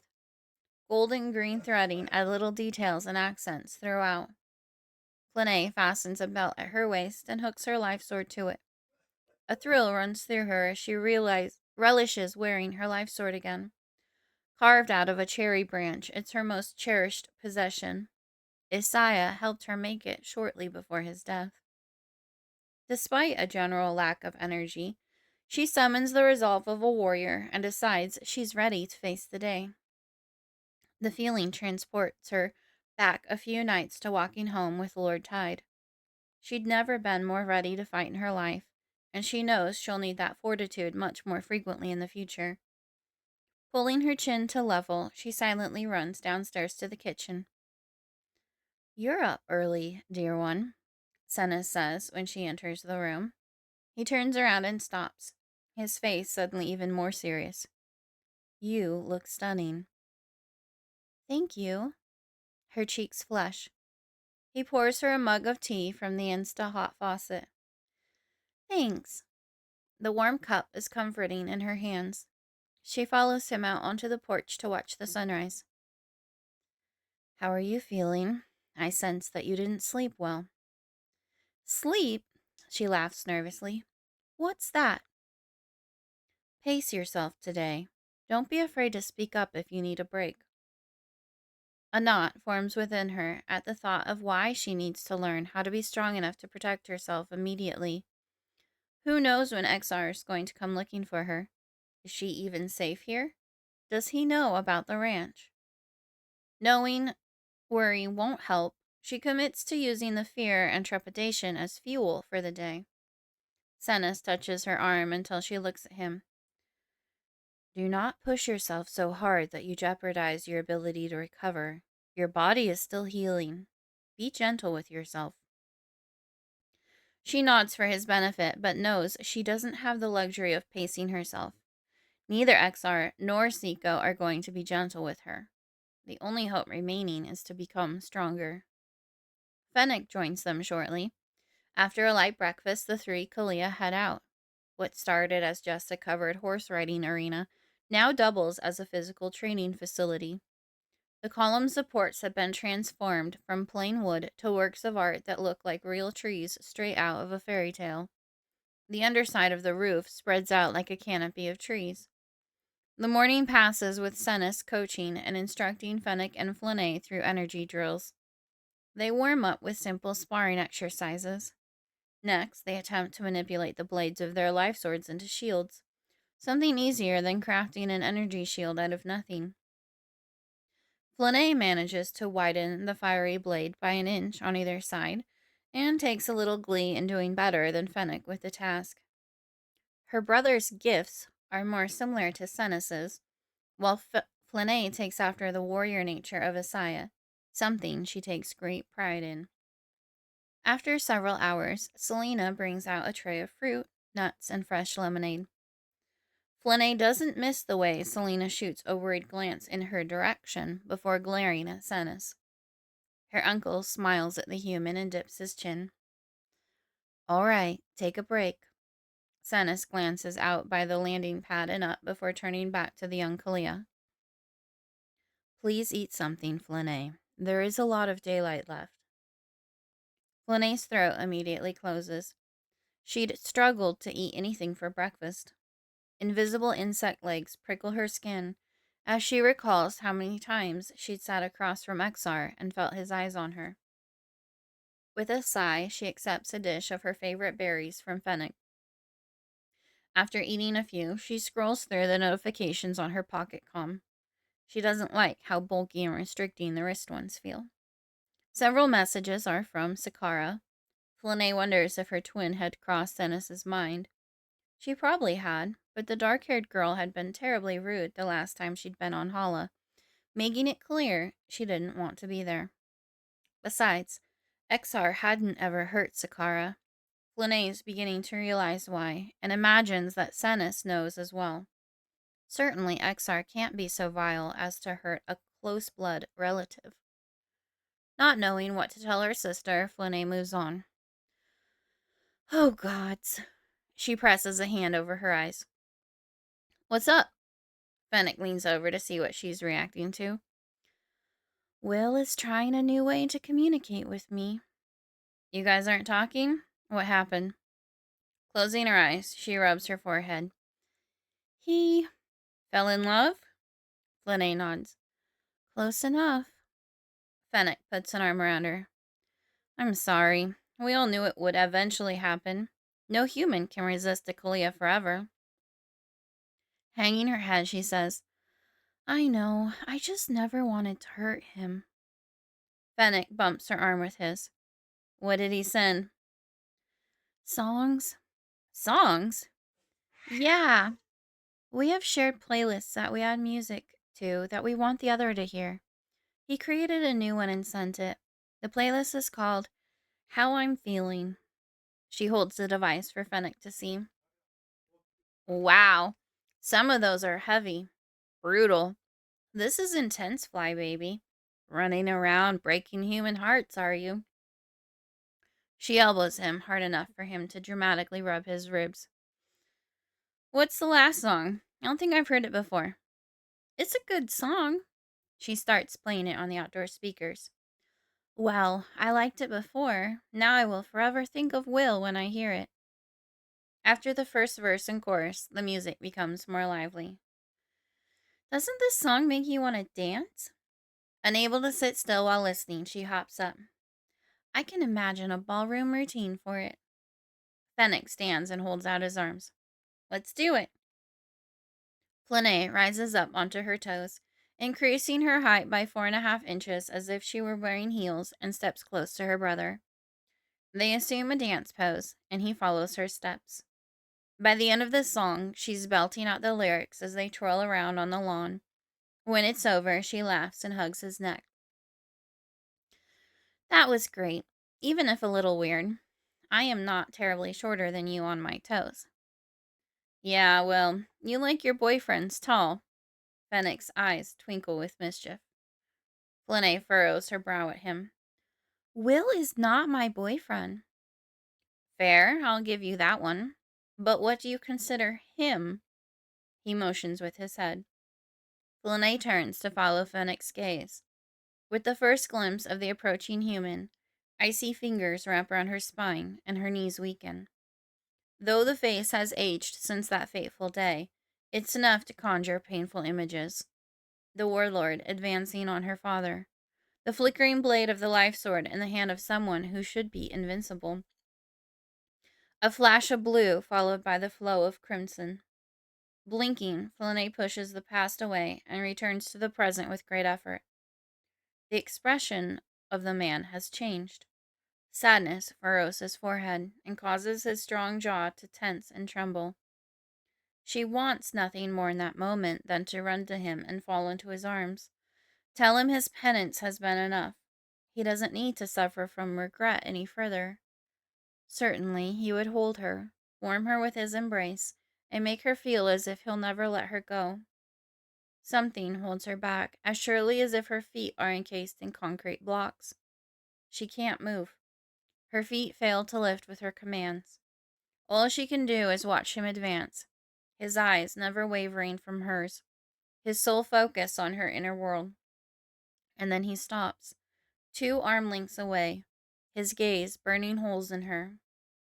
Lost in his blue eyes, audible words escape her, but the distance between them is unbearable. All her comfort for the past decade stands within her reach.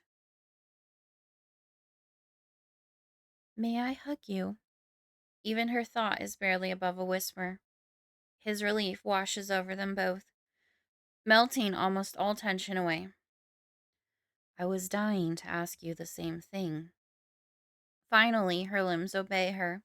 Flynae stumbles forward, presses her head to his chest, and wraps her arms around him. The embrace is everything she imagined, and more. Kovad presses his cheek to the top of her head. His scent shifts from a tart, acidic worry to a smooth, homey sweetness. She can almost believe she's exactly where she belongs. Nothing else exists except for the two of them. Not until Fennec exhales and shifts his weight. Fire blooms in her cheeks and ears. Her uncle and brother are watching this intimate moment. Fennec full of confusion. Senis with his never-ending patience. She's not ready to let go, and Kovad, while mindful of her bruises, hasn't loosened his hold. Giddy butterflies perform acrobatics in her core. After another blissful moment of calm, Flynae resigns herself to being unable to remain this way forever. She lifts her face to look into his and wonders at the calm that further melts her. What are you doing here? I told you I would see you soon. I never thought you meant coming here. Her gaze darts toward the house and back. Does everyone know? Her stomach twists as she imagines Selena's response to him being here. Yes. His thumb caresses the bare skin of her upper arm, sending electric jolts coursing through her. Selena gave her approval. I'm sorry you weren't told. Flynae laughs. I'm sure Senis didn't think he needed to tell me if he told you. After a deep breath and a long exhale, she lifts her eyebrows. So, what are you doing here? I'm here to help figure out how we protect you. Every nerve screaming in protest, Flynae takes a step back and faces Senis. This is about the mind link, isn't it? From the corner of her vision, she sees Fennec's eyes widen and his mouth fall open. Senis tilts his head thoughtfully. Yes and no, dear one. Wondering how that's possibly going to work if her instinctual response to his presence and footsteps is panic, Flynae's head falls. But something is different today. With a jolt, she realizes that he's not wearing his typical boots or uniform. Kovad is dressed in a black button-down, with the sleeves rolled up to his elbows, black fatigues, and combat boots, none of which are close to the polished attire worn by the lords. Warmth radiates through her as her heart rate picks up. An impossible to contain smile widens her lips. With all forethought possible, he dressed with her comfort in mind. When a glimmer of hope attempts to lighten her chest, she pushes it away. No matter what, she won't risk losing her dear ones to save herself. And now that includes Lord Tide. Not that it hasn't before, she just hasn't been able to admit it to herself until recently. And now it's so overwhelmingly in her face that she's lightheaded. Knowing her uncle has more to say, and wanting to move on from these tumultuous feelings, Flynae looks up and meets Senis's gaze. Mind links are rare. I know of 6. The most inspiring one was between Aramis and Jezana. Their ability to manipulate energy together was second only to the monarch of their time. Senis's eyes light up as he speaks. Flynae crosses her arms, barely able to contain her annoyance. As soon as he pauses, she says, "Those were elves, uncle." He patiently looks at her. That inferiority complex belongs to your father. You do not have to carry everything he gave you, dear one. She opens her mouth to respond, then shuts it. Pondering what he said, she's willing to acknowledge that there are a few things she's agreed with Senis rather than her father about. Not knowing where she wants to go with this one, she looks away. Shall we start with some sparring? Senis deftly moves on. Lord Tide and Flynae against Fennec and I. Since practicing with life swords is one of her favorite things ever, Flynae's sudden self-consciousness lessens a little. Having enjoyed her time with Lord Tide at the gym, she finds herself looking forward to a team activity with him. Swallowing a lump in her throat, she lifts her gaze to his. His brilliant blue eyes only hold concern.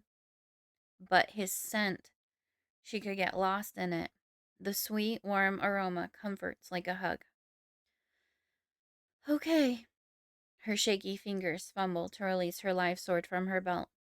Knowing her partner is left-handed, she takes her place at his right and uses energy to ignite her life sword. She and Kovad square up against Fennec and Senis, who raise their life swords.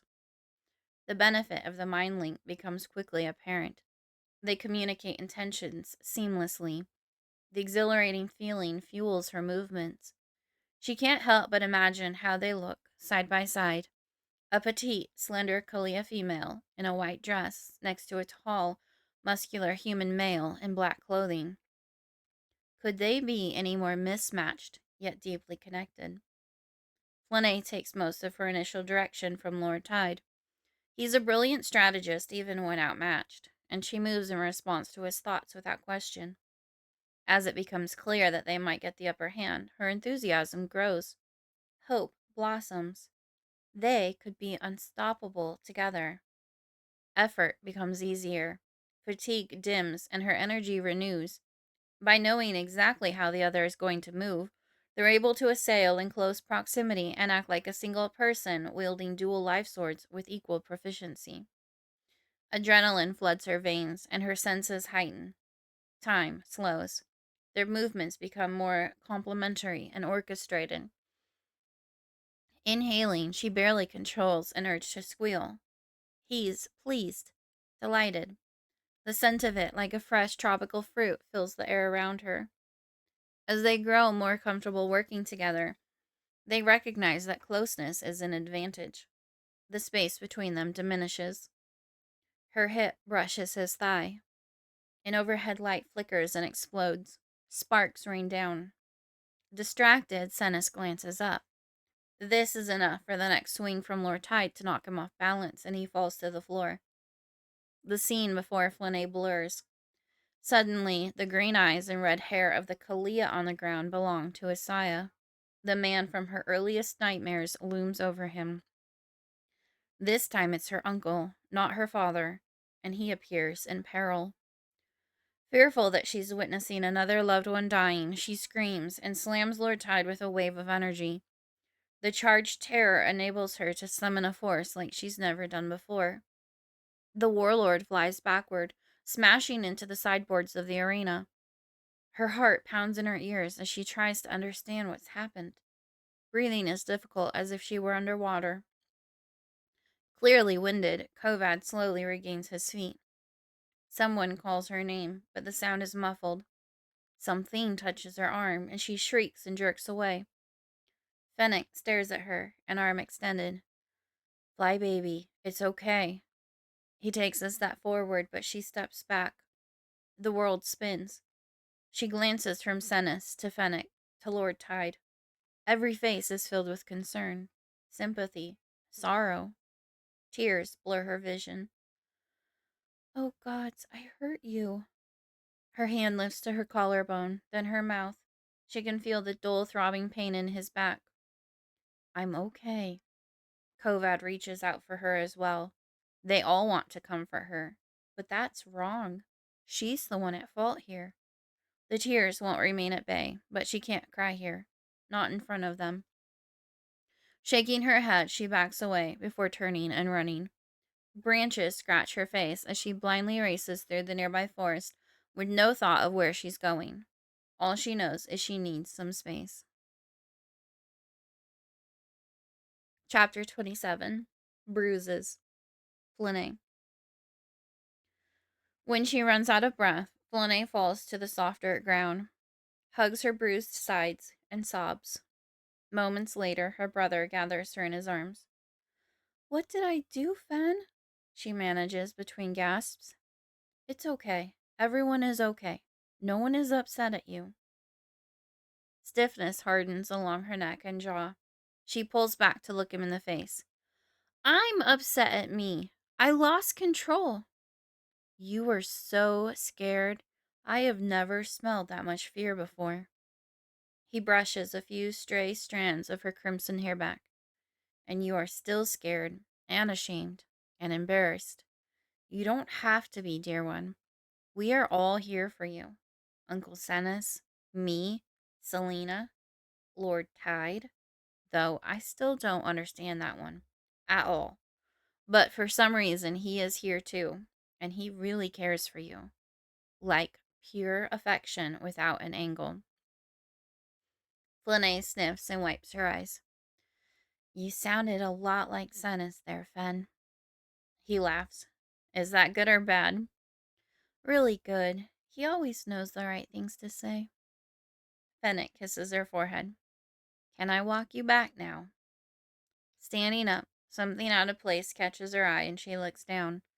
The bodice of the white dress is smeared green with grass, and the skirt is covered in dirt. Failure threatens to choke her with a stranglehold on her throat. One characteristic of elves that had passed to Kalia was the grace to keep their clothing spotless, so long as the immortal possessed enough energy to maintain their poise. Based on her appearance, she's wearing her exhaustion for everyone to see. I ruined my dress. The invisible hand on her neck tightens as tears threaten. After the beyond stressful week, this is just one more overwhelming thing. I really liked it. Fennec takes her arm. Sennis will get you a new one. The light around them begins to dim as they walk. How far did I run? A few miles. As the siblings walk out of the cover of trees, they find Lord Tide and Sennis waiting for them on the deck. The warlord stands like a sentinel, his jaw and fists clenched, his blue eyes piercing. While most might mistake his visual demeanor for anger, his inner world reveals distress. His trepidation quells any thought of running. Flynae's feet become heavy and she stops, jerking her brother's arm. Fen, I don't know if I can. What do I even say? With a soft laugh, he replies, You are Isaiah's daughter. By the gods, you say whatever you want. Despite rolling her eyes, she still rewards him with a smile. That's better. Come on. He gently tugs her forward. Sadness twinkles in Senes's gaze as he surveys the stains on her dress, his aroma filled with bittersweet concern. But Lord Tide captures most of Flynae's focus as they approach. Still as a disciplined sentry, he doesn't move beyond a building tension in his body. Within, his thoughts are a swirling turmoil of wanting to go to her, embrace her, never let her go. Hesitating again, she stops a few steps away from the porch, her legs unsteady. Why do you smell so distraught? Because I don't ever want to watch you run away again. If you need to run, I want you to run to me. Shivers course over her skin. Even now? Especially now. Rushing up the steps, Flynae almost trips over her skirt and falls into him. I'm so... No. No more apologies between us, remember? Conscious of her bruises, he wraps his arms around her upper back and grips her shoulders.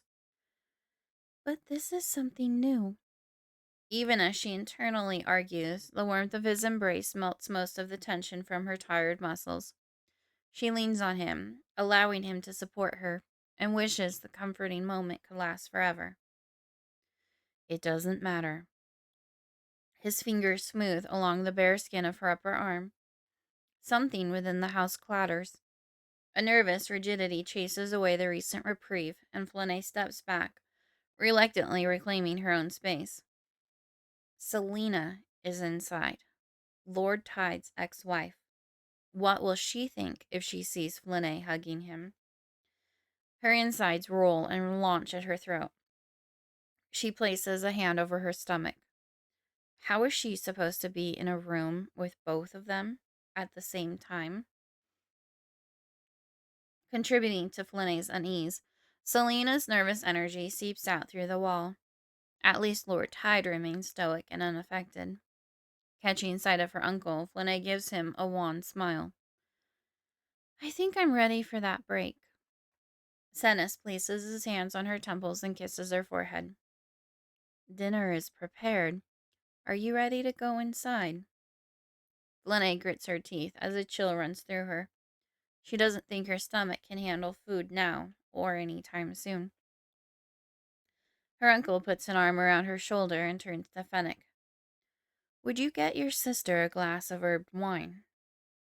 Fennec quickly disappears through the door to the kitchen and Silent returns with a mug. Flynae accepts the beverage. The smell isn't the most pleasant, but she knows the plants her uncle used to make it will help calm her. Thank you. She takes a sip. It's earthy and musty, but not terrible. The back door opens again. Startled, Flynae's hands tremble violently enough to splash red wine on her dress. Selena appears in the lit doorway. She glances from one face to the next, attempting a neutral expression that turns cold at Lord Tide. The woman's eyes widen upon seeing Flynae's current state, and she glares at Senes. What happened to you, Fly? Why did you push her so hard? It's fine. Flynae's voice shakes, and she struggles to speak loud enough for human ears to hear. It was all my fault. Lord Tide's internal state indicates his disagreement, but he remains silent. The smell of food drifts out, assaulting Flynae's nose and making her stomach tighten more. She can't endure the tension any longer. Stepping close to Senes, she whispers, I can't do this. Not tonight. I'm taking my wine and going to listen to music. Worry creases his forehead, but he nods with understanding in his feline eyes. With the phantom hand once more around her throat and pressing on her chest, Flynae turns to walk around the house rather than through it, to reach the music room. Lord Tide is here because of her, and she's running away from him. Again. Don't feel guilty on my behalf. I don't wish to contribute to your discomfort. Do what you need to in order to relax. Fennec follows her for a few steps before she stops him. I'll be okay for a few minutes. Go eat. Once she's safe inside the soundproofed room, Flynae cranks up the music. Lying on the floor, she focuses on the lyrics and melody to drown out any conversation she might overhear through Lord Tide's ears. The only indication that time is passing is the transition of one tune to another. After a few songs, warm water splashes on her chest. Except, her skin's dry. Lord Tide is upstairs showering. Knowing she won't be able to sleep until she sees what she did to his back, Flynae retrieves the arnica and heads upstairs. Briefly, she considers changing from her stained clothes, but settling into something comfy will just make her more ready for sleep. It's not like he didn't see how much of a mess she'd become. She leans against the wall across from his bedroom door. You don't have to wait in the hallway. You can wait in my room. Aware of how someone else might perceive this as inappropriate, Flynae accepts the invitation, slips inside, and plops down into the chair. The mind link already makes it feel like she could be in the shower with him. The door to the attached bath is open and steam floats out. When exhaustion forces her eyes closed, it enhances the experience of feeling him wash himself, so she keeps them open. Shortly, the water shuts off. Kovad towels off and walks out in black lounge pants. My back is fine, Flynae. Her body throbs with the memory of how hard he hit the wooden planks of the arena sides, and she knows how high his pain tolerance is. Humor me?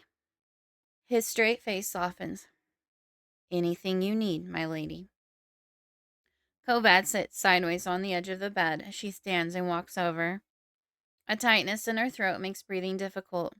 What she sees makes her gasp. Over a lattice of old whip scars, two broad, deep purple bruises run across the width of his back. Flynae presses her palm to her mouth to stifle a cry.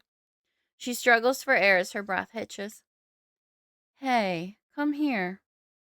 He turns, takes her trembling hands, and pulls her close. I did that. Her head falls under the weight of shame and fatigue. I didn't mean to. I know, it's okay. Drawn by the invisible connection between them, Flynae leans against him, her body relaxing from the proximity to her primary source of comfort. Kovad gently scoops her onto his lap and holds her. She lays her head on his shoulder, enjoying the warmth of his body and the way his heartbeat picks up with the increased contact. All the tension continues to fade, and she closes her eyes, enjoying the sweet smell of his care. Gradually, the world drifts away.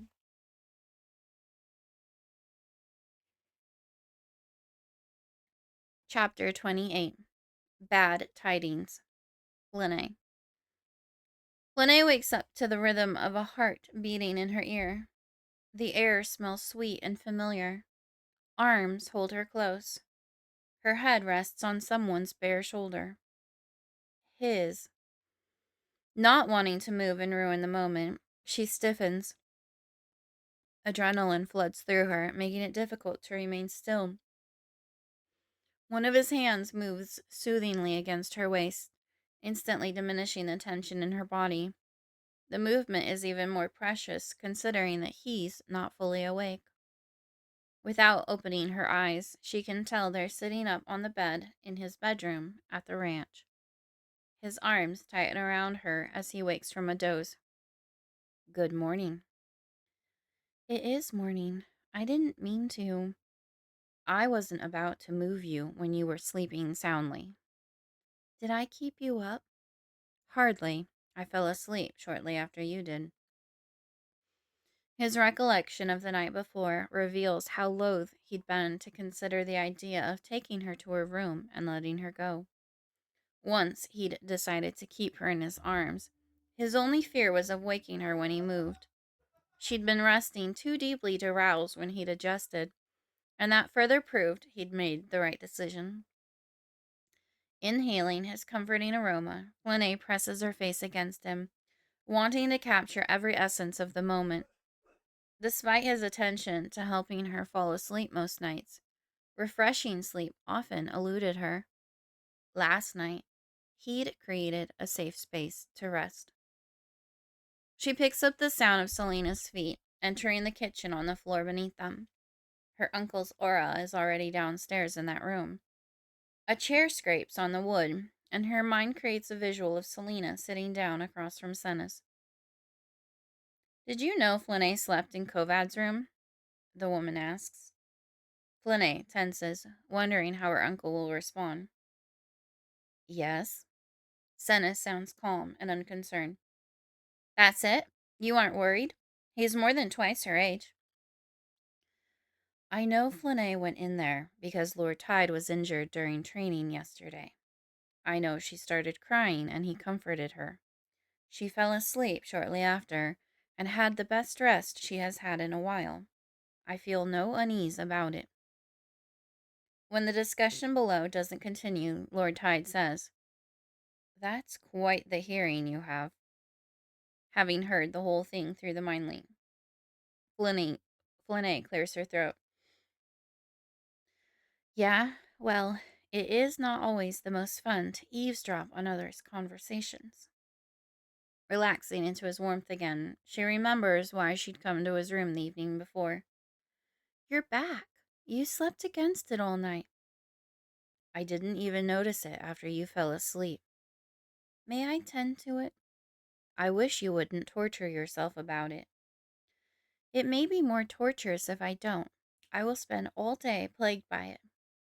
"In that case, yes." Closing her eyes, she drinks in the moment one more time. "I don't want to move." Not wanting to let her go, Kovad squeezes her. His thoughts reveal that he would sit there for as long as she desired. After a few minutes, obligation nags at her. They have things to do. She won't be responsible for wasting his time. After the disaster she caused the night before, she's afraid she already has. When she internally makes her intention to stay unknown, he leans over to set her on her feet. No longer in the safety of his embrace, fatigue pulls her chin down. Her breath catches in her throat when she can't find a trace of the evening before on her skirt. The white fabric appears brand new once more. "Okay, that is weird." Flynae turns and glances at Kovad for confirmation that he sees the same thing. He's gazing at her face and noting that the scratches on her cheeks are gone and not a strand of hair on her head is out of place. "You look perfect. You are perfect." The sweet perfume of reverence and appreciation coming from him twists her insides into knots.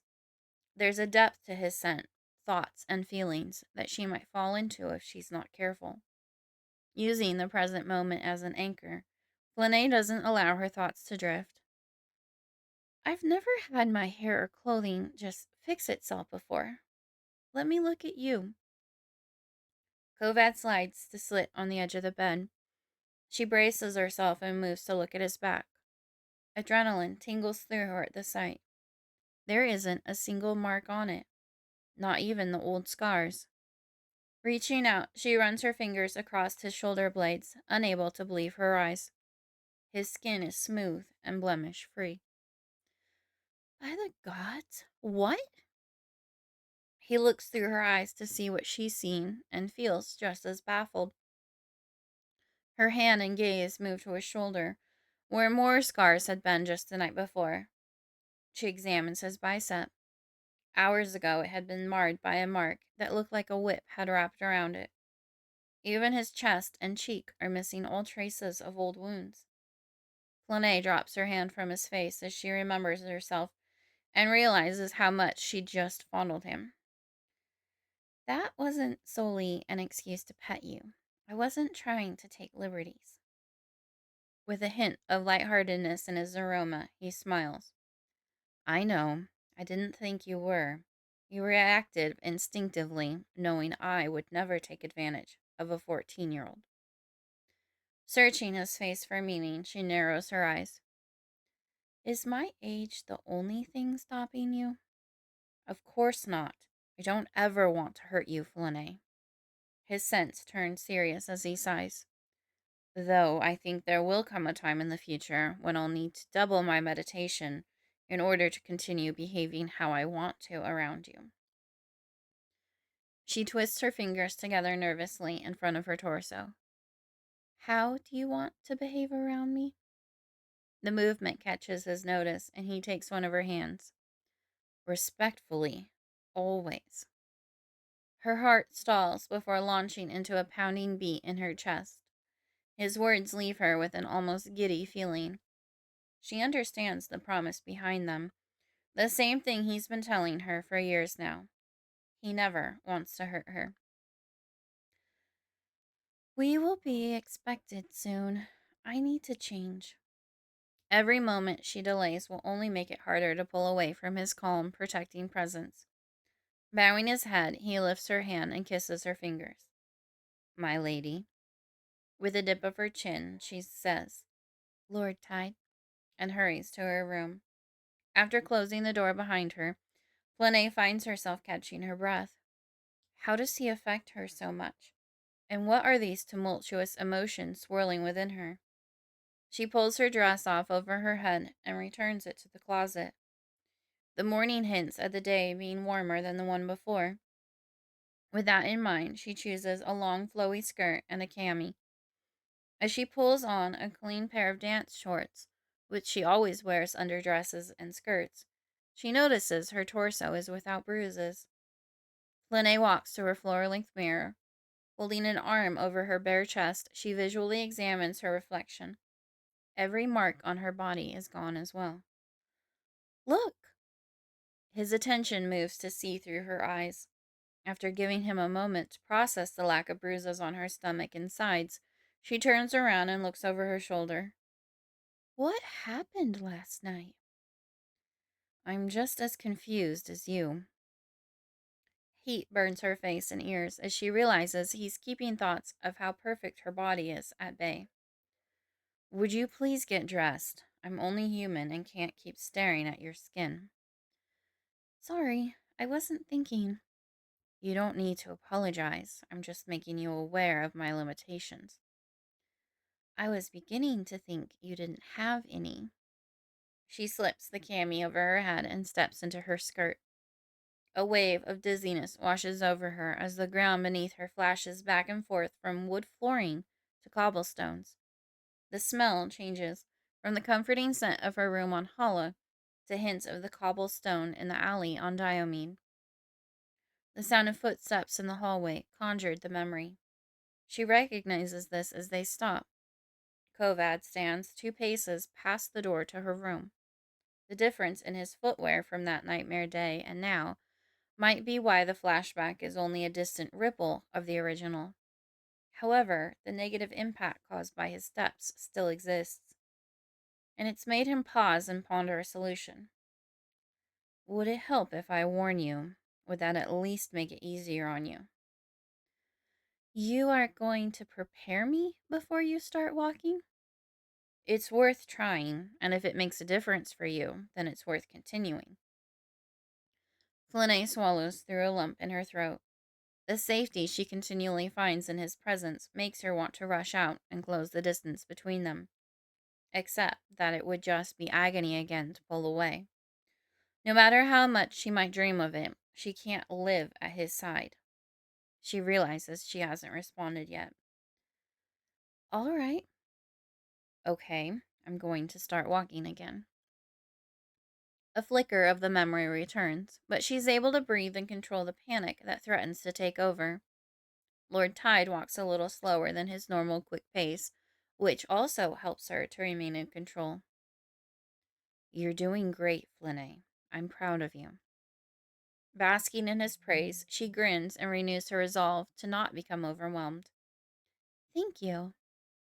His steps echo a little louder as he walks down the stairs. She focuses on the distinction between what she hears now compared to 10 years ago. Without warning, her legs give out, and she falls to her knees. Everything around her vanishes into a stifling, claustrophobic-inducing blackness. Something's wrong. This isn't a memory. Swiveling her head back and forth, she can't find even a hint of light to see by. The surroundings are quiet, quieter than anything she's known. Reaching out energetically, she can't find anything. The space around her feels like a void. Nothing is there. With an arm stretched out in front of her, she crawls forward. In only a foot or two, she bumps against a wall. Turning, she quickly finds a connected wall. A quivering grows within her and takes over as she realizes what she's missing. Everything in her mind is silent. Kovad? She waits. Kovad, she thinks a bit more loudly. No answer. Darkness presses in. Every breath requires a great effort. She gasps as the full panic of being alone engulfs her. Kovad! She screams. The thought echoes into the desolation that engulfs her. She can't get enough air. Her chest won't expand. Is this what drowning feels like? The pain in her lungs doesn't compare to her panic that Lord Tide isn't responding. Kovad! Tears stream down her cheeks as she pounds on the cold prison walls. No one has ever broken a mind link before. If he isn't responding, it can only mean one thing. Kovad. The thought is more of a whimper. Something strong grabs and jerks her body. An authoritative voice speaks in her ear. Breathe. The despair continues to press on her, making her head swim. She's on the verge of falling over. With everything she has left, she yells in her head once more. Kovad! Lips brush her ear as she recognizes the beloved voice that speaks again. I'm here, Flynae. Breathe. The darkness fades away, and light appears beyond her closed eyes. Air doesn't come any easier, though, and her lungs are screaming. Kovad! I'm here with you. Breathe with me. In. His inhale is so close to her head that it cools her ear. Out. Warm air tickles her cheek. When he inhales again, she tries to replicate it and catches his scent. If he's here now, then she's had a vision. Hopelessness presses in again. What is going to happen that would cause silence in her mind? No, she flails, trying to fight a complete unknown. He tightens his hold on her, one arm across her upper chest, gripping her arm, the other over her waist, gripping her side. It's okay. Breathe. His head presses to hers, his lips at her ear. The steady rise and fall of his chest against her back helps her relax and breathe, but the silence haunts her. When her body jerks with a sob, he renews his hold. I'm here now. In, out, breathe. The oxygen helps reclaim rational thoughts. What happened? I can't explain what you saw in your mind, but you had a panic attack. I was alone. Her voice is barely above a whisper. A shiver of despair runs through her. The feeling won't dissipate. Kovad's hold tightens. I don't want to be without you. Flynae can't keep the plea for him to never leave out of her tone. His arms constrict again. The pressing loneliness pushes in. Her legs jerk as if to ward off an unseen assailant. I can't do this without you. She can't bring herself to vocalize her worst fear. Flynae watches as Kovad struggles with not knowing what to say, not wanting to make promises he can't keep. He wants to tell her he can protect her. He wants to say it'll be okay. And then he acknowledges it's all lies. Her prowess rivals his, which means he has little to offer her. Kovad? She whispers. Yes. She shivers in response to his breath on the side of her head. You're crushing me. He releases his hands and begins to pull his arms back. No, He freezes. Don't let me go. Not yet. His hands return to where they'd been with much less force than moments ago. Color at the corner of her vision catches her attention. Turning her head, Flynae finds an angry purplish mark where he'd clutched her. I didn't mean to bruise you. Remorse permeates his tone. She inhales his regret. I know. I don't care. Don't leave me. Her next breath catches in her throat. Please. Every time she thinks she has herself under control, the vision of being utterly alone in the dark returns, and her heartbeat races. Whenever she trembles in response, he renews his hold on her. Flynae presses her head against his. Kovad, she says, barely loud enough for his human ears to detect. Yes. His breath on her cheek makes her shiver. I don't want to lose you. I will do whatever I can to remain with you, my lady. Her chest tightens as he speaks the term from a place of endearment as much as respect. Warmth floods her body. She lifts her hands to hold onto his forearm. They remain like that for several minutes. She doesn't want him to let go of her until her heart rate returns to normal. He doesn't rush her, doesn't loosen his hold on her, doesn't seem to mind at all. The loneliness of the vision is a dark cloud over her. She braces as if waiting for something awful to happen. How many casualties will there be?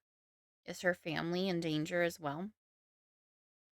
No matter what, it won't claim her or threaten those she cares about, those she loves, without a fight.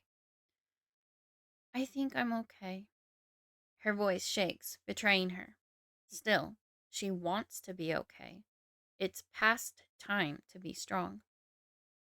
Once more, his arms tighten around her as if he's loath to release her. Then he stands and helps her to her feet. I think I'm going to change again. She glances down at the dark handprint on her arm and decides she would rather hide it than answer questions about it. I did not mean to hurt you.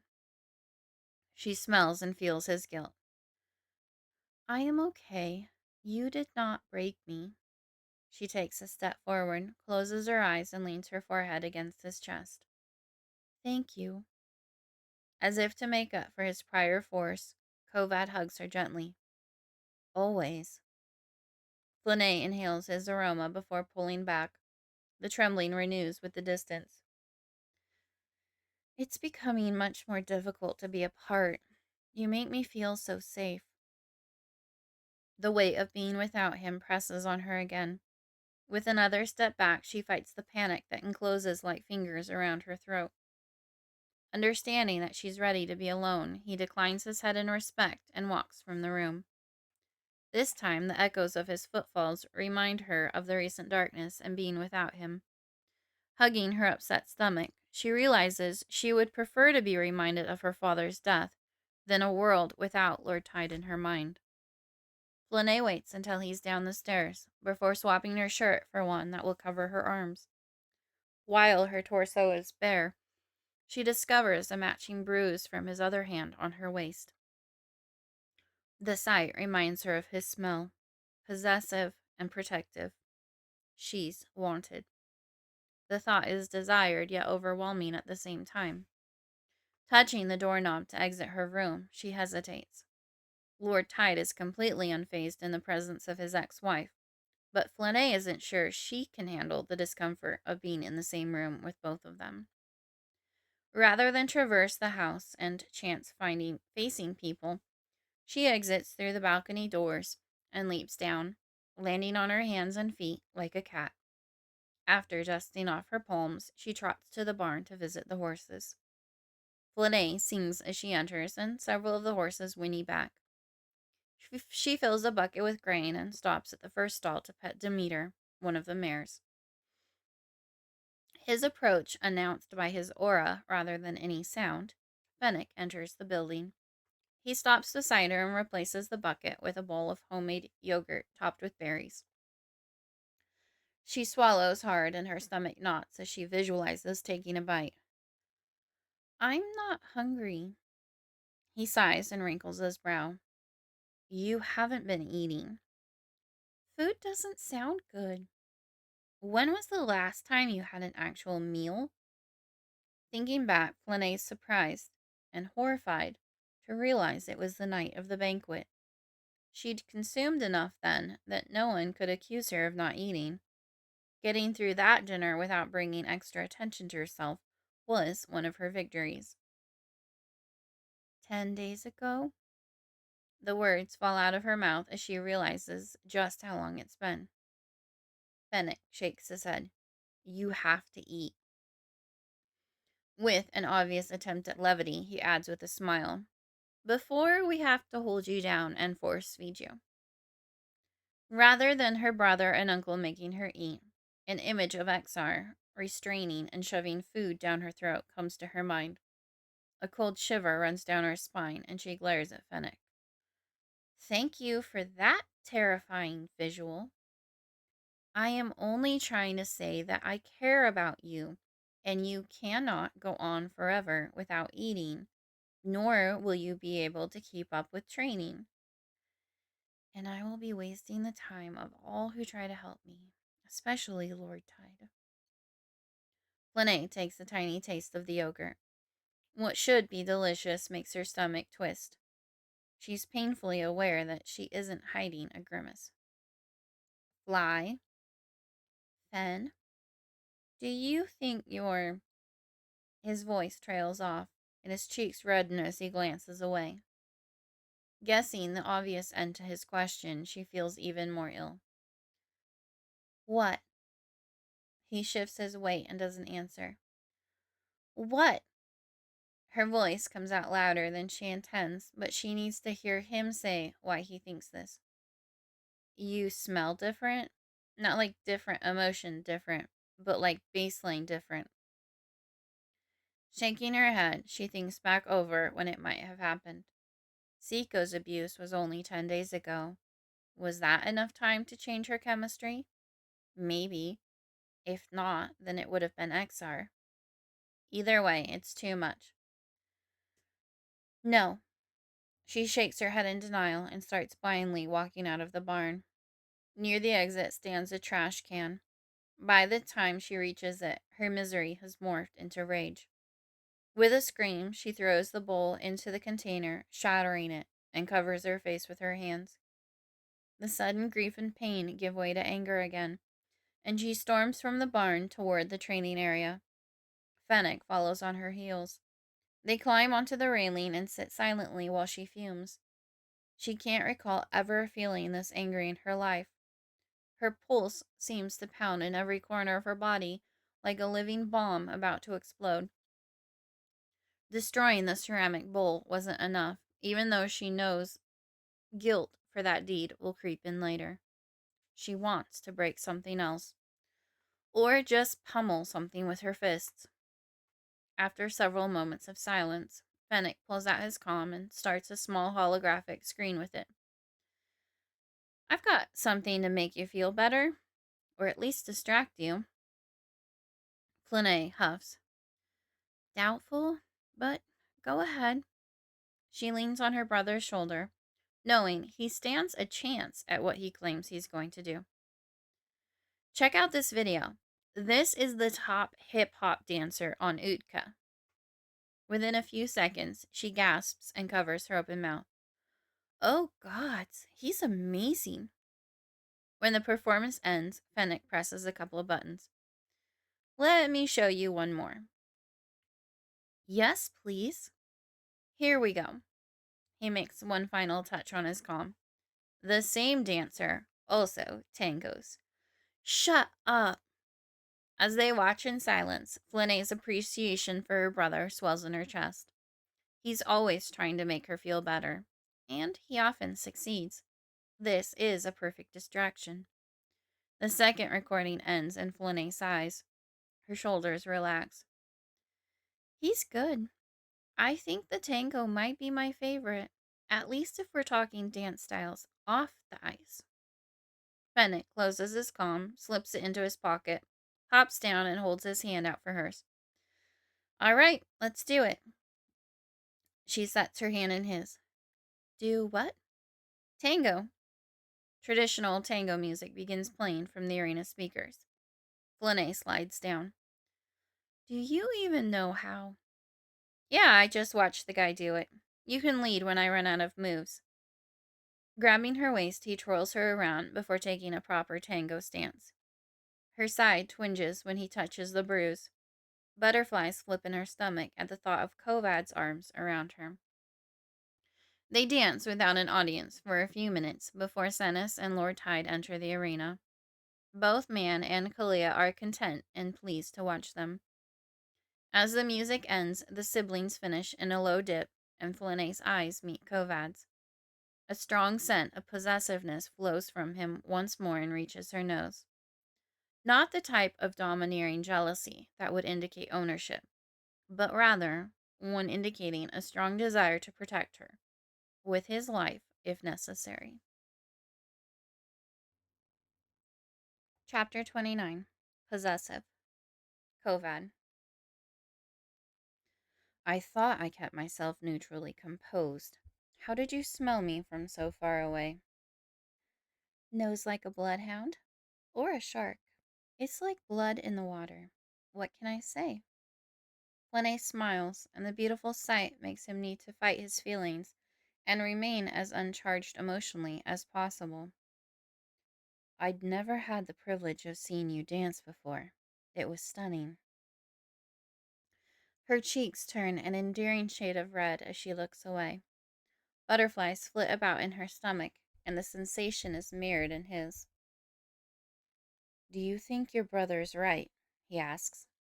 She shivers and crosses her arms. He watches her mind drift to the void from earlier, and he feels her despair. That doesn't even matter today. I sense some distance. Are you pushing me away? He'd never felt resistance like this before. On occasion, when she'd been particularly embarrassed about something, she would try to hide it. If he was paying attention, the attempt was futile. But this is something new, something she's putting intention behind. He doesn't like it. He doesn't want her to ever feel the need to hide from him. Flynae opens her mouth to get a full breath.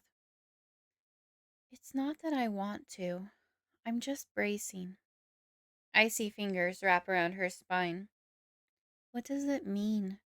Do I have to continue this nightmare on my own? She raises her feline eyes to meet his. A fiery determination glows within. I'm going to fight this. As will I, my lady. Senis must have sensed her resolve, because he pushed them all that morning. Within an hour, Kovad is dripping sweat. The Halaa show no signs of tiring, except for a ring of dirt creeping up Flynae's skirt. Kovad watches for Senis's eyes to register her fatigue. Certainly her uncle senses it even more than the warlord does. Each passing moment increases his concern.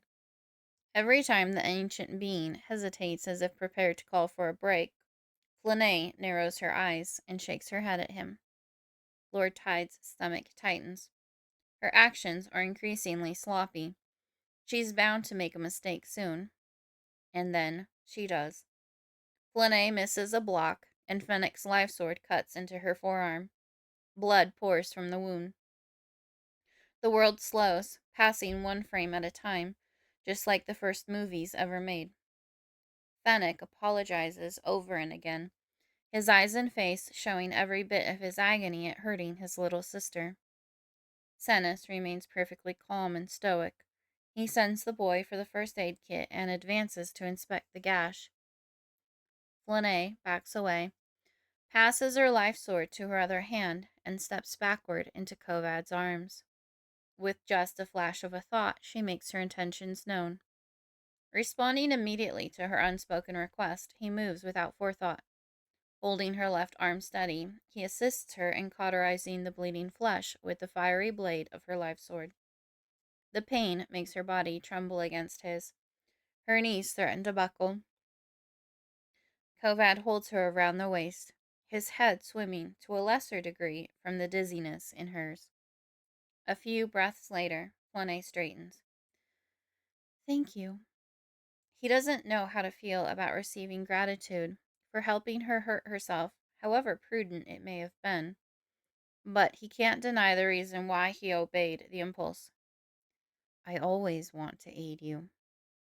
Flynae rests her head against his chest, her eyes closed. Feeling her inner peace, Kovad savors the moment. All too soon, it's gone. She steps forward and allows her worried uncle to inspect her arm. After verifying she's okay, Senis hugs her and kisses her head. Fennec rushes back into the arena, carrying a homemade medical kit in a wicker basket. At Senis's request, he picks out the burn ointment. Can we do this in the sun? Flynae asks. I'm cold all of a sudden. Of course, dear one, Senis replies. They follow her to the lawn, where she plops down on the grass. Her uncle sits down next to her and tends to her arm. Fennec hovers, assisting when possible. Flynae glances up, her eyes brilliant in the sunlight, and meets Kovad's, taking his breath away. You're too far away. Apologies. He settles at her side, a warmth filling his core at the way she smiles in response. Her light dims as fatigue takes over. Her eyelids creep down over her emerald orbs as they grow heavier. As Senis wraps a bandage around her forearm, Fennec silently departs and returns with a blanket. He lays it on the ground behind her. Take a rest, dear one. You need it. Senis coaxes her to lie down. Within moments, she's asleep. Gazing down at her, Kovad acknowledges that he could watch her like this forever. Eyes on him make Kovad look up. Senis motions with his head for them to step away. The three of them congregate, where they can still see her, but will be less likely to rouse her with conversation. For a little while, no one says anything. Gradually, painful emotions cast a shadow over Kovad and scratch at his throat. The image of Flynae nearly naked on the basement floor floods into Kovad's memory. He pushes it away, thinking she's woken and upset, only to recognize it's Senis who's struggling to keep his emotions in check. The older Kalia stands with a hand over his face, his demeanor heavy. Kovad realizes Senis has been hiding much of his sorrow from Flynae, and letting some of it show now that she's asleep. I know time is short. The Emperor may notice your deviation from your routine at any moment. Drawing attention to your location would not be desired. Senis sighs. But I cannot keep pushing her like this. Neither of you understands the exhaustion required for a Kalia's clothes to become dirty. Her reserves are so low that not even a full night's rest was enough to sustain her until lunch. Senis turns to Kovad. Are you willing to share why she's fighting you today? The contrast is surprising and cannot be without reason. Kovad takes a breath and collects his thoughts. She had a vision this morning. In it, either the link was broken or I was dead. Senis purses his lips and shakes his head thoughtfully. There are no known instances of broken mind links, not in the 4 millennia of Kalia history, nor in the 16 preserved, unbroken millennia of Elven history before that. Kovad clenches his fists as he rages against his limited human lifespan. The thought of Flynae enduring further nightmares without him is maddening. The maiden on the ground twitches and moans in her sleep. Impulsively, he starts to move toward her, ready to wake her if she's having bad dreams, when Senis grabs his arm. She is responding to your emotions. She is okay. Gazing into eyes that carry 4,000 years of wisdom, Kovad admits that Senis is right. Still, his heart pounds against his ribs with worry. What do you think it was? Was the mind link broken, or is your life in jeopardy? Kovad presses his fist to his forehead. I don't know. He can't keep the strain inside from coming out in his voice. Senis touches his arm and pulls some of the angst from him.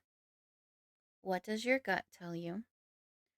I don't die any time soon. what she saw was some sort of ruse. Speaking the words allows him to believe them. Then we press forward. But how much time do we have? How long are you here for, Lord Tide? Kovad looks at Flynae lying on the ground in the sun and feels what she said she smelled earlier: possessiveness. He isn't ashamed of her, her uncle, or her brother knowing how much he cares for her. As long as I need to, he turns to Sennis. I won't let them touch her again. Sennis takes a few deep breaths. After the third one, Kovad guesses this was mostly for his benefit as he's much calmer now. What was her response to the vision? Sennis asks.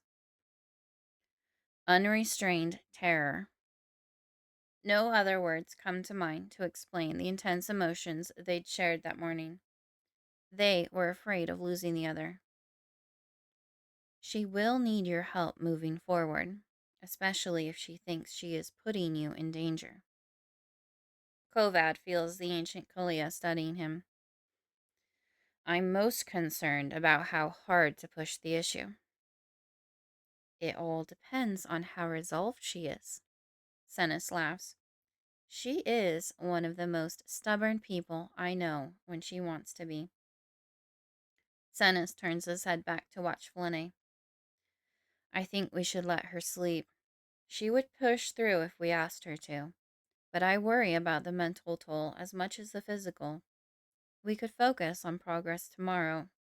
Is that agreeable? Yes, she needs peaceful sleep. That has been robbed of her of late. I'll use the time to keep up appearances. It would be best if the Emperor didn't suspect anything. Speaking of the Emperor, Sennis looks at him purposefully. Are you aware of any dealings between Emperor Siko and Exar? Anger swells within Lord Tide. I am aware only of one transaction between them so far. He clenches a fist. When Flynae whimpers in her sleep, he forces himself to push his emotions aside. He'll deal with them later when he's less likely to disturb her. Lowering his head and closing his eyes, he's loath to deliver this news to her family, but knows it's better if they're aware of the circumstances. At least she won't have to tell them. His throat tightens as he prepares himself to speak. Exar hand-delivered Flynae to the Emperor for a weekend. Fennec had stood quiet and still, watching his sister sleep for the entirety of the conversation. He turns now to look at Lord Tide. Kovad meets the young Kalia's gaze without flinching. Fennec breaks first, shaking his head and walking away with slumped shoulders. The sad energy pulsing out from Sennis is almost unbearable for the human. It feels like a deep hurt to his soul. Lord Tide channels it into an easier emotion for him: rage. His body shakes as he asks the question that's been bothering him for a while now. Can you explain why we haven't hunted down Exar and killed him already? First, it would require more than just the two of us to accomplish that. I don't possess the strength of a warrior. You wouldn't stand a chance unless we discovered how he and Zarvaxus weakened Isaiah. Who? Apologies. Siko. He publicly abandoned the other name centuries ago. While this spurs even more questions, Kovad selects the ones relevant to the task at hand, keeping Flynae safe. Why aren't there more Kalia willing to help protect their royal princess? Because we had reason before to suspect that Exar is under the Dark Elf's protection. Then we go after him first. Cut off the head of the snake. Eliminate Exar after. Sennis sighs. You don't understand who Siko is. No one stands a chance. Even if we gathered an army of Kalia, we're missing a monarch. Fill me in, then? Sennis gazes off. What do you know about our history? Lord Tide takes a moment to think before answering. As far as elves are concerned, the Halaa are a new race, only a few millennia old. He remembers what Flynae told Will that day after she'd gotten out of the hospital for the first time. They were created by a sorcerer who somehow combined their DNA with a breed of giant cats. Cennis turns his piercing feline eyes on Kovad, making the human shiver from the intensity. That sorcerer is, a dark elf who currently calls himself Emperor Seiko. The news hits Kovad hard, taking his breath away. His immediate liege is capable of much more incredulous things than he'd ever imagined, and this complicates things immensely. Cennis continues. More than 4,000 years ago, Zarvaxis captured hundreds of elves. He spent centuries experimenting with them and Night Stalkers. The Halaa were the first generation that survived. Most of the rest weren't viable, though a few violent variations escaped and were eventually hunted down and eliminated. What was his intended purpose? To create a lethal, bloodthirsty army of beings to serve him. Seiko only ever seeks to rule and destroy. That is the nature of the Dark Elves. Kovad frowns. What changed then? How was he stopped? Isaiah rose to the monarchy and put a halt to Seiko's darkest dealings. In the end, so many lives had been lost that Isaiah couldn't bring himself to execute the Dark Elf. When humans first arrived on Diomed, Seiko was permitted to rule over them so long as he left the Halaa alone. Lord Tide's frown turns to a glower. Flynae's father had a chance to prevent her misery all those years ago and didn't take it. He grinds his teeth and forcefully exhales. The rejection of the elves was too much for him, for many of us, to take, Cennis says. Someone escaped Seiko's captivity with 3 Halaa children, myself, Isaiah, and Exar, and returned to the elven capital. No one could deny the royal blood of 2 of us, but the telltale traits had morphed. Rather than the typical raven hair and sapphire eyes, the royal Halaa family possessed emerald eyes and scarlet hair. Queen Eleonora, the monarch at the time, wanted nothing to do with us. She couldn't bear to even look at us. The sight of these tainted creatures drove her insane. She locked herself in a tower, and one day, Cennis pauses for a collecting breath, she jumped to her death. The galaxy passed the monarchy to Isaiah, Eleonora's sister's son. It was with his aid that we were able to travel east and stop Seiko. And now that we are without a monarch, the Halaa are once more terrified of Seiko. Zarvaxis. Cennis stops talking. The only sound is a rustling of nearby branches and a slight breeze. Okay. Lord Tide's strategic brain won't cease coming up with questions and what he thinks are possible solutions. Then how is the next monarch decided? The galaxy decides. When one monarch passes, the gift, curse, whatever you want to call it, passes to someone from the next generation. That means it is either Saya, Fennec, or Flynae. Saya departed this corner of the universe ages ago. No one knows where he is. Fennec and Flynae are both too young for anyone to make conclusions about their potential, though I would make an educated guess against it being Fennec. He's too much like me. Flynae, however. They both turn to look at the sleeping maiden. Flynae is very much her father's daughter, Cennis says. If it's her, then it may be years before anyone knows with certainty because of her age. For once, Kovad's brain is silent, offering no potential solutions. What are our options? We need to hide her from Seiko. Keep her safe until we know who the Monarch is. Seiko is their responsibility. The rest of us can do little against him. Kovad huffs. I despise inaction. I share the sentiment when my family's safety is at stake. These recent connections between you and Flynae offer some potential alternatives. I will admit that I'm intrigued, but don't have any practical knowledge about it. Unless the galaxy is hinting at a certain relationship between the two of you. It's too soon for me to want to speak those words aloud. I would not lift hopes prematurely. Kovad raises an eyebrow. Not yet. Not today. Senis shakes his head. I want to be certain. They both fall silent, content for now to watch Flynae sleep. Stay with her a moment. He realizes he doesn't want to chance her lying there alone and vulnerable for even a minute. Yes, of course. Unwilling to be parted longer than necessary, Lord Tide rushes to retrieve his mobile computer.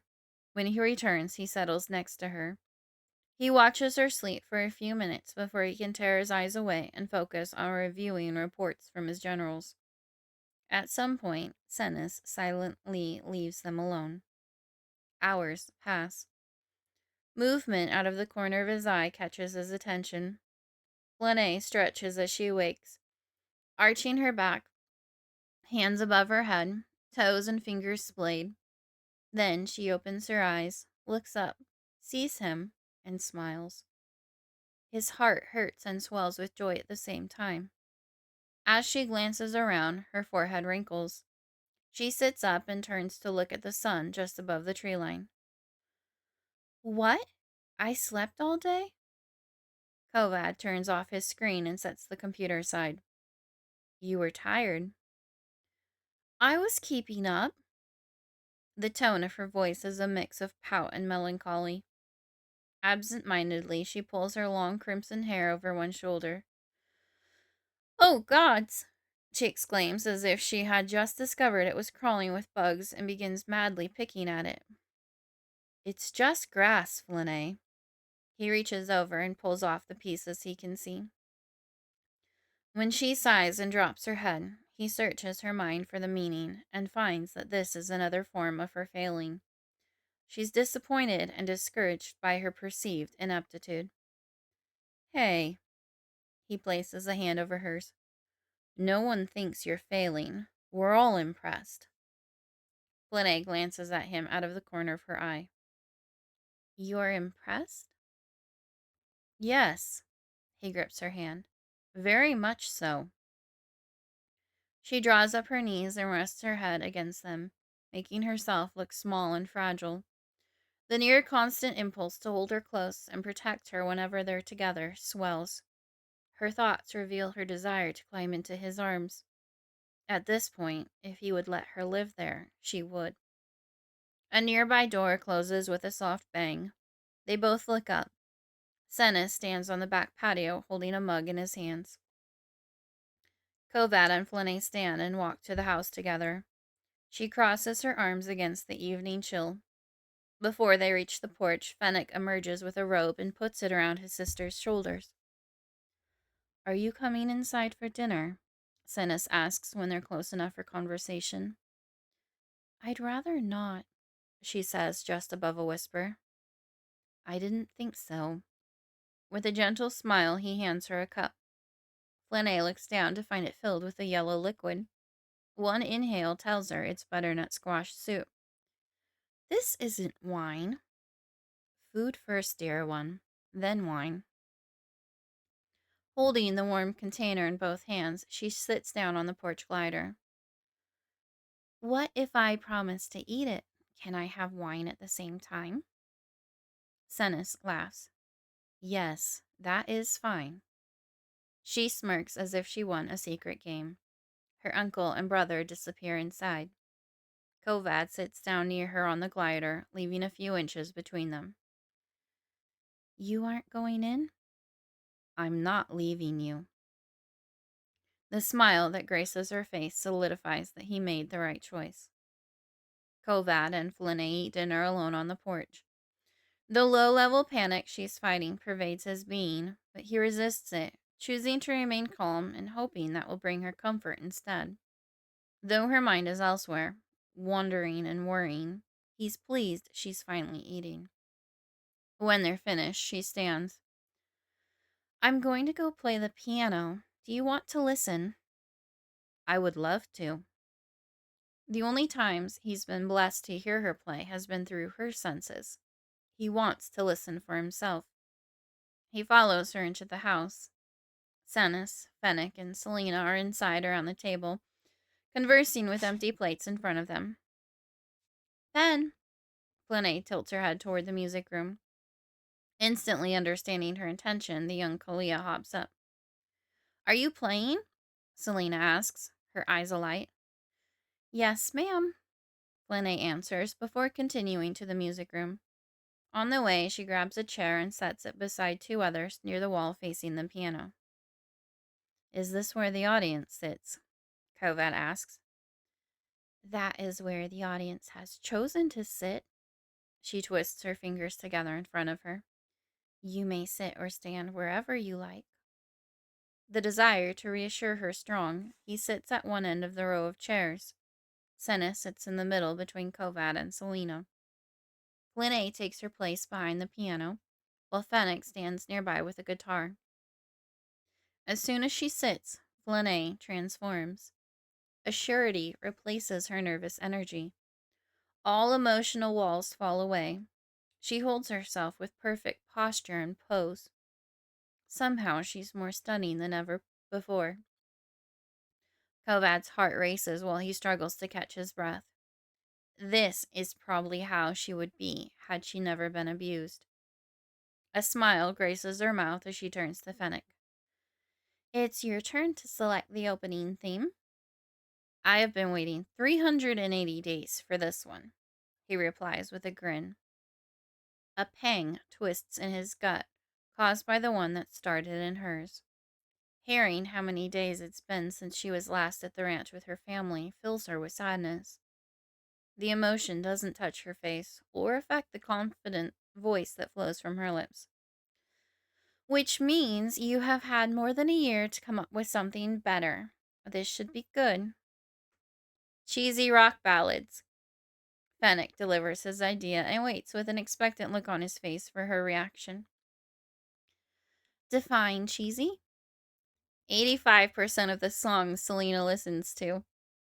The grin on his face widens. Flynae's brow lifts. "Rude." She turns to the female human. "We love you, Selena," and makes a kissing motion in the air toward her. Piano music fills the room as Flynae begins playing. Almost immediately, Kovad recognizes the tune, one Selena used to listen to all the time. It definitely fits the chosen theme. Until she opens her mouth and begins singing. The words that come out sound more like a prayer than anything else. A prayer he would give his life to answer, or at least die trying. Anything to fill the need that she's singing about. Fennec accompanies her on the guitar and contributes backup vocals. Flynae closes her eyes, and her mind becomes a place for the song to play out as if she were living it. The lyrics become a breathing, animated thing. Emotions swell to being real and beyond. They consume her and provide an escape, like a pathway to whatever cosmic heaven might exist. Every nerve in Kovad's body tingles as he listens. While her speaking voice is often tentative and childlike, her singing voice is warm, mature, and mostly comes from her chest. Sitting behind the piano, she's aged 10 years and appears to be a confident adult. A warm desire for her blooms with every note. His fingers ache with the need to caress her. He takes a deep breath and reminds himself how young she really is. Flynae accompanies Fennec as he leads the next song.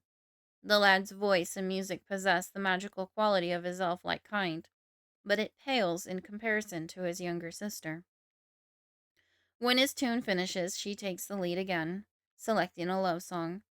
Her face and body move and emote with the lyrics as if she's living them, feeling them.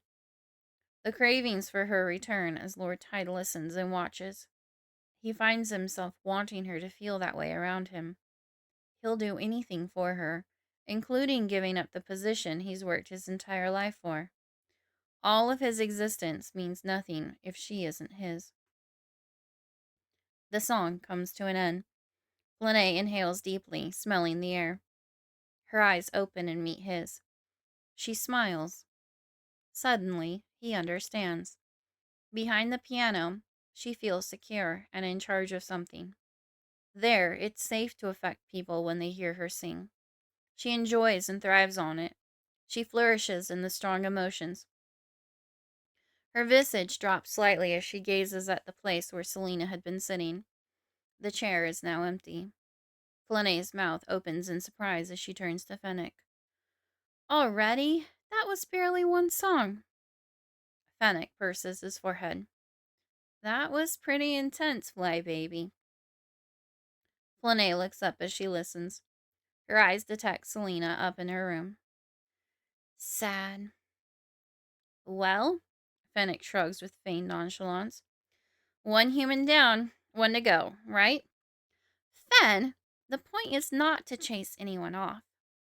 Shaking her head, she begins playing again. Every time Kovad allows himself to relax and enjoy the concert, his emotions run wild. The expressiveness in her face and body doesn't help. When the song is sad, her shoulders tense, and her face takes on a pained expression. When the song is about being in love, her face exudes ecstasy. Her back arches. Her soft notes are even more breathy. Her low notes more needy. Every emotion she immerses herself in floods through his body as she serenades him. She's completely oblivious of her effect on him, except for brief moments of transitions in between songs. After a little more than an hour, she stops and closes the piano cover. As she stands from behind the instrument, she shrinks back into the scared teenager, overwhelmed by trauma. His need for her is no longer something she can grin about. Painful knots form within her at the recollection. Without warning, she hurries from the room and runs up the stairs to her bedroom.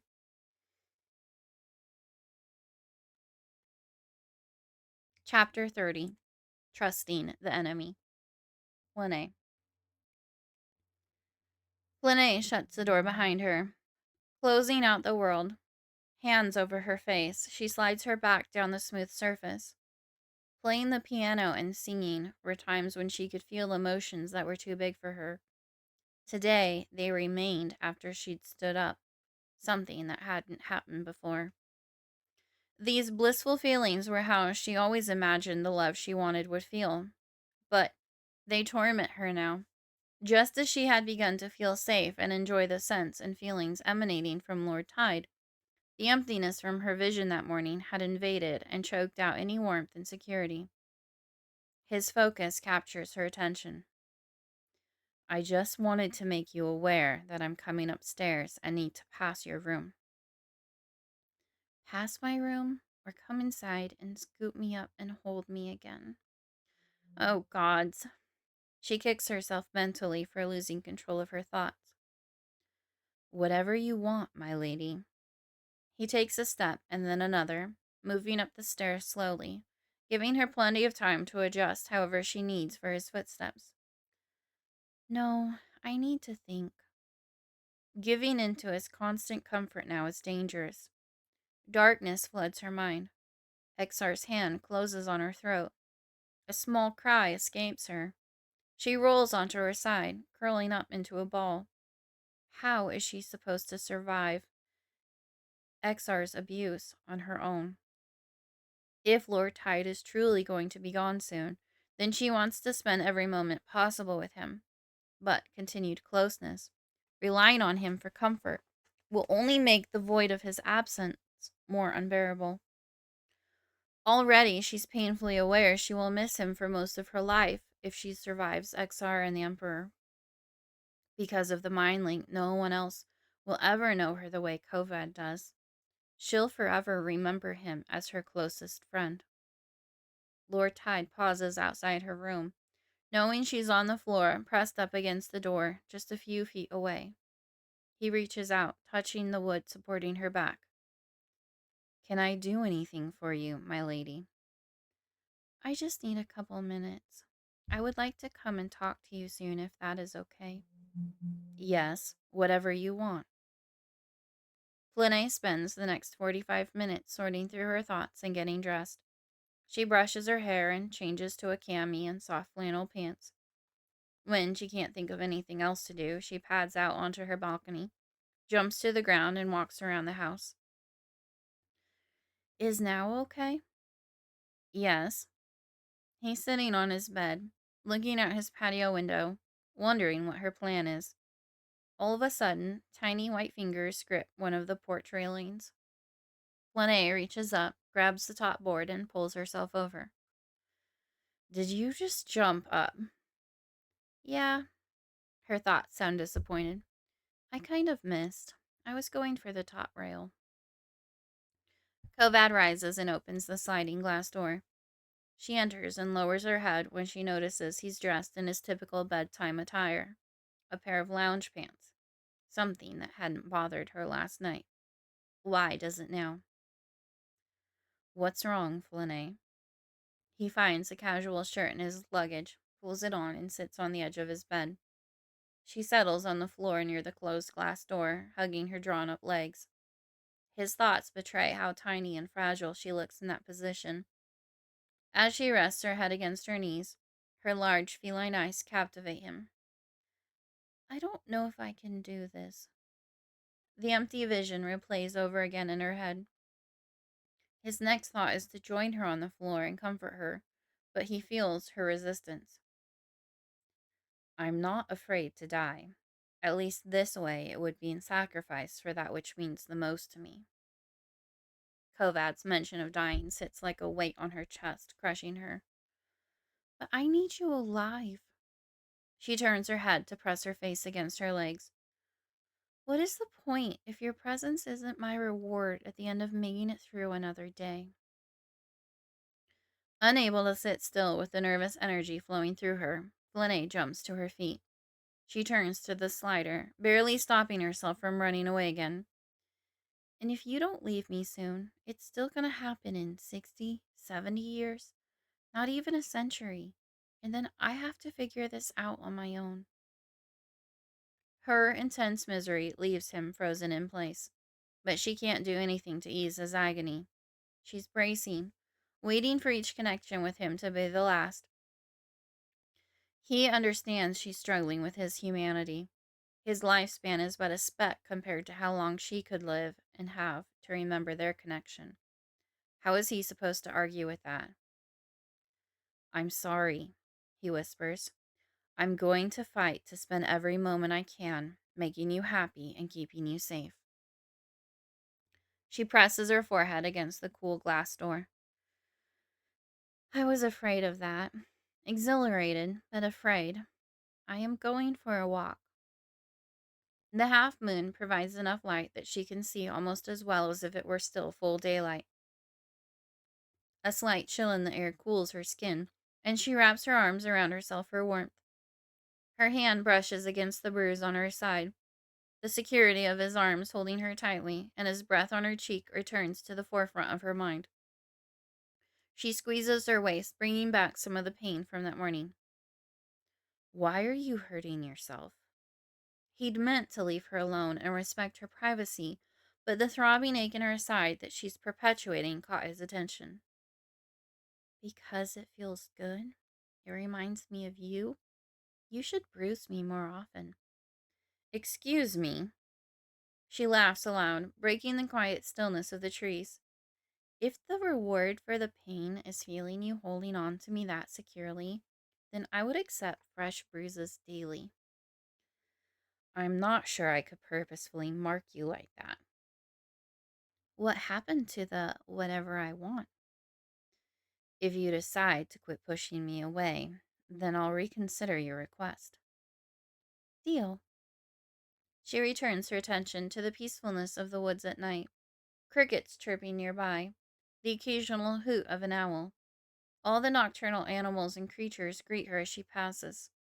Her presence belongs there among them, and they know it. The cool grass and dirt refresh her bare feet. The gentle breeze plays with her hair and caresses her skin. This is what she wants. This is her rightful home. If she could only capture this space and time, she could be happy. The rest of the world bothers her less when she's here. In this space, she can feel at peace about cutting Will out of her life. She can forgive Sakara for being distant and in denial. The lack of a monarch doesn't matter here. What use does she have for a leader if she can live alone in the middle of nowhere? Out here, she might even be okay with letting Lord Tide go, something that's bound to happen eventually, seeing as he's immortal.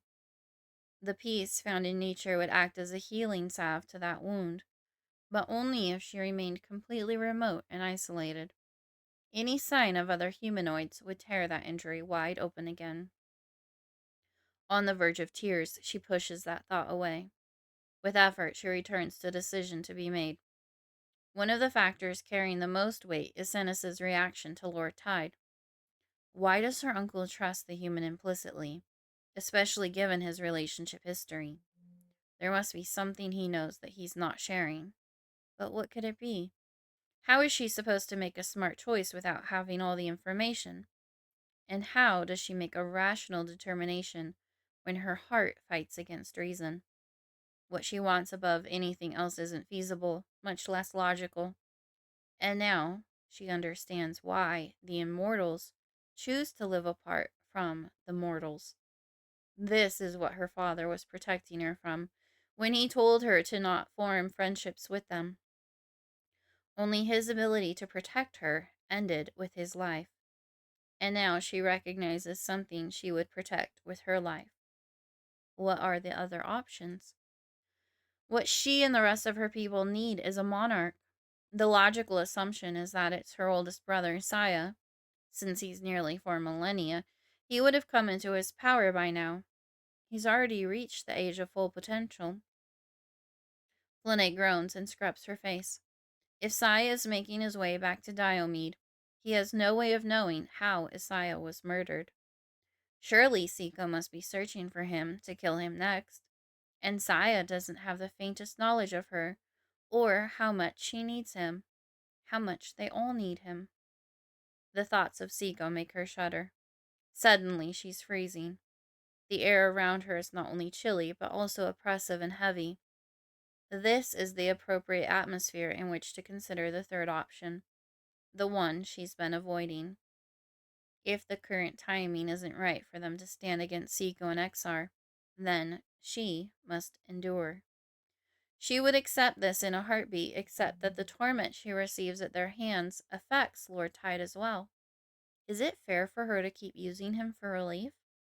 What if she tried to increase the mental distance between them?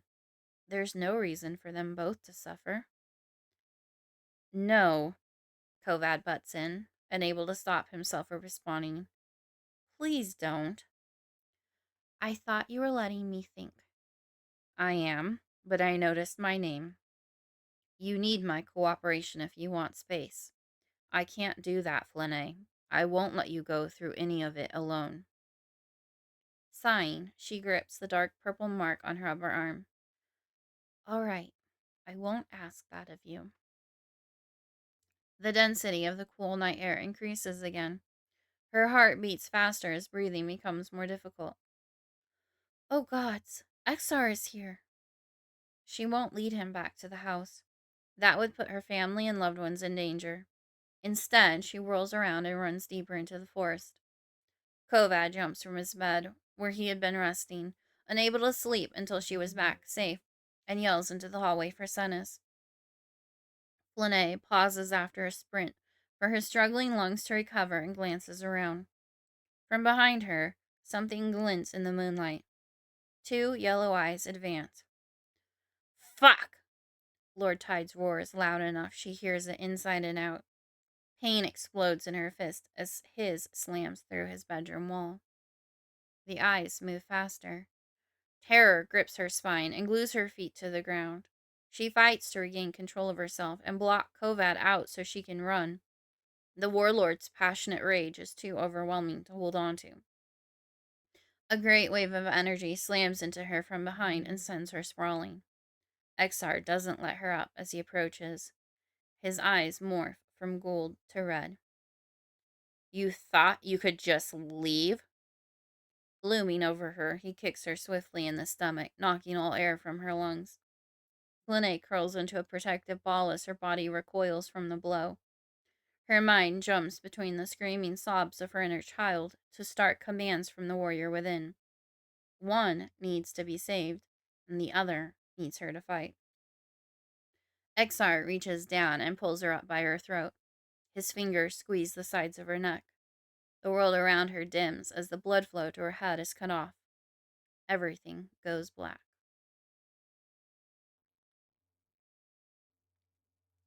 The end of book one. Whew. All right. Well, I have to admit that is one of my most favorite books in the world because it's my book and I've been working on this world and building it since I was like 10 years old. So it started out as kind of a spin-off of The Hobbit, and then the science fiction aspect came onto it when I was introduced to Star Wars, and then the world just kept getting bigger from there. And I've written this first book of it and rewritten it so many times. So it's really great to have it in its final format. And I hope you enjoyed listening to it. Don't forget to subscribe to my channel if you want more horror, thriller, or dark fantasy reads. And the link to buy the book is in my show notes. I also have signed copies available off of my website. One of which is available is this gorgeous book with foil cover. And then it's got printed edges. And then there's full page artwork in here as well. So just, it's a beautiful book. Um, yeah, so drop me a comment. I really would love to know what your favorite genres and tropes are. What is it that you want to hear more of? I've been curating this channel based on indie author books that I know and love. A lot of these authors, when I read books that I haven't written, are authors that I am connected to on Facebook and I've gotten to know them. So I've got some really great stories coming up. So be sure to hit that subscribe button. Um, there's more stories to be had on my channel. So be sure to check out another one after this. And just until next time, don't turn out the light.